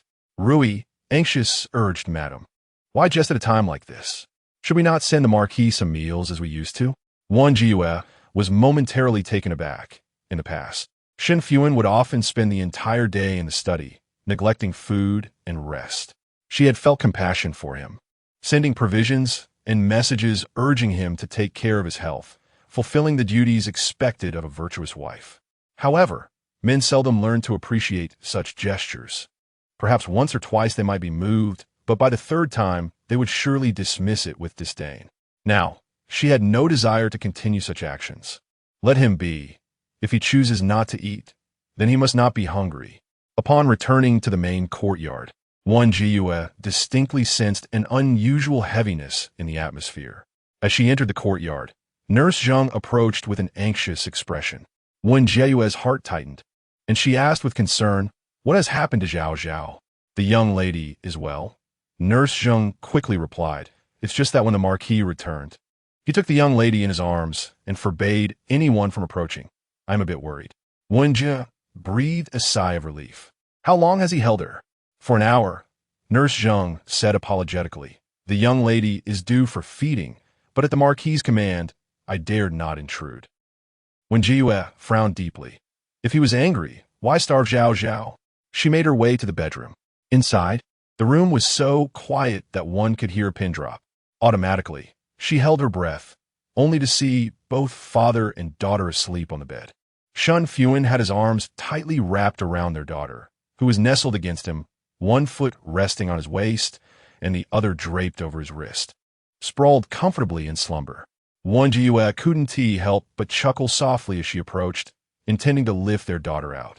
Suddenly, her waist was gripped tightly, and she spun around, instinctively gasping as she found herself atop Shen Fuhan. His voice was low and steady. "You have finally returned." His chest vibrated, causing her to tremble slightly in response. Wen Jiayue scrambled to rise, but he held her waist firmly, preventing her from moving. "Let me go," she whispered urgently. "I shall not." Shen Fuhan gazed at her intently. "You have yet to answer my question." Wen Jiayue struggled to understand why he was fixated on whether she was aware of the matter regarding taking a concubine. She chose not to respond, pursing her lips. "Let us discuss this later." "Why?" Wen Jiayue spoke coldly. "Zhao Zhao is hungry. It is time for her to be fed." Shen Fuhan's gaze instinctively drifted downward, and suddenly realizing something, he released his grip. Wen, irritated, adjusted her attire, relieved that she had not permitted anyone else to enter. Otherwise, if they had witnessed this scene, her reputation would be irrevocably tarnished. She carried Zhao Zhao outside, where the wet nurse promptly took her. Before Wen Jiayue could utter another word of instruction, a large hand mercilessly shut the door. As she turned around, she found herself trapped between the door and Shen Fuhan. Caught in a dilemma. Could she speak now? Chapter 58. Comforting her as dusk descended, the room remained unlit, and Shen Fuhan's expression was shrouded in ambiguity. The fragrant aroma of ink enveloped the air, his presence overwhelming and intoxicating, wrapping around Wen Jiayue. A sense of danger pricked at her senses, causing her to shift uneasily. Shen Fuhan instinctively tightened his embrace, nearly enclosing her within his arms. Her face was forced against his chest, the heat radiating from him burning her skin. Suddenly, she recalled that today marked their shared night, and she dared not provoke him further. In a fit of anger, she asked, "Is this answer truly significant?" Her voice was muffled, resonating in Shen Fuhan's ears like an echo of profound grievance and fear. Shen Fuhan paused, momentarily taken aback, and unconsciously lowered his voice. "It is important." "Not at all," Wen Jiayue retorted, her voice rising. "Even if I were to know, how could I prevent my grandmother from taking a concubine for you?" Her tone was laden with injustice, the sorrow in her words threatening to spill over. Shen Fuhan sighed softly. "I am not blaming you." "Then what do you mean?" Wen Jiayue pressed. "Are you not questioning me?" Shen Fuhan's behavior was utterly unreasonable. As the daughter of a seventh-rank official, how could she dictate the actions of the elderly matriarch and the lord of the marquis? Was it wrong for her to remain a passive observer? The more she pondered, The angrier she became, her breath coming in quick, uneven bursts. Shen Fuhan, taken aback, wondered if she was crying. Feeling somewhat helpless, he remained silent for a moment before softly saying, "Do not cry. It is my fault." Wen Jiayue furrowed her brow, perplexed. When had she cried? No. Could it be that Shen Fuhan was admitting fault? She was utterly astonished, her anger momentarily forgotten. In their 4 years of marriage, she had never heard him say, "It is my fault." To hear him inadvertently admit his mistake now. Was it because she was crying? Upon reflection, aside from moments of desperation in bed, she had never wept before him. Fearing his disdain, she would hide away and shed tears in solitude, even when burdened with grievances.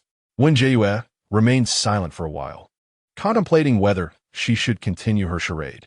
She sniffled, feigning sorrow. "It is indeed your fault." Shen Fuhan did not counter her claim, gently patting her back as if offering comfort. The rare tenderness he displayed momentarily mesmerized her. Noticing her silence, Shen Fuhan furrowed his brow and gently pushed her away to glimpse her expression. Afraid he might see through her act, Wen Jiayue quickly lowered her head, pretending to wipe away tears. Shen Fuhan spoke in a low tone, "I will not take a concubine. If my grandmother brings up this matter again, you may simply refuse on my behalf." "I cannot," Wen Jiayue sniffled. "My grandmother will surely scold me." She was reluctant to meddle in such affairs, knowing it would earn her ire from both sides. Shen Fuhan playfully rubbed her cheek. "Then tell me, and I shall speak with my grandmother." Wen Jiayue hurriedly recoiled, fearful he would discover her dry cheeks. Moreover, she felt somewhat uncomfortable with such intimate gestures. She broke free from his hold, declaring, "I need to wash my face." Once behind closed doors, Wen Jiayue stood in a daze, her mind swirling with the earlier scene. He had confessed his fault, comforted her with gentle pats, and tenderly caressed her face. Every action he took was utterly uncharacteristic of the Shen Fuhan she knew. Yet, he executed them with an ease that suggested familiarity, as if he had performed these gestures 1,000 times before. Was it all because he thought she had been crying? Shen Fuhan, with his stern visage and icy demeanor, was hardly the type to soften his heart over her tears. He should have worn a cold expression, been irritated, and chastised her for her weakness. Yet here he was, attempting to console her. Tap, tap, tap. Perhaps it had been a long time since he had seen her emerge. Shen Fuhan knocked on the door. Wen Jiayue snapped back to reality. Initially, she had no intention of responding, but fearing he might enter unannounced, she hurriedly replied. She splashed her face with cool water, instantly revitalizing her senses. If he was capable of softening due to this matter, then she could leverage it to her advantage in the future. Why bother dissecting his character? Wen Jiayue dried her face and stepped outside. Shen Fuhan awaited her, scrutinizing her expression. She feigned a look of distress, lowering her gaze as she walked ahead. Unsure of what to say, Shen Fuhan silently followed her. Seated upon the couch, Wen Jiayue inquired, "Why did you bring Zhao Zhao over earlier?" Shen Fuhan hesitated before explaining. "I haven't been close to Zhao Zhao these past few days." Wen Jiayue was somewhat speechless, never expecting such a reason. "You exude an aura of chill. Did the servants in the courtyard not dare to breathe? Did Zhao Zhao not cry out of fear? Zhao Zhao knows I am her grandfather. She wouldn't cry." Wen Jiayue almost rolled her eyes at his overconfidence. "Next time, don't wait so long. Zhao Zhao will go hungry." A brief silence ensued before Shen Fuhan asked, "Are you hungry?" Wen Jiayue was not particularly famished. She had consumed quite a bit at the flower banquet. Not to mention, although Shen Fuhan was rather indolent, he was meticulous when it came to food. His preparations of meals and snacks were exquisite. Seeing her shake her head, Shen Fuhan was about to speak when a knock resounded from outside. "Lord, the Grand Princess summons you to the palace." An inexplicable sense of irritation surged within Wen Jiayue, which she struggled to suppress. She smiled and said, "In that case, Lord, you should go and dine at the palace." Shen Fuhan did not respond directly, murmuring, "I'll be back shortly." Wen Jiayue watched him depart, and after tidying herself, she lay on the couch, unable to fall asleep for quite some time. Her thoughts were a chaotic whirlwind, with countless images flashing through her mind, yet none could be grasped. She stared blankly at the canopy until the sound of footsteps drew near, prompting her to swiftly close her eyes. How could Shen Fuhan return so soon? The footsteps approached and halted beside the couch. Wen Jiayue endeavored to slow her breathing, yet her eyes were soon met with a glimmer of light. Shen Fuhan spoke in a low voice, "Do not pretend to be asleep." Wen Jiayue retorted, "You woke me up. Why did the Grand Princess summon you?" Shen Fuhan chose not to expose her pretense, replying, "Some minor matters regarding blueprints."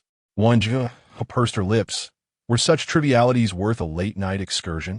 Shen Fuhan did not pursue the topic further, softly asking, "Are you hungry?" "I am not. You should go eat, Lord." Shen Fuhan turned to leave, but did not exit.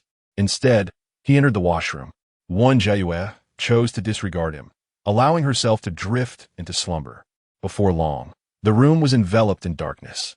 The bed sank as Shen Fuhan lay down beside her, drawing her into his embrace. His fervent breath caressed her face, and, just as he was about to kiss her, Wen Jiayue resolutely pushed him away. "I do not wish to engage in such activities." Chapter 59.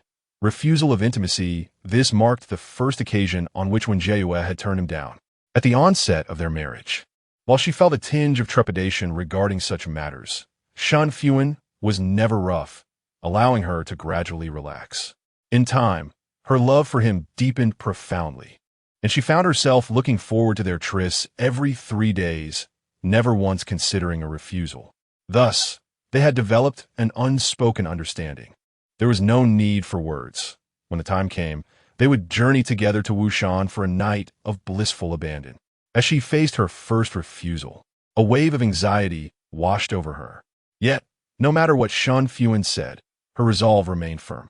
After a brief moment of silence, Shen Fuhan inquired, "What is the matter?" "My body has yet to fully recover," Wen Jiayue explained. "Since our last encounter, I have been plagued by soreness in my back and waist."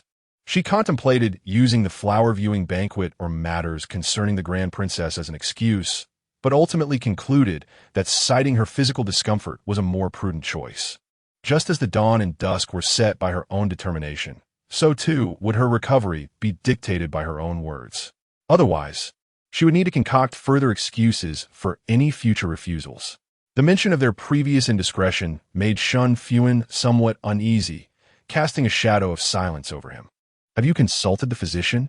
"A mere ache in your back and legs does not necessitate a doctor. A period of rest will suffice," he remarked. "Your health is paramount. Tomorrow, I shall have the physician examine you and prescribe some medicine," Shen Fuhan insisted. Wen Jiayue pressed her lips together, choosing not to respond to his words. Was he truly so fervent about this matter? However, the mention of medicine suddenly reminded her of something. 3 days prior, she had abstained from taking the contraceptive decoction. In her previous life, she had yearned for a second child with Shen Fuhan, and thus had never consumed such potions. Yet, for reasons unknown, despite 3 years of intimacy, she had not conceived. The thought of the decoction never even crossed her mind, and she had completely forgotten about it. Still, considering that the decoction was detrimental to one's health, it was probably fine not to take it, right? After all, she had gone 3 years without conceiving in her previous life. Surely, the outcome would not change this time. Just as this thought surfaced, Wen Jiayue swiftly suppressed it. Such wishful thinking was unwise. She resolved to have the physician brew a dose of the contraceptive decoction for her the following day. She diligently noted this matter and was preparing to sleep when she suddenly became aware that Shen Fuhan was still nestled in her blankets. His body radiated warmth, and despite her longing for that comforting heat, Wen Jiayue resolutely stated, "My lord, you should return to your own quarters." "I will not touch you," Shen Fuhan replied softly. "I am accustomed to sleeping alone," Wen Jiayue asserted. "From now on, you should grow accustomed to sharing your bed with another."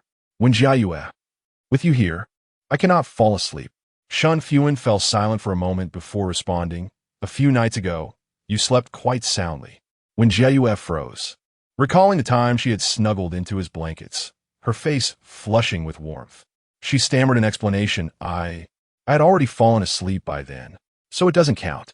Before her, the young woman's complexion turned a delicate shade of red, her apricot eyes sparkling with light, her long, curled eyelashes fluttering slightly, innocent and endearing in her embarrassment. Under the cover of moonlight, Shen Fuhan's lips curved slightly, and he chose not to press further, willingly creating distance between them. Wen Jiayue promptly turned away from him, exhaling a gentle sigh of relief. Fortunately, he had not pursued the matter further. She vowed that tonight, she must not sneak into his blankets again. Wen Jiayue enveloped herself like a zongzi, gradually leaning against the wall. Only when a mere layer of quilt separated her from the wall did she finally feel at ease. Shen Fuhan silently observed her until her breathing became calm and serene. With a gentle stretch of his long arm, he pulled both her and the quilt into his embrace. Unwrapping the layers of constraint, he held her tightly, his large hands slipping beneath her garments, resting on her smooth, jade-like waist. He restrained his desire to caress her, applying just the right amount of pressure as he needed. Both his parents and grandfather were martial artists, so he had learned various techniques, including methods for relaxing muscles. Soon, Wen Jiayue's brows and eyes softened, as if enveloped in exquisite comfort, her waist pressing more closely against his hand. Shen Fuhan paused momentarily before continuing his ministrations slowly. Surrounded by warmth and comfort, Wen Jiayue slipped into a dream. In her dream, the dusk was gentle and the breeze warm. She was a child of 4 or 5 years, chasing dragonflies beneath the twilight. The dragonflies flitted about with remarkable speed, eluding her grasp, yet she felt no fatigue, reveling in the joy of play. At last, she caught one, stumbling back with glee. A vaguely familiar youth opened his arms to welcome her. She called out, "Dragonfly brother, I finally caught a dragonfly." The sense of fulfillment in her dream brought a radiant smile to her face as she murmured, "Dragonfly." Her voice was soft and somewhat indistinct, yet Shen Fuhan, with his keen hearing, discerned her words effortlessly. "Dragonfly." He lowered his gaze in contemplation, yet found no clarity. After all, it was merely a dream. He did not dwell on it, resuming his gentle kneading. Wen Jiayue awoke feeling utterly refreshed, her face adorned with a smile. Stretching languidly, she sat up, invigorated. Rui, hearing the commotion, entered and immediately noticed that her mistress appeared considerably better than the previous day. She pondered briefly. After all, last night was, ahem, yet she seemed to recall no unusual sounds. What could it mean? Wen Jiayue looked at her with a radiant smile. Ru, he scratched her head. I just feel that the mistress today is particularly radiant. Is it that obvious? Wen Jiayue touched her face. I indeed had a good night's sleep. Speaking of last night, she glanced at the quilt, which was on her side. Surely, she hadn't crept into Shen Fuhan's bed during the night. Determinedly, Wen Jiayue reassured herself that she had indeed slept alone. Otherwise, she wouldn't have rested so soundly. After breakfast, Wen Jiayue recalled the most pressing matter. Time was of the essence. She instructed, please summon the physician surnamed Su. Although Su Ye's master, Elder Qian, was also competent, she naturally felt more trust in Su Yi, who had aided her in her previous life. Before long, Su Yi arrived. Wen Jiayue instructed Ru Yi to close the door. This matter must not be publicized. Should the matriarch learn of her reluctance to carry Shen Fuhan's child, it would surely be thrown into chaos. Rui, somewhat perplexed by the need for privacy in merely checking her pulse, complied with her mistress's request. However, Su Yi, who had always maintained a demeanor of calm, hurriedly rose to intervene. My lady, it is utterly inappropriate for a man and a woman to be alone together in a room. Rui Yi is still here, so do not be afraid. Wen Jiayue reassured him. It is merely a matter of 2 sentences. Please sit and listen to me. She handed him a silver note. You must quietly prepare a bowl of contraceptive soup and deliver it discreetly, ensuring no one discovers it. Su Yi was momentarily taken aback, his expression a mix of complexity as he gazed at her. Wen Jiayue appeared anxious. Could he truly dare to take such a risk? To her surprise, in the next moment, Su Yi accepted the silver note. He did not inquire further and stated earnestly, rest assured, my lady, I will see to it that this matter is handled properly. She immediately breathed a sigh of relief. Thank you. Just as Wen Jiayue was about to instruct Rui Yi to open the door, unexpectedly, a voice resounded from outside, the voice of Shen Fuhan. Why are you closing the door in broad daylight? Are you guilty of something? Chapter 60. The avoidance of the child's soup, the individuals within the room were taken aback. Rui was on the brink of panic. Being alone with a man in a confined space was indeed a precarious situation, although she was present as the lady's maid. Her assurances of the innocence of her mistress and Dr. Su would hardly convince anyone. Sui managed to maintain some composure, though her expression betrayed a hint of anxiety. Both of them turned their gazes toward Wen Jiayue, who also felt a fleeting moment of tension. She had not anticipated that Shen Fuhan would arrive at such an opportune time. Shen Fuhan had long harbored suspicions of her infidelity, treating her as a source of amusement, never taking it to heart. However, now that she was conversing with Su Yi behind closed doors, was it not solidifying that very accusation? Outside, footsteps approached, growing louder. Wen Jiayue decisively declared, "Let her in." Rui lowered her voice, cautioning, "But what about Dr. Su?" "I have a plan," Wen Jiayue urged. "Quickly, open the door. Otherwise, it will escalate into an even more troublesome situation." She swiftly tore down a piece of the curtain, shredding it into a long strip to hand to Rui. In a moment, "Gag her." Rui promptly opened the door to admit Shen Fuhan, then swiftly closed it behind her. The sudden sound startled Shen Fuhan, who was caught off guard. "Why are you so flustered today?"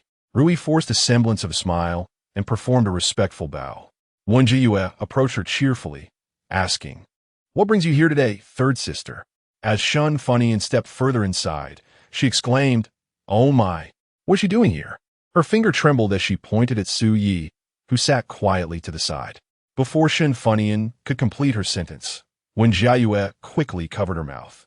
"It's our household's physician. There's no need to be alarmed." She glanced at Rui, who hurriedly used the strip to securely bind Shen Fuhan's mouth. Shen Fuhan's eyes flared with indignation, and she attempted to voice her outrage, but Wen Jiayue easily deciphered her muffled words. "You, Wen Jiayue, I will inform elder brother that you are unfaithful, and tomorrow you shall face dire consequences." With a sigh, Wen Jiayue replied, "Third sister, I am compelled to do this. If you make it widely known, I shall have no chance to live as a respectable person." Shen Fuhan huffed in response. Wen Jiayue earnestly continued, "I summoned Dr. Su to discuss matters of offspring." Shen Fuhan rolled her eyes dramatically. Wen Jiayue lowered her gaze, speaking softly, "You are aware that I struggle to establish myself in the marquis's residence. If my next child is a daughter, the marquis will undoubtedly take a concubine." Shen Fuhan remained silent, clearly absorbing this information. Wen Jiayue wiped the corner of her eye and elaborated, "I wish to prevent the marquis from taking a concubine, hence my search for remedies that could ensure a male heir. Dr. Su happens to possess such knowledge, and I sought his assistance." She hesitated to articulate, however, "As you know, this is not a matter to be publicly discussed, which is why I resorted to this desperate measure." After her lengthy explanation, a profound silence enveloped the room. Rui listened in a daze, marveling at her mistress's skill in fabricating such tales. Had she not been privy to the underlying circumstances, she might have nearly believed it. Sui looked at Wen Jiayue in surprise, pausing momentarily before producing a banknote from her sleeve and placing it on the table. "This is the silver note given to Su by the lady, who, in return, conducts business with utmost integrity. Shen Fuhan has something to express, and she stutters for her to untie her. As Wen Jiayue assists in unraveling her, she softly speaks, 'Sister, I have already conveyed what needed to be said. If you still suspect me of collusion with Dr. Su, feel free to inform grandmother and the marquis. I shall not hinder you.'" With these words, Shen Fuhan's mouth is freed. Wen Jiayue is uncertain whether she will believe her. Yet seeing that she does not immediately erupt in fury brings her a sense of relief. At least she has succeeded halfway. "I shall trust you this once." Shen Fuhan retorts with irritation, "But should I catch you again, I will not spare you." She finds no flaw in Wen Jiayue's words and knows that, given her character, she would not engage in such deceit. Most importantly, this Dr. Su is far less handsome than her elder brother. Having to gaze daily upon her brother's strikingly handsome visage, why would she risk scandal by having an affair with a man of mediocre appearance? The possibility of a doctor enticing a lady of the marquis's household is, however, quite plausible. Shen Fuhan points at Su Yi, threateningly stating, do not think of seducing her. Otherwise, my brother will not spare you. Su Yi smiles faintly. I already have someone in my heart. Shen Fuhan momentarily loses her train of thought. He is indeed quite handsome when he smiles. Yet, handsome men often possess a certain wretchedness, much like that loathsome scholar Wang who deceived her with flowery words. It is none of your business. Leave, Shen Fuhan coldly commands. If Wen Jiayue does not bear a son, you need not remain in the marquis' residence. Wen Jiayue furrows her brow, saying, Sister, your words are rather harsh. Su Yi rises, it matters not.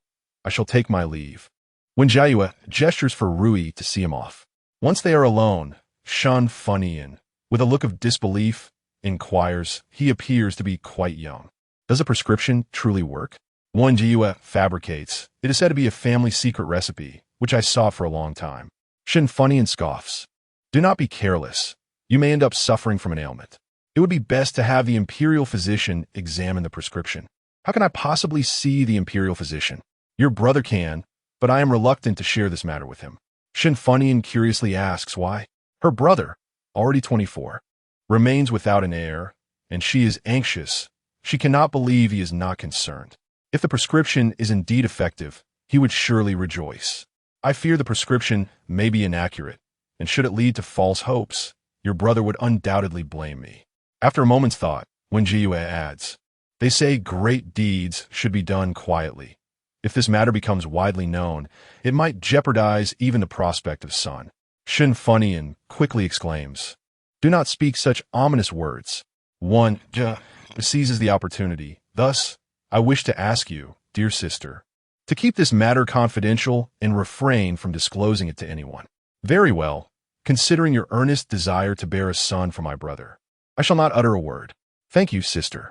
Personally escorting Shen Fuhan to the door, Wen Jiayue, feeling utterly exhausted, lies upon the couch and takes a deep breath.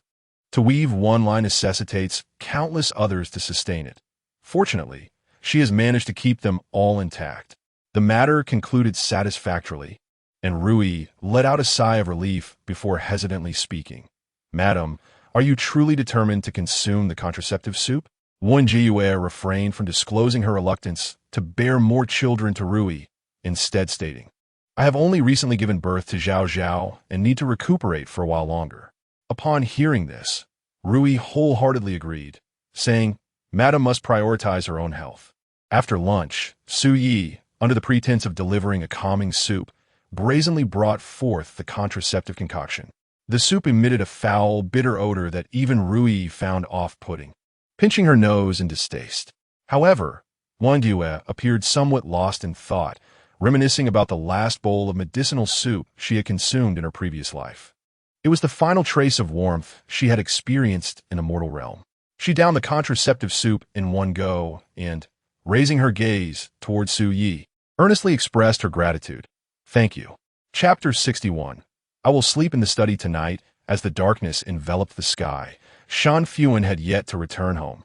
Wen Jiayue, however, was not foolish enough to wait for him as she had in her past life. Instead, she dined alone. After her meal and a brief cleansing routine, Shen Fuhan's absence persisted. Rui, feeling a twinge of anxiety, whispered, Madam, do you think the Lord has learned about your consumption of the contraceptive soup? Is that why he is angry and has not returned? Wen Jiayue dismissed her concerns nonchalantly. You are overthinking it. He would not know. Su Yi was a trustworthy confidant, and Shen Fuhan had assured her he would not divulge the matter to anyone else. Furthermore, even if Shen Fuhan were to discover it, she could easily fabricate an excuse about nurturing her health. There was nothing to worry about, as the true trouble would arise if the old matriarch found out. Sighing, Wen Jiayue chose not to dwell on it any longer. Seeing her confidence, Rui said nothing further and tucked a warm hot water bottle into the bedding. Madam, shall we wait for the Lord's return, or would you prefer to rest now? Wen Jiayue pursed her lips. Why wait for him? Who knows where he is reveling? After ensuring the madam was settled, Rui extinguished the candle and stepped outside. Just as she closed the door, an unsettling chill swept over her, causing her to shiver involuntarily. Turning slowly, she saw the Lord striding towards her, his demeanor as frigid as ice, and an oppressive aura surrounding him. Rui quickly bowed her head in greeting, catching a faint scent of alcohol in the air. Has the madam retired? His tone was flat, devoid of any discernible emotion, appearing no different than usual. Yet, Rui sensed an undercurrent of anger and stammered. She just went to bed, though she wished to conceal the truth. The oppressive atmosphere compelled her to speak candidly. Shen Fuhan cast her a sidelong glance before pushing open the door. Wen Jiayue had overheard their exchange and, not pretending to sleep, looked towards Shen Fuhan in the moonlight. The Lord had returned. Shen Fuhan remained silent, stopping just a step away from the bed. His features were partially shrouded in shadow, yet he appeared as handsome and dignified as ever, his crimson official robes accentuating his charismatic presence. If one could disregard the chill that enveloped him, he was indeed quite striking. Without uttering a word, Shen Fuhan lowered his gaze upon her. Although she was confident he was unaware of the contraceptive soup, Wen Jiayue felt a tightening in her chest. The silence became somewhat unbearable, and she softly inquired, "Were you dining with colleagues this evening?" He seemed to have indulged in some drink, as the scent of ink was considerably diluted. Shen Fuhan nodded slowly, his lips parting slightly. "I was summoned by the Grand Princess midway through my meal. She was dissatisfied with the blueprints, and I must revise them overnight. I will be sleeping in the study tonight." Wen exhaled in relief, realizing that his displeasure stemmed from this matter. She promptly replied, "The Grand Princess's affairs are of great importance. Do take care, my lord." However, Shen Fuhan did not move. Instead, he suddenly leaned down. Wen Jiayue froze momentarily as he grasped her chin, seemingly intent on kissing her. In the mingling of their breaths, she instinctively turned her face away, and a gentle kiss brushed against her ear. Before he could speak, she preemptively clarified, "My lord, you have been drinking, and I do not like it." Her eyelashes fluttered gently, her almond-shaped eyes shimmering like water, and her lips pressed together in a reluctant manner. Shen Fuhan paused, released his grip, straightened up, and inquired, "Do you have anything to say to me?" Wen Jiayue was momentarily taken aback before she responded, "Zhao Zhao is doing quite well today." Noticing his nod, she continued, "This morning, I took her pulse and also had Dr. Su brew a bowl of calming soup to send over. Rather than letting him hear it from others, she preferred to tell him herself. Dr. Su, an apprentice of Elder Qian." Shen Fuhan nodded. "Is there anything else?" Wen Jiayue bit her lip. That's all. She felt a twinge of unease. He had never inquired about such trivial matters before. Why was he suddenly so interested today?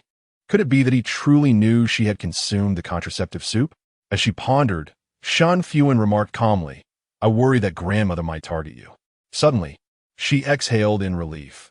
It was not about the contraceptive soup after all. She thought to herself, even if Shen Fuhan had connections, he wouldn't know. She hastily replied, "I did not see grandmother today." Shen Fuhan said nothing more and turned to leave in silence. Wen Jiayue gazed blankly at his retreating figure, sensing a hint of solitude.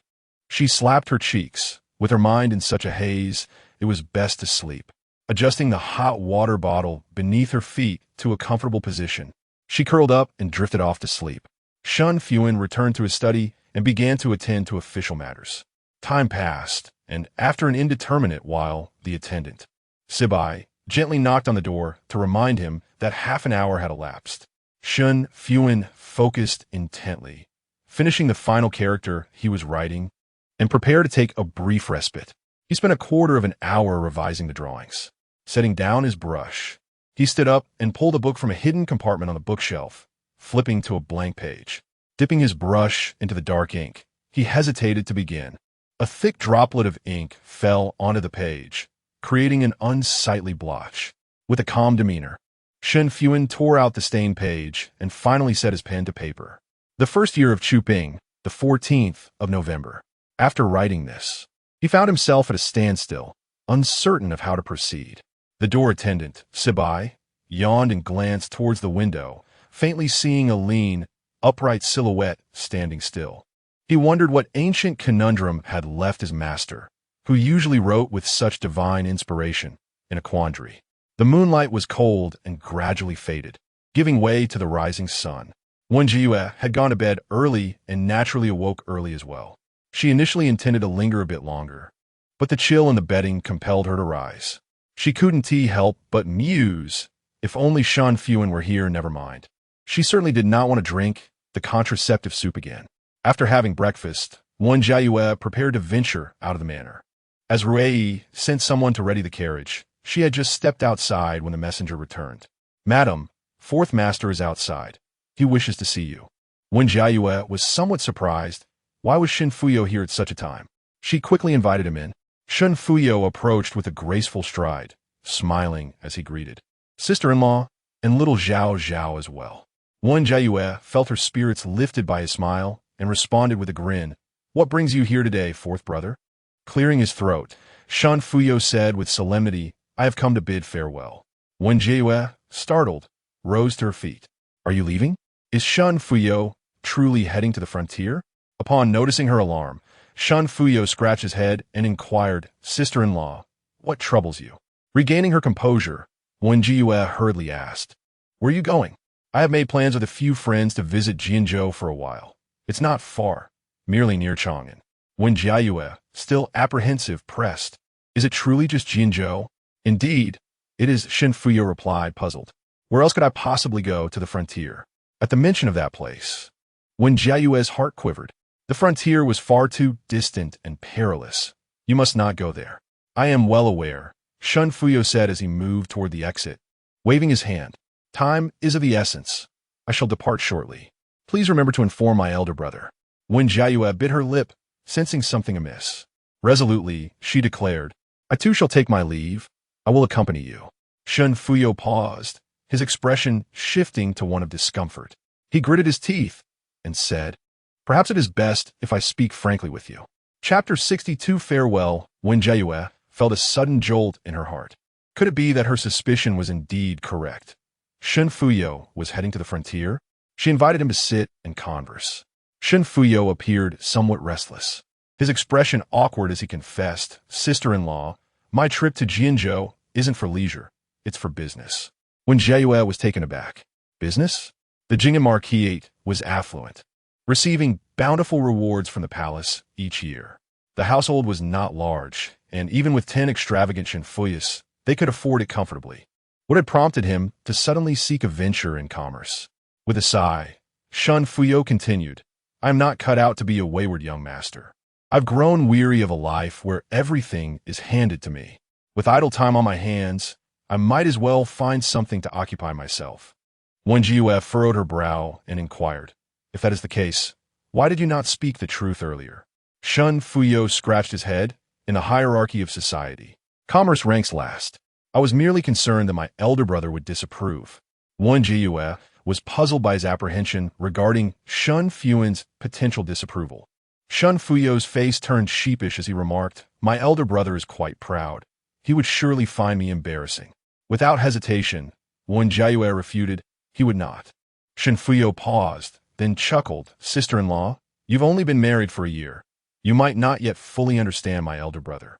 Wen Jiayue chose silence. While she may not know Shen Fuhan well, she was certain he was not the sort to judge in such a manner. However, without concrete evidence, she refrained from further comment and instead asked, "When do you depart?" "In a little while." "Sister-in-law, are you truly coming to see me off?" Wen Jiayue nodded. "I have never ventured beyond the city. It would be an opportunity to see the scenery." Having grown up in Chang'an, she had never witnessed what lay beyond the city walls. Shen Fuyo readily agreed. "Very well, let us go." As they exited the courtyard, Wen Jiayue inquired, "Do you not wish to bid farewell to your grandmother or third sister?" "No." Shen Fuyo shook his head. "It is merely a short trip. There is no need to make a fuss." Wen Jiayue refrained from insisting, understanding his reluctance to face the old matriarch due to the matter concerning Lin Wanwan. However, as he and Shen Yan were siblings, there should be no lingering grievances, should there? Shen Fuyo casually asked, "Sister-in-law, what prompted your sudden desire to go out today?" "I felt a bit stifled in the manor and thought it would be nice to explore." At this, Wen Jiayue queried, "Do you know of any interesting places in Chang'an? I would like to wander about." "You have come to the right person." Shen Fuyo snapped his fingers. "I am Shen Si, the one who has traversed all of Chang'an, and I know these delightful spots like the back of my hand."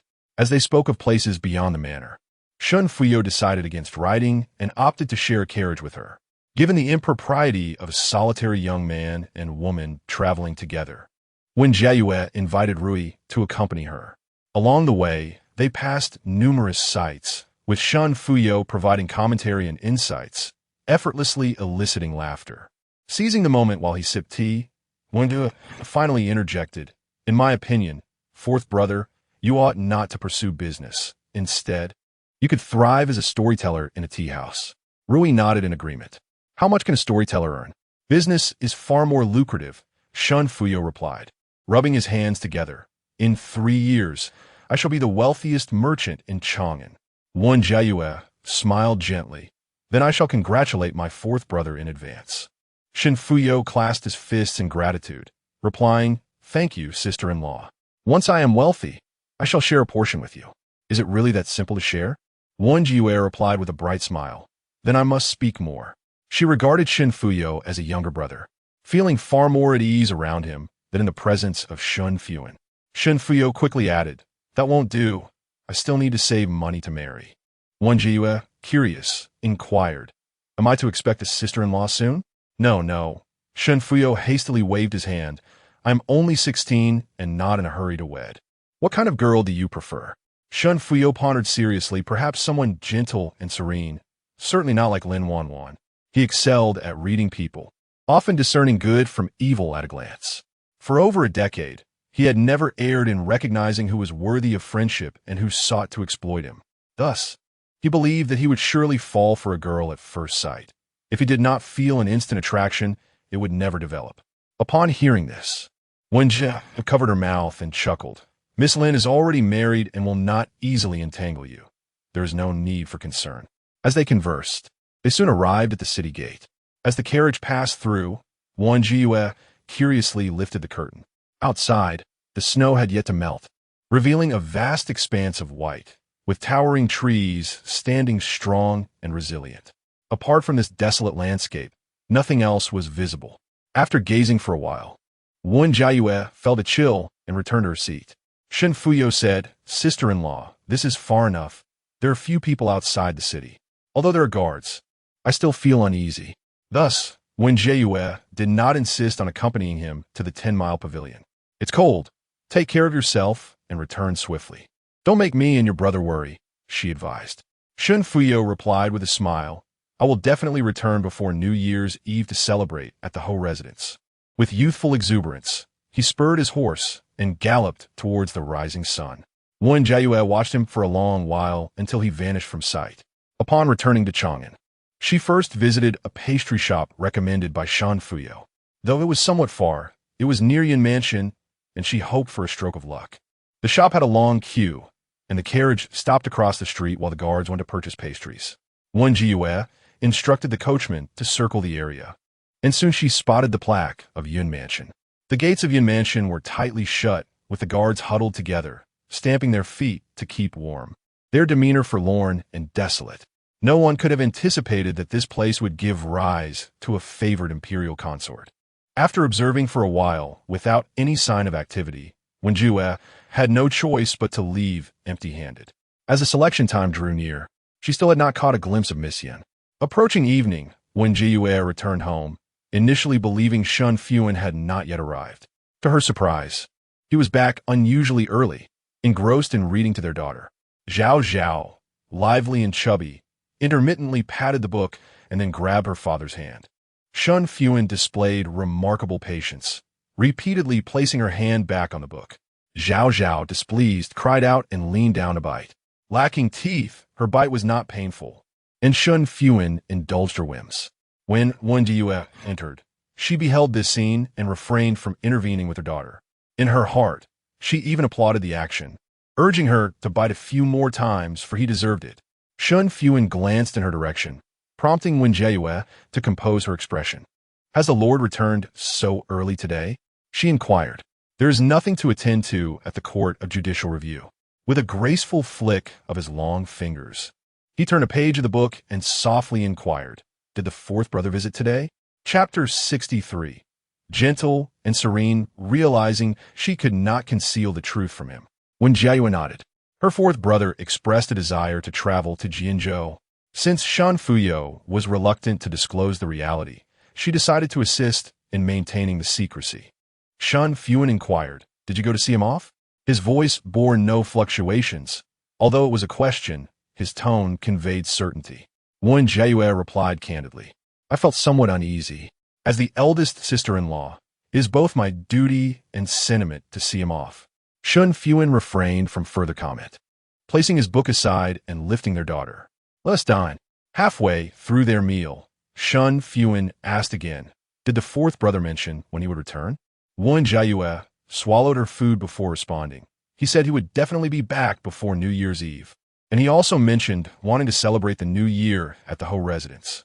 Shen Fuhan pondered for a moment and then asked, at the last flower viewing banquet, "Which young lady did you find most appealing?" Wen Jiayue was taken aback. Why the sudden shift to the flower viewing banquet? Had he changed his mind about taking a concubine? She pursed her lips and said, "I believe the lady who spoke to you first was the most charming." Shen Fuhan recalled, "It seems she is not well matched with the fourth brother." Wen Jiayue hesitated, wondering if he intended to introduce Shen Fuhan to her. She quickly interjected, "The fourth brother mentioned he is still young and not in a hurry to marry. Please do not complicate matters." "I am anxious," Shen Fuhan replied coolly. "He ought to temper his temperament." Wen Jiayue queried, "Why would marriage necessitate a change in temperament? Does he currently possess an impetuous nature that will stabilize upon marrying?" Shen Fuhan paused. "That is not what I meant." Wen Jiayue, perplexed, asked, "What else could it refer to?" Not dwelling on this further, she stated, "I have already warned you. Should the fourth brother blame you like the old matriarch, I shall not come to your aid." Shen Fuhan raised an eyebrow and asked, "You would assist him?" Wen Jiayue responded, "I help with reason, not with affection. You and the matriarch alike meddle in matters of the heart, and I shall not consent. If Shen Fuhan feels cornered and rushes to the border, I will be unable to retrieve him." Shen Fuhan replied indifferently, "There is no meddling." It is time he considered his lifelong commitments. Wen Jiayue sighed. Seeing his resolve, she refrained from further persuasion. Perhaps Shen Fuhan was destined to face such a life-and-death tribulation, one from which he could not escape. She boldly stated, "Today, the fourth brother revealed to me that he is fond of gentle and serene young ladies." Shen Fuhan's hand faltered as he turned to Wen Jiayue. She was sipping fish soup delicately, a strand of hair cascading gently by her ear, her profile exuding grace and tranquility. Before she could raise her gaze in curiosity, Shen Fuhan averted his eyes. "I understand." After dinner, Shen Fuhan proceeded to his study, as usual. Wen Jiayue, feeling somewhat fatigued, quickly retired after her evening preparations. Uncertain of how long she had slept, she sensed an unfamiliar warmth enveloping her, as if she were held in someone's embrace. Frowning in unease, she soon caught the familiar scent of ink and books, allowing her to relax and nestle closer into his arms. Shen Fuhan tightened his embrace and gently kissed her forehead. They enjoyed a night of peaceful slumber. When Wen Jiayue awoke, she discovered the other side of the bed already vacant. She paused for a moment, vaguely recalling that Shen Fuhan had slept here last night. It seemed she had even nestled into his embrace. Wen Jiayue fell into a contemplative silence, questioning what had prompted such an action. She tapped her head, pondering if it had merely been a dream. Summoning Rui, she promptly inquired, "Did the marquis return last night?" Rui smiled, replying, "Not long after you fell asleep." The marquis came back. Wen Jiayue sighed softly. Her instinctive reaction could not be feigned. She still relied on him. No amount of self-deception could alter that truth. Observing her troubled expression, Rui asked with concern, "Madam, what is the matter?" "It's nothing. Just help me up," Wen Jiayue responded. After freshening up, a young servant came to report that the old matriarch wished for her and the young lady to visit the Ninghue Hall. Wen Jiayue felt a twinge of annoyance. What could it be this time? Moreover, she was required to bring Zhao Zhao along. Concerned for her daughter, Wen Jiayue hesitated and sent someone to inquire further. After having breakfast, the servant returned with news. "Madam, the old matriarch simply wishes to see the young lady." Wen Jiayue was taken aback. Was it really that straightforward? She found it hard to believe and decided to go alone. Upon arriving at the Ninghue Hall, she found Wang Qingyao there, munching on snacks. Seeing his aunt, he quickly exclaimed, "Aunt, have some snacks." Wen Jiayue glanced at the remnants on the plate and, with a hint of exasperation, replied, "You can eat them yourself." The old matriarch coughed twice and inquired with apparent displeasure, "Why are you so late?" Wen Jiayue thought it quite audacious. No one had ever dared to keep her waiting for so long. "I came because you asked me to bring Zhao Zhao, but she was asleep, so I thought it best to wait until she woke up," Wen Jiayue explained. The old matriarch pressed, "Where's your daughter?" Wen Jiayue clarified, "She hasn't woken yet, and when she does, she tend to cry." After much contemplation, I decided to come alone, fearing she might disturb your peace. "What of it?" The old matriarch dismissed. "Children bring joy." Wen Jiayue refrained from responding, merely offering a smile. The old matriarch scrutinized her and remarked, "With so few children in the household, you should be more attentive. It is time to conceive a second." Wen Jiayue, unwilling to engage further, simply nodded in agreement. The decision of her body was hers alone. The old matriarch's words were futile. Pleased with her compliance, the old matriarch stated, "It would be best to have a son at once. Our Shen family must flourish." Wen Jiayue allowed the words to flow in one ear and out the other, still nodding. Wang Qingyao, nearly unable to swallow his snack, cleared his throat. Approaching Wen Jiayue with urgency, he said, "Aunt, I need to urinate." The old matriarch, interrupting her musings, replied disdainfully, "Go find maid." Wang Qingyao pouted, "I want Annie. Otherwise, I'll go right here." Seeing Wang Qingyao come to her aid, Wen Jiayue immediately interjected, "Grandmother, let me take him." Before the old matriarch could respond, the pair had already dashed away. Exiting the Ninghui Hall, Wen Jiayue chuckled, "Thank you, Yair. Annie has to return now. You should go back to Changliuan." Wang Qingyao pouted, "Mother want tea, let me go back." When Jiayue paused, taken aback, "What happened?" Wang Qingyao, feeling aggrieved, lamented, "Mother scolded me for being too noisy and sent me out, instructing me to return at noon." Wen Jiayue, with a sense of helplessness, reflected on how Shen Fuhan's temper could drive even her own son from their home. "In that case, you should accompany me back," she advised gently, "and do not provoke your mother's anger again." Wang Qingyao, with a cheerful smile, replied, "Aunt, do not worry. Once that esteemed physician brother treats mother, her temper will surely improve." Wen Jiayue halted her steps and inquired, "What esteemed physician brother?" Chapter 64. Private Affairs. Upon hearing that his aunt was intrigued by the matter, Wang Qingyao immediately puffed out his chest and cleared his throat with an air of seriousness. However, to his surprise, his mouth was swiftly covered by his aunt. "Shi Qingyao," Wen Jiayue whispered softly, "let us discuss this when we return." She keenly sensed something amiss, feeling a twinge of anxiety. In this bustling place, Wang Qingyao's words certainly could not be made public. He obediently nodded in agreement. Wen Jiayue gradually let go of her hand and took his hand to lead him back. Curiously, Wang Qingyao inquired, "Aunt, why can't we talk about it?"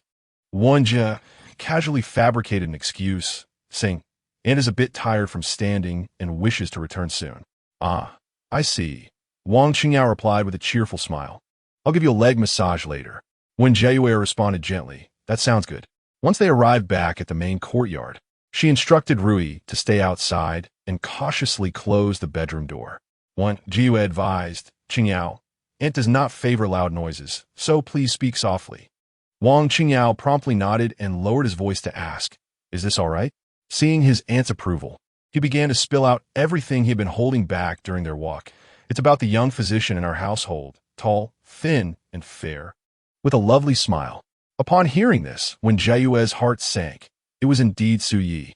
A few days ago, my mother summoned him for a consultation, and they spoke at length.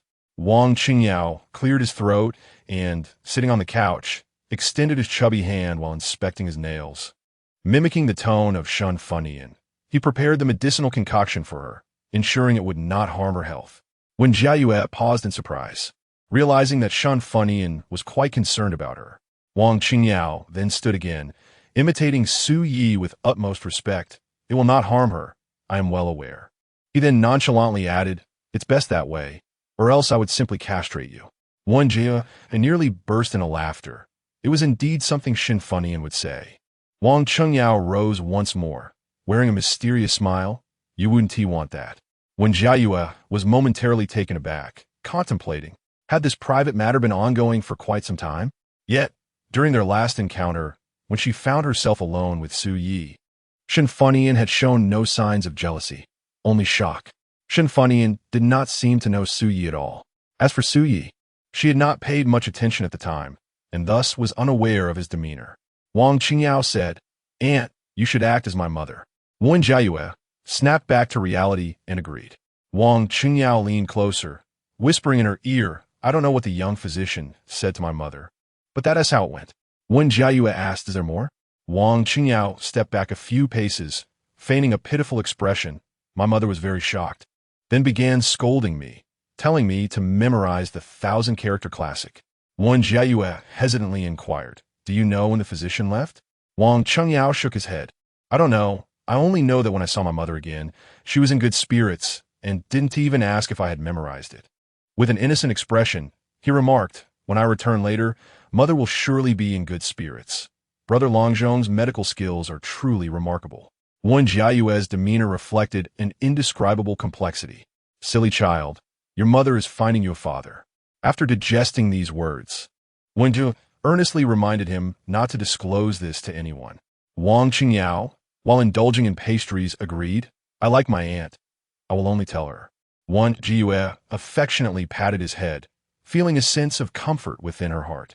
After luncheon, she pondered deeply and resolved to personally escort Wang Qingyao back to Changlu courtyard. Although she was the elder sister-in-law, she had no intention of meddling in Shen Fuhan's affections. She merely wished to ascertain if her consent was genuine. Halfway through her journey, Wen Jiayue began to doubt her initial thoughts. Shen Fuhan, being the biological sister of the Duke of Jing'an, would no one dare to compel her against her will? However, since they had already come this far, it would be inappropriate to turn back. So Wen Jiayue continued to hold Wang Qingyao's hand and press forward. Wen Jiayue meticulously rummaged through her memories of Shen Fuhan and Su Yi. In her recollections, Su Yi had assumed responsibility 2 years later, taking over from old Master Qian. She recalled several occasions when Su Yi had diagnosed her, but beyond that her knowledge was scant. Su Yi was taciturn, speaking little other than assuring her of the lady's well-being. Had it not been for her trust in him to prepare the contraceptive decoction, she likely would not have had much interaction with Su Yi throughout her life. Who could have foreseen that Shen Fuhan and Su Yi were, in fact? Wen Jiayue felt a tinge of confusion.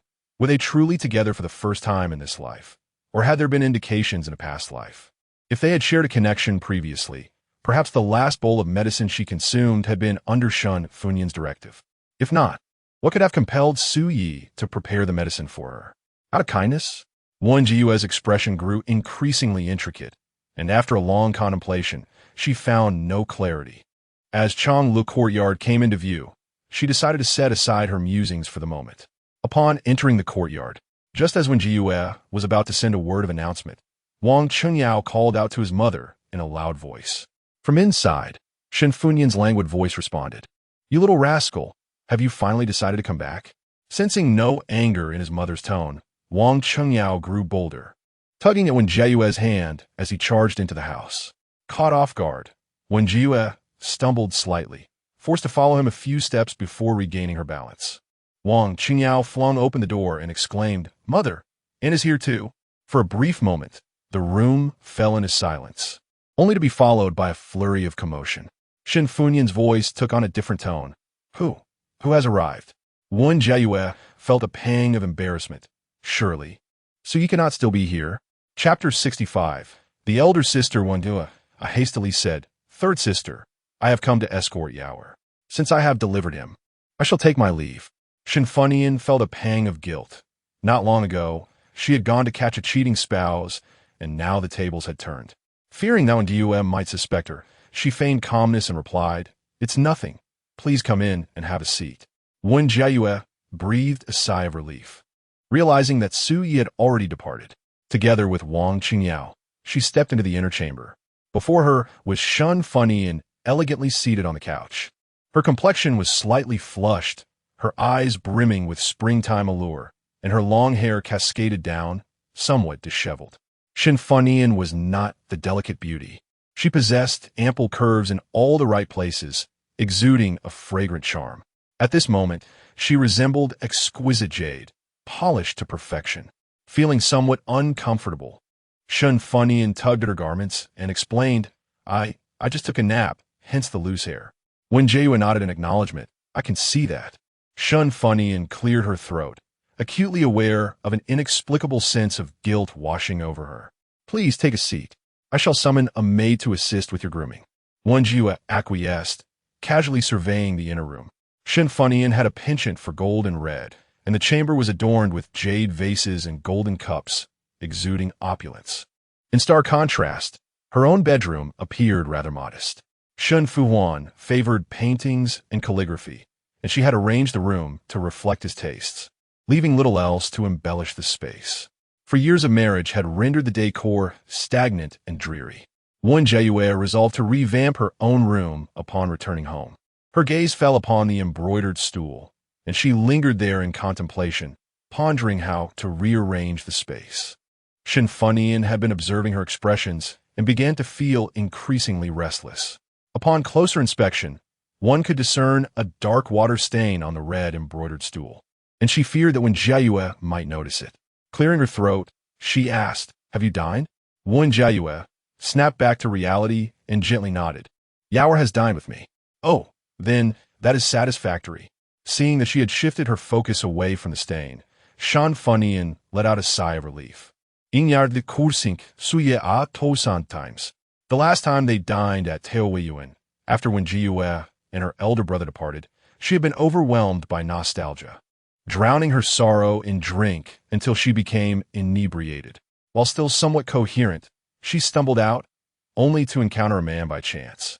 In a befuddled state, she mistakenly identified him as Wang Xiaocai, the one who had wronged her and unleashed a torrent of accusations upon him. As fate would have it, she and this man ended up entangled in an unforeseen situation. When she awoke, he was already gone. After a moment of confusion, she rationalized it as a fleeting romance, convincing herself that she had lost nothing. Little did she know, this man was none other than Su Yi, the apprentice of the estate's physician, who had audaciously disclosed the incident to her. Thus began a convoluted relationship between them, though she was unclear about its true nature. Perhaps it was merely a mutual exploitation of interests. A mild ache at her scalp jolted Shen Fuhan back to the present. The maid, who had been arranging her hairpins, was startled and fell to her knees, hastily apologizing. This servant did not mean to. Wen Jiayue felt a pang of anxiety, concerned that Shen Fuhan's temper might lead her to strike. To her surprise, Shen Fuhan merely waved her hand weakly, saying, Stop dawdling, and quickly pin it up. Today, Su Yi was particularly irritable, repeatedly asking her whether she had regarded him as Wang Xiaocai. Her rebellious spirit flared up, and she refused to answer. Ultimately, she could not hold out, conceding defeat first, resulting in a loss of 800 while inflicting 2,000 upon herself. Had she foreseen this, it would have been wiser to acquiesce to his wishes. Shen Fuhan sighed heavily, uncertain whether inviting trouble was a wise decision. After her grooming, the maid brought in the meal. Shen Fuhan, already famished, devoured the food with great relish. Wang Jiayue watched enviously, grabbing a pair of chopsticks to begin eating, only to be unceremoniously smacked by his mother. You've already eaten. Go away. Mother, I'm hungry again, Wang Jiayue pouted. I'll just have one bite. Shen Fuhan glared at him. Do not compel me to strike you. So stingy, Wang Jiayue mumbled as he stood up. Wen Jiayue, with a beaming smile, declared, Then I shall not disturb you two any longer. I will take my leave. Upon hearing this, Shen Fuhan quickly cautioned, Be careful on your way. Wen Jiayue looked at her in surprise, as this was not something she would typically say. However, sensing Shen Fuhan's eagerness for her departure, she figured that anything she said would be met with agreement. Suddenly, she decided to tease her and remarked seriously, Third sister, why do you not have a title? Shen Fuhan's expression stiffened slightly, and she reluctantly replied, Safe travels, sister-in-law. Wen Jiayue suppressed her laughter and feigned astonishment. After a year of marriage, you finally acknowledge me as your sister-in-law? Shen Fuhan's gaze darted around, and she retorted, "Are you leaving or not? Do you wish for me to escort you personally?" Wen Jiayue ceased her teasing and departed directly. Once outside the Changlu courtyard, her smile became uncontrollable. Rui curiously inquired, "Madam, why are you so pleased to hear the third aunt call you sister-in-law?" "I find it amusing how obedient she is," Wen Jiayue replied, patting her face. "Moreover, I have never seen such an expression on her face before. It feels refreshing." In her previous life, Shen Fuhan had always presented herself as haughty in front of her. But now that she had her under her thumb, the tides had turned. She did not intend to share this with others. She simply found it entertaining. Rui, though somewhat confused, was happy as long as her mistress was pleased. Upon returning to the main courtyard, Wen Jiayue suggested, "Let us visit the storeroom." Rui asked, "Your storeroom?" Wen Jiayue was about to affirm this, but reconsidered and said, "The marquis." Her own possessions were of little value. It was Shen Fuhan's belongings that held true worth. Rather than collecting dust in the storeroom, it would be better to display them for admiration. Finding the key, she opened the storeroom door, and as she surveyed the contents within, she felt a sense of nostalgia. Not long after their marriage, Shen Fuhan had entrusted her with the key to his storeroom. In 4 years of marriage, Wen Jiayue had only visited once to have the items counted. Naturally, she had come to know the immense value of the treasures contained within. The more she knew, the more fear enveloped her. Clutching the key with trepidation, she dreaded the repercussions of misplacing something and failing to explain it. In her previous life, she had attempted on several occasions to return this burdensome key to Shen Fuhan, only to be met with his steadfast refusal, insisting that she keep it. In hindsight, what was there to fear? Even the most precious treasures were ultimately lifeless objects. Wen Jiayue meticulously selected various items, directing the servants to arrange them throughout the inner chamber. Some of the paintings and calligraphy originally displayed were unsuitable, so she instructed the servants to pack them away and return them to storage. Rui, feeling a twinge of apprehension, softly inquired, "Madam, should we not inform the marquis in advance?" Wen Jiayue dismissed her concerns, stating, "Since he entrusted me with the keys to the storeroom, it signifies his trust. Should he object, I shall simply return the key to him. If every action requires Shen Fuhan's approval, then for whom am I truly living this second life?" After dedicating an entire afternoon to transforming the inner chamber into a reflection of her own aesthetic preferences, she completed the arrangement. Rui's eyes brightened, exclaiming, "Madam, your taste is truly remarkable." Wen Jiayue smiled gently. After 4 years of the marquis's residence, she had indeed been exposed to many exquisite things. As twilight descended, she instructed the servants to serve dinner. Midway through the meal, Shen Fuhan returned. Instinctively, she glanced at his expression, only to find that he seemed oblivious to the changes in the inner chamber, his gaze fixed solely upon her face. A slight frown creased her brow. As a junior official in the Supreme Court, should he not be acutely aware of his surroundings? Had the worth of the room diminished in his eyes? Shen Fuhan's brow furrowed as he asked, "Why did you not wait for me?" Chapter 66. Pretending to cry, Wen Jiayue chose to disregard the remark and calmly stated, "Since the marquis has returned, let us dine together." It was not uncommon for Shen Fuhan to neglect her during meals. Would it be a transgression for her to enjoy a solitary meal on this occasion? Continuing to eat, she did not raise her gaze. The footsteps in the corridor faded, and Shen Fuhan entered the washroom. Rui, trembling with apprehension, ventured, "Madam, do you think the marquis will be angry?" Wen Jiayue replied, "If he were to be upset over such trivial matters, it would be better for him to dismiss me." "What are you saying, madam?" Rui exclaimed, a hint of panic in her voice. "Have you and the marquis quarreled again?" Since the birth of their daughter, the madam seemed perpetually displeased with the marquis, which left Rui feeling as though she might kneel in fear. Seeing her concern, Wen Jiayue chuckled softly, "No, I was merely jesting." Just as Rui was about to speak, the sound of steady footsteps approached, prompting her to quickly fall silent. Wen Jiayue instructed, "Please bring Zhao Zhao to me." She had been preoccupied all day and had not had the opportunity to play with her daughter. Moreover, sharing the same space as Shen Fuhan felt particularly burdensome, silence reigned, creating a stifling atmosphere. The presence of Zhao Zhao's laughter would surely lighten the mood. Rui bowed in acknowledgement and hurried out. Shortly after, Shen Fuhan took a seat, prompting Wen Jiayue to set down her chopsticks. He paused momentarily, casting her a glance laden with unspoken meaning. Wen Jiayue clarified, "I am full. Please enjoy your meal." Shen Fuhan said nothing and picked up his chopsticks.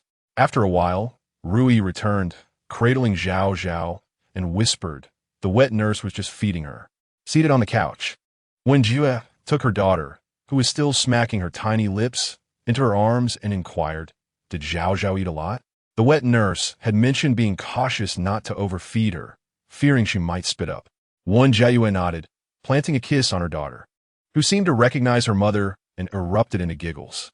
Wen Jiayue's smile blossomed in response, her heart softening as she playfully bumped foreheads with Zhao Zhao. Each time they parted, Zhao Zhao would widen her eyes, and when their foreheads touched, her laughter grew even more joyful. In this tender moment, the two shared an intimate connection, oblivious to the world around them, drawing Shen Fuhan's gaze involuntarily. The warm candlelight flickered, and the pale yellow gauze curtains swayed gently with Wen Jiayue's movements, while the moonlight outside danced in and out of view. As she played with her daughter, Wen Jiayue suddenly sensed a lingering gaze fixated upon her face. Instinctively, she turned to look at Shen Fuhan, only to find his attention was directed at Zhao Zhao. Biting her lip, she felt a pang of frustration, realizing how easily she had misinterpreted his feelings toward her. With her heart in turmoil, Wen Jiayue felt a wave of disinterest wash over her. She shifted her position, thinking that if she did not see him, her heart would be less troubled. After playing for a while longer, the knot in her chest persisted, prompting her to rise and walk outside. "Where are you going?" Shen Fuhan's voice was clear as she pushed open the door. Wen Jiayue feigned ignorance, not looking back as she departed. She entrusted her daughter to the wet nurse and strolled through the courtyard. In the desolate winter, the landscape offered little joy. The snow had long since melted into water, leaving the yard bare and somewhat forlorn. Wen Jiayue strolled around the courtyard, her hands and feet gradually warming with movement. Rui rubbed her hands together and inquired, "Madam, what has inspired you to take a walk today?" "Inspired?" Wen Jiayue pressed her lips together, responding, "I am merely alleviating my melancholy." She had constantly reminded herself to disregard every word and action of Shen Fuhan, yet she found herself unable to control her emotions. She was a person capable of deep feelings, for years of love could not simply vanish. If only there existed a potion to erase feelings. She would drink it without hesitation, sparing herself from further unfounded thoughts. After another lap around the yard, fatigue set in, prompting her to return and freshen up. Shen Fuhan had already changed into his inner garments, seated on the bed while perusing a book, seemingly unwilling to retreat to his study. She cast a fleeting glance before averting her eyes and entering the washroom. Upon her return, Shen Fuhan had set the book aside and was inspecting the furnishings of the inner chamber. When he noticed her, he regarded her calmly and asked, "What was the arrangement changed?" Surprised that he only just noticed, Wen Jiayue replied casually, "A few days ago." Shen Fuhan, seemingly contemplative, asserted it was unchanged yesterday. Wen Jiayue feigned agreement. "You observe with remarkable detail, Lord Shen." Detecting a hint of sarcasm in her tone, he raised an eyebrow and echoed her words, "Lord Shen?" Wen Jiayue chose to ignore him, applying scented balm to her face. Shen Fuhan did not press further, but inquired about another matter. "Your grandmother summoned you today? For what purpose?" Wen Jiayue's hand paused momentarily. Did he also know about Shen Fuhan and Suyi? If he did, was his stance one of support or opposition? She refrained from asking, fearing that if he were unaware and her words sparked a suspicion to investigate, it would lead to her own trouble. Composing herself, she replied, "I am not certain." Indeed, she had no idea why the old lady wanted her to carry Zhao Zhao. She had never experienced such a request in her previous life. She often took the initiative to carry Zhao Zhao to Ninghui Hall, but it was always a case of warm faces meeting cold backs. Could it be that if she did not go, the old lady, yearning for her great-granddaughter, would start seeking her out instead? It seemed improbable. Wen Jiayue firmly believed that it was more likely related to the matter of bearing sons, pressuring her to conceive promptly. Shen Fuhan asked, "What did your grandmother say?" Since he inquired, Wen Jiayue embellished the tale a bit. Grandmother mentioned that our Shen family has few male heirs and urged me to quickly bear several sons. I dare not disobey her wishes. Yet the marquis knows my condition. It is not suitable for me to conceive at present. To speak heretically, it seems she shows no concern for me as her granddaughter-in-law. The old lady had tarnished her reputation, and naturally, Wen Jiayue would retaliate in kind. To see whose influence prevailed. After finishing her account, she sighed, half-truthfully wiping away non-existent tears from the corners of her eyes. She pondered whether feigning tears would still hold any sway over Shen Fuhan. Chapter 67. Cold shower. Seated before the dressing table, Wen Jiayue wept silently. Although her tears were hidden from view, Shen Fuhan felt an involuntary tightening in his chest. "Do not cry," he urged, straightening his posture. "You need not heed my grandmother's words." Wen Jiayue lowered her gaze, her voice tinged with sorrow. "I understand. It is merely that my heart is heavy." After a moment of silence, Shen Fuhan spoke again. "In the future, refrain from visiting the Ninghue Hall." Wen Jiayue hesitantly inquired, "What if my grandmother summons me?" "You shall say you are unwell. I will provide the explanation." A smile involuntarily tugged at the corners of her mouth, which she quickly concealed with her hand. "Thank you, Lord." He was utterly unprepared for such a tactic, and a thought began to blossom in her mind. If shedding a few tears could procure her desires, it would indeed be fortuitous. After applying fragrant balm, Wen Jiayue moved toward the bed. To her astonishment, Shen Fuhan lay within her blanket. She bit her lip, but said nothing, pulling back the covers. With Shen Fuhan present, the night was undeniably warmer, and given his recent promise to assist her, she felt it inappropriate to display coldness. As long as he did not overstep his boundaries, she would be content. No sooner had she nestled into the bedding than Shen Fuhan's arm encircled her tightly. Her face was forced into his embrace, and the neatly fastened undergarments she wore became slightly undone. The cool tip of her nose inadvertently brushed against his warm chest, causing both to freeze momentarily. The sound of a heartbeat echoed loudly in the silence. Wen Jiayue was the first to regain her composure, retreating shyly a bit. "Why need he hold me like that? It's uncomfortable for sleeping." Shen Fuhan's voice was deep as he questioned. "Why?" Wen Jiayue replied earnestly, "Your arm is too rigid. It hurts my neck."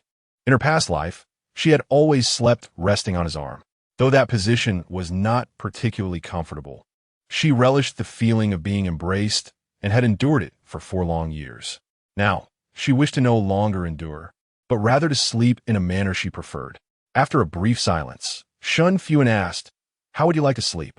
Wen Jiayue pondered for a moment. "Back to back, each in our own space." Shen Fuhan immediately dismissed the idea. "That will not do." "Then you may return to your own blanket," she retorted. "That is not acceptable." Taking a deep breath, Wen Jiayue conceded, "Sleep as you wish. I simply do not desire to sleep this way any longer." She turned away from him, shutting her eyes. A source of warmth pressed against her back, instantly enveloping her in comfort.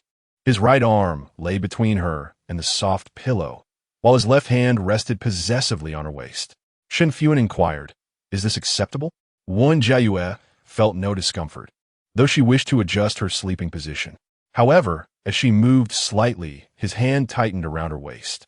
"Do not move," he commanded, his voice husky, as if he were struggling against a deep-seated urge. The stirring beneath him gradually awakened, pressing against her thigh, impossible to overlook. Wen Jiayue felt a sense of helplessness. She had done nothing, yet he was becoming agitated. She remained compliant, refraining from movement, but his large hand began to caress her waist, and his breath on the nape of her neck grew increasingly heated. Wen Jiayue pressed her lips together firmly, exerting effort to remove his hand. She coldly remarked, "If the marquis cannot hold back, he may as well sleep in the study. My current condition renders me unable to serve you." The medicinal bath was too taxing on her body, and she had no desire to endure it again. Should he insist on intimacy, she would simply find a maid willing to become a concubine. Shen Fuhan quietly began, "You truly." The remainder of his words lingered, muffled against her neck. Wen Jiayue instinctively inquired, "What did the marquis say?" "Nothing." Shen Fuhan withdrew his arm. "I shall take a bath." The sound of running water soon echoed from the washroom. Wen Jiayue was momentarily taken aback, realizing he had not summoned a servant to fetch warm water, opting instead for a cold wash. In the chill of November, she suppressed her compassion, reminding herself that she had not compelled him to bathe. Wen Jiayue closed her eyes in an attempt to sleep, yet rest eluded her. After an indeterminate time, Shen Fuhan returned. A chill enveloped him, and Wen Jiayue felt a wave of cold, involuntarily shivering. He cast a glance her way before returning to his own bedding. Silence fell over them, and Wen Jiayue soon drifted into slumber. As Shen Fuhan's body warmed, he drew her into his embrace and closed his eyes. The third watch's bell tolled, and he opened his eyes, his expression still clear. As dawn broke, the scholar Sibai yawned outside the courtyard, awaiting the marquis's departure. Realizing that the marquis was late, a rarity since his official duties began, Sibai dashed into the yard, knocking on the door and exclaiming, "Marquis, Marquis, wake up, we shall be late." The commotion failed to rouse Shen Fuhan, but stirred Wen Jiayue from her sleep. Groggily, she looked at the still slumbering figure beside her in shock. It was nearly dawn. How could Shen Fuhan still be here? She sat up and urged him, "Wake up." Shen Fuhan, usually a light sleeper, remained unresponsive, causing her heart to race. Tentatively, she reached out to check his breath, only to discover an unusual flush on his face.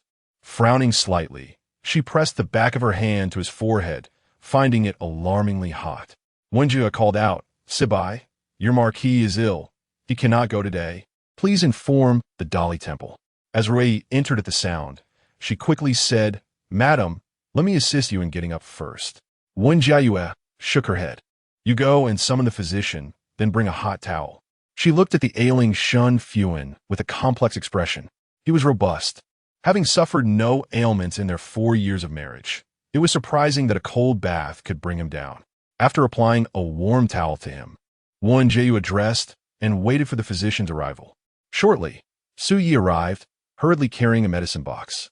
Upon seeing him, Wen Jiayue felt a wave of discomfort. Though he held no formal status, given her awareness of his connection to Shen Fuhan, it felt somewhat awkward. She asked, "Why hasn't your master come?" "He is resting." Su Yi replied, "Merely a fever. There is no need to trouble him." Su Yi methodically opened the medicine chest and placed her hand upon Shen Fuhan's pulse. The invasion of external pathogens indeed manifested as a fever. Retrieving her hand, Su Yi announced her intent to prepare the medicine, advising the lady to ensure that the marquis was given his dose. Wen Jiayue nodded and inquired, "When will he awaken?" Su Yi could not ascertain the precise timing. However, she reassured the lady that there was no cause for concern. The marquis had likely not rested well the previous night, which accounted for his delayed consciousness. After administering the medicine, he would surely regain awareness. Wen Jiayue's expression grew somewhat intricate upon hearing this news. Not rested well. After bidding farewell to Su Yi, she settled beside the bed and replaced the handkerchief. Just as she prepared to withdraw her hand, Shen Fuhan suddenly grasped her wrist tightly, murmuring something indistinctly. Leaning closer, Wen Jiayue strained to discern his words. "You." Chapter 68. Playing the victim, Wen Jiayue stood in a daze for a long while, questioning whether she had misheard. How could he possibly call her name? "You." The mere repetition of it felt excessively intimate, decidedly uncharacteristic of Shen Fuhan.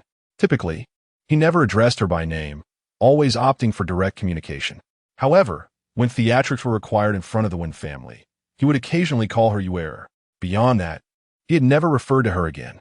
Had she truly misheard? Yet, the syllables Yuer articulated with clarity, she heard them distinctly. Lost in contemplation, Shen Fuhan murmured once more. She focused intently. "Fu Fei." Wen Jiayue was taken aback. Shen Fu Fei? That was the name of Shen Fuhan's younger brother, who had passed away many years ago.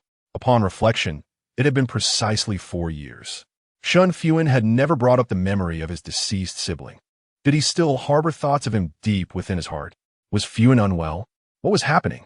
Suddenly, The panicked voice of the old lady pierced through the air. Wen Jiayue straightened up. Accompanied by hurried footsteps, the old lady entered briskly. Wen Jiayue reassured her, "Grandmother, please do not fret. The marquis is merely experiencing a slight fever. He will feel better after taking his medicine." The old lady scolded, "But he is my own grandson. If you're not worried, I certainly am. The last time Fuhan fell ill was when he was just 17 or 18.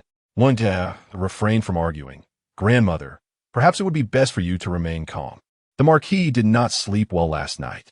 Upon hearing this, the old lady was even more incensed. "Did not sleep well? How have you been caring for him?" Seeing him toil over his duties should have prompted you to remind him to rest earlier. And yet, the old lady continued her tirade. But Wen Jiayue found it increasingly tiresome. A faint smile played on her lips at the thought of him toiling over official matters had he ventured to the study last night. This situation might not have arisen. However, she would never voice such thoughts. Should the old lady learn the truth, her wrath would only intensify. She lowered her eyes, feigning guilt, and said nothing. Noticing her obedient demeanor akin to that of a quail, the old lady's anger finally subsided somewhat.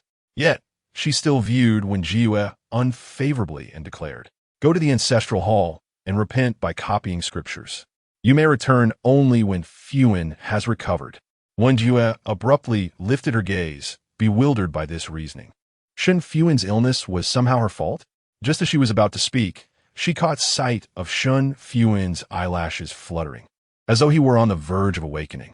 Instantly, she lowered her head and sobbed, "Grandmother, I do not wish to copy scriptures.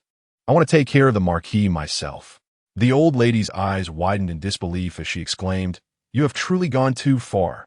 She raised her hand as if to strike Wen Jiayue, but her arm was halted by a firm grip. Shen Fuhan's voice emerged hoarsely, "Grandmother, what do you intend to do?" Upon realizing it was her grandson who restrained her, the old lady begrudgingly lowered her hand. She prepared to express her concerns before reprimanding Wen Jiayue further. To her surprise, Wen Jiayue was quicker, grasping Shen Fuhan's hand tightly, tears glistening in her eyes. "Marquis, you have finally awakened. If you had not, Grandmother would have forced me to the ancestral hall for punishment by kneeling and copying scriptures. If I refused, she would have struck me." As the words fell, a tear slid down her cheek, evoking a sense of pity. Shen Fuhan stared at her in a daze. Extending his hand, his fingertips were warm, dry, and slightly rough, gently brushing against her face, erasing the trace of tears. "It wouldn't happen, for I am here." Just moments ago, Wen Jiayue had pinched her thigh to stifle her cries, and those mere 6 words brought a pang to her heart. A simple blink caused the tears, brimming in her eyes, to cascade down. As Shen Fuhan prepared to speak, a fit of coughing erupted uncontrollably.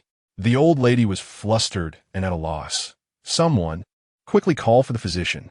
Wen Jiayue hurried to pat his back, while Rui brought tea. After moistening his throat, Shen Fuhan felt somewhat relieved. Observing his grandson's improvement, the old lady sighed in relief and inquired with concern, "How do you feel now, Fuhan?" "Not bad," Shen Fuhan replied coolly. "Grandmother, you should return. Your health is fragile. Do not exacerbate your illness.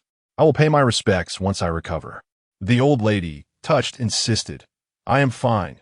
Your health is of utmost importance. I will stay here to watch over you." With that, she shot a glare at Wen Jiayue and coldly remarked, "And you must not listen to her nonsense." Shen Fuhan calmly inquired, "Which words are nonsense?" The old lady hesitated. "Having her copy scriptures is to pray for you. Kneeling as a punishment demonstrates sincerity. Grandmother only wishes the best for you." Growing increasingly agitated, she raised her voice, "Fuhan, I would never harm you." Shen Fuhan coughed a couple more times before speaking. "Perhaps it would be better if you were personally cared for me. Isn't your illness a result of her neglect?" The old lady was livid. "If she could care for you properly, how could you be in this state?"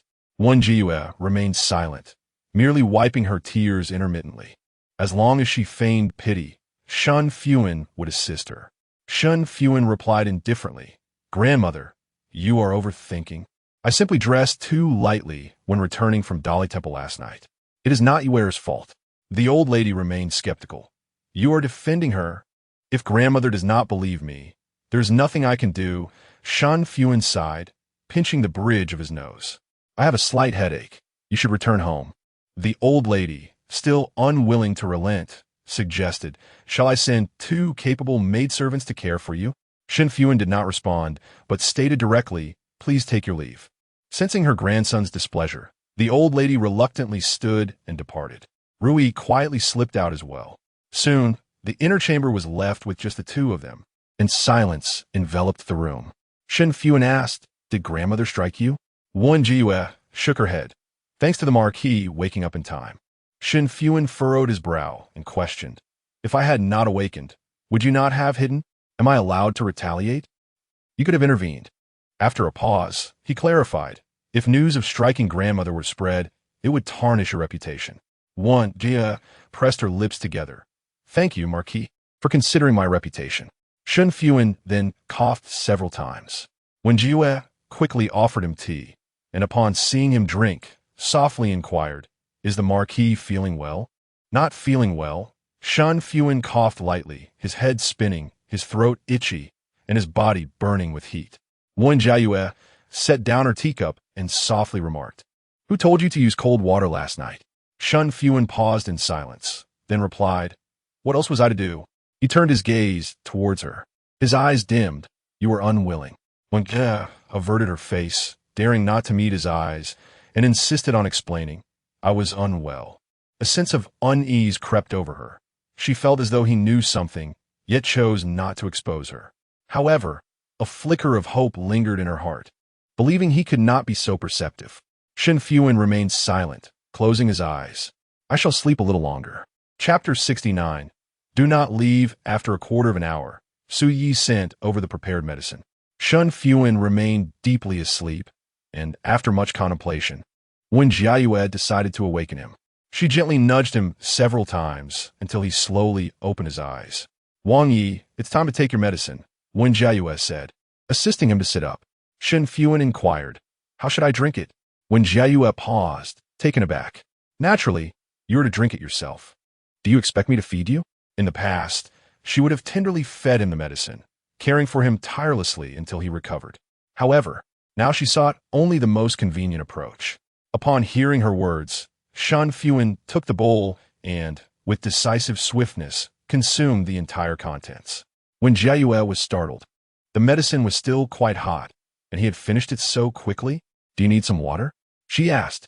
The bitterness lingered in his mouth. Yet Shen Fuhan shook his head. No need. Then you may continue to rest, Wen Jiayue said, taking the empty bowl and preparing to leave, but his arm caught hers. Where are you going? Even in illness, his strength was considerable, nearly pulling her back into a seated position. I'm going to return the bowl. Call a maid. Stay here with me, he insisted, his gaze fixed upon her with determination. Wen Jiayue stared at him in surprise. Was it possible that the ailing Shen Fuhan could not bear solitude? Considering his condition, she relented and summoned Rui. Rui took the bowl and asked, Madam, is there anything else you wish for me to do? Before Wen Jiayue could respond, Shen Fuhan interjected, you may leave. Wen Jiayue frowned. She is my maid. Shen Fuhan coughed painfully, and seeing his discomfort, Wen Jiayue chose not to press further, allowing Rui to exit. The inner chamber fell into silence, and once more, they found themselves in quietude. Wen Jiayue remarked, Dr. Su mentioned that you did not sleep well last night. You should rest, Wang Yi. Initially, she had intended to inquire about his dream, where he called out for a you, but she feared it might be mere flights of fancy or an illusion on her part. Unexpectedly, Shen Fuhan broached the subject himself. Did I speak in my sleep? After a moment of silence, Wen Jiayue replied, It seems you uttered the name Fu Fei. Shen Fuhan clenched his fists. He had indeed dreamt of his younger brother. Was there more? Wen Jiayue pursed her lips. Yes, but I could not discern the rest.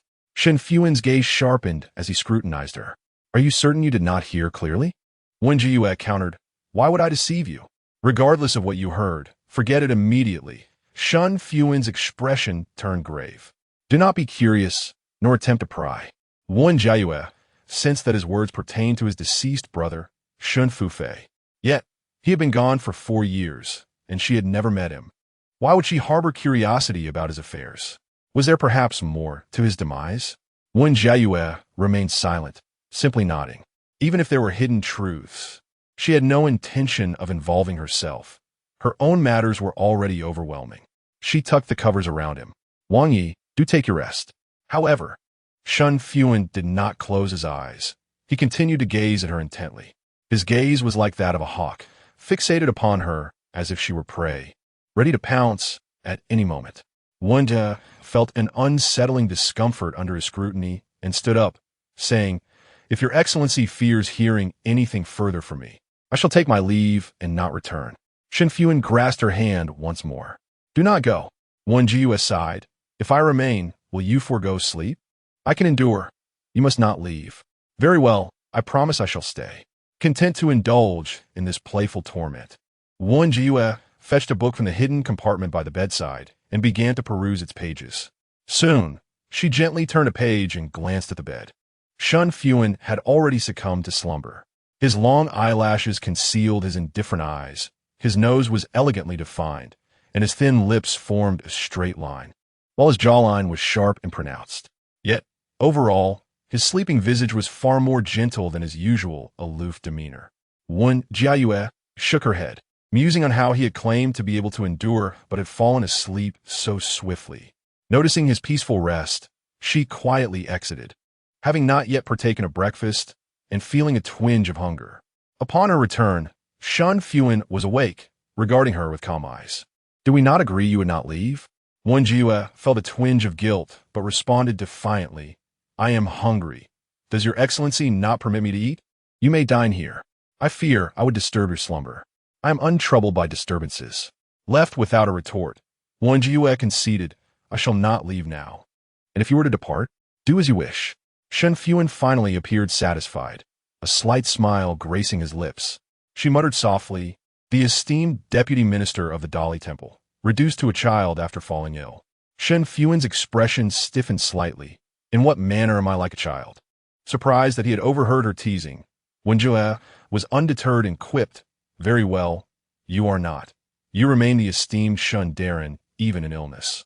Her almond-shaped eyes sparkled with mirth, her lips curling into a gentle smile as sunlight illuminated her profile, casting a warm, soft glow. Shen Fuhan averted his gaze. "I shall return to sleep." Wen Jiayue nodded, resuming her reading by the bedside.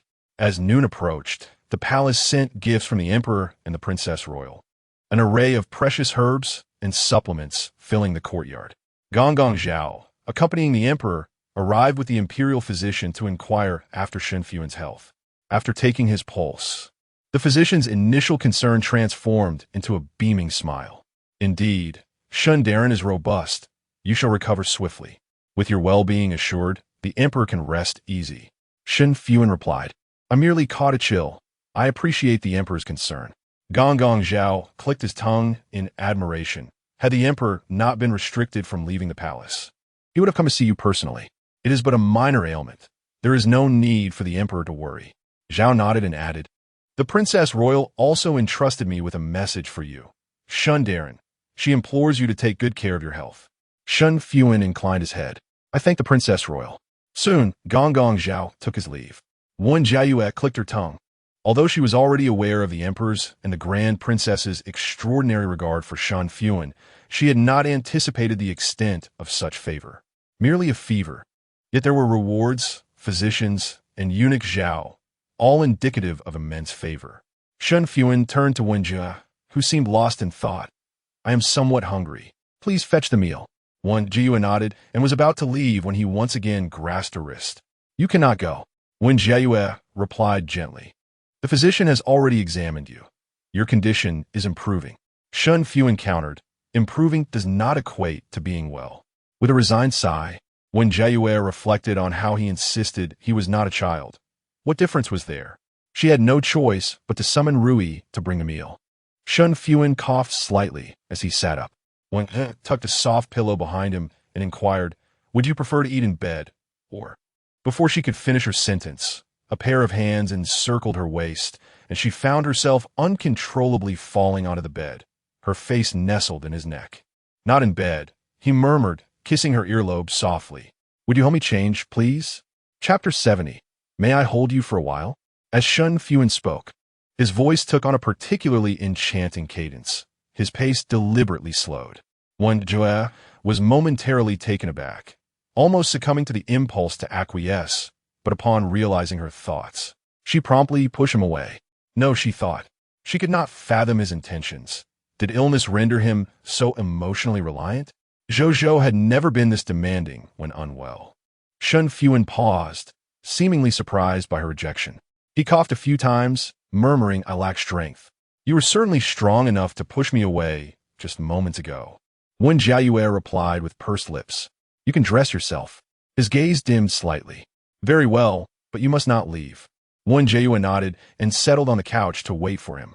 The garments lay within his reach, and he picked one up, donning it with deliberate slowness.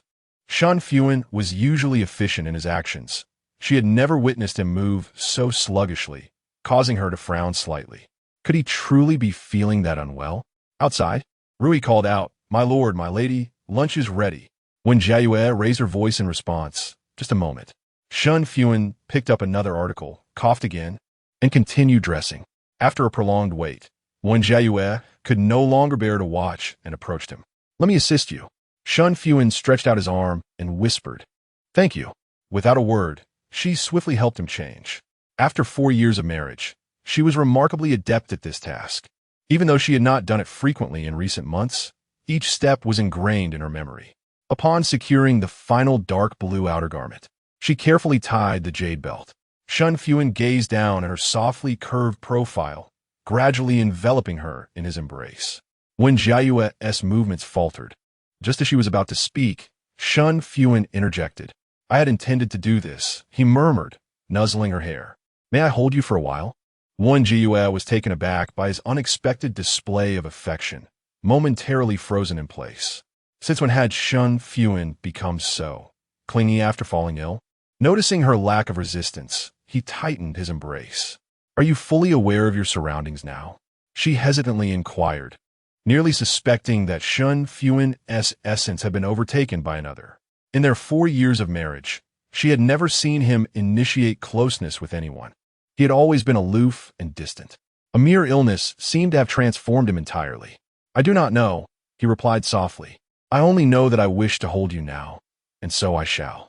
When Jiayue fell silent. At this moment, Shen Fuhan required her more than ever. Since he had already embraced her, it would be a missed opportunity not to voice her desires. After a moment's contemplation, she spoke gently, "My lord, could you grant me a request?" Shen Fuhan gestured for her to continue. "I would like to visit the outside world more frequently," she proposed. "Will you consent?" Currently, her outings were infrequent, at most twice a month, but to cultivate a friendship with Miss Yun, she intended to venture out more often. In time, the old madam would likely voice her objections. Shen Fuhan replied in a deep tone, "I have never impeded you. What I mean is on my grandmother's side. Allow me to explain." Wen Jiayue curled the corners of her lips. "Thank you, Lord Ho." Before long, Shen Fuhan voluntarily released her. He resumed his indifferent demeanor, rendering the previous intimacy a mere figment of her imagination. Regardless, as her objective had been achieved, Wen Jiayue was unconcerned and permitted Rui to enter. The maidservants entered in succession, carrying bowls and dishes, setting the meal upon the table before retreating in unison. Shen Fuhan took his seat first, and Wen Jiayue sat across from him. After a brief pause, he rose and moved to her side. Wen Jiayue. They had always dined facing each other, and now Shen Fuhan's sudden proximity left her feeling somewhat disconcerted. "Perhaps you should sit opposite me, or shall I take your place? Let's remain as we are." Given Shen Fuhan's ailing condition, she refrained from further protest and picked up her chopsticks. They ate in silence for a while until Shen Fuhan unexpectedly began to serve her dishes. Wen Jiayue was taken aback. Apart from feigning affection in front of the Wen family, they typically ate separately. What was he doing? Furrowing her brow, she inquired, "Have you worsened in your fever?" Shen Fuhan cast her a glance, but remained silent. After their meal, Wen Jiayue sent for the physician. The visitor was once again Su Yi, who had come only after preparing the medicine meticulously. Compared to his calm demeanor in the morning, Su Yi appeared particularly flustered this time, trembling slightly as he presented the bowl of medicine, almost spilling it. Wen Jiayue pressed her lips together, suppressing a laugh. Was Su Yi nervous in the presence of his awakened brother-in-law? Shen Fuhan observed him coolly, receiving the steaming bowl of medicine. Su Yi kindly warned, "Be careful, my lord. It is hot." Shen Fuhan made no reply, consuming the medicine in one gulp before extending his hand. Su Yi was momentarily taken aback and stood still for a while. Shen Fuhan, his brow furrowed, commanded, "Come here and take my pulse." Only then did Su Yi regain his composure and hurried forward. The lord's condition was no longer serious. As long as he maintained warmth and rested well today, and took another dose of medicine in the evening, he would be fine. Shen Fuhan nodded, withdrawing his hand. "If the lord has no further instructions, I shall take my leave," remarked Su Yi. Shen Fuhan replied coolly, "I have heard that my third sister has summoned you twice in recent days. What is the matter?" Not only Su Yi, but even Wen Jiayue felt a pang of anxiety. Could it be that Shen Fuhan truly knew about Su Yi and Shen Fuhan? Su Yi feigned calmness. "She has recently experienced some loss of appetite, so I prescribed a remedy, but it had little effect, and I adjusted it again yesterday." Loss of appetite? Shen Fuhan scoffed, finding it rather peculiar. Wen Jiayue also considered this explanation rather far-fetched. How could Shen Fuhan, who adored culinary pursuits, possibly suffer from a lack of appetite? One could only wonder if this was a hasty excuse or a prearranged agreement with Shen Fuhan. Shen Fuhan said nothing further, dismissing him with indifference. "You may return now." Su Yi breathed a sigh of relief. Unexpectedly, Shen Fuhan added, "Come again in the evening." "Su Yi." He responded affirmatively and hurriedly departed, fearing that Shen Fuhan might call him back. Wen Jiayue tentatively spoke. "Su Longzhong appears rather youthful. Perhaps the lord should consider another physician?" "No need for change," Shen Fuhan replied, his gaze lowered. "Youth is precisely the time for honing one's skills." Wen Jiayue felt a chill run down her spine, suddenly sensing that he was likely well aware of the situation. In the Jing'an marquis, could there truly be matters concealed from Shen Fuhan? She couldn't help but recall that bowl of contraceptive soup. Surely, he wouldn't know, would he? Chapter 71. Sleeping in separate rooms after dining. Su Yi made another visit. Shen Fuhan had recovered well, having consumed the last dose of medicine, thus requiring no further treatment. This concoction possessed a soothing effect, and not long after consumption, he began to feel drowsy. Shen Fuhan inquired, "Are you ready for sleep?" Wen Jiayue shook her head, responding, "I wish to check on Zhao Zhao." Throughout the day, Shen Fuhan had not allowed her to stray from his sight, and she hesitated to bring Zhao Zhao in, fearing the lingering illness. Having not seen her daughter all day weighed heavily on her heart. Shen Fuhan said nothing further, merely nodding in acknowledgement. Seeing his tranquil demeanor and the absence of insistence for her to remain, Wen Jiayue felt a sense of relief. It seemed he only exhibited such behavior when unwell.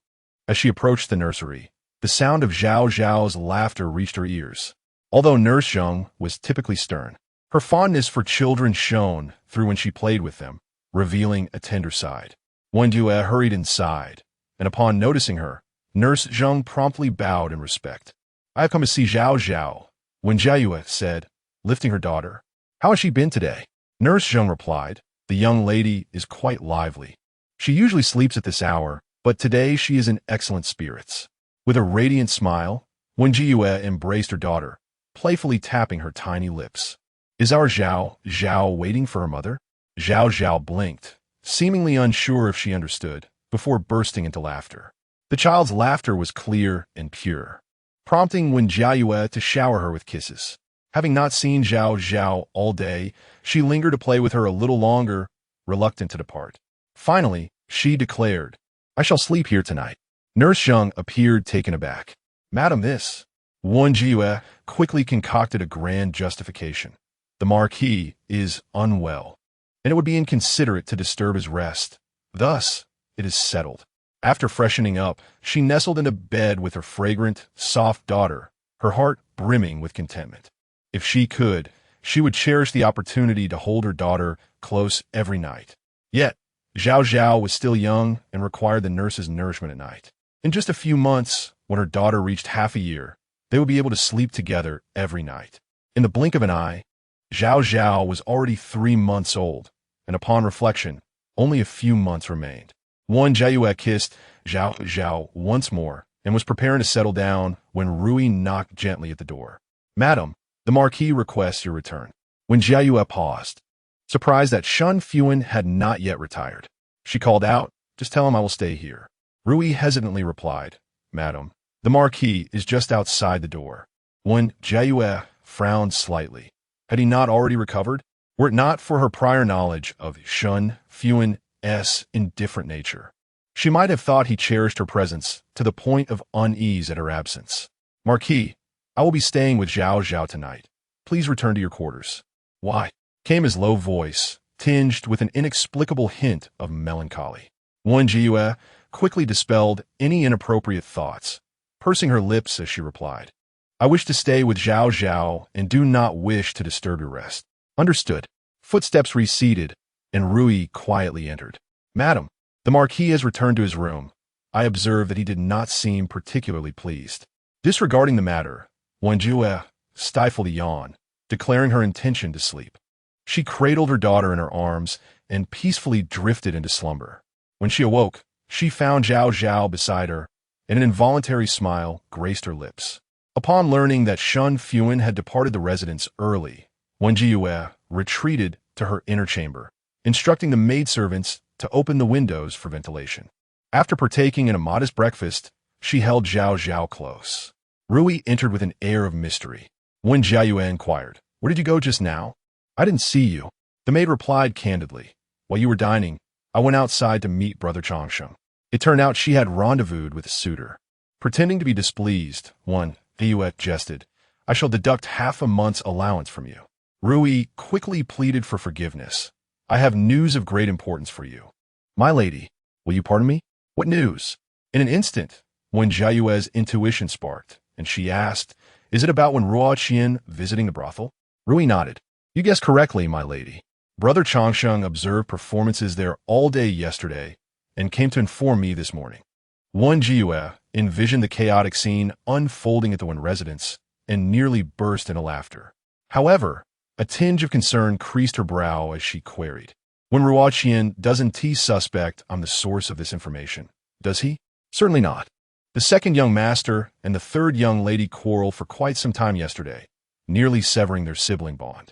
Just as Wen Jiayue was about to inquire about her father and Madame Zhang, a maid announced from outside, "Madam, the third young lady is waiting outside the residence and wishes to see you."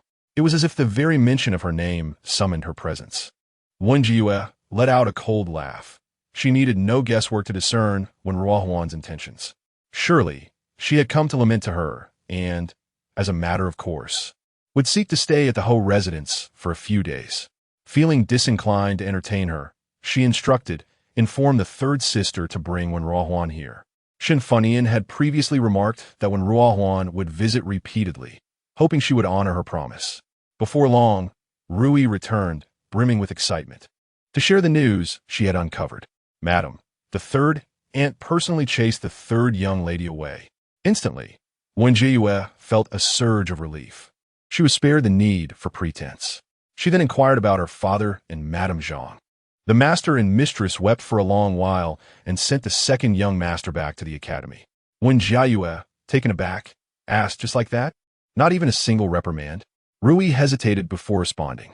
Wen Jiayue scoffed with derision, remarking, "Truly, he is the only son. Even if he spends his days in a brothel, utterly wasted, they still cater to him." She penned a letter to be delivered to the Wen residence, first expressing her disappointment in Wen Ruoqian, declaring her future refusal to assist him, then explaining that by the time she learned of Wen Ruohuan's arrival, it was too late, and finally urging the prompt delivery of her dowry. As dusk approached, Wen Jiayue received a reply, accompanied by a hairpin. Disinterested in the lengthy discourse, she skimmed through it, finding only Wen Ruoqian's empty promises of reform and requests for the marquis to support him. She affixed the pin into her hair and gazed into the mirror. In the reflection, Shen Fuhan approached from a distance, standing behind her. The faint scent of ink wafted gently in the air, mingling with her breath. "Wen," exclaimed in surprise, "My lord, you have returned from duty quite early today." She had not yet had the opportunity to dine beforehand. Shen Fuhan remained silent. his gaze directed towards Rui, who stood by. "You may leave," he commanded. Wen Jiayue furrowed her brow slightly. "Could you not be a bit more courteous to my maid?" Rui, nearly frightened to death, whispered, "Madam, it's nothing." Seeing her trepidation, Wen Jiayue waved her hand, prompting Rui to hastily exit. Once the door closed, an oppressive silence enveloped the inner chamber. Shen Fuhan shattered the stillness. "I have something to inquire of you." "Proceed with your question," Wen Jiayue replied, maintaining a facade of calm while a tempest stirred within her. Shen Fuhan's cold demeanor was most intimidating. An aura of low pressure surrounded him, emanating a chilling presence that instilled fear. She couldn't help but wonder if he had discovered her consumption of the contraceptive potion. Wen Jiayue clenched her fingers, her breaths growing shallow. To her astonishment, he asked, "Why did we sleep in separate rooms last night? What were you concerned about?" After a brief pause, he continued, "Are you worried that I might force you?" Chapter 72. Shen Fuhan's dream, Wen Jiayue's expression suddenly relaxed. She had anticipated a matter of great importance. It turned out to be a trivial issue. "I did not think of it that way," Wen Jiayue clarified. "I merely wished to accompany Zhao Zhao to sleep. Nothing more." She had always been aware that Shen Fuhan was a man of integrity, one who would not force her to share a bed. However, his desires were strong. Rather than continually inventing excuses to decline, she preferred to feign discomfort for a few months of peace. She thought he would see through her flimsy excuse. But to her surprise, he accepted it without question. Last night was not an excuse, yet he chose not to believe that. Wen Jiayue truly found him perplexing. "Is it really just that?" Shen Fuhan's brow furrowed. Indeed, no sooner had she spoken than Shen Fuhan promptly inquired, "Where will you sleep tonight?" Wen Jiayue hesitated before responding. "Here." As if fearing she might change her mind, Shen Fuhan, having just finished dinner, urged her to freshen up. Wen Jiayue, however, was reluctant to grant him his wish so easily. "I will check on Zhao Zhao first." Shen Fuhan, with a hint of displeasure, declared, "I will bring her to you." Before Wen Jiayue could protest, he exited the room, swiftly returning with Zhao Zhao in his arms. Zhao Zhao had fallen asleep early today, her long lashes slightly damp, appearing even more lush, casting shadows over her eyelids as she smacked her little lips, seemingly dreaming of milk. Wen Jiayue, feeling helpless, remarked, "If she awakens, you will have to soothe her yourself." Shen Fuhan cradled the child delicately, placing Zhao Zhao upon the bed. Seeing her still soundly asleep, he finally breathed a sigh of relief. Faced with the peacefully slumbering little one, Wen Jiayue refrained from teasing her, gently caressing her delicate face before heading to freshen up. When she emerged from the washroom, Zhao Zhao had already vanished. Shen Fuhan explained, "Since you have seen her, I took her out." Wen Jiayue frowned. "Do not disturb Zhao Zhao like that anymore. Are you even a real father?" Shen Fuhan nodded, "Very well." After a pause, he inquired, "Am I not?" Wen Jiayue, exasperated, chose to ignore him and burrowed into the covers. Soon, Shen Fuhan, still carrying the scent of water, joined her beneath the blankets. Each lay in their own section of the bed, careful not to disturb the other. Wen Jiayue stifled a yawn, just as she was about to close her eyes when Shen Fuhan suddenly spoke.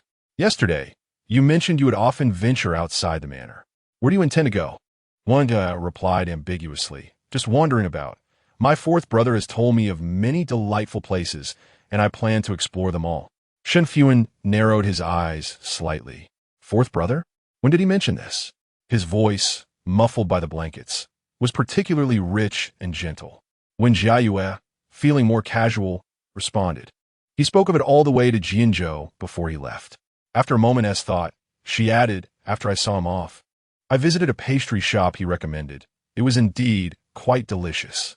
I intend to return there tomorrow." That shop was not far from the Yin Manor, and with her newfound fondness for pastries, she could frequently stroll nearby. After becoming acquainted with Miss Yin, even if Shen Fuhan were to sense something amiss and suspect her intentions, she could easily use this as an excuse. After all, her meeting with Miss Yin was merely coincidental. Who could think otherwise? Shen Fuhan inquired, "What pastry shop?" Noticing his interest, Wen Jiayue asked, "Does the marquis also enjoy pastries?" Upon reflection, it seemed he was not particularly fond of them. Throughout their years of marriage, She had never seen him take the initiative to eat even a single piece. It was always she who deemed a pastry delectable and then offered it to him. Yet, he never declined. Once placed in his hands, he would consume it entirely. Perhaps he felt it unbecoming for a man to relish sweets? Generally, Shen Fuhan replied nonchalantly, "I merely wish to know which establishment you meant." Wen Jiayue responded, "Yuan's in Goldfish Lane. It is somewhat distant from our residence. Traveling such a distance for a mere pastry?" Shen Fuhan's expression seemed to convey a sense of perplexity. Wen Jiayue explained, "If one enjoys something, distance becomes inconsequential." Shen Fuhan fell silent for a moment, asking why. Wen Jiayue pondered, offering an example. "It is akin to your passion for solving cases. If you were to learn that crucial evidence awaited you at the frontier for examination, would you deem the journey to the border too far? Perhaps." Suddenly, Wen Jiayue felt she had spoken too much that evening. He was, after all, an emotionless enigma. With a long sigh, she declared, "Very well, I shall retire." "All right." Shen Fuhan paused, "But the frontier is indeed quite distant. A round trip would take at least a month." Wen Jiayue responded with a soft "oh," yawning as her breathing soon became steady.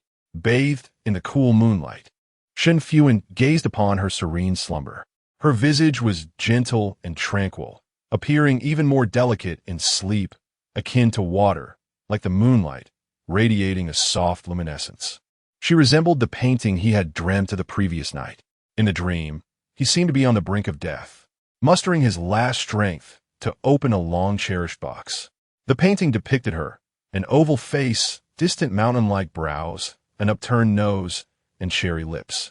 Yet, for some reason, her eyes were closed, and the corner of her mouth bore a splotch of ink. Whether by accident or design remained a mystery. In the dream, he caressed her face, whispering many words. Yet, he could not hear them clearly, like a mere observer witnessing everything, ultimately watching himself peacefully close his eyes forever. Though calm in the dream, upon awakening, he inexplicably felt a profound sense of loss. However, it was merely a dream. He did not dwell on it. Going about his usual duties at the Dali Temple the following morning, addressing all matters that required his attention. Yet, throughout the day, this peculiar dream persisted in his mind, leaving him restless. Was it fear of death? No, he was not afraid. Was it the ominous nature of the dream? No. He had never believed that dreams foretold fortune or misfortune. After a day of contemplation, only one possibility remained. In the dream, Wen Jiayue was merely a painting. She was not by his side. He surmised that it must be because they had not shared the night together. Thus, upon his return today, he inquired where she had slept. He contemplated that perhaps if they shared a bed, he would no longer be plagued by such dreams. Shen Fuhan extended his hand, his fingertip gently brushing against the corner of her lips, gradually descending as he embraced Wen Jiayue. In the early morning, Shen Fuhan opened his eyes promptly. As he had anticipated, he enjoyed a restful night. Chapter 73. Mutual disdain. After partaking in lunch, Wen Jiayue exited the estate. With merely a quarter of an hour's journey remaining to Yuan's establishment, the heavens turned unkind, and delicate snowflakes began to drift down.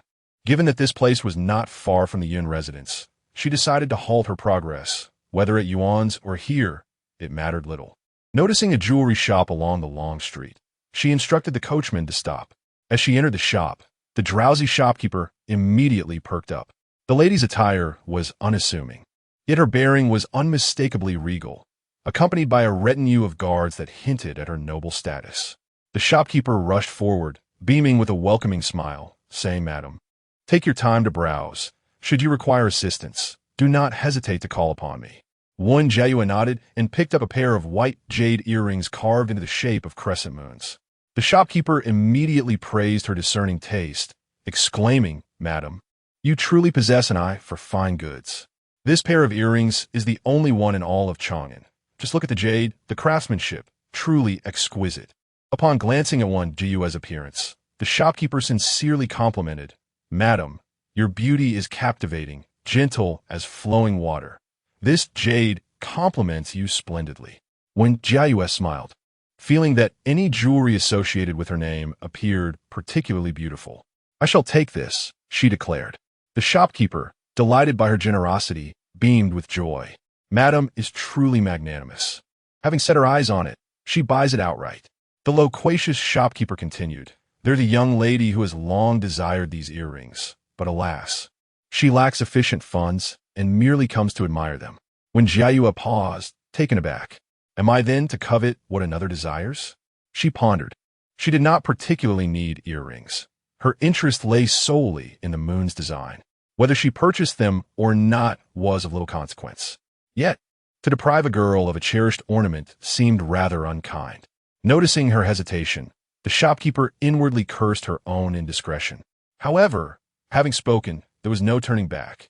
The shopkeeper, with a glimmer of hope, inquired, Madam, do you still wish to proceed? After a moment's contemplation, Wen Jiayue nodded, saying yes. What was the point of yielding? Since she had taken a liking to them, they were rightfully hers. The shopkeeper sighed in relief. Very well, I shall wrap them up for you. Outside, the snowfall intensified, and pedestrians hurried by as Wen Jiayue continued to browse.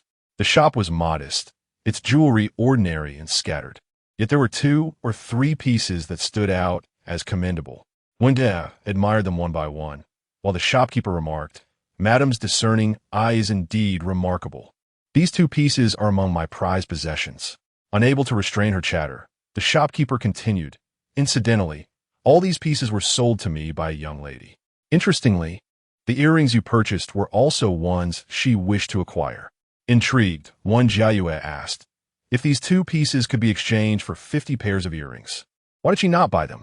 Sensing the lady's interest, the shopkeeper's enthusiasm grew, exclaiming, Ah, she sold her jewelry to pay for medical treatment. How tragic it is that she lacks the means to purchase her medicine. Wen Jiayue's breath caught slightly. Medical treatment? Lacking funds for medicine? This young lady from the Yun family was indeed frail. Could it possibly be her? Although she knew the likelihood was slim, Wen Jiayue still inquired, which family's young lady is she? The shopkeeper merely assumed her question was casual and replied, I'm not quite sure about that. The young lady speaks little and doesn't engage easily, but it seems her surname is Yin? Wen Jiayue widened her eyes, realizing it was indeed that Yun girl. After the initial excitement, she quickly regained her composure. What use was this knowledge? Should she express her deep sympathy for the Yun girl and offer her some silver?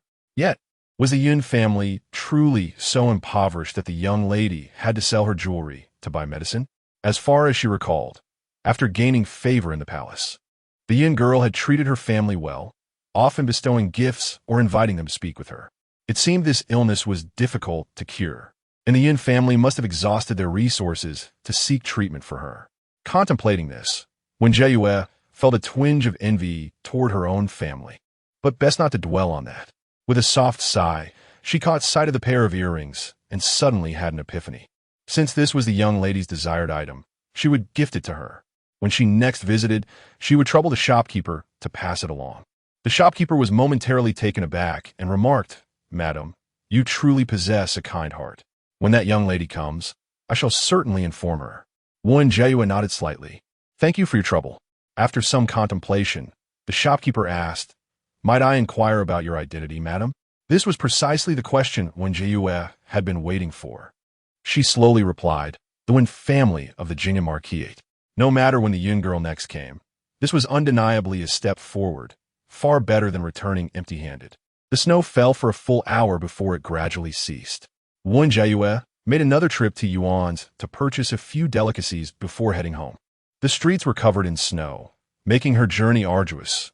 She walked slowly, arriving at the Jing'an marquis just as darkness enveloped the sky. Upon disembarking from the carriage and preparing to ascend the steps, Rui exclaimed excitedly, Madam, what a coincidence. The marquis has returned as well. She pointed in the direction of Shen Fuhan, but Wen Jiayue did not glance over, focusing intently on her footing. Ignoring the call, she carefully lifted her skirts and cautiously ascended the steps, ensuring she did not slip. The snow on the steps had long been cleared, but the cold made them somewhat slippery. Rui quickly offered her support and whispered, Madam, have you quarreled with the marquis again? The house was quite peaceful last night, and there was no sound of argument. No, Wen Jiayue frowned. I merely find him displeasing. After a discordant exchange with Shen Fuhan the previous night, They naturally regarded each other with disdain today. Rui turned to glance back and hissed softly, "The marquis is right behind us." Wen Jiayue was not concerned about him overhearing, but seeing Rui's apprehension, she chose not to mention it. Behind them, footsteps grew closer. A pair of black boots, embroidered with dark blue cloud patterns, climbed the same steps with a steady gait. The owner of the boots spoke. "Why have you returned so late?" Wen Jiayue did not wish to respond. Was it not obvious? However, noticing Shen Fuhan's determination to walk alongside her until she answered, she had no choice but to speak. "The roads are treacherous in this snow. I walk slowly. Marquis, you must be weary after a long day. Please go ahead." However, Shen Fuhan did not hasten forward. Instead, he continued to walk slowly alongside her. Almost simultaneously, she ascended a step, and he followed suit. Neither uttered a word, yet a loud call echoed from behind. "Sister, brother-in-law." Wen Jiayue furrowed her brows and turned to glance at Wen Ruohuan, who had appeared unbeknownst to her. "How did you come here?" Wen Ruohuan replied with a hint of grievance. "I couldn't enter the Ho residence. Upon hearing that you were leaving today, I had no choice but to wait for you here." She lifted her skirt and stepped forward, but as she walked, her path veered, gradually inclining towards Shen Fuhan's direction. Shen Fuhan cast a sidelong glance and remarked indifferently, "I shall take my leave now." Sensing his intent to depart, Wen Ruohuan grew anxious. "Brother-in-law, may I enter the residence? If you allow me to come in, your sister will surely not object." "Brother-in-law, oh dear." Wen Ruohuan hurriedly took 3 steps at once up the stairs, biting her lip as she feigned a slip. She reached out her hand, and just as she was about to grasp the hem of Shen Fuhan's garment, her heart raced. She did not believe her brother-in-law would turn a blind eye in her moment of need. She fantasized about a heroic rescue. However, in the next instant, Shen Fuhan deftly sidestepped, leaving her to fall forward, her face meeting the steps. Chapter 74. "Do you think so too?" Wen Ruohuan cried out all the way. Upon feeling the blood on her face, her screams grew increasingly frantic. She clutched Wen Jiayue's arm tightly and anxiously inquired, "Sister, am I going to be disfigured?" "No, it's merely a scrape," Wen Jiayue replied, freeing herself from her sister's grip. "Do not worry." The scene that had just unfolded had caught her completely off guard. She never imagined that Wen Ruohuan would go to such lengths as to feign a fall on the steps just to throw herself into Shen Fuhan's embrace. Even if she did end up in his arms, would that truly make him fall for her? Wen Jiayue frowned in confusion, unable to comprehend the benefits of Wen Ruohuan's actions. She glanced over to where Shen Fuhan walked leisurely, seemingly oblivious to Wen Ruohuan's cries. Since uttering the words, "I'll head back first," he had not looked back. He was aware of what had transpired with Wen Ruohuan, yet he chose to remain indifferent. However, Wen Jiayue could not turn a blind eye. She had yet to sever ties with the Wen family and needed to maintain the facade of tranquility. Upon arriving at the physician's residence, they found that old man Qian was on duty, with Suyi tending to the tea stove nearby. Wen Ruohuan's cries echoed loudly, startling the dozing old man Qian. As Wen entered, she gently said, "My sister has taken a tumble. I would appreciate it if you could attend to her, old man Qian." Seeing Wen Ruohuan in such distress, old man Qian hurried forward, fearing the worst. To his surprise, it was merely a few scrapes on her face and hands. With a bemused gesture, he motioned for his apprentice to take over. Suyi glanced at the scene, her expression grave as she remarked, "Fortunately, you arrived early." Otherwise, Wen Ruohuan trembled at the thought, instinctively asking, "Otherwise, I would be left with scars?" Her beauty was her pride, pure yet alluring, a charming blend of grace and poise. Who could resist calling her stunning? If she were to bear scars, how could she ever marry her brother-in-law? So you replied, coolly, "Otherwise, it will simply heal." Wen Jiayue instinctively pressed her lips together, trying to suppress a laugh. Suyi, though quiet and seemingly distant like Shen Fuhan, turned out to possess quite the sense of humor. When Ruohuan's frustration boiled over, "I'm bleeding," Suyi frowned and said, "Miss, if you continue to make such a fuss, perhaps you should seek treatment elsewhere." When Ruohuan's expression tightened, she realized that her appearance was paramount.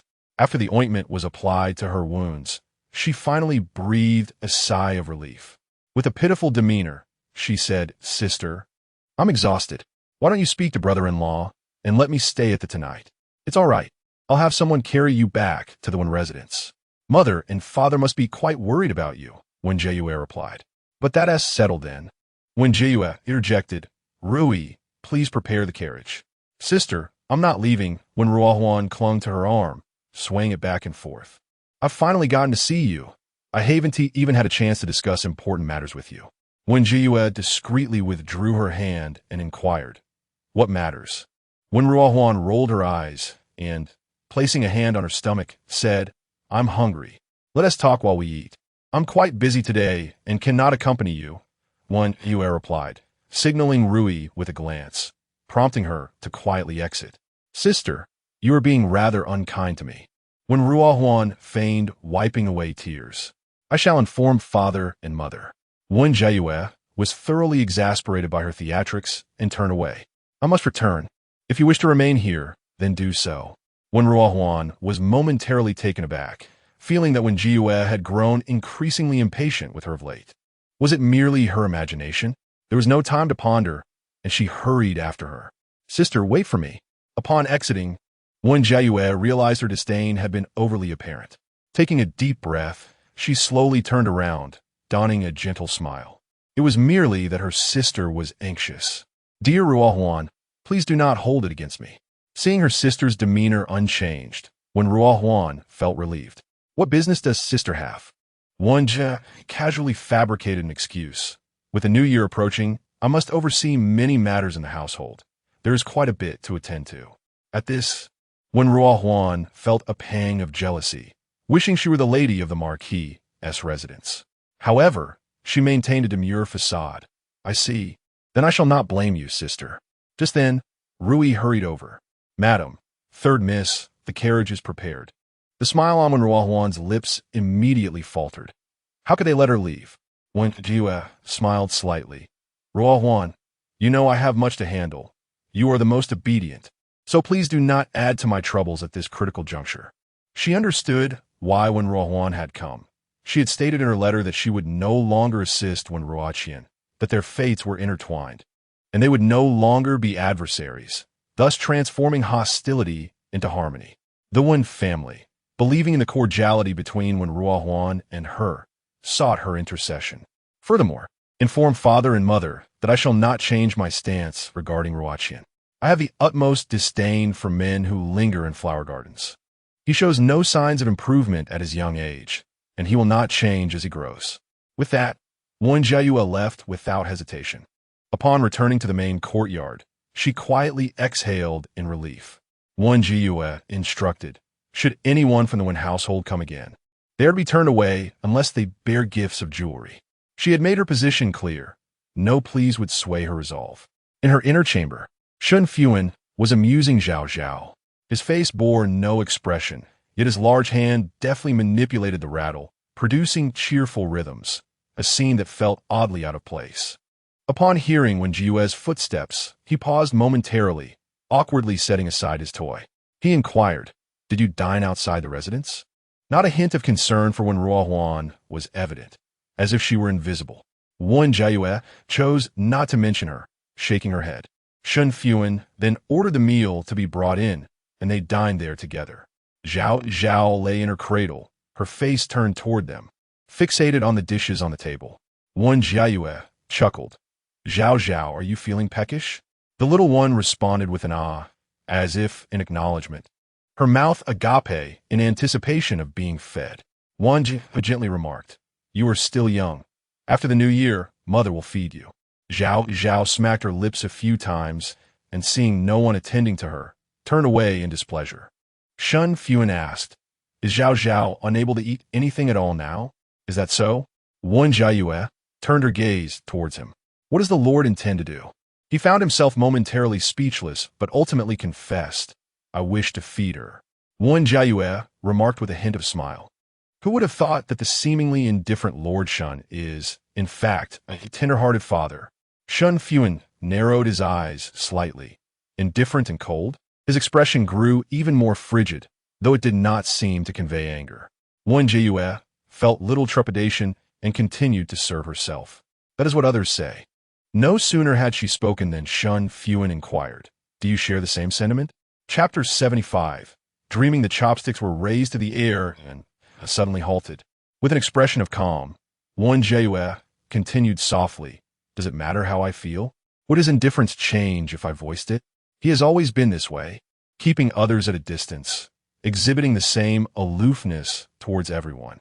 I once harbored the delusion of transforming him, of securing a place in his heart. Yet what was the outcome? Until my heart ceased to beat, I could never warm his." Frustration filled her chest, rendering her appetite non-existent. Rising, she declared, "I am full. Please enjoy your meal, Lord Ho." She lifted Zhao Zhao from the rocking cradle and stepped into the courtyard. Ru Yi, stationed outside, noticed the mistress's unusual demeanor and quietly inquired, "Madam, have you finished eating already?" "I'm not hungry," Wen Jiayue replied. She had initially intended to let Zhao Zhao play in the snow, but the wind outside was rather strong, prompting her to head towards the inner room. The wet nurse, hearing the commotion, came out to receive Zhao Zhao. After handing the child over, Wen Jiayue strolled around the courtyard. Ru Yi urged, "With the bitter cold outside, madam, it would be wise to return indoors for rest." Wen Jiayue pursed her lips, asserting, "I do not wish to see him.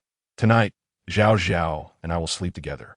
Ru Yi, filled with unease, asked, "What troubles you, madam?" Wen Jiayue glanced at her, hesitant to speak, ultimately choosing silence. The matters of her past life were best kept within her heart. After walking for a quarter of an hour, her gloom began to dissipate, and she resolved to return to the inner room. As she reached the corridor, the bedroom door swung open, revealing Shen Fuhan standing quietly nearby. Without a glance in his direction, she proceeded towards the inner room. In the next moment, Shen Fuhan followed her. Was he merely seeking one last look at Zhao Zhao? He remarked casually, "I will accompany you. I shall sleep with Zhao Zhao tonight."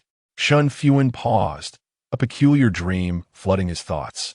Frowning, he promptly rejected her no. Wen Jiayue regarded him with confusion. Did his refusal hold any weight? As she pushed the door to enter, a sudden dizziness overcame her, and she found herself swept into Shen Fuhan's arms. "Why you?" Without uttering a word, he firmly carried her into the bedroom. Ru Yi, witnessing the entire scene, was left astounded, covering her mouth with her hands to stifle the scream threatening to escape her throat. What was happening? Shen Fuhan decisively shut the door and placed Wen Jiayue upon the bed. The candlelight offered warmth, yet an oppressive aura surrounded him, instilling fear. Instinctively, she shrank into the corner, her trepidation evident. Though she understood he would not resort to forceful actions, fear was an innate response. Amidst her frantic thoughts, Shen Fuhan spoke. "You must sleep here." His voice bore no warmth, prompting Wen Jiayue to soothe him. "All right, I will sleep here. May I freshen up?" Without a word, he reached for the pastries resting on the table, treats Wen Jiayue had procured from Yuan's today. He lowered his gaze, untying the delicate string, and offered the pastries to her. Wen Jiayue answered the call in a daze. Had she misunderstood? Was he not trying to coerce her? Shen Fuhan inquired, "Do you not wish to eat?" "No." Wen Jiayue bit her lip. "I truly do not comprehend your intentions." Outside the confines of their bedroom, Shen Fuhan had always maintained decorum. Yet just moments ago, he had lifted her in plain sight of others. This was not the Shen Fuhan she knew. After a brief silence, he spoke, "If I do not act this way, you will go to sleep beside Zhao Zhao." Wen Jiayue was both amused and exasperated by his explanation. "Why must I accompany you? I will have nightmares." Shen Fuhan opened his mouth, but the latter part of his sentence remained unspoken. He shifted the topic, saying, "You should eat something first." Taking a deep breath, Wen Jiayue felt she was on the brink of madness from his relentless behavior. Aware that no amount of questioning would yield answers, she refrained from further inquiries and took a decisive bite of the lily cake. Noticing her eating, he then retreated to the washroom. After she had consumed 2 pieces of dessert, Shen Fuhan returned. Seeing her still present, he discreetly sighed in relief and settled beside her, casually picking up a book. Wen Jiayue glanced at the pastries in her hand and offered them to Shen Fuhan. He looked up at her. "Would you like to eat?" she asked. If he refused, she would shove it into his mouth, just to find some semblance of balance in her heart. To her surprise, Shen Fuhan paused briefly before accepting the offering and placing it in his mouth. Wen Jiayue. This was not what she had anticipated. She proffered another piece, and he consumed it as well. With suspicion, Wen Jiayue asked, "Are you still hungry, or did you not rinse your mouth earlier?" "I am full and have rinsed," he replied. "Then why?" Shen Fuhan said nothing and, noticing that she had stopped feeding him, went to the washroom again. Wen Jiayue pressed her lips together. It was evident that Shen Fuhan was unlike others. They each prepared for bed, sharing a single quilt, lying quietly on the bed. Observing that he made no further advances, she gradually relaxed her tense body. She ventured to negotiate, "If I wish to sleep with Xiao Xiao again, please do not hinder me." "Why?" "There is no reason," Wen Jiayue frowned. "I simply want to sleep with Xiao Xiao." "I do not want that." Ignoring his words, she continued, "Once Xiao Xiao is a bit older, she can sleep here." Shen Fuhan remained silent for a moment and asked, "How old?" "Half a year." "No." He immediately rejected. Wen Jiayue pressed her lips tightly, refusing to yield. "I have made my decision." A breeze brushed past, enveloping her in a chill. Shen Fuhan leaned over her quilt, his hands bracing on either side, looking down at her with an expression that was both commanding and intimate. Despite the quilt separating them, the position felt excessively close. Wen Jiayue's heart fluttered, suddenly realizing that it was ill-advised to broach this topic in the dead of night. Shen Fuhan asked pointedly, "Will we not share a bed in the future?" His inquiry was too blunt, his gaze aflame with an intensity that was uncertain, whether it was passion or anger. Wen Jiayue turned her face away, unable to meet his gaze. "I merely wish to sleep alongside Xiao Xiao," she confessed. Shen Fuhan replied in a subdued tone, "I too desire nothing more than to share slumber with you." This time, it was Wen Jiayue who inquired why. If his intentions were solely to covet her physical form, he would not have uttered such tranquil words. After a prolonged moment of contemplation, Shen Fuhan finally spoke. "The other night, I had a dream." Wen Jiayue furrowed her brow slightly. Was it merely a dream that inspired such sentiments? "I dreamt of a portrait, one depicting you, with your eyes closed and a smudge of ink at the corner of your mouth." He paused before continuing. "It seemed there were osmanthus blossoms surrounding you." Today, he had captured the image from his dream on a canvas, but it still felt incomplete. At last, he recalled what was missing, a tree of osmanthus, though he was uncertain. When Jiayue's breath caught, for reasons unknown, she was reminded of a scene from her past life, just before her demise. Before closing her eyes, blood had stained her lips, and the vision that lingered was indeed of osmanthus blossoms. Why would Shen Fuhan dream of this? Chapter 76. Separate rooms. Could this dream be mere coincidence? Did Shen Fuhan truly dream of events from a past life? Wen Jiayue struggled to accept this notion. Yet with her own rebirth, what remained impossible in this world? Her heart raced, pondering whether, should she choose to sleep elsewhere, Shen Fuhan would continue to dream of the past. Contemplating this, she suggested, "My lord, perhaps I should sleep in the inner chamber. You might dream of something else." Shen Fuhan's brow furrowed, his gaze firmly fixed on her, scrutinizing her intently. "You seem quite intrigued by this dream." Wen Jiayue's heart skipped a beat. Yet she nodded with poise. "Sleeping apart might lead to nightmares. I find it rather fascinating." She did not shy away from the question, merely expressing her curiosity. Shen Fuhan regarded her for a moment before straightening and returning to his position. "Sleep," he commanded. Wen Jiayue was momentarily taken aback. "Why do you not agree?" Shen Fuhan replied coldly, "I am not interested in this dream." After a moment's reflection, Wen Jiayue inquired, "Are you perhaps afraid of having nightmares?" Shen Fuhan had always been composed. She had never witnessed him fear anything. His abrupt refusal suggested he might indeed be apprehensive about the nightmares. He posed a question. "If I were to say yes, would you abandon this thought?" Recognizing his unwillingness, Wen Jiayue resolved to bide her time. There would be opportunities to sleep apart. It did not have to be tonight.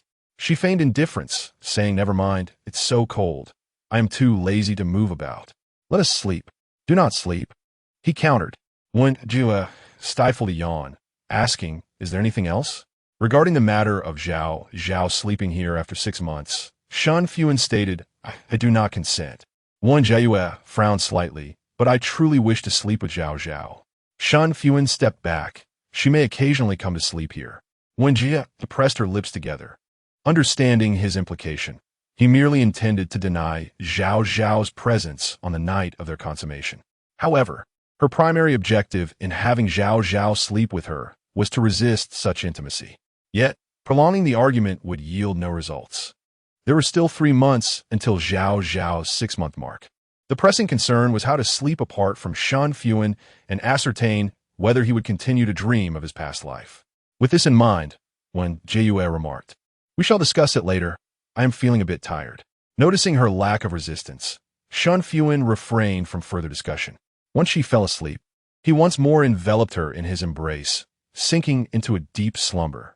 The following day was a day of rest, and when Jiayue awoke in Shen Fuhan's arms, she sighed, becoming almost accustomed to it. Yet, she found it perplexing. Despite having 2 blankets before sleeping, she always awoke beside him. She attempted to extricate herself, but Shen Fuhan tightened his grip, rendering her immobile. Wen Jiayue struggled more fiercely. "Let me go. Do not move," he murmured, buried against her neck, his voice husky. Wen Jiayue was momentarily stunned, finally noticing his change. He had not behaved this way in quite some time. During their 4 years of marriage, he would often do so every few days. However, he endured each time, even on his days of respite. Wen Jiayue believed it was because he wished to refrain from indulgence during the day. Thus he always exercised restraint. She chose to remain still, allowing him to adjust on his own. Yet, this time he appeared particularly agitated. A quarter of an hour passed with no change. Instead, he seemed to grow more intense. Wen Jiayue contemplated distancing herself from him, but the moment she shifted, he tightened his embrace, refusing to let her go. "Do not move." Shen Fuhan could not resist, nuzzling her neck. "It will pass soon." He was becoming increasingly perilous. Wen Jiayue swallowed hard and suggested, "Perhaps I should step outside for a moment?" Regardless of his circumstances, she would not acquiesce to his request. His eyes, clouded with desire, gazed intently at her. "Very well." After a brief pause, Wen Jiayue departed without looking back. Rui, waiting outside, was astonished to see the lady fully dressed. "Why did Madame not call for me to assist you?" Wen Jiayue diverted the conversation. "Has Zhao Zhao awakened?" "Miss has been awake for a while. I shall go check." As the voices of the master and servant receded, Shen Fuhan continued to disregard his pain, almost in a state of self-infliction. He stared at the canopy above, silently contemplating whether it was due to his reluctance to consume the bitter medicine again, or perhaps an aversion to uniting with him. After visiting Zhao Zhao, Wen Jiayue proceeded to have her breakfast. Halfway through her meal, Shen Fuhan arrived. His expression was anything but relaxed. Rather, he appeared more sullen, as if someone owed him an exorbitant sum of silver. The maidservants standing nearby instinctively stepped back, fearful of incurring his wrath. Wen Jiayue found it peculiar. Shouldn't he feel a sense of relief by now? However, it was not her concern, so she dismissed the thought and continued her meal. The two shared a silent breakfast, after which Shen Fuhan retreated to his study. Wen Jiayue took Zhao Zhao to play in the snow outside. Only then did Rui dare to speak. "The Lord truly frightened us today. I scarcely dared to breathe." "Do not frighten yourself," Wen Jiayue reassured. "There is nothing amiss." Yet, she suddenly grasped why Shen Fuhan was in such low spirits. Perhaps it was the violation of the rule against daytime indulgence that weighed heavily on his conscience. The Honorable Lord Shen, how could he endure such a transgression? Oh! Zhao Zhao gleefully clutched the snow, emitting indecipherable sounds. Wen Jiayue ceased to ponder Shen Fuhan's troubles and focused on playing with her daughter. Shortly thereafter, a commotion erupted in the front courtyard. Startled, Wen Jiayue instructed Rui to investigate, while she replayed events from her past life that coincided with this moment. Before long, Rui hurried back, explaining, "It appears there has been an incident in the court. A certain official has been secretly harmed, prompting the Lord to investigate immediately." Wen Jiayue recalled this incident. It concerned the Deputy Minister of Revenue, who had been killed by his son. The cause was the Deputy Minister's discovery of his son's affair with a concubine, leading to a prolonged argument that culminated in the son's violent act against his father. The son and the concubine, in a bid to conceal their actions, feigned a leave of absence from the Ministry of Revenue for several days. Seizing the opportunity while no one was the wiser, they had already made their escape. She recalled that considerable effort was expended in tracking the whereabouts of her son and the concubine, which caused Shen Fuhan to return home exceedingly late for several consecutive days. Wen Jiayue was already aware of the truth and did not take it to heart. However, a sudden realization dawned upon her. Returning late was indeed fortuitous. It provided her with a legitimate reason to sleep in the inner chamber. Given Shen Fuhan's disposition, he would likely refrain from waking her in the middle of the night to return to her own quarters. If he were to experience another nightmare, that would be even more advantageous. Chapter 77. Her hand, as anticipated, Shen Fuhan did not return all day. As dusk descended, Wen Jiayue, after freshening up, prepared to retire to her chamber. Cradling the soft and tender Zhao Zhao, she couldn't resist showering her with several kisses. After playing with her daughter for a while, drowsiness overtook her, and she comfortably drifted into slumber. Meanwhile, Shen Fuhan was overwhelmed with work at the Dali Temple. It was not until the third watch that he returned to the marquis' residence. Upon entering the bedroom, he quietly opened the door and tread softly towards the bed. The two neatly stacked quilts lay at the foot of the bed, but Wen Jiayue, who should have been resting there, was nowhere to be found. After a moment of silence, Shen Fuhan exited the bedroom and made his way to the inner chamber. Pausing before the door, he hesitated briefly before pushing it open. Inside, Rue awoke, mistaking the situation for a robbery, and was about to call out when Shen Fuhan swiftly intervened. "It is I." Rue sighed in relief and quietly inquired, "Why has the marquis come here?" Shen Fuhan offered no response as he moved deeper into the room. Wen Jiayue was indeed there, soundly asleep with Zhao Zhao in her embrace. He lifted her effortlessly, causing her to murmur softly, seemingly sensing the chill radiating from him and instinctively pulling away. Yet, Shen Fuhan held her even tighter, carrying her back to the bedroom. After gently placing her on the bed, he retreated to the washroom. Upon his return, he found the quilt billowing, revealing Wen Jiayue curled up inside, her half-exposed face exuding cuteness. He pulled back a corner of the quilt and lay down beside her. Yet before he could embrace her, she, sensing his warmth, instinctively nestled closer, enveloping him in her arms. Her hand rested against his waist, soft and delicate. Merely a fleeting thought stirred within him, and he felt a stirring beneath him, prompting a gentle sigh as he chose to disregard it. However, the ceaseless waves of desire became increasingly difficult to control, and before he knew it, he found himself clasping Wen Jiayue's hand. Her hand was exquisite, with slender fingers as tender as freshly cut scallions, resembling a finely crafted piece of jade. In her grasp, he felt suspended between life and death, entirely at her mercy. In the final moments, he could no longer suppress a muffled groan as he pressed his lips against hers. As dawn broke, Wen Jiayue awoke, her eyes fluttering open to find not her soft, fragrant daughter, but the familiar furnishings of her inner chamber. Momentarily taken aback, she sat up abruptly, wondering how she had ended up here. Extending her hand to ring the bell, she realized her arm felt inexplicably weak, and her attempt to grasp the bell fell short. Glancing at her own hand, she pondered in disbelief. Had she been asleep to the point of numbness last night? Rue entered upon hearing the commotion, and before Wen Jiayue could inquire, she explained, "Madam, the marquis carried you back last night." At this, Wen Jiayue ceased to concern herself with her hand and furrowed her brow, asking, "When did he return?" Rue, a bit shy, replied, "It seemed to be after the third watch. Initially, I mistook the marquis for a thief and nearly cried out." When Jiayue sighed, "You would have been better off yelling. Had she done so, she would have awakened and would not have been so effortlessly taken back by Shen Fuhan." It was truly perplexing. Based on her understanding of him, he should not have acted in such a manner. However, with events having unfolded as they did, she could only contemplate alternative measures. However, Shen Fuhan could even carry her back in the middle of the night. What alternative could she conceive for sleeping in separate rooms? Wen Jiayue held little hope, yet unexpectedly, a glimmer of inspiration emerged. Sitting before her dressing table, she gazed at the dowry left by her birth mother and suddenly devised a plan. She could stay at the Wen residence for a few days. Given its considerable distance from the Dali Temple and Shen Fuhan's current busyness, he would undoubtedly refrain from following her. However, returning to the Wen household, Wen Jiayue pressed her lips together, reluctant to go back. The very thought of the Wen family's faces made her feel nauseous. Yet, this case would soon be resolved.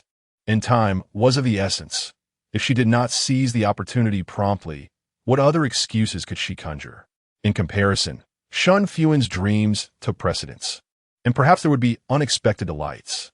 As evening approached, Wen Jiayue finally set off for the Wen residence. Her sudden visit took the Wen family by surprise, and they hurriedly welcomed her inside.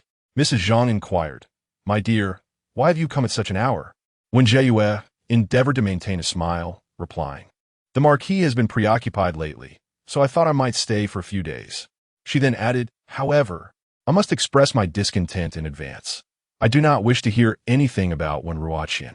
If my parents bring it up, do not blame me for severing ties." When father and Mrs. Zhang exchanged glances, swallowing their words, they had not anticipated that Wen Jiayue would grow increasingly ungracious towards them due to Wen Ruoqian's indulgence in brothels. Nonetheless, they dared not voice their concerns, opting instead to soothe her until her anger subsided. After they had appeased her in the following days, they could revisit the topic. They had only one son. If not for him, whom else could they plan for? Mrs. Zhang hastily assured, "We shall not mention it. I had nearly forgotten about it." When Ruohuan approached with a feigned casualness, "Sister, do have a look and see if I have any scars on my face." Wen Jiayue glanced over and shook her head. The wound was already quite inconspicuous and had nearly healed completely. However, Wen Ruohuan was not genuinely concerned about that. She casually inquired, "Sister, when you mentioned that brother-in-law is busy, was it regarding the case of the Minister of Revenue?" Wen Jiayue nodded perfunctorily, lowering her gaze to sip her tea. "Brother-in-law must be under considerable strain."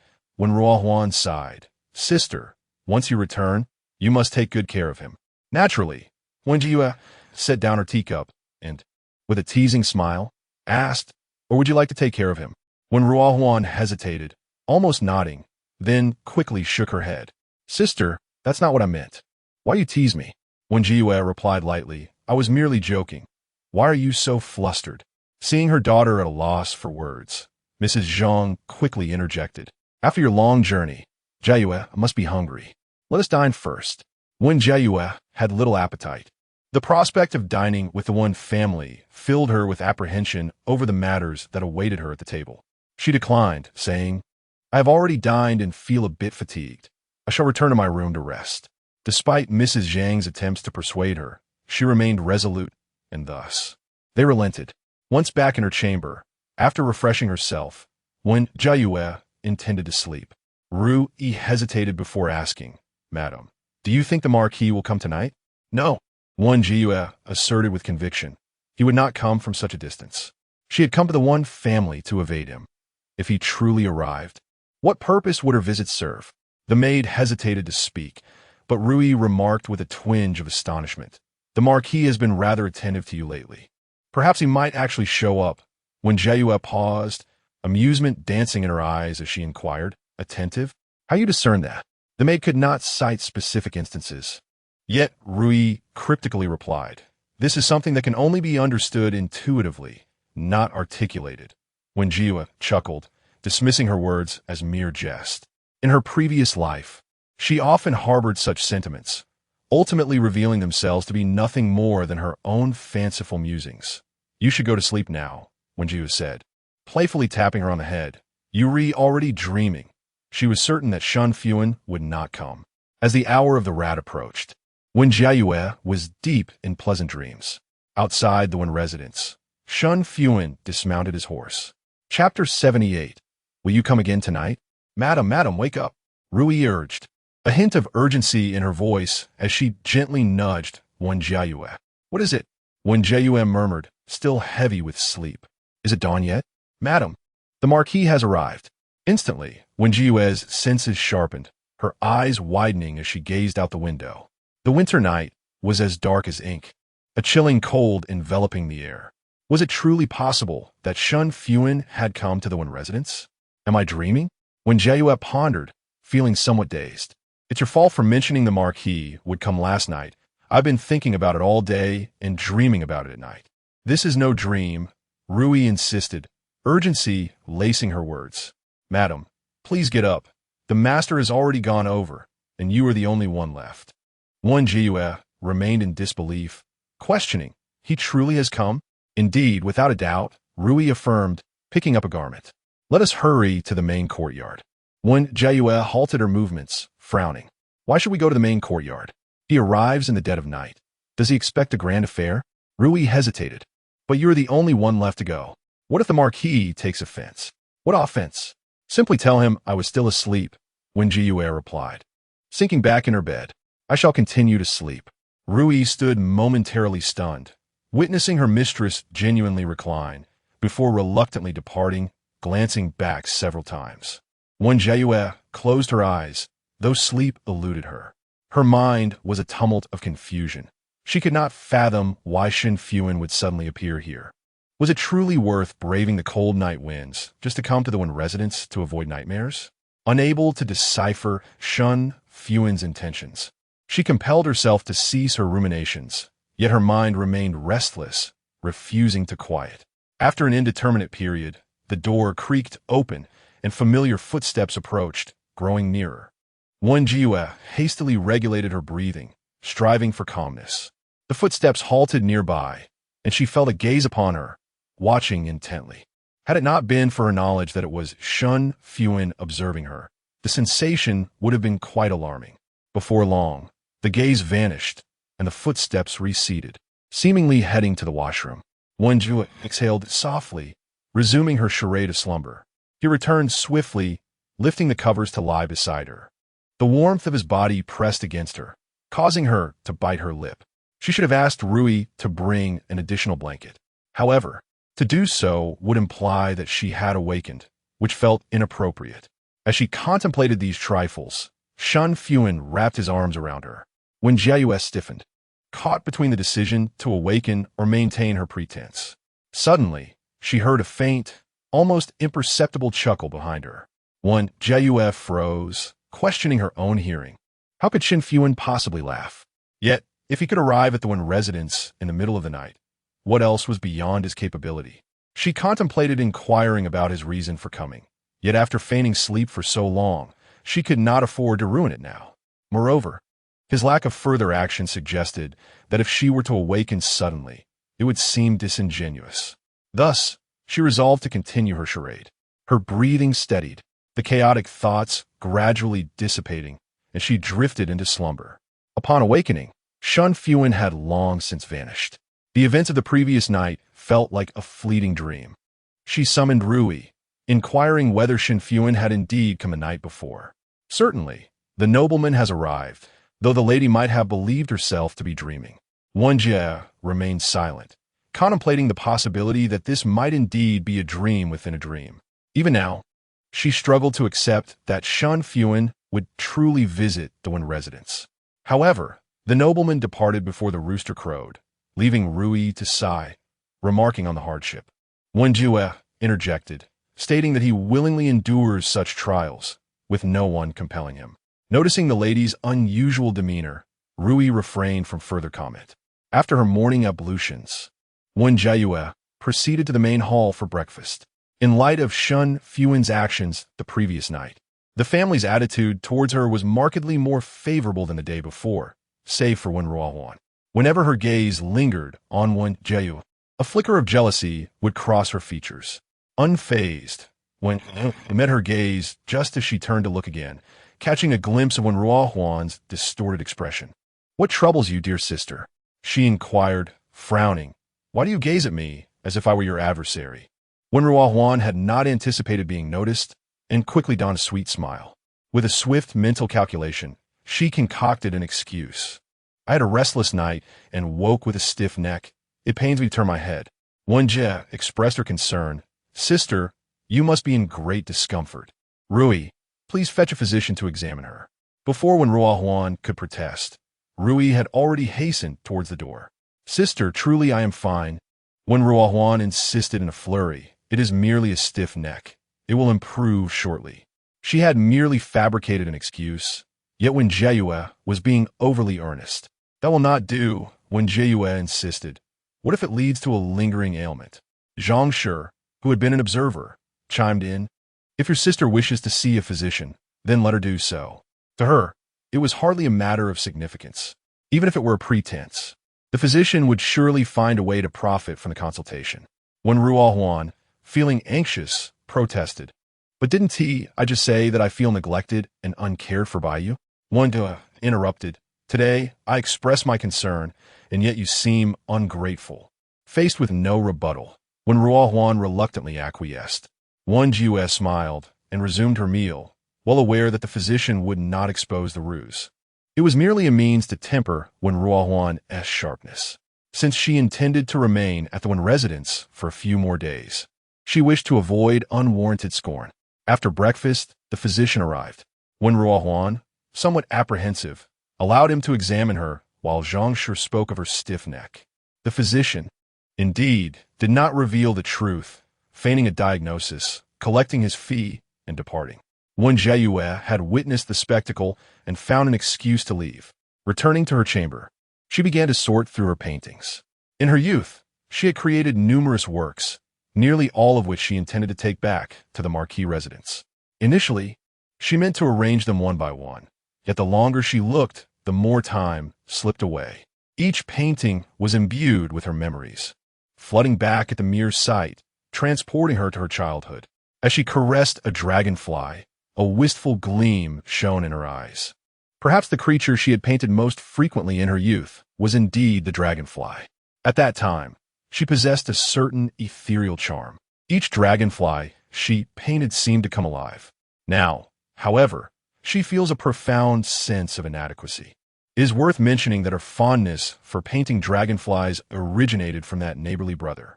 She would always mistakenly reverse his name, calling him Tingqing instead of the correct order. By the time she finally committed it to memory, he had moved away with his family.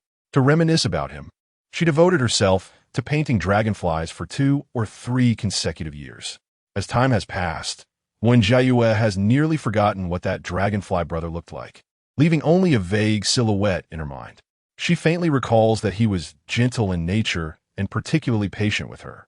While reflecting on these memories, Wen Jiayue carefully placed her final painting aside. She admonished, "Remember to take these paintings with you when you return." Ru-yi, ever diligent, promised to remember. After a day spent in this manner, Wen Jiayue prepared for sleep. Ru-yi hesitated for a moment and asked, "Madam, will you not wait for the marquis?" Wen Jiayue paused, puzzled. "What do you mean? Is Shen Fuhan coming over?" Ru-yi hesitantly replied, "This morning, before the marquis departed, he mentioned to me that he would return tonight." Chapter 79. I come to take you back home. Wen Jiayue was filled with mixed emotions. She never anticipated that Shen Fuhan would be so persistent coming over tonight. Was it truly just fear of nightmares? Suddenly, she recalled what Rui had said last night.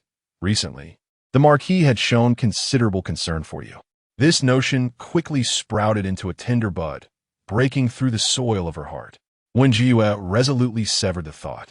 Impossible. She had mistaken Shen Fuhan's feelings for her countless times, only to be met with harsh reality. Such an idea was utterly ludicrous and should not resurface. She must not tread the same path again. Wen Jiayue instructed Rui to extinguish the lamp, adding a reminder, "Do not wake me tonight. If Shen Fuhan wishes to come, let him. His legs belong to him, and she could not prevent his actions. If he sought hardship, then let him endure it. Should he catch a chill as a consequence, she would not offer care." With that, Wen Jiayue settled into slumber. She had stayed at the Wen residence for 3 days, and Shen Fuhan had visited for the same duration. On the first night, Wen Jiayue feigned sleep, and on the subsequent 2 nights, she indulged in sweet dreams. Despite sharing the same bed for 3 days, they had exchanged not a single word. On the 4th day, Wen Jiayue prepared to return to the marquis' residence. Zhang, her mother, was somewhat anxious, as she had yet to find an opportune moment to broach the subject of Wen Ruoqian. Seeing her daughter ready to depart, she hurriedly sent a servant to summon her son back from the academy. After being pampered with exquisite meals and treats for the past few days, surely there must be some return on investment? Upon encountering her younger brother, Zhang was convinced that Wen Jiayue's heart could not remain so steadfast. Wen Jiayue, however, discerned her mother's intentions and, disregarding her pleas, insisted on leaving. Having lingered at her natal home for so long, the old lady must surely be displeased. Wen Jiayue sighed softly. "Mother, please do not put me in a difficult position. It is merely a lunch. There is still time." Zhang chuckled. "If the old lady is truly upset, I shall personally plead on your behalf." Wen Jiayue replied, filled with trepidation. "I fear the old lady may scold you alongside me. Perhaps it is best to avoid it." Zhang waved her hand dismissively. "The old lady will only reprimand you a little. What is there to worry about? Stay for the meal, my dear." When Ruohuan chimed in, "Yes, sister, I'm not afraid of the old lady either. I shall accompany you when the time comes." The mother and daughter duo insisted that she remain, which vexed Wen Jiayue immensely. As time dragged on, she grew increasingly anxious, fearing Wen Ruoqian might return at any moment. Just as she contemplated an excuse, a commotion erupted outside. Zhang's heart lifted, and she inquired repeatedly, "What has happened?" Wen Jiayue's heart sank. Wen Ruoqian was indeed swift in his actions, and now she was utterly trapped. She pondered whether she could simply slap Wen Ruoqian and depart in a huff. However, such an act would sever ties completely with the Wen family. She did not particularly care for the Wen family's reputation. This place was no longer her home. Yet, she still had a few pieces of jewelry yet to reclaim. Moreover, although it is often said that a married daughter is like spilled water, if a daughter truly severed ties with her natal family, she would be drowned by the spittle of all Chang'an. Furthermore, the Wen family had not overtly wronged her. Public opinion would undoubtedly lean heavily against her. Even if she claimed to others that Wen Ruohuan coveted her brother-in-law, without substantial evidence, who would believe her? In the eyes of others, she was undoubtedly deemed an unfilial daughter. Wen Jiayue sighed, realizing she could only endure for the time being. "What?" came the astonished voice of Zhang, snapping Wen Jiayue back to her senses. She turned her gaze toward the moon gate, just in time to see a tall, elegant figure emerging. Shen Fuhan's face, bathed in the warm winter sun, exuded an unusually gentle warmth. Wen Jiayue stared at him in astonishment. Shen Fuhan lifted his gaze to meet hers, a hint of a smile dancing on his lips. "I have come to escort you home." "Thank you, my lord." She promptly corrected herself. "Has your matter been resolved?" Shen Fuhan nodded slightly and extended his hand toward her. "Shall we?" Without hesitation, Wen Jiayue placed her hand in his, feeling his firm grip. Wen Ruohuan observed the scene, her hands clenched into fists, struggling to maintain a smile. Zhang hurriedly followed, saying, "My lord, you must be weary from your journey. Why not stay for a meal before departing?" Shen Fuhan replied coolly, "There is no need. You err, and I have matters to attend to." Zhang dared not insist further, reluctantly trailing behind to see them off. Wen Jiayue couldn't help but marvel at how effective Shen Fuhan's words were. Not a single word of protest escaped Zhang's lips. Her only concern was the chance encounter with Wen Ruoqian upon their departure.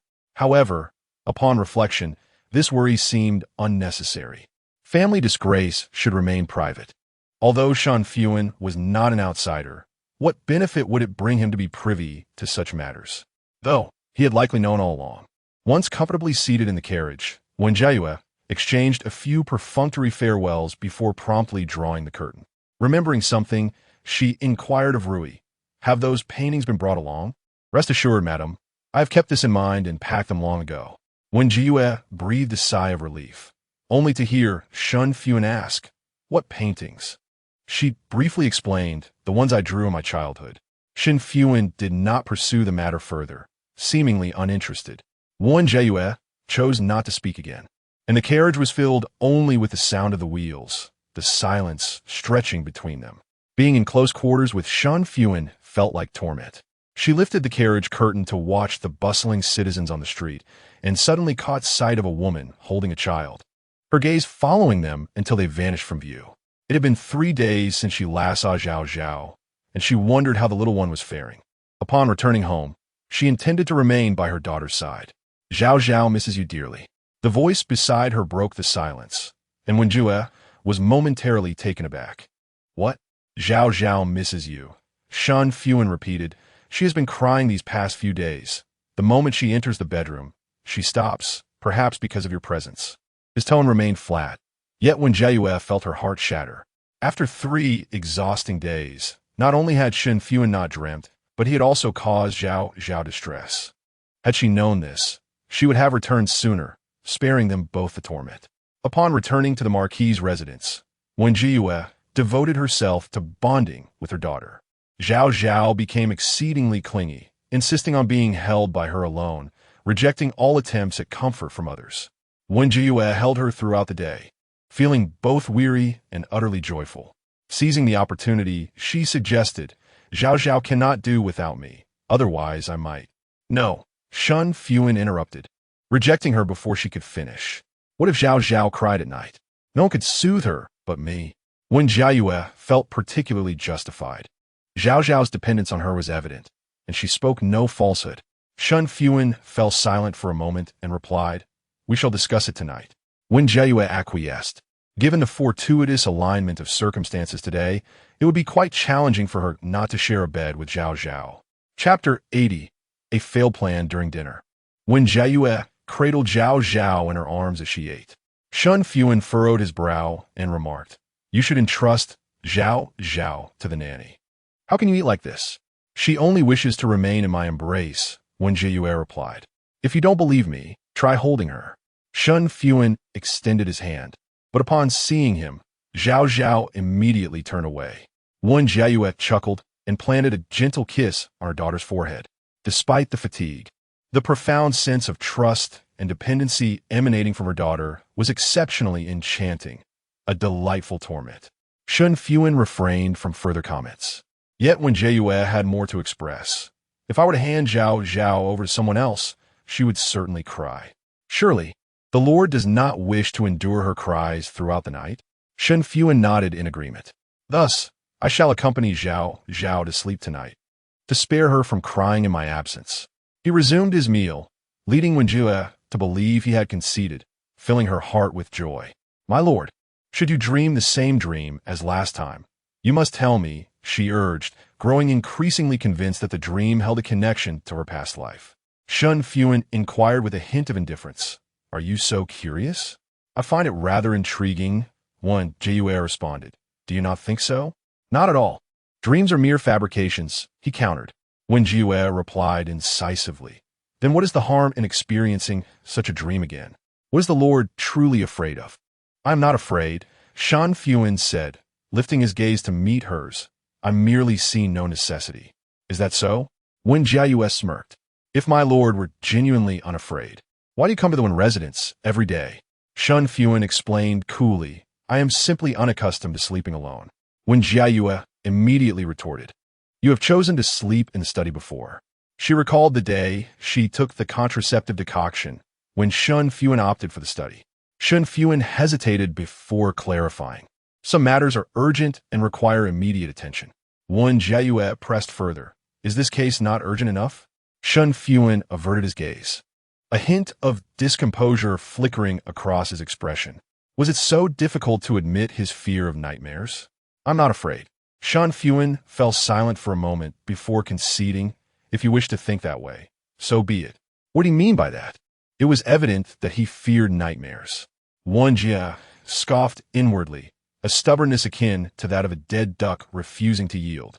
After dinner, she continued to play with her daughter, picking up a rattle and twirling it.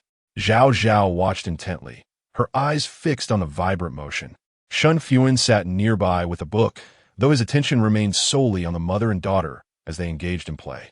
The cheerful rhythm of the rattle filled the room, and Zhao Zhao laughed joyfully while Wen Jiayue's hand spun the rattle ever faster. It resembled that night when he held her hand, gliding it up and down. Shen Fuhan lowered his eyes, striving to restrain his wandering thoughts. Eventually, his gaze fell upon the book, and he casually flipped to a random page, forcing himself to read. Unbeknownst to him, the lively cadence of the rattle gradually slowed.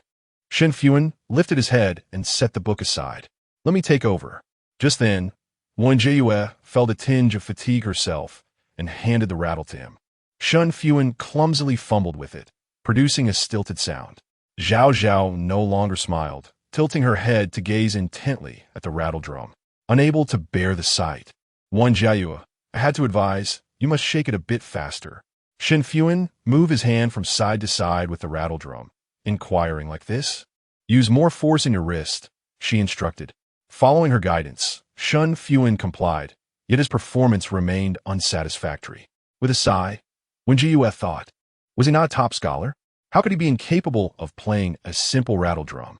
Reluctantly, she extended her hand, grasping his wrist, placing her thumb on his pulse to teach him how to exert strength. Shen Fuhan appeared to study earnestly, but his gaze lingered on the point where their hands met. Her hand was small and delicate, barely encircling his wrist, her pale fingertips resting against the blue veins, evoking memories of that particular night. Before his thoughts could wander into a more whimsical realm, Shen Fuhan withdrew his hand. He restrained himself from speaking, I've got it.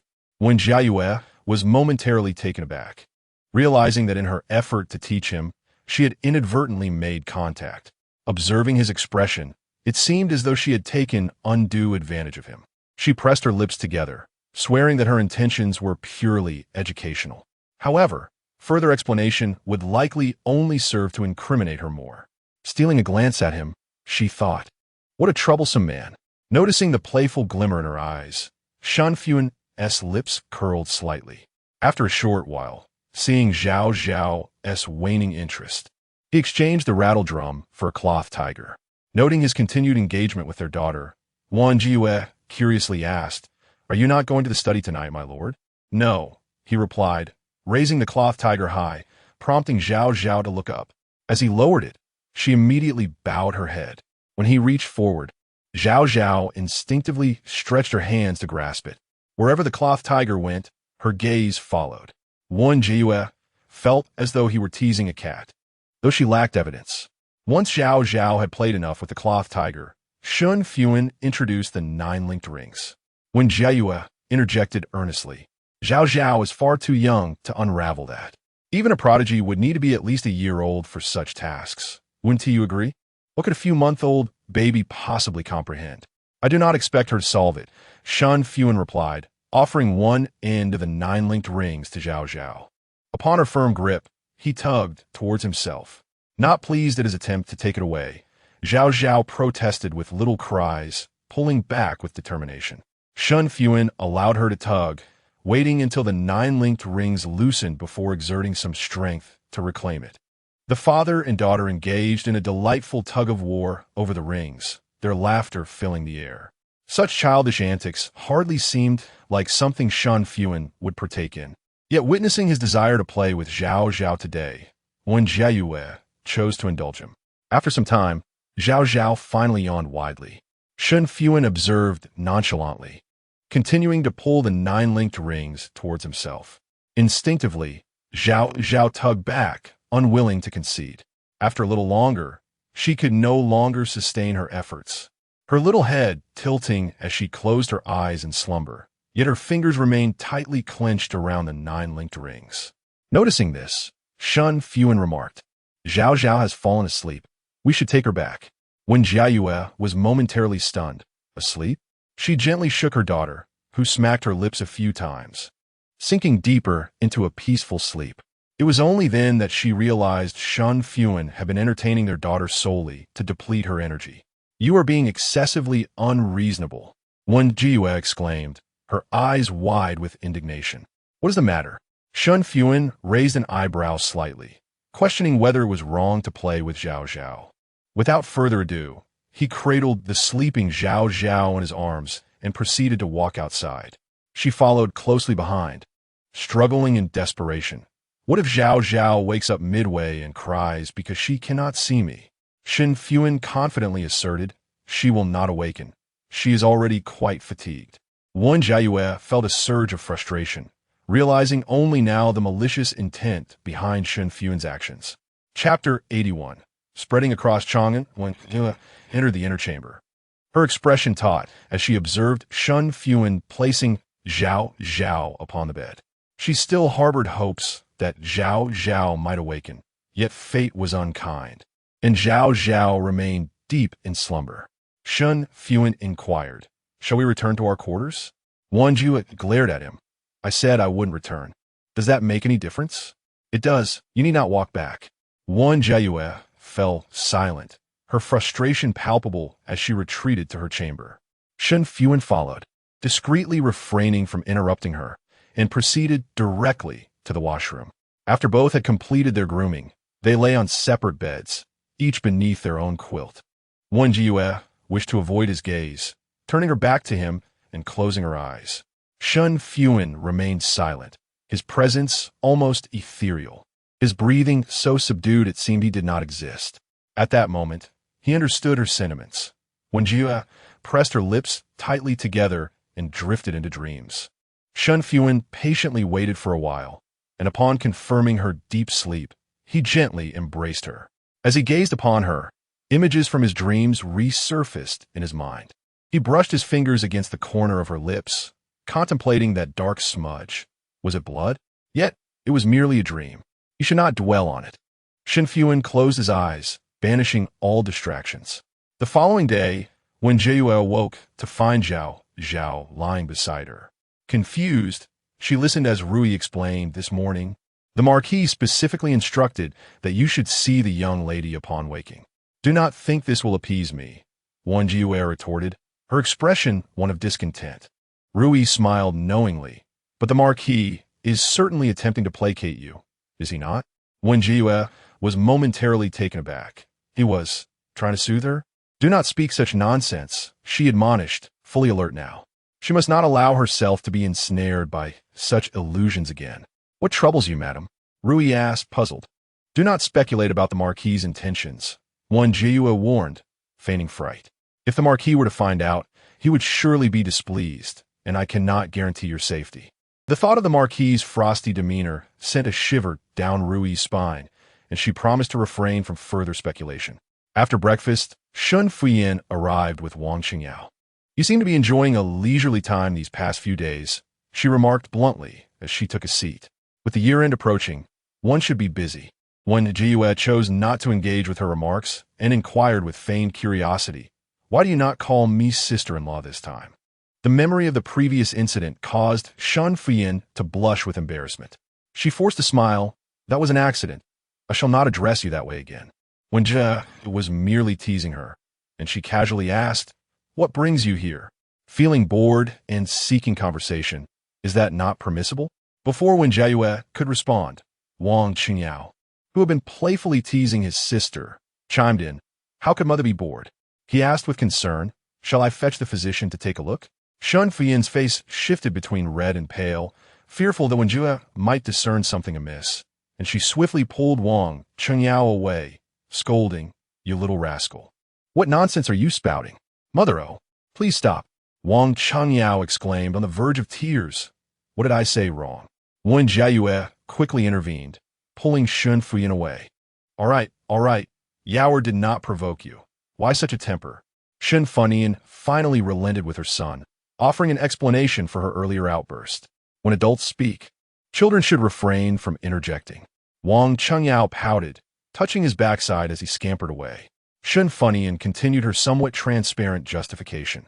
The brother physician he mentioned is Su Yi. He has been concocting remedies for my recent loss of appetite. Wen Jiayue, taken aback, hadn't anticipated that this excuse for diminished appetite was indeed a prearranged agreement between them. She scrutinized the plump Shen Fuhan and hesitantly inquired, you have a poor appetite? Doesn't appear so. Shen Fuhan retorted defiantly. I genuinely have no appetite. Observing her sincerity, Wen Jiayue felt a pang of concern. Could it be that she is with child? Suddenly recalling that Su Yi was indeed a physician, she reasoned that if there were any pregnancy, they would surely be informed. Thus she ceased to dwell on the matter. Perhaps it was merely a genuine loss of appetite after all. Noticing Wen Jiayue's skepticism, Shen Fuhan gritted her teeth and clarified, it's all that little rascal's fault. His abysmal studies have made me so exasperated that I can hardly eat. Understanding the root of Shen Fuhan's frustration, Wen Jiayue offered comfort. Children will have their own fortunes. Do not pressure him too much. In their previous life, Wang Qingyao had never been inclined towards academics, yet Shen Fuhan persistently wished for him to excel, which had led to a deteriorating mother-son relationship. While she had once relished this discord, Her improved rapport with Shen Fuhan in this life prompted her to advise against such pressure. If studies are not his path, there are other avenues. Why fixate solely on the imperial examinations? Shen Fuhan, her head throbbing from frustration, waved her hand dismissively. Let us not speak of it further. I fear I might faint. Wen Jiayue chose to remain silent, acknowledging that this matter required careful consideration. Shen Fuhan then inquired, by the way, why have you suddenly returned to the Wen residence these past few days? Just passing time and leisure, Wen Jiayue replied. Indeed, but it has exhausted my elder brother. Shen Fuhan raised an eyebrow. He visits the Wen residence daily. I wonder what sort of enchantment you have cast upon him. Wen Jiayue frowned. His legs are his own. It is of no concern to me. Shen Fuhan, shifting her tone, mused, it seems you possess a remarkable ability to captivate him. How have you managed to garner such attention from my elder brother? Wen Jiayue paused, realizing Shen Fuhan was seeking wisdom in her approach, and couldn't help but chuckle. I possess no special skills. I merely act according to my heart. Impossible. My elder brother never cared for you as he does now. In light of this, she seamlessly transitioned the conversation. It has become almost common knowledge throughout Chang'an. Lord Shen, the junior minister of the Dali Temple, cannot bear to be apart from his wife. Namely you. Wen Jiayue's breath hitched momentarily. Common knowledge throughout Chang'an? Yet, upon reflection, it was hardly surprising.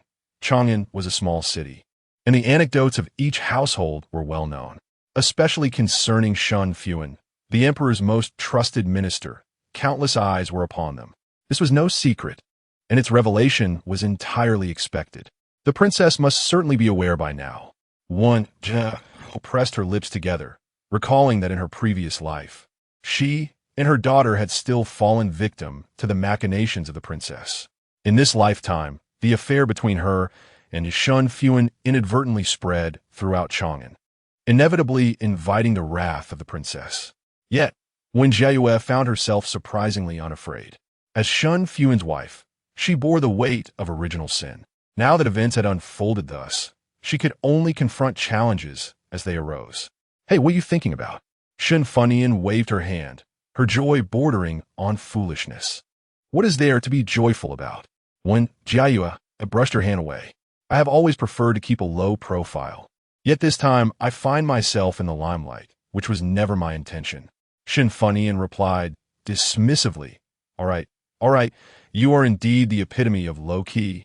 Low-key to the point that everyone knows you are the wife of the Duke of Jing'an, drawing attention wherever you go.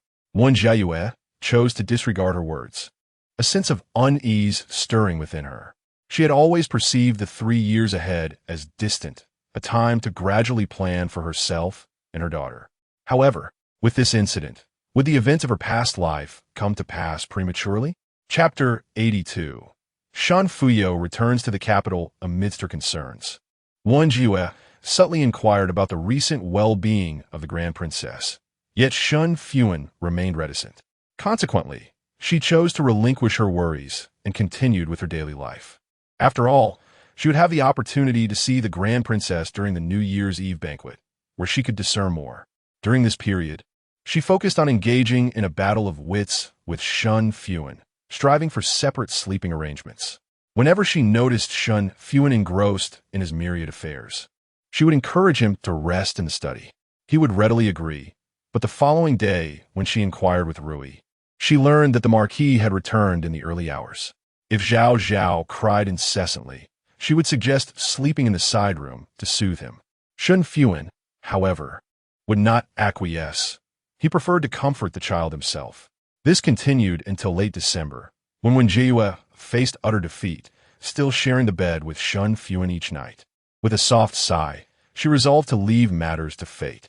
As the year-end approached, the marquis grew increasingly bustling, with numerous affairs requiring her attention. Having been the mistress of the marquis for 4 years, Wen Jiayue was well versed in these matters. She had not forgotten Shen Fuhan's advice, just to manage things casually, for no one truly cared. This thought would resurface whenever she encountered difficulties. Therefore, she effortlessly prepared everything, eagerly awaiting the arrival of the spring festival. A couple of days later, Shen Fuhan returned to the capital. During his absence, He had sent only one letter to assure her of his safety, and at times, she found herself worrying about whether he might fall victim to misfortune. However, upon seeing Shen Fuhan's calm demeanor, her fear subsided. If her elder brother remained so composed, there was no need for her, as a sister-in-law, to fret excessively.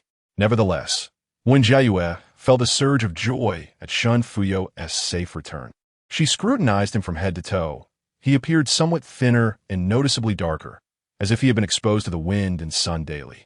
Yet, his smile remained as bright and generous as ever, evoking an instinctive smile from her. With a beaming countenance, Wen Jiayue inquired, "When did you return, fourth brother?" Shen Fuhan gracefully took a seat and replied, "This morning." Wen Jiayue playfully chided, "Why didn't TU send a letter in advance? Today, your elder brother is on leave, and we could have come to welcome you together." Shen Fuhan cast her a sidelong glance, pondering her tone. Were they so familiar, she and the fourth brother? It was not a significant matter. Shen Fuhan shrugged. "I could return by myself. There was no need for such a grand welcome." Wen Jiayue considered this as well. He had returned, and further discussion would only seem overly polite. Noticing Shen Fuhan still had no intention of speaking, she sought a casual topic to maintain the conversation. "Was Jinzhou enjoyable?" Shen Fuhan replied, "It was decent, with mountains and rivers. Perhaps I can have my elder brother take you there sometime." Wen Jiayue glanced at the taciturn Shen Fuhan and discreetly pouted. He would never take her there. In her previous life, whenever Shen Fuhan traveled on official business, she had expressed a desire to accompany him to care for him. However, he had always declined. Had he accepted her request that last time, perhaps she and Zhao Zhao would still be leading a good life. Alas, there are no what-ifs. Wen Jiayue forced a smile and refrained from responding. Suddenly, Shen Fuhan spoke. No. As soon as the words were spoken, Shen Fuhan and Wen Jiayue were momentarily taken aback. Shen Fuhan quickly interjected, "Elder brother does not fancy Jinzhou? You could take sister-in-law elsewhere. I have heard that Qingzhou boasts breathtaking scenery and is not far from Chang'an." Wen Jiayue pressed her lips together, hardly paying attention, and as soon as he finished speaking, she stood up abruptly. "I apologize. I'm feeling a bit unwell and shall take my leave." Shen Fuhan furrowed his brow and inquired, "What is the matter?" Wen Jiayue feigned ignorance, ignoring him as she walked away. After her departure, Shen Fuhan clicked his tongue. "Elder brother, how could you say such a thing?" "What did I say?" "You mentioned not taking sister-in-law to Jinzhou." Shen Fuhan sighed. "Even if you truly do not wish to go, you ought to put on a fade to please sister-in-law. Do you not think?" Shen Fuhan cryptically remarked, "It seems you're more eager to appease her than I." Shen Fuhan paused. "Elder brother, what do you mean?"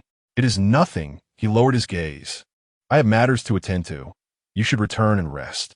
Shen Fuhan hastily added, "By the way, elder brother, I have something to discuss as well. I wish to move back." Shen Fuhan hesitated before asking, "Why?" "Well," he feigned composure. "I miss home and suddenly wish to return." Shen Fuhan narrowed his eyes slightly, remaining silent. "Elder brother, are you not welcoming me?" "No." Shen Fuhan cleared his throat. "That is good to hear. Please ensure my courtyard is tidied up, for I shall move back the day after tomorrow." "Understood. Then I shall take my leave." He stood up, adding a reminder.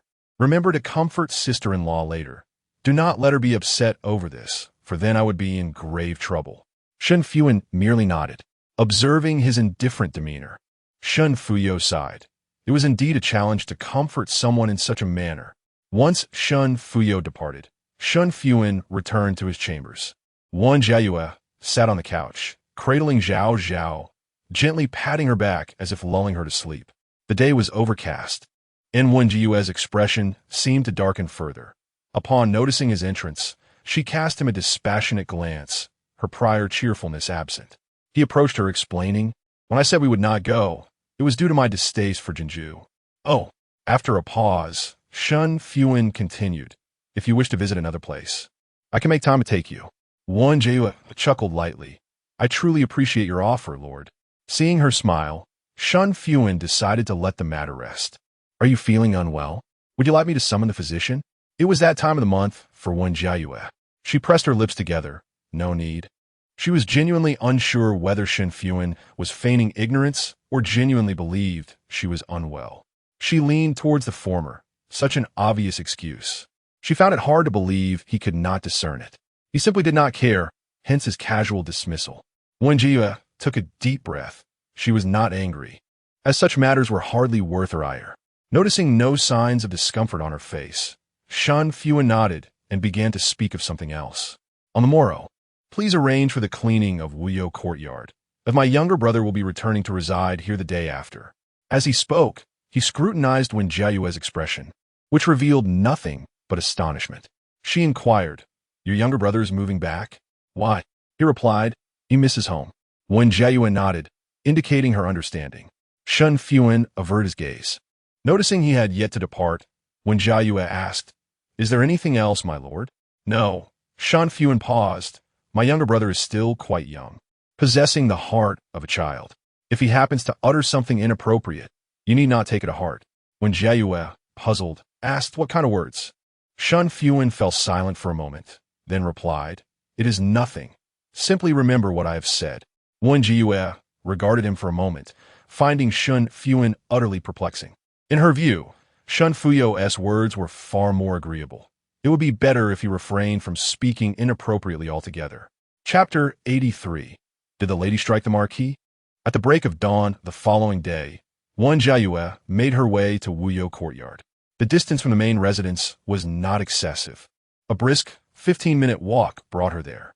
Although Shen Fuyo had not resided there for 3 to 4 years, the place was far from desolate, clearly maintained by regular cleaning.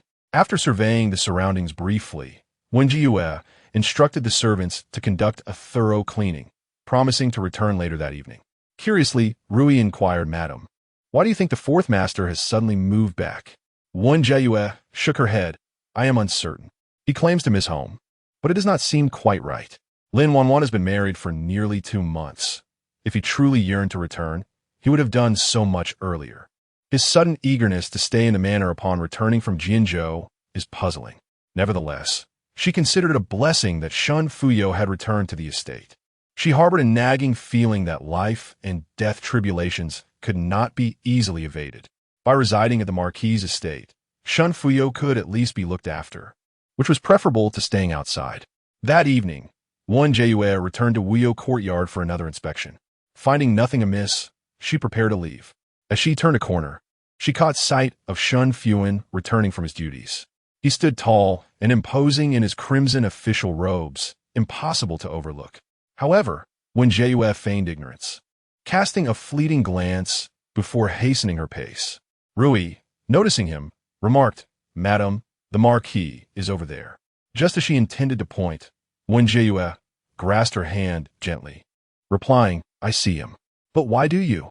"I have matters to attend to," Wen Jiayue interjected, quickening her steps.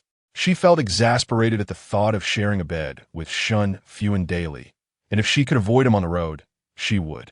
Yet, Shen Fuhan was swifter. With each of her steps, he covered 3, and soon he was walking alongside her. He asked, "Where have you been?" Having failed to evade him, Wen Jiayue admitted, "I visited the fourth brother's courtyard." Shen Fuhan, attempting to make conversation, inquired, "Is everything in order?" Mistakenly believing he doubted her diligence, she retorted, "If the marquis is not at ease, he may inspect it himself." Shen Fuhan hesitated before responding, "I am quite at ease."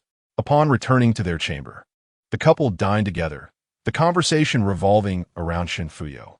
Wen Jiayue proposed, "With the fourth brother returning to the manor tomorrow, should our family not share a meal together?" In truth, she had no desire to sit at the same table as the old matriarch, anticipating endless barbed remarks. Yet, as the lady of the estate, it was her duty to broach the subject. Otherwise, if the matriarch brought it up, she would surely be blamed for her inaction. To her surprise, Shen Fuhan deflected the question back to her. "What do you think?" Wen Jiayue frowned slightly. "Shouldn't this be a decision for you, the elder brother?" Shen Fuhan replied calmly, "You're also Fuyo's sister-in-law." For some reason, he placed particular emphasis on the term sister-in-law. Wen Jiayue paid little mind to his tone, responding, "Then let us forego the meal. The fourth brother is not one to fuss over trivialities. If the old matriarch inquires later, I shall attribute the decision to Shen Fuhan, absolving myself of any responsibility." Upon hearing her words, Shen Fuhan unexpectedly exhaled in relief. Yet, he quickly altered his statement. Nevertheless, we must still have this meal. You shall make the arrangements for tomorrow evening. At this, Wen Jiayue took a deep breath. Did you not just tell me to make the decision? Shen Fuhan was incensing her. I merely sought your opinion. Frustrated, Wen Jiayue set down her chopsticks and rose to leave. Do not inquire again. Shen Fuhan's form momentarily stiffened as he watched her retreating figure. After dining alone, Wen Jiayue showed no intention of returning to her room. He contemplated silently for a moment before rising to find her. As expected, Wen Jiayue was in the inner chamber with the wet nurse and Rui stationed outside. Rui whispered, Madam is quite upset and has instructed us to step out. Shen Fuhan nodded and gently pushed the door open. Hearing the whispers within, he held his breath and crept closer until he finally discerned. It is too much, Zhao Zhao. From now on, do not acknowledge this father. Only be good to your mother. Shen Fuhan. He stepped forward. Upon hearing the noise, Wen Jiayue cast a glance at him, utterly unconcerned whether he had overheard her words. And so what if he had? Shen Fuhan said, Let us return to the room. I shall not return. I will sleep with Zhao Zhao.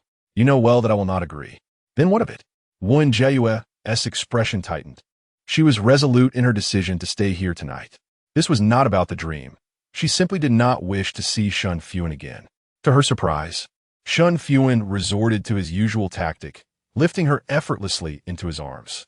A surge of anger ignited within Wen Jiayue. Must he resort to such actions every time she was upset? Without hesitation, she struck him across the face. The sharp slap echoed, and Wen Jiayue froze in shock. The imprint of her hand gradually appeared on his handsome visage, a stark reminder of her impulsive action. Shen Fuhan, momentarily taken aback, suddenly laughed. The corners of his lips curved upward, his eyes sparkling with mirth, as if the ice had melted away. The imprint lingered, and combined with his smile. The contrast was jarring. A wave of regret washed over Wen Jiayue. She should not have acted so rashly. Yet, Shen Fuhan seemed unfazed, gently inquiring, Do you truly not wish to dine with the fourth brother? Wen Jiayue paused, bewildered. When had she ever uttered such words? Noticing her silence, Shen Fuhan ceased his inquiries and carried her outside. Rui, waiting anxiously outside, had tears welling in her eyes. She and the wet nurse had heard the earlier commotion, believing the marquis had struck the madam. To their astonishment, the clear imprint on the marquis's face left them both dumbfounded. Had the madam actually struck the marquis? Shen Fuhan maintained a calm demeanor as he carried Wen Jiayue back to their room. Upon closing the door, he did not set her down, but instead laid her upon the bed, following suit as he pressed down beside her. Wen Jiayue dared not move, fearfully gazing at him, prepared to flee at any moment. She was certain that in Shen Fuhan's 24 years of life, she was the first to strike him. A person of such noble status, having endured this humiliation, she could scarcely fathom the retribution that would ensue. Perhaps she would need to drink the contraceptive soup again tomorrow. Or perhaps she would not see the light of another day. She is indeed the esteemed Lady Jing'an, revered by all. Yet this identity has been conferred upon her by Shen Fuhan. It would be a trivial matter for him to take her life. However, Shen Fuhan merely grasped her wrist gently, pressing her palm against the unblemished skin of his left cheek. Wen Jiayue recoiled, hesitating to make contact. The warmth of his palm lingered against the coolness of her hand, compelling her to acquiesce. Are you calm now? He inquired. If not, would you prefer another strike? Chapter 84. He kissed her when Jiayue questioned her own sanity. What did he say? If he wasn't angry, could she hit him again? Noticing her hesitation, Shen Fuhan inquired once more, Will you strike me? I. Wen Jiayue gazed at him timidly. I did not mean to. Moments ago, she had acted impulsively. Now, she could not summon the audacity for such boldness. Regardless of Shen Fuhan's intentions, an apology was never misplaced. Not hitting me, then? Shen Fuhan breathed a sigh of relief, interpreting it as a sign of reconciliation. In the midst of their conversation, a twinge of pain crossed his features, indicating he was still injured. Wen Jiayue froze, pondering his implication. Could it be that as long as she was angry, she could strike him to alleviate her frustrations? She stared at him for a moment before earnestly asking, "Have you been possessed?" If she could be reborn, surely nothing was implausible in this world. This was undeniably not the Shen Fuhan she knew. Every word and action felt alien to her. Possessed? Shen Fuhan grasped her chin, his gaze darkening. "You certainly have a vivid imagination." Wen sensed danger and quickly pushed him away, offering a feeble excuse. "I should fetch the house physician." Before she could finish, he caught her again, and she found herself falling into his embrace. The position was quite intimate, causing Shen Fuhan to emit a muffled sound as he buried his face in her hair, inhaling deeply. His warm breath lingered by her ear, making Wen Jiayue shift uncomfortably. "Do not move." Shen Fuhan tightened his grip around her waist. "I truly cannot withstand any provocation." Wen Jiayue frowned and protested. "I am not." "I know you are not," he replied, his voice hoarse. "I am merely a man overcome by my desires." Wen Jiayue pressed her lips together and murmured, "You are free to take concubines. I will not stand in your way." Shen Fuhan paused, instantly banishing any lingering romantic notions. He released her, stating coolly, "I will not take concubines." Seeing him let go, Wen Jiayue hastily vacated the treacherous vicinity, stepping down from the bed. As she adjusted her slightly disheveled attire, she remarked, "I believe what the marquis says now is sincere. However, I cannot guarantee the same in the future." Shen Fuhan observed her intently. "It is more than mere words of sincerity." Wen Jiayue responded dismissively, "Indeed, the marquis is sincere in all matters." Being in his presence was far too perilous. She dared not linger any longer and began to exit. As she turned, she caught a glimpse of his face and hesitated, asking, "Should we summon the physician?" "No need." Upon hearing the door open, Rui, who had been anxiously pacing outside, hurried over. She scrutinized Wen Jiayue with concern, asking, "Madam, are you all right?" "I'm fine," Wen Jiayue replied, shaking her head. "Is the marquis not angry?" Rui queried cautiously. I distinctly saw a flush on his face. Wen Jiayue furrowed her brow. "I do not know how to explain it to you."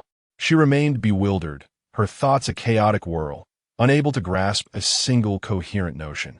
Rui refrained from further inquiries and quietly suggested, "Madam, should I send for the house physician?" "I can go.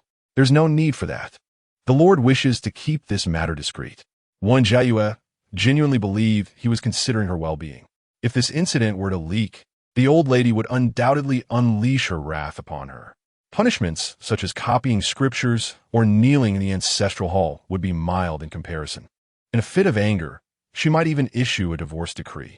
Had Wen Jiayue been alone, she would have left long ago, but she had Zhao Zhao to think of. If Zhao Zhao could not accompany her, she would rather remain in the marquis's residence. A sense of apprehension began to wash over Wen Jiayue, relieved that Shen Fuhan had managed to keep it under wraps, avoiding a major uproar. However, he was due for duty the next day, and dinner was still to be had. It seemed impossible to keep everything concealed. After some contemplation, Wen Jiayue instructed Rui to fetch 2 boiled eggs. With the eggs in hand, she returned to the bedroom. Shen Fuhan was seated on the couch, engrossed in a book. If one overlooked the swelling on the right side of his face, he still exuded an air of elegance. Upon hearing her approach, he cast her a cool glance. Wen Jiayue offered the eggs to him softly, saying, "These are for reducing the swelling." Yet, Shen Fuhan declined to accept them. "It's unnecessary, but if it hasn't subsided by tomorrow, your colleagues will surely notice. I shall take leave." Wen Jiayue bit her lip and added, "Tomorrow evening, the old lady will also notice." Seeing her anxious expression, Shen Fuhan calmly stated, "You assist me." Wen Jiayue hesitated for but a moment before sitting down. She was the cause of this trouble. It was only right for her to remedy it. Peeling the eggshells away, she rolled the smooth eggs across his face. It was only upon closer proximity that she realized how fiercely she had struck him. Clear fingerprints marred his skin, and the swelling was stubborn. His face, once as handsome as jade, now bore the marks of a brutal encounter. If there were blood at the corners of his mouth, it would only add to the illusion of violence. Unable to contain herself, Wen Jiayue once again apologized. "I truly did not mean to. It was an act of desperation." "I understand." Shen Fuhan interrupted her. "Focus. Realizing he did not wish to hear her further, she fell silent, continuing to roll the eggs across his face. After a quarter of an hour, her hands grew weary, yet she dared not cease, switching to her other hand to continue. "Are you tired?" Shen Fuhan inquired. Not at all. Compared to her fatigue, she was far more concerned about the old lady discovering the truth, for that would bring about greater troubles. Suddenly, Shen Fuhan grasped her hand. "I will do it." Wen Jiayue breathed a sigh of relief, intending to withdraw her hand, but he firmly held her in place, his palm pressing against the back of her hand as he continued to roll the egg. Wen Jiayue was taken aback. Did he mean to assist her in rolling the egg? Nevertheless, this indeed required less effort, so she said nothing and continued to aid him in alleviating the swelling. After a moment, Shen Fuhan unexpectedly released her hand and lowered it. "It's too tiring. No need to continue." Wen Jiayue glanced at his face. Noticing the reduction in swelling was minimal, and she urged, "I am not tired." However, Shen Fuhan stood up and walked straight to the bed. "I shall rest for a while." Wen Jiayue immediately replied, "I can help you like this. Lying down is more convenient and won't tire you." Shen Fuhan remained silent, reclining on the bed with an expression that suggested he was entirely at her mercy. Noticing his lack of refusal, Wen Jiayue took a seat at the edge of the bed and continued to roll the egg. Shen Fuhan opened his eyes, and her silhouette cast a shadow upon his face, rendering the surroundings somewhat dim. However, her visage glowed with a purity reminiscent of moonlight, exuding a lustrous radiance and a gentle demeanor. Her long lashes veiled her bright, almond-shaped eyes, causing his gaze to involuntarily linger upon her delicate lips.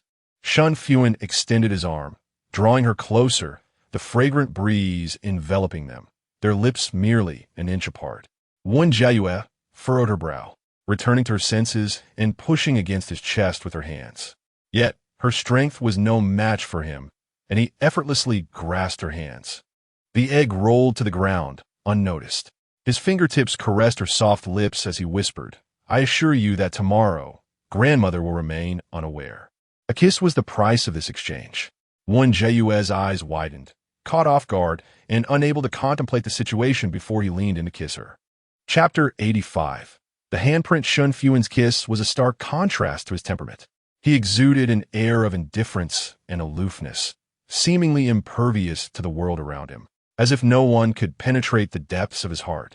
Yet, his kisses were always tender and lingering, as if he were cradling the most exquisite jewel, cherishing it in the palm of his hand. Wen Jiayue nearly succumbed to the sensation, a tingling warmth enveloping her limbs, leaving her inexplicably dizzy. Shen Fuhan pulled back slightly, caressing her flushed cheek, his voice low and husky. "Why did you not think to breathe?" Wen Jiayue took a deep breath, thinking perhaps this was the end. Just as she attempted to rise, he kissed her once more. Her eyes widened in surprise. "You." The remainder of her words faded between their lips, dissolving into a heated breath, laden with ambiguity. Wen Jiayue struggled, but he wrapped his arm around her waist, shifting positions to pin her beneath him, lifting her hands above her head, their fingers entwined. This posture felt all too familiar, and she dared not move, fearful of his potential loss of restraint. Shen Fuhan gazed at her increasingly delicate lips, descending once more for a prolonged kiss that eventually concluded as he willingly released her. Wen Jiayue, having not even donned her embroidered shoes, quickly distanced herself from the bed, her breath uneven. Shen Fuhan must have lost his mind, kissing her for such an extended duration. Fortunately, he had not gone further, or she would have been compelled to slap him once more.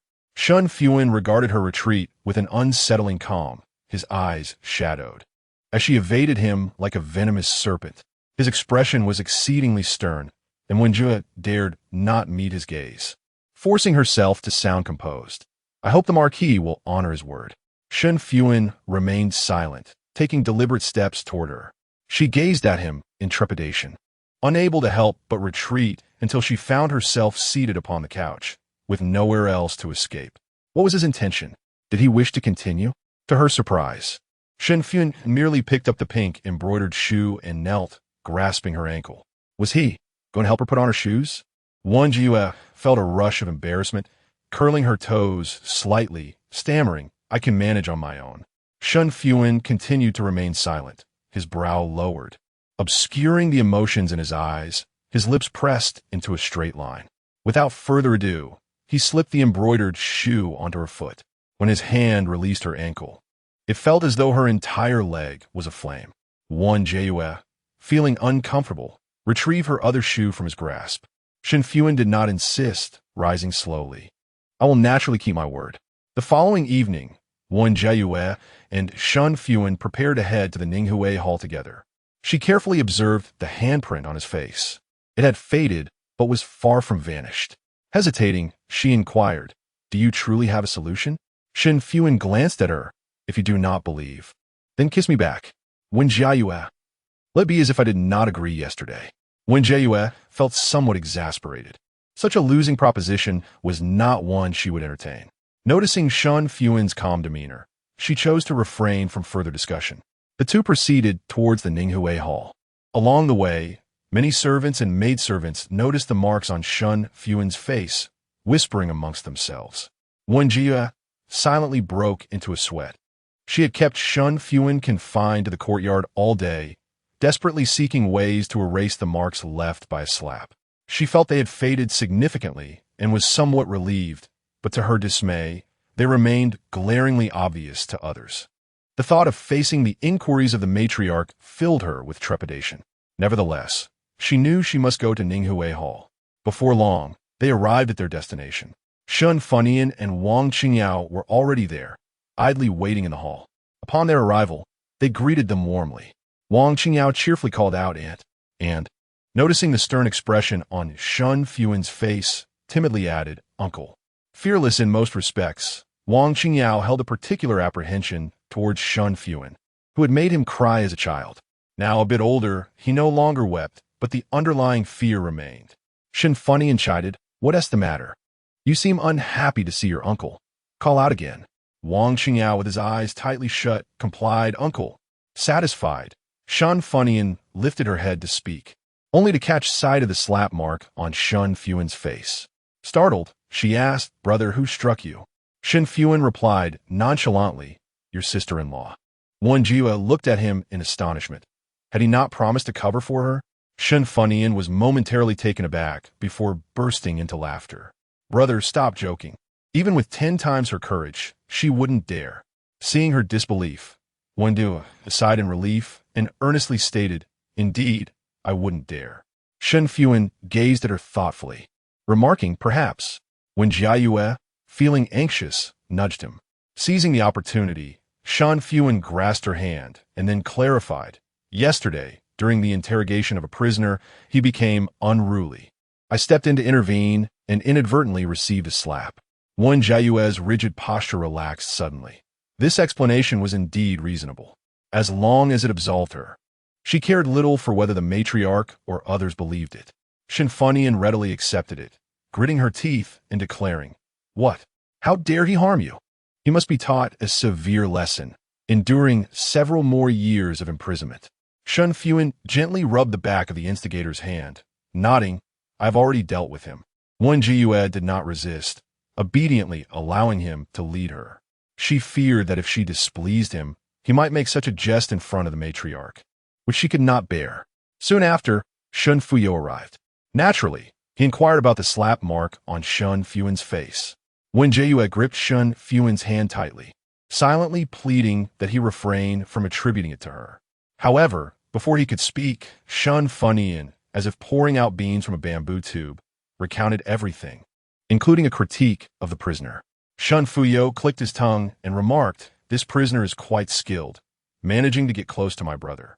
Shen Fuhan was momentarily stunned, echoing, "Indeed, my brother excels in both literature and martial arts. Since childhood, his prowess has been unparalleled.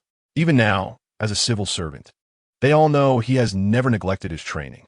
Wen Jiayue was increasingly anxious, fearing exposure.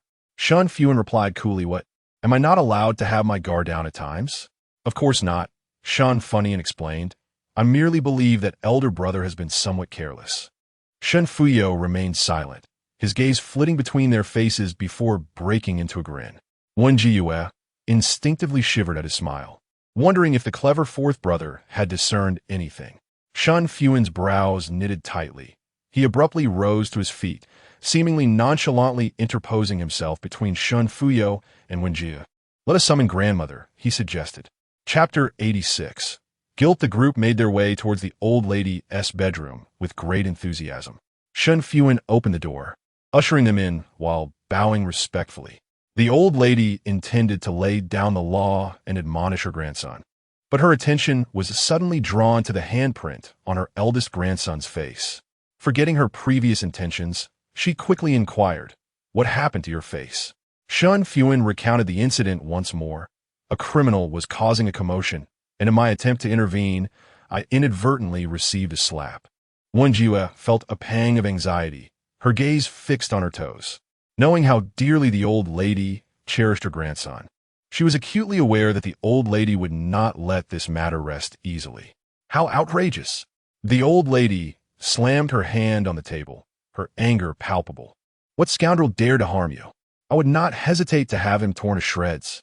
Wen Jiayue bit her lip. Shen Fuhan glanced at her and replied coolly, "Grandmother, you exaggerate." Shen Fuwu chimed in, "Grandmother, it was merely an accident. Please do not dwell on this. Your little grandson has returned. Don't you have a word for me?" The old lady scoffed, "So you do know to come back. Isn't it your fault for insisting that Lin Wanwan marry me? I had no choice but to flee." Shen Fuwu shrugged. "Now that she has left, it is only natural for me to return." The old lady sighed. Very well, since Wanwan is married, I shall not hold it against you. Kulme, let us dine." Shen Fuwu obediently complied, but as soon as the old lady turned away, he rolled his eyes dramatically. Not holding it against me is quite the understatement. The guests took their seats in an orderly fashion. The old lady turned to Wen Jiayue, half admonishing, half threatening. "Take good care of your lord these next few days. If he bears any scars, I shall hold you accountable." Shen Ninian pouted, indignantly saying, "Grandmother, that is utterly unreasonable. It was not she who struck him. If you wish to seek vengeance, go find the perpetrator in prison." Wen Jiayue tugged at Shen Ninian's sleeve, grateful for her fervent defense, yet apprehensive that such words might provoke the old lady into further investigation, which would ultimately bring trouble to herself. Thus, she replied sweetly, "Grandmother, I will." The old lady nodded in satisfaction. Shen Ninian, exasperated, withdrew her hand from Wen Jiayue's grasp, fuming in silence. What kind of person is this? Helping her out, and she blames me for meddling. Wen Jiayue understood her anger, but found herself unable to explain, choosing instead to remain silent. "All right, everyone, let us eat," Shen Fuwu urged. "I am nearly starving." For a time, only the sound of clinking utensils filled the air. Wang Qingyao, who had devoured his meal in a whirlwind, yearned to leave and play, but was stifled by a fierce glare from Shen Ninian, leaving him to languish on the table. He glanced towards his aunt, sitting a space away, and called out softly, Aunt." Everyone at the table turned to look at him. Unfazed, he continued in a hushed tone, "Why haven't you brought my little sister along?" Having her there would provide him company, making the gathering far less tedious.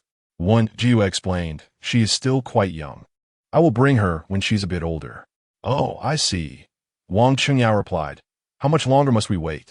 Before Wen Jiayue could speak, the old lady interjected, "It has been quite some time since I last saw your daughter. Bring her here at once." Wen Jiayue frowned and replied, "Zhao Zhao is currently asleep. It might not be convenient." In her previous life, the old lady was the instigator behind Wang Qingyao's bullying of Zhao Zhao, and she harbored a deep-seated aversion to the idea of Zhao Zhao meeting her. What's the harm? If she's asleep, wake her. If she cries, soothe her. Go on. Bring her here now, the old lady insisted nonchalantly. Wen Jiayue maintained a strained smile and persisted. Zhao Zhao is still quite young. It is very cold at night. And if she catches a chill, are you disregarding my words? The old lady interrupted, casting a stern glance in her direction. Being repeatedly rebuffed by a younger generation in front of so many onlookers left her feeling humiliated. Was it too much to ask to hold her great-granddaughter? Just as Wen Jiayue was about to respond, Shen Fuhan grasped her wrist. He turned to the old lady and spoke slowly. "Grandmother, it is indeed inconvenient today. Perhaps we can bring Zhao Zhao over in a few days for the new year." Wen Jiayue sighed in relief. grateful that Shen Fuhan had spoken up. Had their conversation continued, she might have been unable to restrain herself from arguing with the old lady.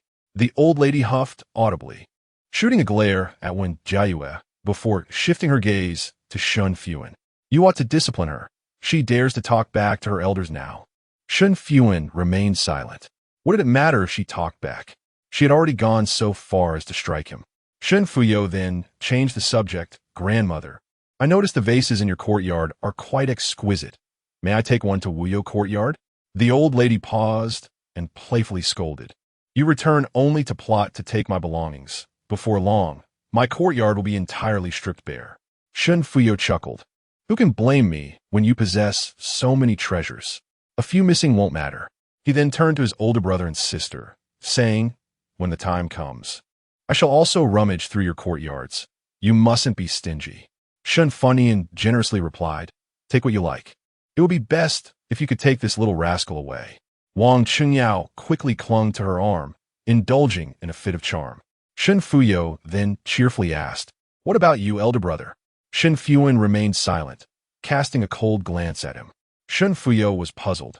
What had he done to provoke his brother? Noticing Shen Fuhan's reluctance to speak, Wen Jiayue bit her lip. What a peculiar fellow. He couldn't even muster a polite remark. Did he not realize that the fourth brother was merely trying to lighten the mood? Yet, considering his earlier assistance, she decided to lend him a hand. With a bright smile, she said, you're always welcome to visit, fourth brother. Shen Fuyo beamed. Splendid. I shall empty your courtyards as well. Shen Fuhan fixed him with an impassive stare. Upon meeting his gaze, Shen Fuyo suddenly felt a chill run down his spine and instinctively bowed his head. Surely, he hadn't committed any misdeeds recently? Could it be that his secret had been discovered by his elder brother? A pang of anxiety struck Shen Fuyo, but he quickly reassured himself. It couldn't possibly be. He had concealed his actions too well for anyone to be aware. Shen Fuhan let out a cold laugh. Was he feeling guilty? As the seemingly joyful meal concluded, the guests dispersed in their own directions. Noticing Shen Fuhan leading Wang Qingyao away, Wen Jiayue hastily abandoned Shen Fuhan. Shen Fuhan momentarily stood frozen, his expression taut, until he realized that the person she was pursuing was Shen Fuhan, not Shen Fuyo, which allowed him to relax and wait patiently to the side. Third sister, I did not mean it earlier. Wen Jiayue spoke softly. Please do not take it to heart. Shen Fuhan, preoccupied, replied, what are you referring to? I did not comprehend. Wen Jiayue explained, it was when you spoke on my behalf. I was frightened at that moment, and I was the one who acted foolishly. The truth, however, could never be disclosed to Shen Fuhan, forcing her to continue playing the role of a coward. Shen Fuhan scoffed, what is the use of apologizing now? Kindness mistaken for foolishness. I shall not assist you again. With that, she swept away. Wen Jiayue pressed her lips together, recognizing that this time it was indeed an exceptional circumstance, yet she could not reveal the reality. Sighing, she cast her gaze downward and walked ahead. Shen Fuhan furrowed his brow, observing her. Noticing that she had not glanced his way even once, he had no choice but to quicken his pace to catch up with her. Wen Jiayue, surprised, inquired, why has the Lord not departed yet? Shen Fuhan, with an inscrutable expression, asked, are you so eager for my departure? Chapter 87. Do not meet fourth brother. Shen Fuhan spoke in an enigmatic manner, leaving Wen Jiayue unresponsive. The two walked side by side towards the main courtyard. After a brief silence, Shen Fuhan continued, if fourth brother comes looking for you, you need not pay him any mind. Why? Wen Jiayue inquired, perplexed. She had just expressed her willingness to welcome him at any time. How could she now be expected to turn him away? There is no reason, Shen Fuhan replied curtly. He is young and often acts inappropriately. In her heart, Wen Jiayue countered that Shen Fuyo conducted himself rather well and spoke pleasantly. After a moment's thought, she asked, do you harbor any grievances against fourth brother? Recently, she had sensed that Shen Fuhan seemed to be somewhat antagonistic toward Shen Fuyo. They were brothers, yet he regarded fourth brother with a disdainful demeanor. Antagonistic towards him? Shen Fuhan scoffed. He ought to reflect upon his own actions. Curiosity piqued when Jiayue asked what actions. Shen Fuhan replied coolly, it does not concern you. Wen Jiayue frowned at him. feeling as though he was dismissing her involvement. Choosing silence, she pressed her lips together and walked ahead. However, Shen Fuhan reiterated, "Do not meet fourth brother in these days." Wen Jiayue, feeling defiant, provocatively questioned, "And if I do?" Shen Fuhan remained silent. Upon returning to her chamber, he closed the door and pressed Wen Jiayue against the intricately carved wooden door. Startled, she exclaimed, "You." He lowered his gaze, his finger tracing slowly from her lips to softer regions, his Adam's apple subtly shifting. Wen Jiayue felt a rush of breathlessness. Both her hands were captured in his grip, leaving her powerless. He murmured, "After your lengthy recuperation, it is time to resume our intimate encounters thrice a week." Wen Jiayue was taken aback. Why was he suddenly broaching this topic? "Do not meet fourth brother." Shen Fuhan looked in her eyes, and do not seek excuses anymore. Wen Jiayue averted her gaze, feeling guilty, as if he discerned that her body had indeed recovered. But what connection did fourth brother have to this matter? She dare not ask, merely nodding in acquiescence. Shen Fuhan released her.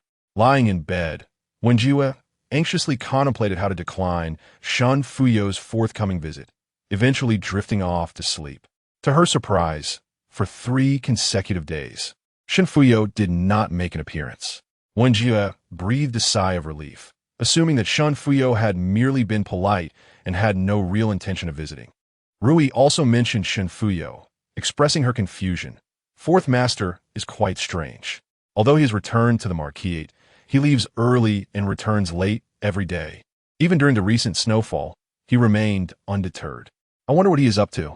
Wen Jiayue shrugged off the concern. Perhaps he is occupied with matters. Shen Fuyo was engaged in business, likely negotiating deals with others. Reflecting on this, she realized she was unaware whether Shen Fuyo had profited or lost during his recent trip to Jinxing. Given his spirited demeanor, he must have succeeded. She focused her mind once more, continuing to paint dragonflies. The snowfall had just ceased yesterday, and with little to occupy her time indoors, she dedicated herself to her art. Creating numerous paintings, it still found that capturing dragonflies came most naturally to her. However, even with previous works as reference, she could not recapture the charm of her childhood creations. Noticing the lady's sorrowful expression, Rui quickly complimented, "Madam, your hands are truly skillful. You have captured the dragonfly's graceful flight with remarkable vitality. Do not deceive me." When Jiayue chuckled, "I'm not blind." She paused her brush, prompting Rui to tidy up the materials. With no one around, Rui whispered, "But, madam, is it wise to paint dragonflies?" Having cared for Wen Jiayue since childhood, she naturally remembered the gentleman next door, affectionately known as Dragonfly Brother. Although he had long since moved away, what would happen if these paintings were discovered by someone in the know? Especially the third miss. If she learned of this, she would surely report it, twisting the truth beyond recognition, rendering any explanation futile. When Jiayue replied, "I understand your concerns. Henceforth, after I finish a painting, you shall burn it. There is no need to keep them." She merely painted for practice and would not invite trouble upon herself. Rui promptly assured, "I will personally take care of the burning. No one shall see." Wen Jiayue smiled helplessly. Such actions would only suggest I harbor secret affections. There is no need for excessive concealment. Rui stuck out her tongue. "You make a valid point." Wen Jiayue glanced at the sky and said, "Let us venture out shortly. The snow should have melted by now, and it is a perfect opportunity to visit that jewelry shop again. I wonder if Miss Yun has been there recently."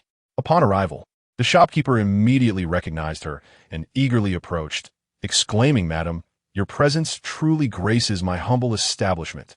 Wen Jiayue smiled back, inquiring, "I quite like the jewelry here. Have there been any new arrivals in recent days?" The shopkeeper hesitated. "Well, recently we only have a single ring, which was sold by that Miss Yin. However, I doubt it would interest you." When Jiayue's heart stirred, Miss Yin had indeed visited? Before she could ask, the shopkeeper continued, "Do you recall the crescent pearl earrings you left here?" Wen Jiayue nodded slowly, casually inquiring, "Has that young lady already collected them?" "Indeed, indeed." The shopkeeper replied with a smile. "It was Miss Yun's maid who came to retrieve them, specifically instructing me to convey her gratitude upon your next visit. I did not expect you to arrive today." Wen Jiayue felt a sense of relief. Although she had not met Miss Yun, at least her name lingered in her thoughts. In good spirits, Wen Jiayue selected several pieces of jewelry before departing, including the ring. Should Miss Yin wish to repurchase it in the future, it would serve as a pleasant gesture. She then visited Yuanji for some pastries before returning home. Upon her arrival at the marquis' residence, a maid rushed forward to report, "Madam, the fourth master is waiting for you in the main courtyard." When Jiayue was taken aback, why had Shen Fuhan suddenly come? Hesitantly, she inquired, "How long has he been waiting?" "Approximately half an hour." Wen Jiayue bit her lip, feeling somewhat at a loss. If he had waited for half an hour without leaving, it must be important, but Shen Fuhan had forbade her from seeing the fourth brother. She found herself in a dilemma, uncertain of how to proceed. Noticing her hesitation, Rui curiously asked, "Madam, why do you not go?" The maid also added, "The fourth master appears particularly anxious. Perhaps the madam should return and take a look." Chapter 88. The secret of Shen Fuhan. As Wen Jiayue made her way back to the main courtyard, she continuously encouraged herself. She had returned to the marquis' residence. Surely, she could not venture out again, could she? Shen Fuhan had taken the initiative to come. It was not as though she had invited him in. Now that he was here, it would be impolite to dismiss him outright, wouldn't it? Moreover, if she were to ask him to leave, she must do so with courtesy. Should Shen Fuhan inquire about it, she would have ample justification. Taking a deep breath, Wen Jiayue proceeded onward. Upon entering the courtyard, she found Shen Fuhan anxiously pacing beneath the osmanthus tree. As soon as he saw her, he clasped his hands together and greeted sister-in-law, "Greetings." Wen Jiayue nodded and inquired, "I heard from the maid that you have been waiting for quite some time. What has transpired?" Shen Fuhan asked, "Sister-in-law, may we speak privately for a moment?" Wen Jiayue hesitated. It seemed inappropriate for a lone man and woman to be alone together. However, seeing his anxious demeanor, reminiscent of a person in dire straits, she relented. "Very well, let us go inside." She led him into the side hall. Shen Fuhan glanced at Rui and added, "Could you please ask your maid to step outside?" Wen Jiayue pursed her lips and did not acquiesce. Shen Fuhan conceded, "All right, but you must promise me that this remains confidential, or I shall be doomed." "That I can certainly guarantee," Wen Jiayue replied. "Now, what is the matter?" Shen Fuhan scratched his head.